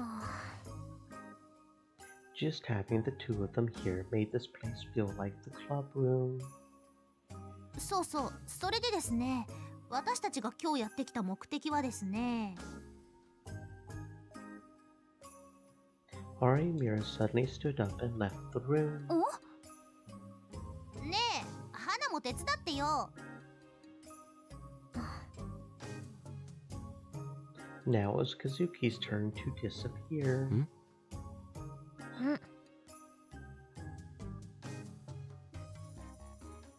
The two of them carried a large object into the room. ちょっとこれって物質の It was the map we had used to track the case. なんでわざわざこれをここに？花がどうしても持っていくって言うんだもん。和樹が？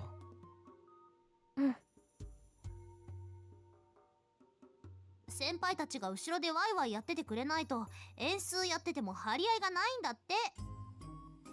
でも先輩たちは来ないでしょ。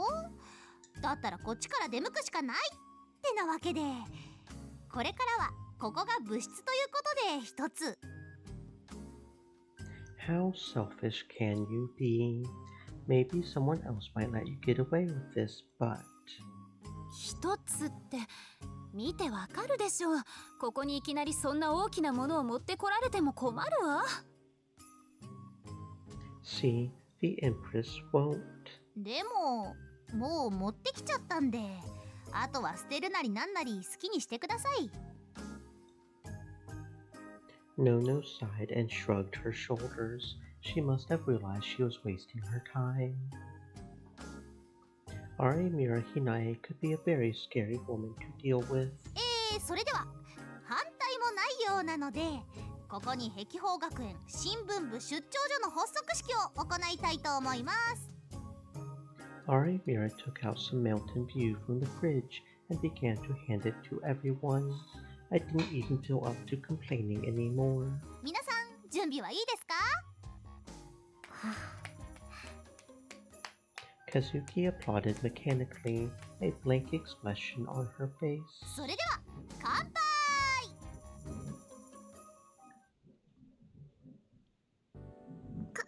乾杯です。乾杯。Plastic bottles hitting each other didn't exactly make for a good toast.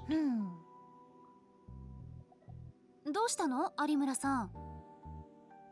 宮代先輩とクルス先輩はここで毎晩しとねを共にしてるわけですよね。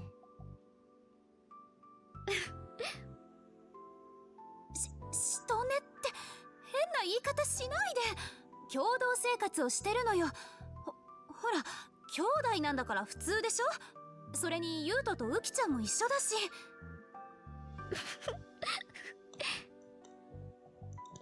Kazuki must have found Arimura's words funny because she was holding her stomach and laughing. I never did understand her sense of humor. なるほど、4人で一つ屋根の下ですか。楽しそうですね。そうだ花、私たちも一緒にここで暮らそうか。はあ？ What the hell is she talking about? あのな、僕たちは別に遊びでここに暮らしているわけじゃないぞ。そうよ。それにこの部屋にこれ以上人が増えたらとてもじゃないけど暮らしていけないわ。そうですか？寝るところなら何とでもなるし、みんなでお金を出し合えば家賃だって一人頭換算少なくて済みますよ。For some reason, Kazuki was nodding rapidly in agreement. そんなこと言ってもだな。それに、ほら、見てくださいよ、今のこの状態。Arimura stood in the middle of the room and spun around, her arms outstretched like a stage actress. ね？何がね、なんだ。もう、ニブチンさんなんだから、いいですか？今この部屋の中には男子が2人、女子が4人。いわば宮代先輩のほぼハーレム状態。Practically means it isn't, though. おい、お前たち。Kunosato-san burst through the door and yelled at us. 隣で騒ぐなと何度も言っているだろうが、いい加減に。ああ、いいところに。ねえ、あなたも一緒にどうですか？一緒に？またまた、話聞いてたんでしょ。みんなで一緒に暮らしませんかって話ですよ。お前頭に虫でも湧いているんじゃないか。どうして私がお前たちと。生活費楽になりますけど。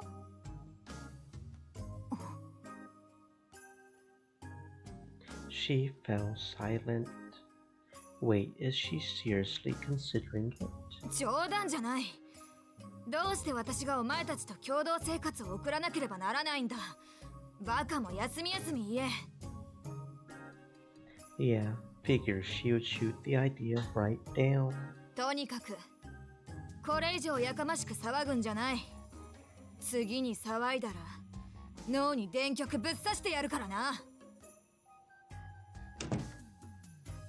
Kunosato-san slammed the door shut, loud enough to bother the other neighbors.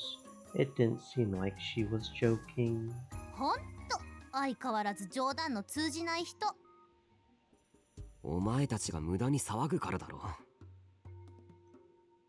失敬な。無駄なんかじゃないっすよ。私たちにはれっきとした重大な用が。あ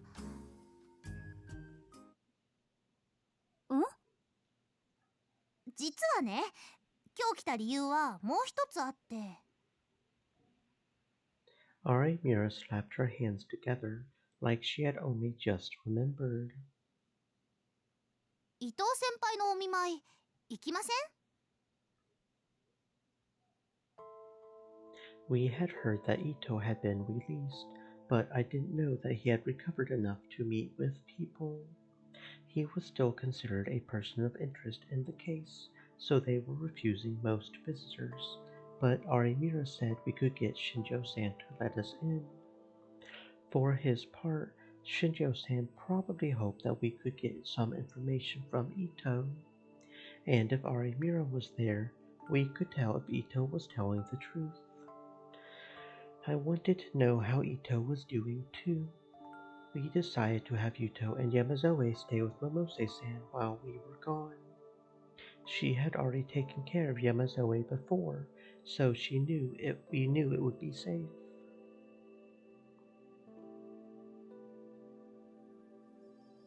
Ito's room was on the top floor of the hospital. There were detectives stationed around the floor, but Shinjo-san must have sent word because they let us straight through. Ito.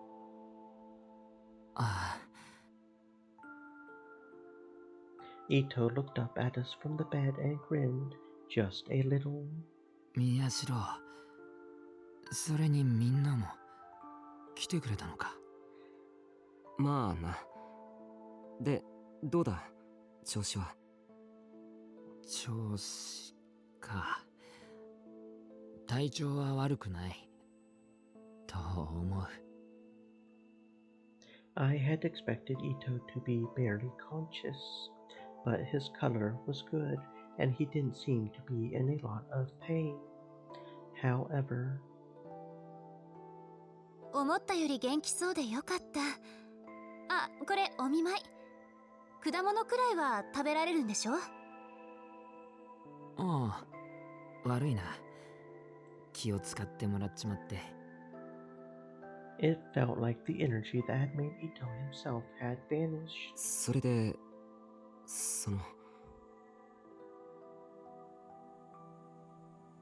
I started to talk and then fell silent. From what I had heard, Ito had lost all of his memories of the incident.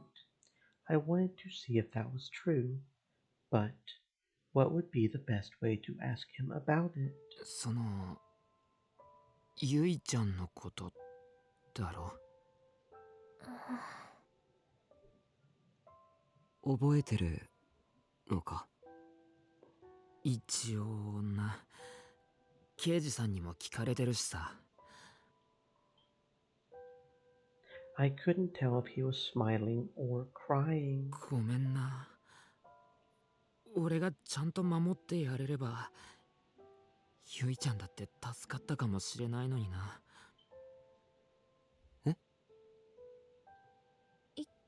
伊藤君、ゆいが助かったかもってどういうこと？だって俺の目の前で殺されたんだろ、彼女。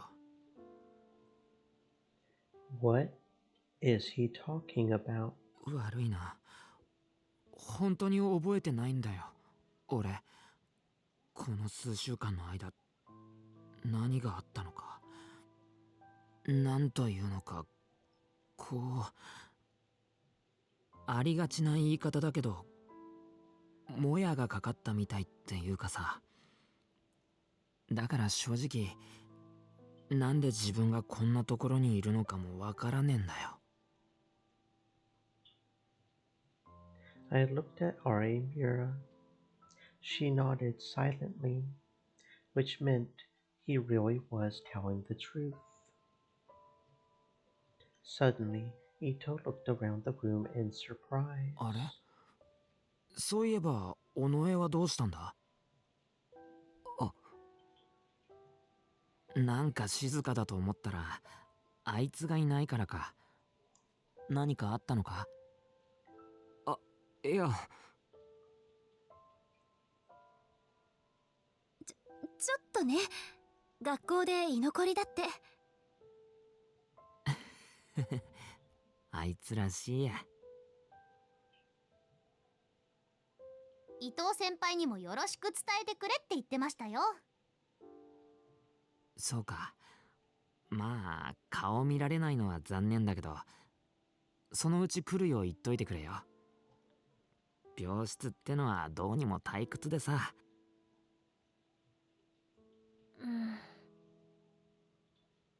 If he didn't remember, then there was no need to force him to. 伊藤君。悪い。久しぶりにいろいろ思い出そうとしたら、ちょっと疲れたみたいだ。そう。それじゃあ私たちそろそろおいとまするわ。わざわざ来てくれたのに悪いな。いや、いいんだ。気にするな。Ito sank down into the bed and smiled at us weakly as we left the room. Unfortunately, it really was true that he didn't remember anything. But he hadn't just forgotten. He had replaced the bad memories with ones that were better for him. He was a victim too, in a way. It wasn't right to blame him and force him to confront the truth. I felt conflicted about it, though. Would Nono and I ever truly be able to be friends with him again? I wondered about that as I headed for home. Nothing had happened for the next 2 days. Sarika was still leaving us alone. I was starting to think maybe it was time for me to head back to school. But with Yuto and Yamazoe to worry about, I was hesitant, thinking maybe it was still too soon. And then she showed up again. チャオっす先輩方。あ、ウキッチもユートッチも。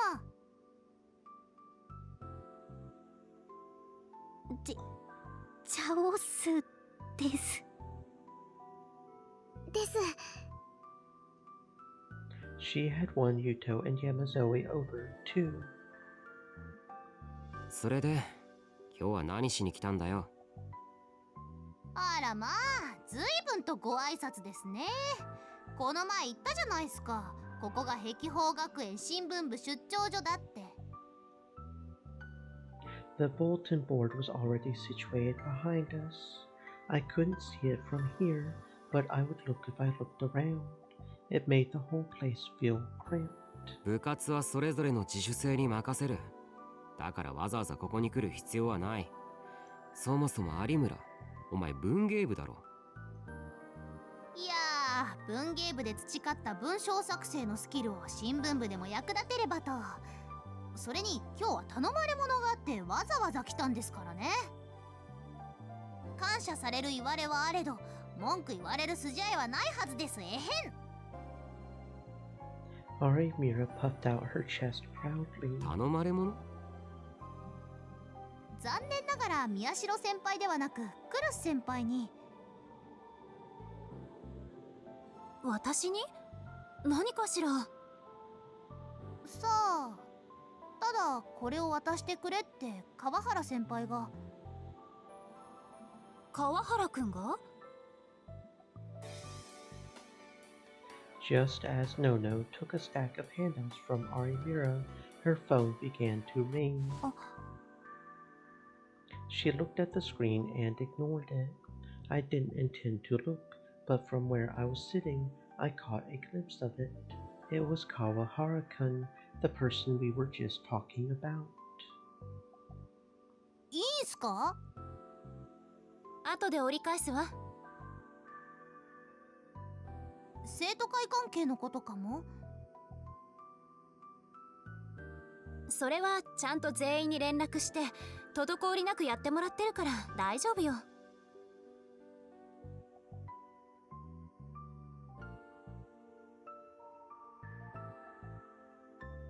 What did he want then?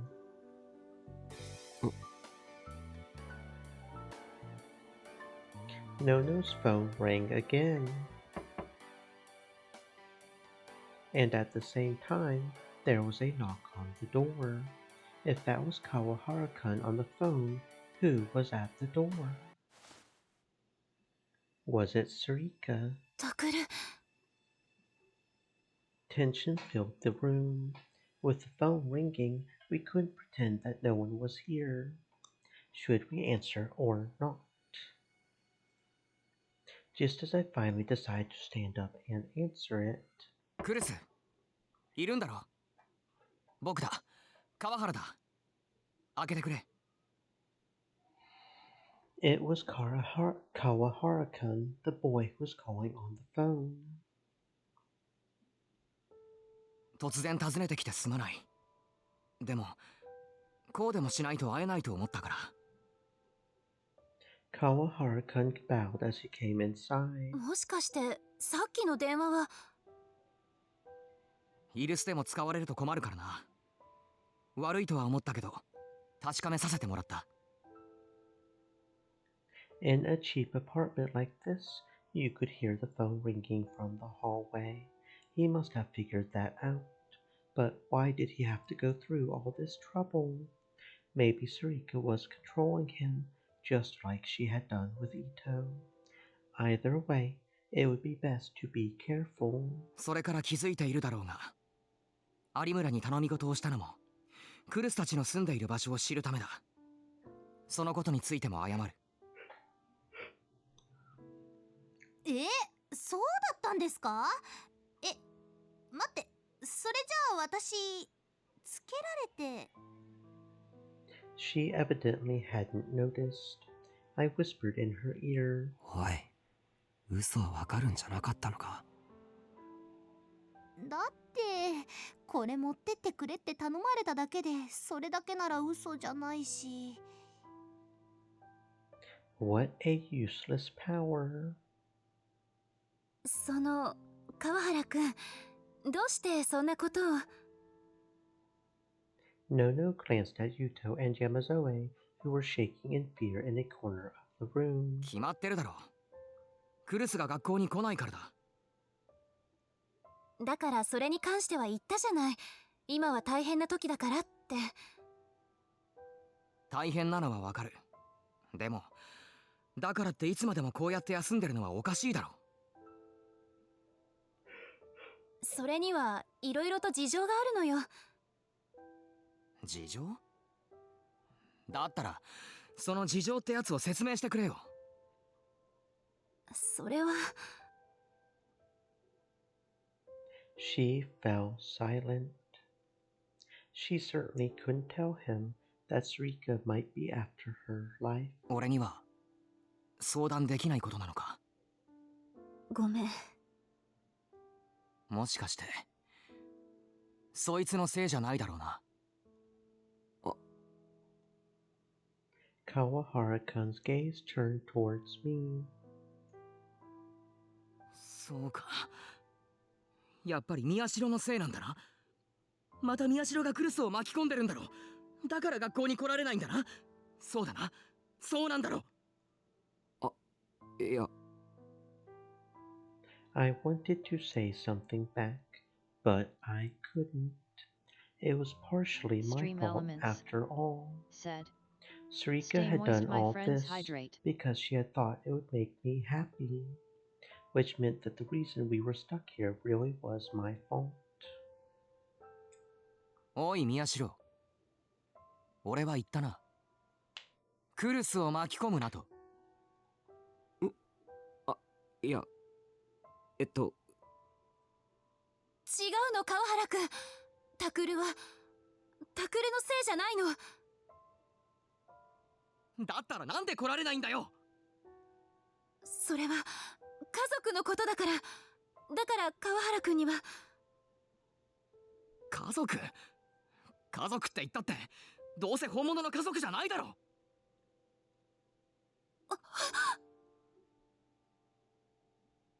I could see Yuto freeze in the corner of the room. Yamazoe was next to him, rubbing his back gently. Kawahara-kun hadn't noticed the change that had overtaken the rest of the room. He was still talking. 宮代だって今一緒に住んでる奴らだって所詮は家族ごっこだろ。そもそも付き合いなら俺たちの方が長いはずじゃないか。やめて。なあ、子供の頃俺たちいつも一緒だっただろ。俺とクルスと、それから南沢と。俺はさ、あの頃から俺はクルス、お前のことが好きだったんだよ。Another shockwave went through the room. It was a sudden confession of love. Of course, even I knew that Kawahara-kun was in love with Nono, but I didn't expect him to say it in front of so many people. Even Arimura was stunned into silence. もう一度言う、クルス。俺は君のこと。待って川原くん、その話はまた違う時に。いや、証人もいることだし、この際だからきちんと言っておく。俺は君が好きだ、クルス。川原くん。なんでそんな困った顔するんだよ。だってお前だって分かってただろ。俺がお前のこと好きだって。それは子供の頃だって俺は本当はいつだってお前と二人でいたかったんだ。南様の存在も邪魔だった。こいつどこかへ行ってくれればいいのにって思ってた。でもお前はいっつもあいつを暴れんで、どこへ行くにも千里も一緒に千里も一緒にって。俺がどれだけあいつがいなくなればいいって思ってたかわかるか。 Nono's face twisted in pain. It must have hurt her to hear him talk about her friend like this. Normally, Kawahara-kun would have picked up on that, but after coming out in front of so many people and saying that he liked her, the blood must have rushed to his head. やっとだ。やっとあいつが南沢がいなくなってくれたと思ったのに。そしたら今度は家族だって。冗談じゃない。宮代なんかより俺の方がずっとお前のこと知ってる。お前のこと分かってやってる。なあクルス。Kawahara-kun looked straight into Nono's eyes. I could see that his eyes were a little bloodshot. もう一度言う。俺はお前のこと好きだ。俺の気持ち受け入れてくれるよな。 Nono glanced around the room, looking upset as everyone watched in silence. Finally, she frowned and bit her lip. 川原くんの気持ちは嬉しい。それじゃあ。でもごめんなさい。私、川原くんの気持ち受け取れない。どうして？ Kawahara-kun's voice rose in anger. どうしてだよ。宮代か？こんな奴のどこがいいんだ。そういうところよ。は？タクルは私の弟よ。そうやって弟のこと悪く言われて喜ぶ姉がいると思う？弟だって赤の他人だ。でも私にとっては大事な家族なの。No, no. 彼女の千里のことだってそう。私は別に彼女のことを憐れんでたわけじゃない。だってあの子は私の大切な友達だもの。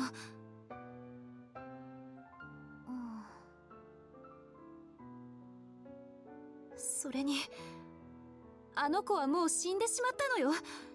死んだ友達のこと悪く言うなんて。川原くん、あなたどうかしてる。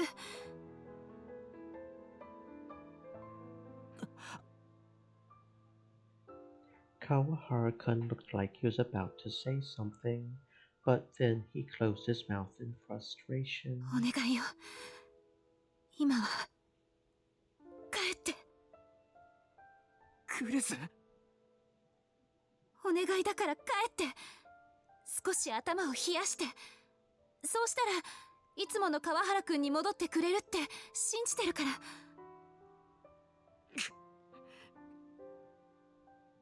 分かったよ。今日のところは帰るよ。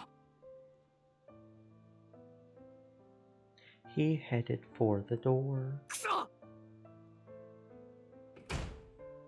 and smashed it shut as he cursed.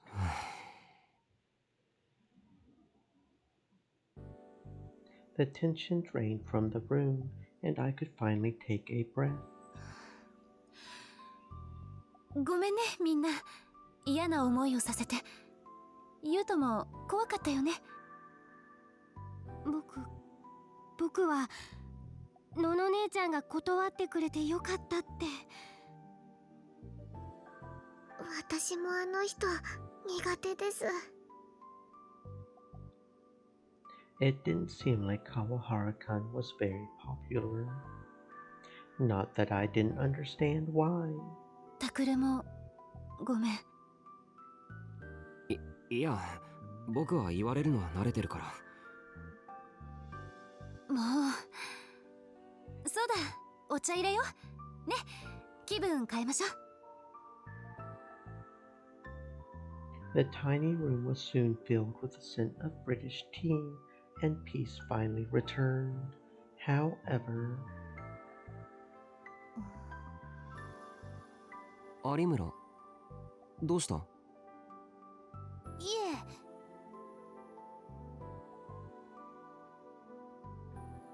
Arimura kept shooting glances at Nuno as if she was thinking about something. Meaning that something Nuno just said is a lie. So that's interesting. And I think I know exactly what it is. The fact that she thinks of Nono as her little brother. Because she don't think of, or that she thinks of him as her little brother. Because I think she's in love with him. This is a whole other situation, yeah. And then the next day. いやー、この部屋寒いっすね。暖房とかないんですか？おい、なんで今日も来るんだよ。だから部活だって言ってるじゃないですか。うん。その割には部活らしい活動なんて何一つしてないじゃないか。それは部長が指針を示さないからです。しばらくは各自の自主性に任せるって言っただろ。指示とかないとひなえどうしていいかわかんない。You're really making me want to punch you right now. いいじゃない。どうせ毎日退屈してるところでしょ。さすがクルス先輩は宮代先輩と違って話がわかるなあ。クッキーおいしい。Arimira was already digging into the tea and cookies that Nono had made. もしかしてこれっておからですか？あ、わかる？おからもらったから試しに作ってみたの。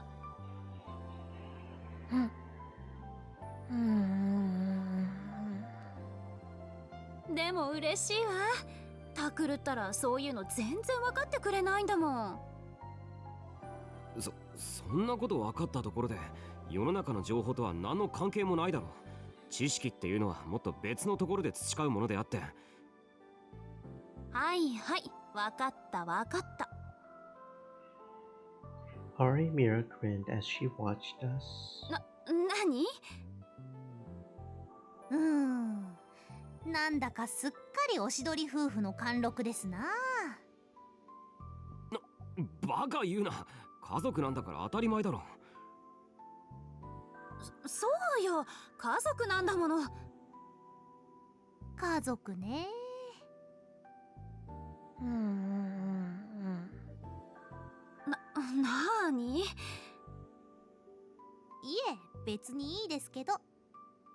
そう、それより実は今日は先輩方に聞きたいことがあって来たんですけど。So you've just been wasting time here for no reason. If you wanted something, you should have just said so from the start. クルス先輩って南沢千里って人とお友達だったんですよね。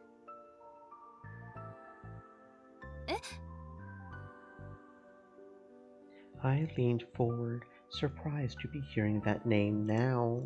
ほら、昨日そんな話をしてたでしょ。それでちょっと気になって。ええ、小学校の頃よく一緒に遊んでたわ。川原くんと3人で。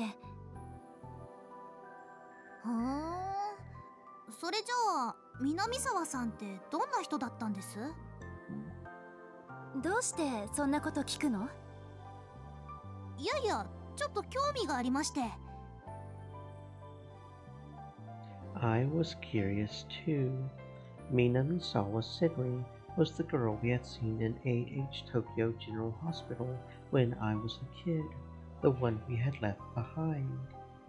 I had always thought that she might be the killer, but now I knew that I was wrong. I had only seen her for an instant, but she had a huge effect on my life. Thinking back, it was strange that I hadn't asked Kurusu for more details about her before.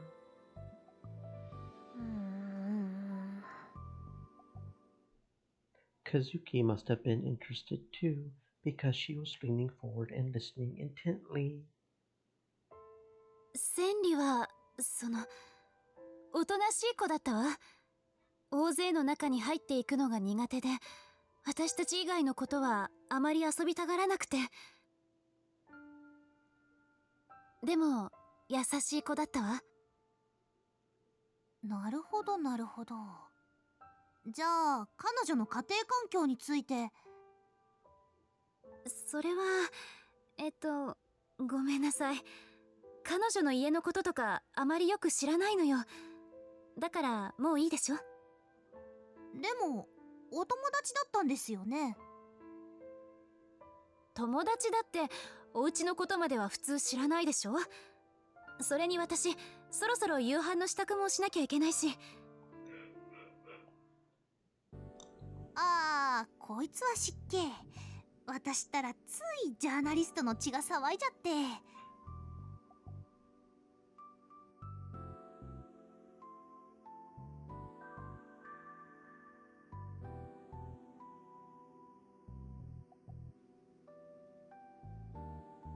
何がジャーナリストだよ。それらしい活動なんて一度も。それじゃあんまりゆっくりしてもご迷惑でしょうし、私たちは帰りますかね。あ、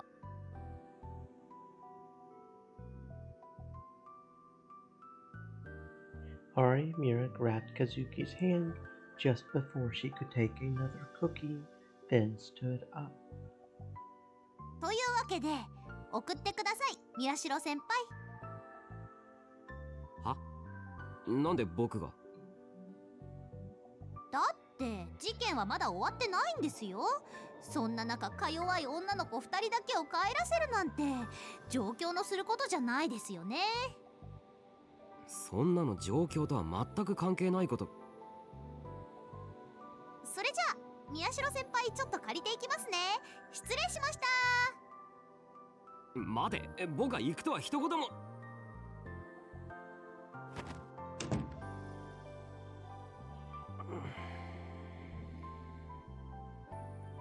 I ended up walking them home despite my protests.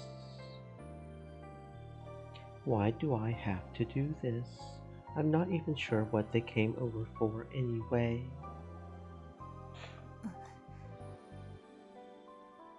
And on top of all that, Arimura had fallen strangely silent.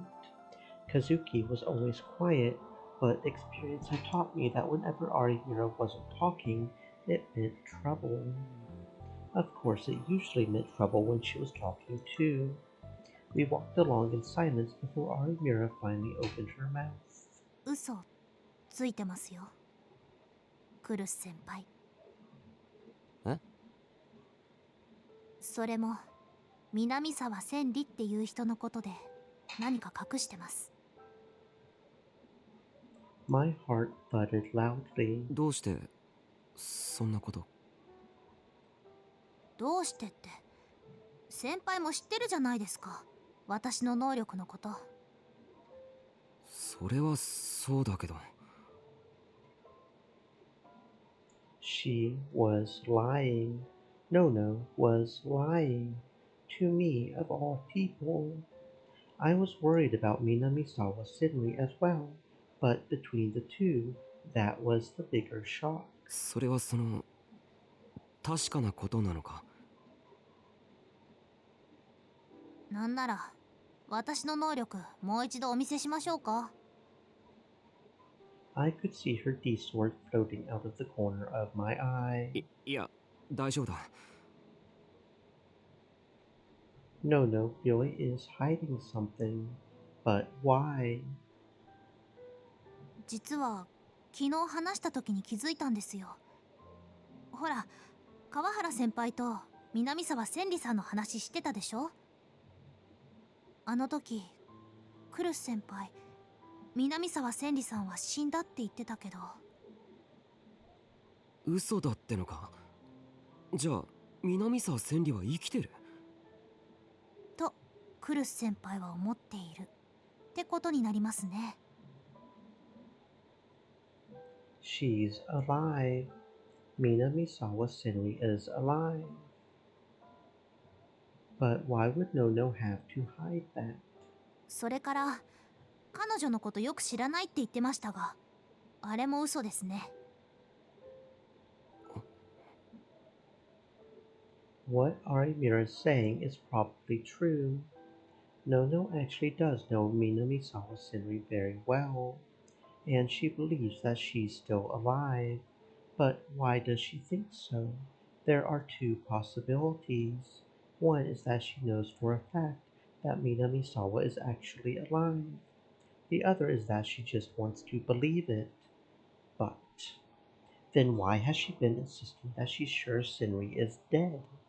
まあ今となっては事件のすべては尾上セリカによるものなわけだし、だから南沢千里さんのことはどうでもいいのかもしれないですけど、でもちょっと気になったもんで。それじゃあ宮代先輩、私たちはここで。先輩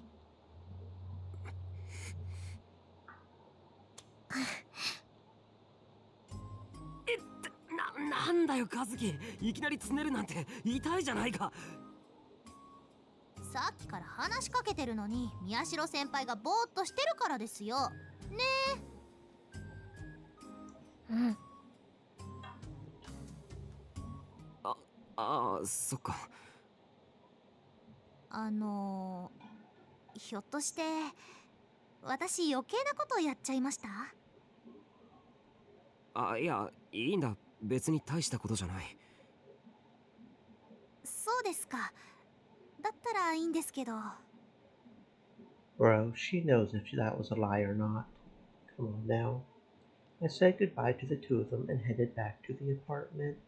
The whole way back, I couldn't stop thinking about the fact that Nono might be lying to me. Why? For what purpose? The same questions kept spinning about in my mind. 家族の間で隠し事はしないこと、これだけは守ってほしいの。もう家族がバラバラにならないように。Nono was the one who had said that. No secrets, no lies. That was the one promise that kept us together.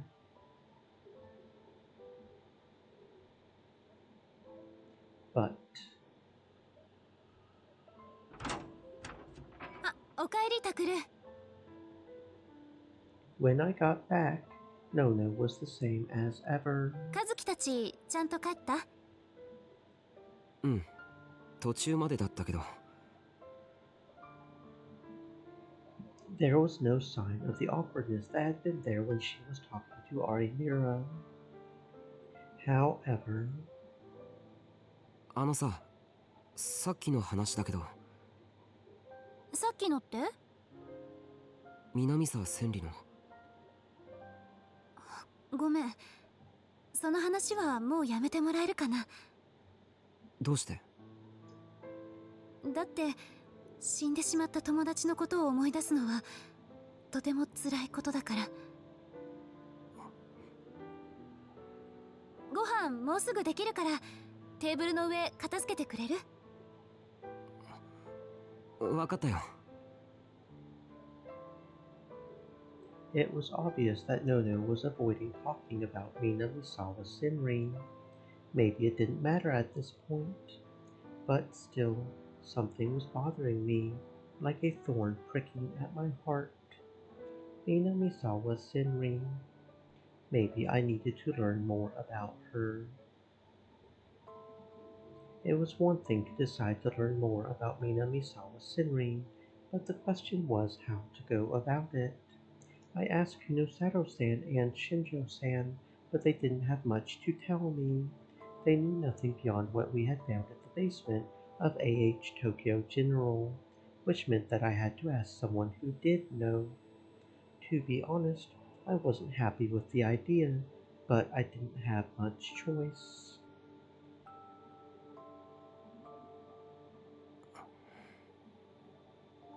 If I wanted to talk to him, this was the best place to catch him.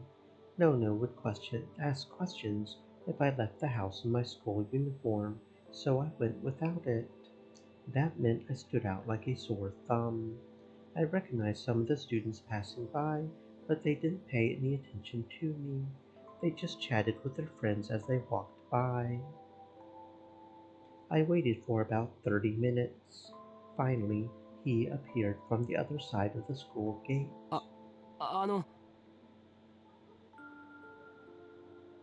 Miyashiro? Kawahara-kun frowned when he saw me. I knew he didn't like me, but he also probably felt awkward after what had happened yesterday. ちょっと話があるんだけど、いいですか？もしかして俺に宣戦布告でもしに来たか？え？なんだ、クルスに手を出すなって言いに来たわけじゃないのか？それなら少しは見直してやるところだったのにな。Kawahara-kun seemed to misunderstand how things stood between me and Nono. で話があるんだろ。だったらさっさと言えよ。Kawahara-kun didn't even bother to hide his irritation with me. People were staring at us as they walked by. そのもしよかったらどこか別の場所で。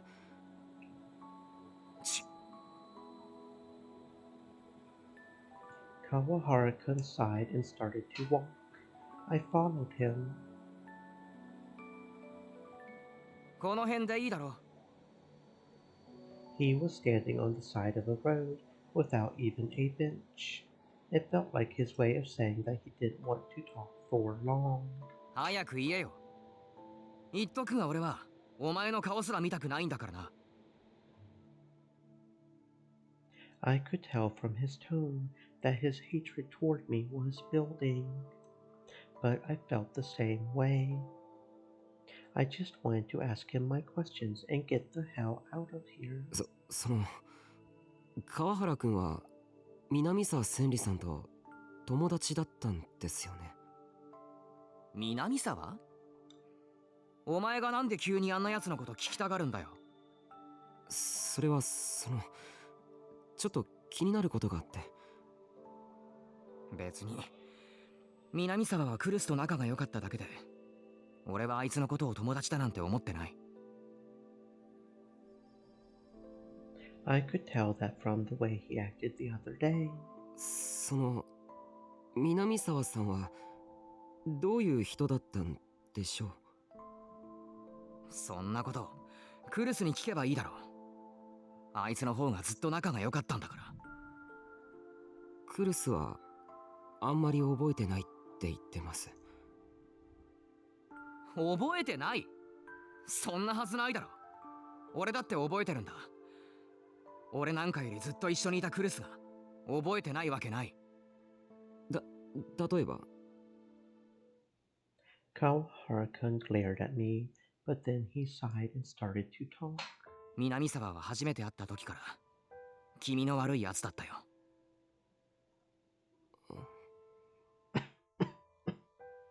いつも暗い顔して顔色も悪くて、声も小さくて何言ってんだかわかんねえし、陰気を絵に描いたようなやつで、まんまクルスの引き立て役だよ。そうだな、そういうとこお前にちょっと似てるかもな。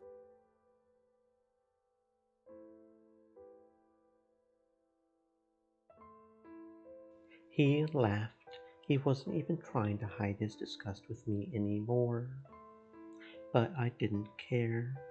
それで彼女はどういう家とか。ああ、確か親が怪しげな新興宗教にハマっててさ。新興宗教？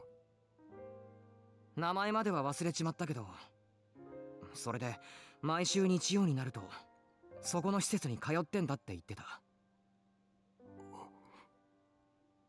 どこっつってたかな。確かでっかい病院の地下とか言ってたな。ダンダンダン。AH 東京総合病院。そこだよそこ。なんだお前知ってんのか。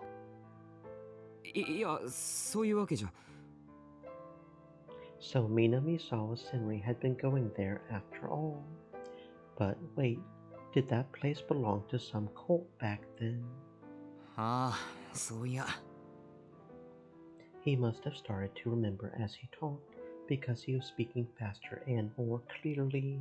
いつも長袖着て隠してたけど、体育の時にちらっと見えたんだよ。そしたら腕に針の跡とかいっぱいあってさ。だんだん学校も休むようになって、今考えるとやばいよなあれ。そんなだからうちの親なんかにもあいつとは付き合うなって言われてたんだけど、クルスが付き合うもんだから。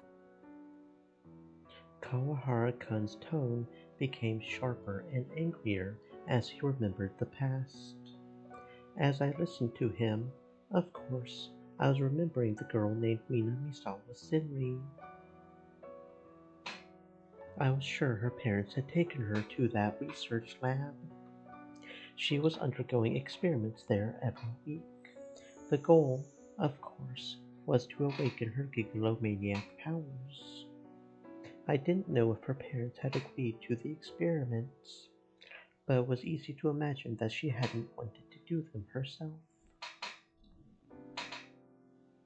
And there was one more thing I could tell from this conversation. That was... ねえ、そのことをクルスは。知ってるに決まってるだろ。さっきも言ったように、あいつは俺よりもずっと南沢と親しかったんだ。しょっちゅう悩みを打ち明けられたりしてたみたいだし、あいつの両親のことだって俺なんかよりもずっと知ってるはずだよ。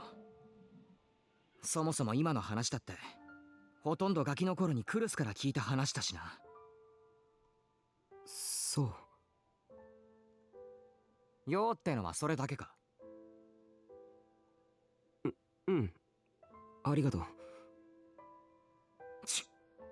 なんなんだよ。なんで俺がこんなこと。I bowed to Kawahara-kun and turned to go. おい、宮代。I heard his voice behind me. クルスに早く学校に来るように伝えろ。それから、もしまたクルスに何かあったりしてみろ。ただじゃ済まさねえからな。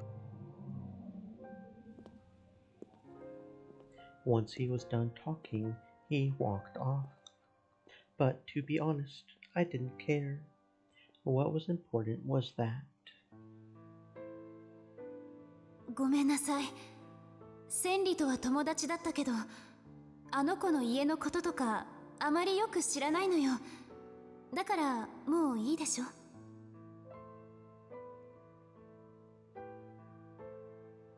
Nono was really lying to me after all. Nono is hiding something involving Minamisawa Senri, even after she promised that she wouldn't keep any more secrets, which meant that was a lie too.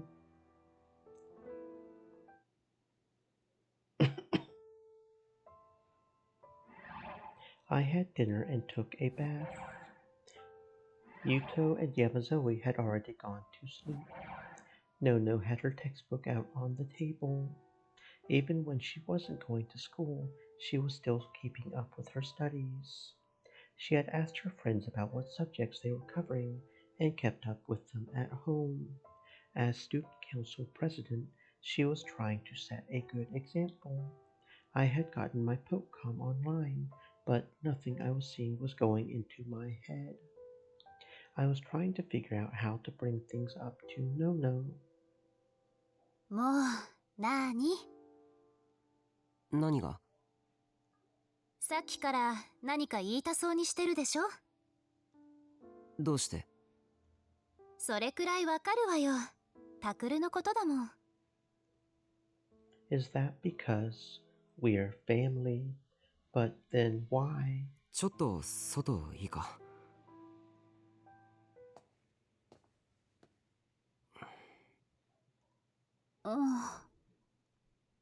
？I went outside with Nono. Of course, we couldn't go too far with Yuto and Yamazoe to think about, so we only took a few steps out of the apartment. Nono followed after me, confused. She looked a bit nervous, probably because she wasn't sure why I had asked her to come out here with me. I turned around to face her.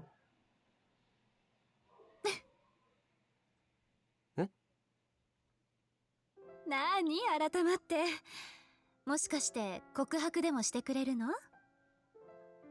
は？何言ってんだよいきなり。だってこんな夜にわざわざ外に連れ出すなんてそんな感じじゃない？ I guess it's true that maybe you could interpret the situation that way, but that's a big maybe. もうわかってる。冗談よ。そんなにうろたえなくてもいいじゃない。まあもし冗談じゃなかったとしても私としては嬉しいけど。からかうのはよせよ。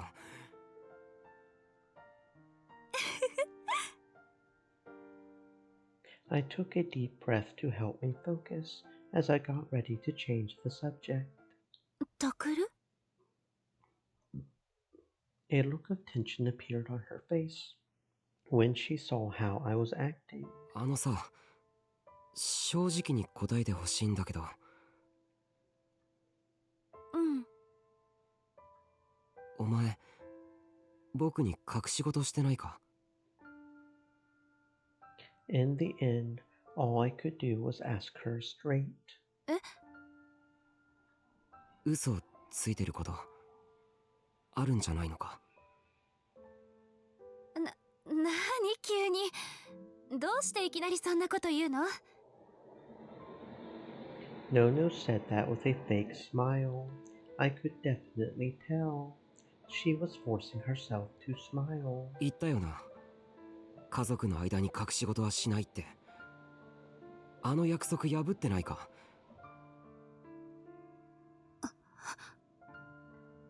ノノ。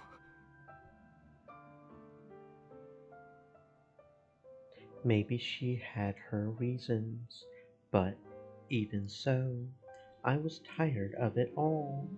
I was tired of being betrayed. I was tired of having the people I cared about lie to me.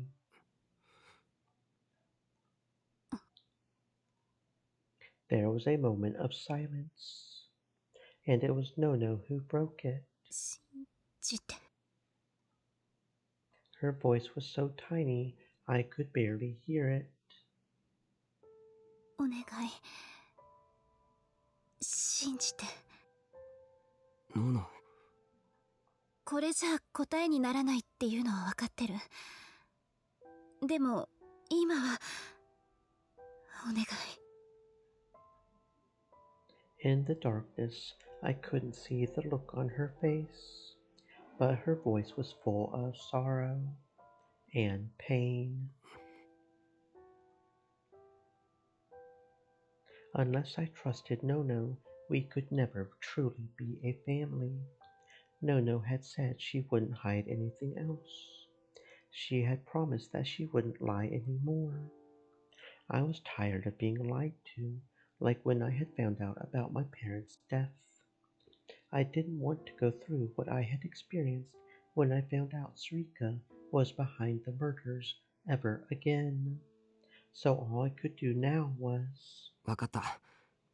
僕はノノを信じ。相変わらず甘いね、タクは。A bitter voice echoed in the darkness. The clouds split and the moon shone down to reveal the person in the darkness. Her D-sword shone in the moonlight, and a broken smile was plastered on her lips. おのえ。A cold chill of terror ran down my spine, and I could feel myself start to sweat.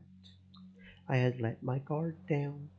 I had thought that if I was lucky, I might never see her again, and I had started to think that maybe I would be that lucky.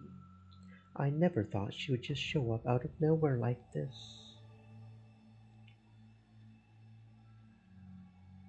いい気なものだな、クルスノノ。セリカ、何をしに来たの？それくらいわからないのか。あなたみたいな人が考えることなんてわかるわけないわ。あなたみたいな人。まるで自分だけが宮代拓郎を大切にしている。そんな言い方だな。気に入らない。私はあなたとは違う。タクルのため、タクルが望んでいるから、そんな理由をつけてタクルを悲しませているあなたとは違うのよ。I could almost see the invisible flames building up between them. まあいい。聞きたいと言うなら教えてやろう。私がここに来たのはお前からもらったものを返してやるためだ。Sarika laughed in twisted glee. This wasn't the Sarika I knew. The naive ditzy girl that was always by my side was gone now. もらったもの？何のことかわからないけれど、その必要はないわ。持って帰ってくれて結構よ。おお、ずいぶんと気前がいいんだな。だが、そういうわけにはいかない。あいにく、やられたことはきちんとやり返す主義でね。Does something to her. 気をつけろ、ノノ。尾上は報復するつもりだ。報復？そう。つまり、あなたはタクルを取られた復讐に来たってわけね。でも。Nono pulled her D-sword from the void and readied it in front of Sarika's face. But Sarika didn't move a muscle. She just kept smiling. 血の気の多い女だ。それがお前の本性というわけか。Oh, and there it goes. And there it goes. And there it goes. Just drop, drop, drop, drop, drop.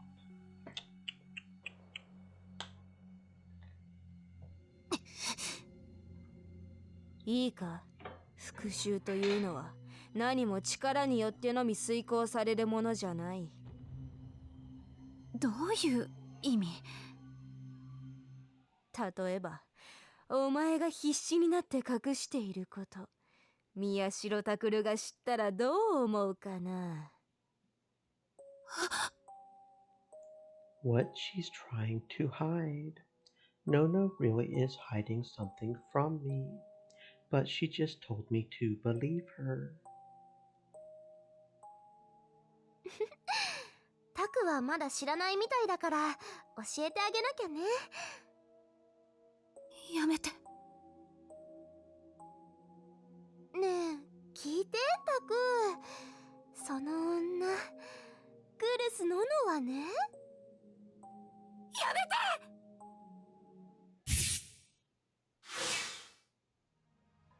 Nono's D-sword flashed down at Sarika's head. There was a shower of pale sparks. ほら見てタク、これがこの女の本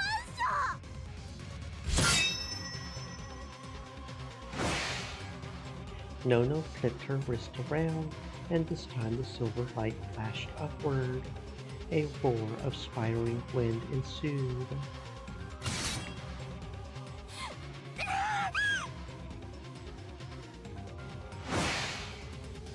Even I could tell that Nono's stance was all wrong. Sarika was easily deflecting her attacks and grinning all the while. ねえタク、まだわからない？その女の本当の姿が。本当の姿？お願い。やめて。しょうがないわね。じゃあ私の口から教えてあげる。クルスノノの。いいえ。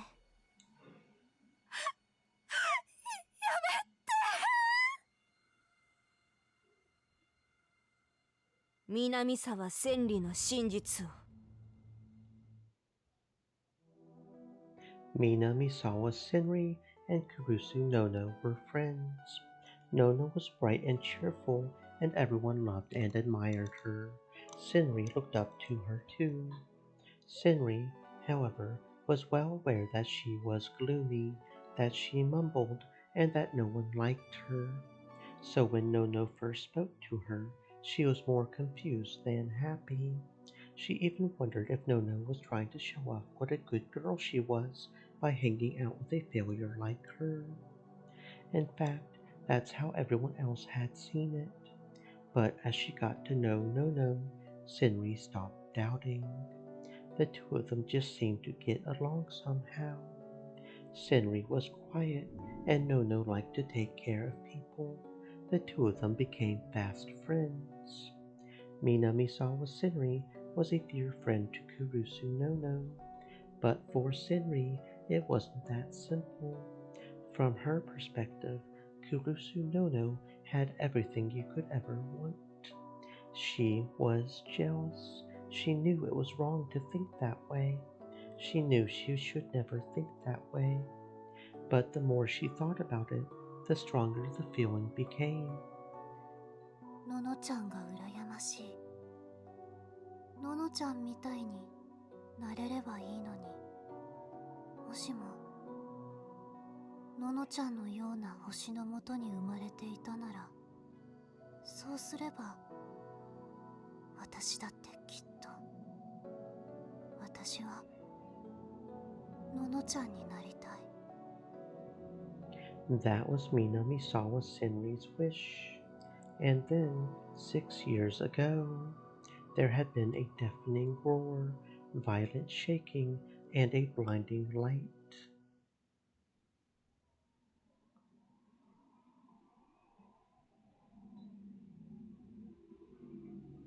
Kurusu Nono was right in front of Senri. Nono had been caught by a collapsing building. She was on the verge of death. She could barely keep her eyes open. There was nothing Senri could do for her. 死にたくないよ。私もっとやりたいこといっぱい。まだ死にたく。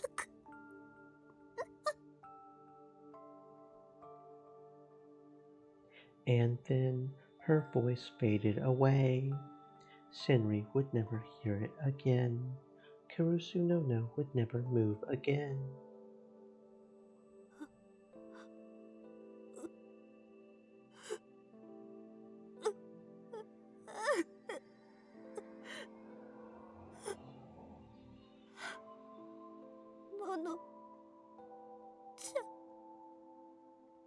Senri cried. She knelt before Nono, whose eyelids were still slightly opened, and cried her heart out. Kurusu Nono was her only friend. The sorrow this loss created in her heart was unbearable. Not only that, ののちゃん、私ね、ののちゃんみたいになりたかったの。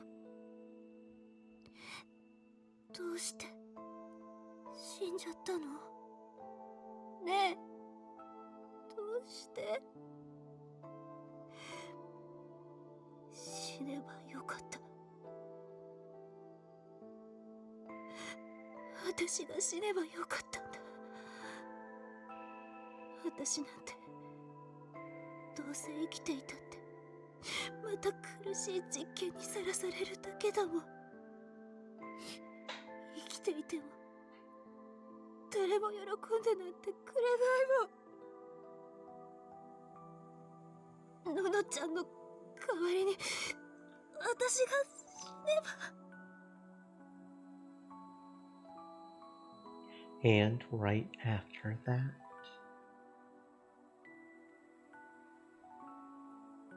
なんということでしょう。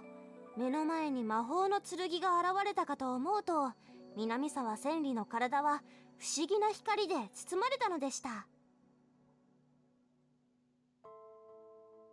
そして驚いたことに、その姿は彼女にとって憧れの少女クルス・ノノへと変身していたのです。それこそが彼女南沢千里のギガロマニアックスとしての覚醒でした。発光の少女南沢千里は本物のクルス・ノノを南沢千里として葬ることで、醜いアヒルの子から白鳥へと生まれ変わり、輝かしい第二の人生を歩き始めることにしたのでした。めでたしめでたし。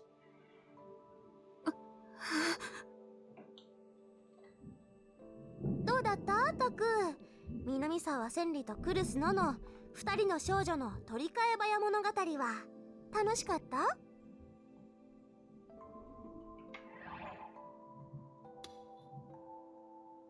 The Changelings, a story from medieval Japan, also known as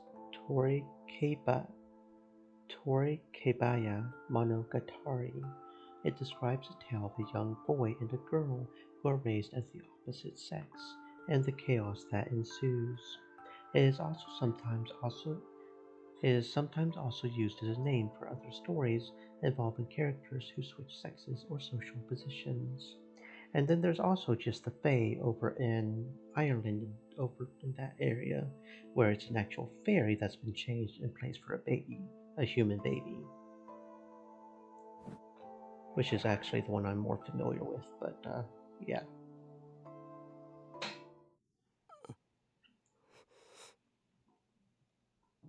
My pulse began to quicken and I started to lose the ability to think clearly. I could feel my soul shifting within my body. The ground under me shook unsteadily. No, it wasn't just the ground. It was my whole world. Everything that made up the person named Miyashiro Takeru began to shake. My head hurt and I couldn't understand what I was hearing. What did I just hear? Is Sarika really telling me that Nono is Minamisawa Senri? Okay, but why does it matter? You only knew her after she was already transformed, right? I mean, as long as she has been acting true to herself. I mean, you never knew her before then anyways. Come on now, bruh. Nono is a gigolo maniac. I know that already, but her power is... 違う。ギガロマニアックスとしてのノノの能力は有村と同じはずだ。人が嘘をついているかどうかを見抜ける能力。そうだったよな、ノノ。どうなんだよ、ノノ。Nono said nothing. She just looked very sad. Sarika's lips curled up into a mocking grin. もうタクってば本当にバカなんだから、やっぱりタクには私がついてないとダメだよね。どういうことだよ。有村ひなえと同じ。人が嘘をついているかどうかを見抜ける。嘘で塗り固めた半生のくせに苦し紛れについた嘘はずさんだな。嘘なんかじゃない。私はなんだ、また宮代拓に嘘つくつもりか。違う。私はクルスノノよ。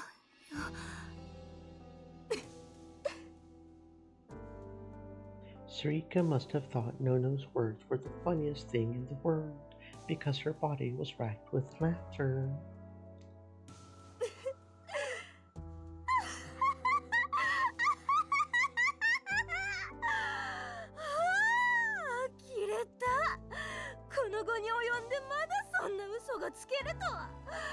Oh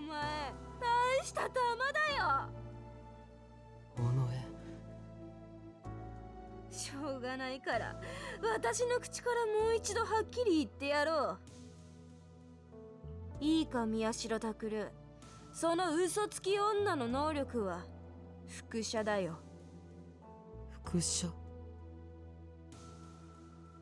そう、言うなればコピー。容姿、声色、寸分の違いなく別人になり変わることのできる能力。それがそいつの能力。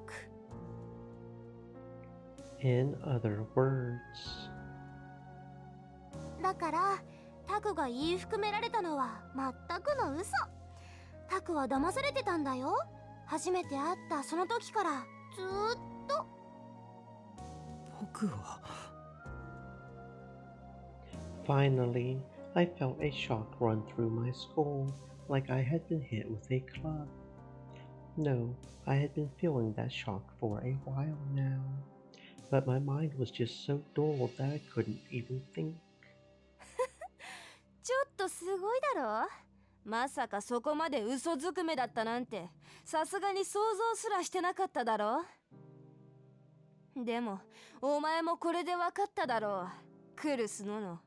いや、南沢千里という女の醜く悪辣な本性を。南沢千里は親友が死んだことを悲しむどころか、これ幸いとあっけなく切り捨て、南沢千里として慰霊碑の下に葬った。そして自らは美しく明るく聡明で誰からも好かれるクルスノノとして第二の人生を謳歌していたんだよ。違う。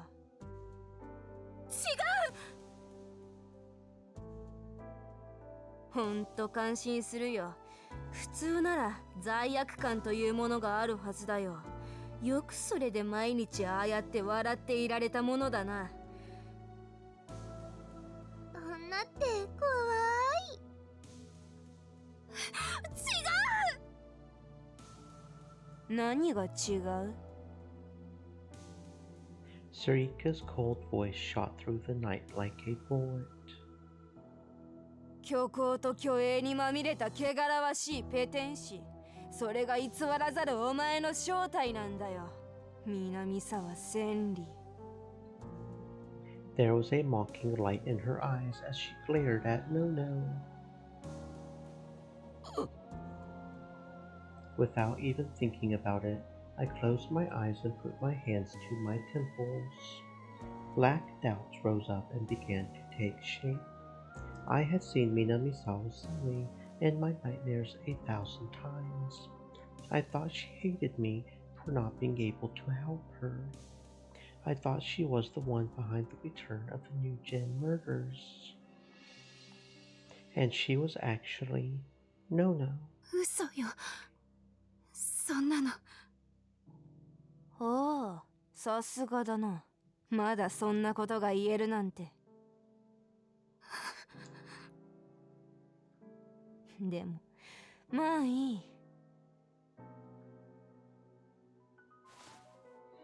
Sarika laughed a little and turned around to leave.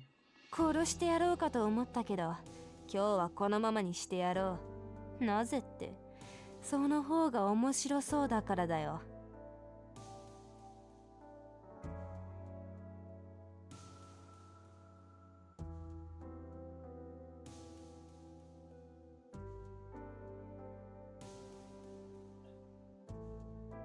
せいぜい宮代拓に言い訳なりなんなりするがいい。惨めに、無様に、滑稽に。すべてを偽っていた醜い自分を許してと地面に頭をこすりつけて泣いて謝ればいい。もっとも、そんなことしたところで許してくれるかどうかはわからないがな。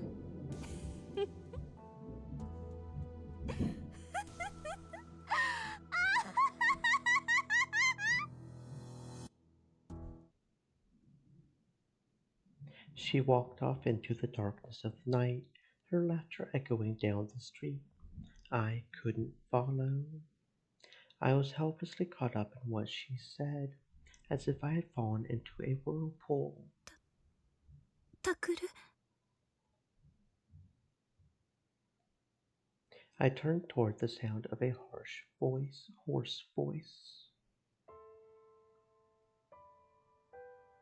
Nono was smiling at me weakly. Nono.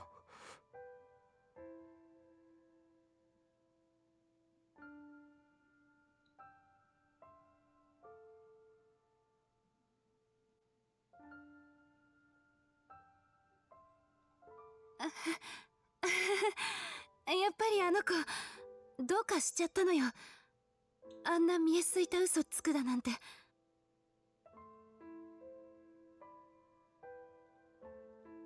嘘。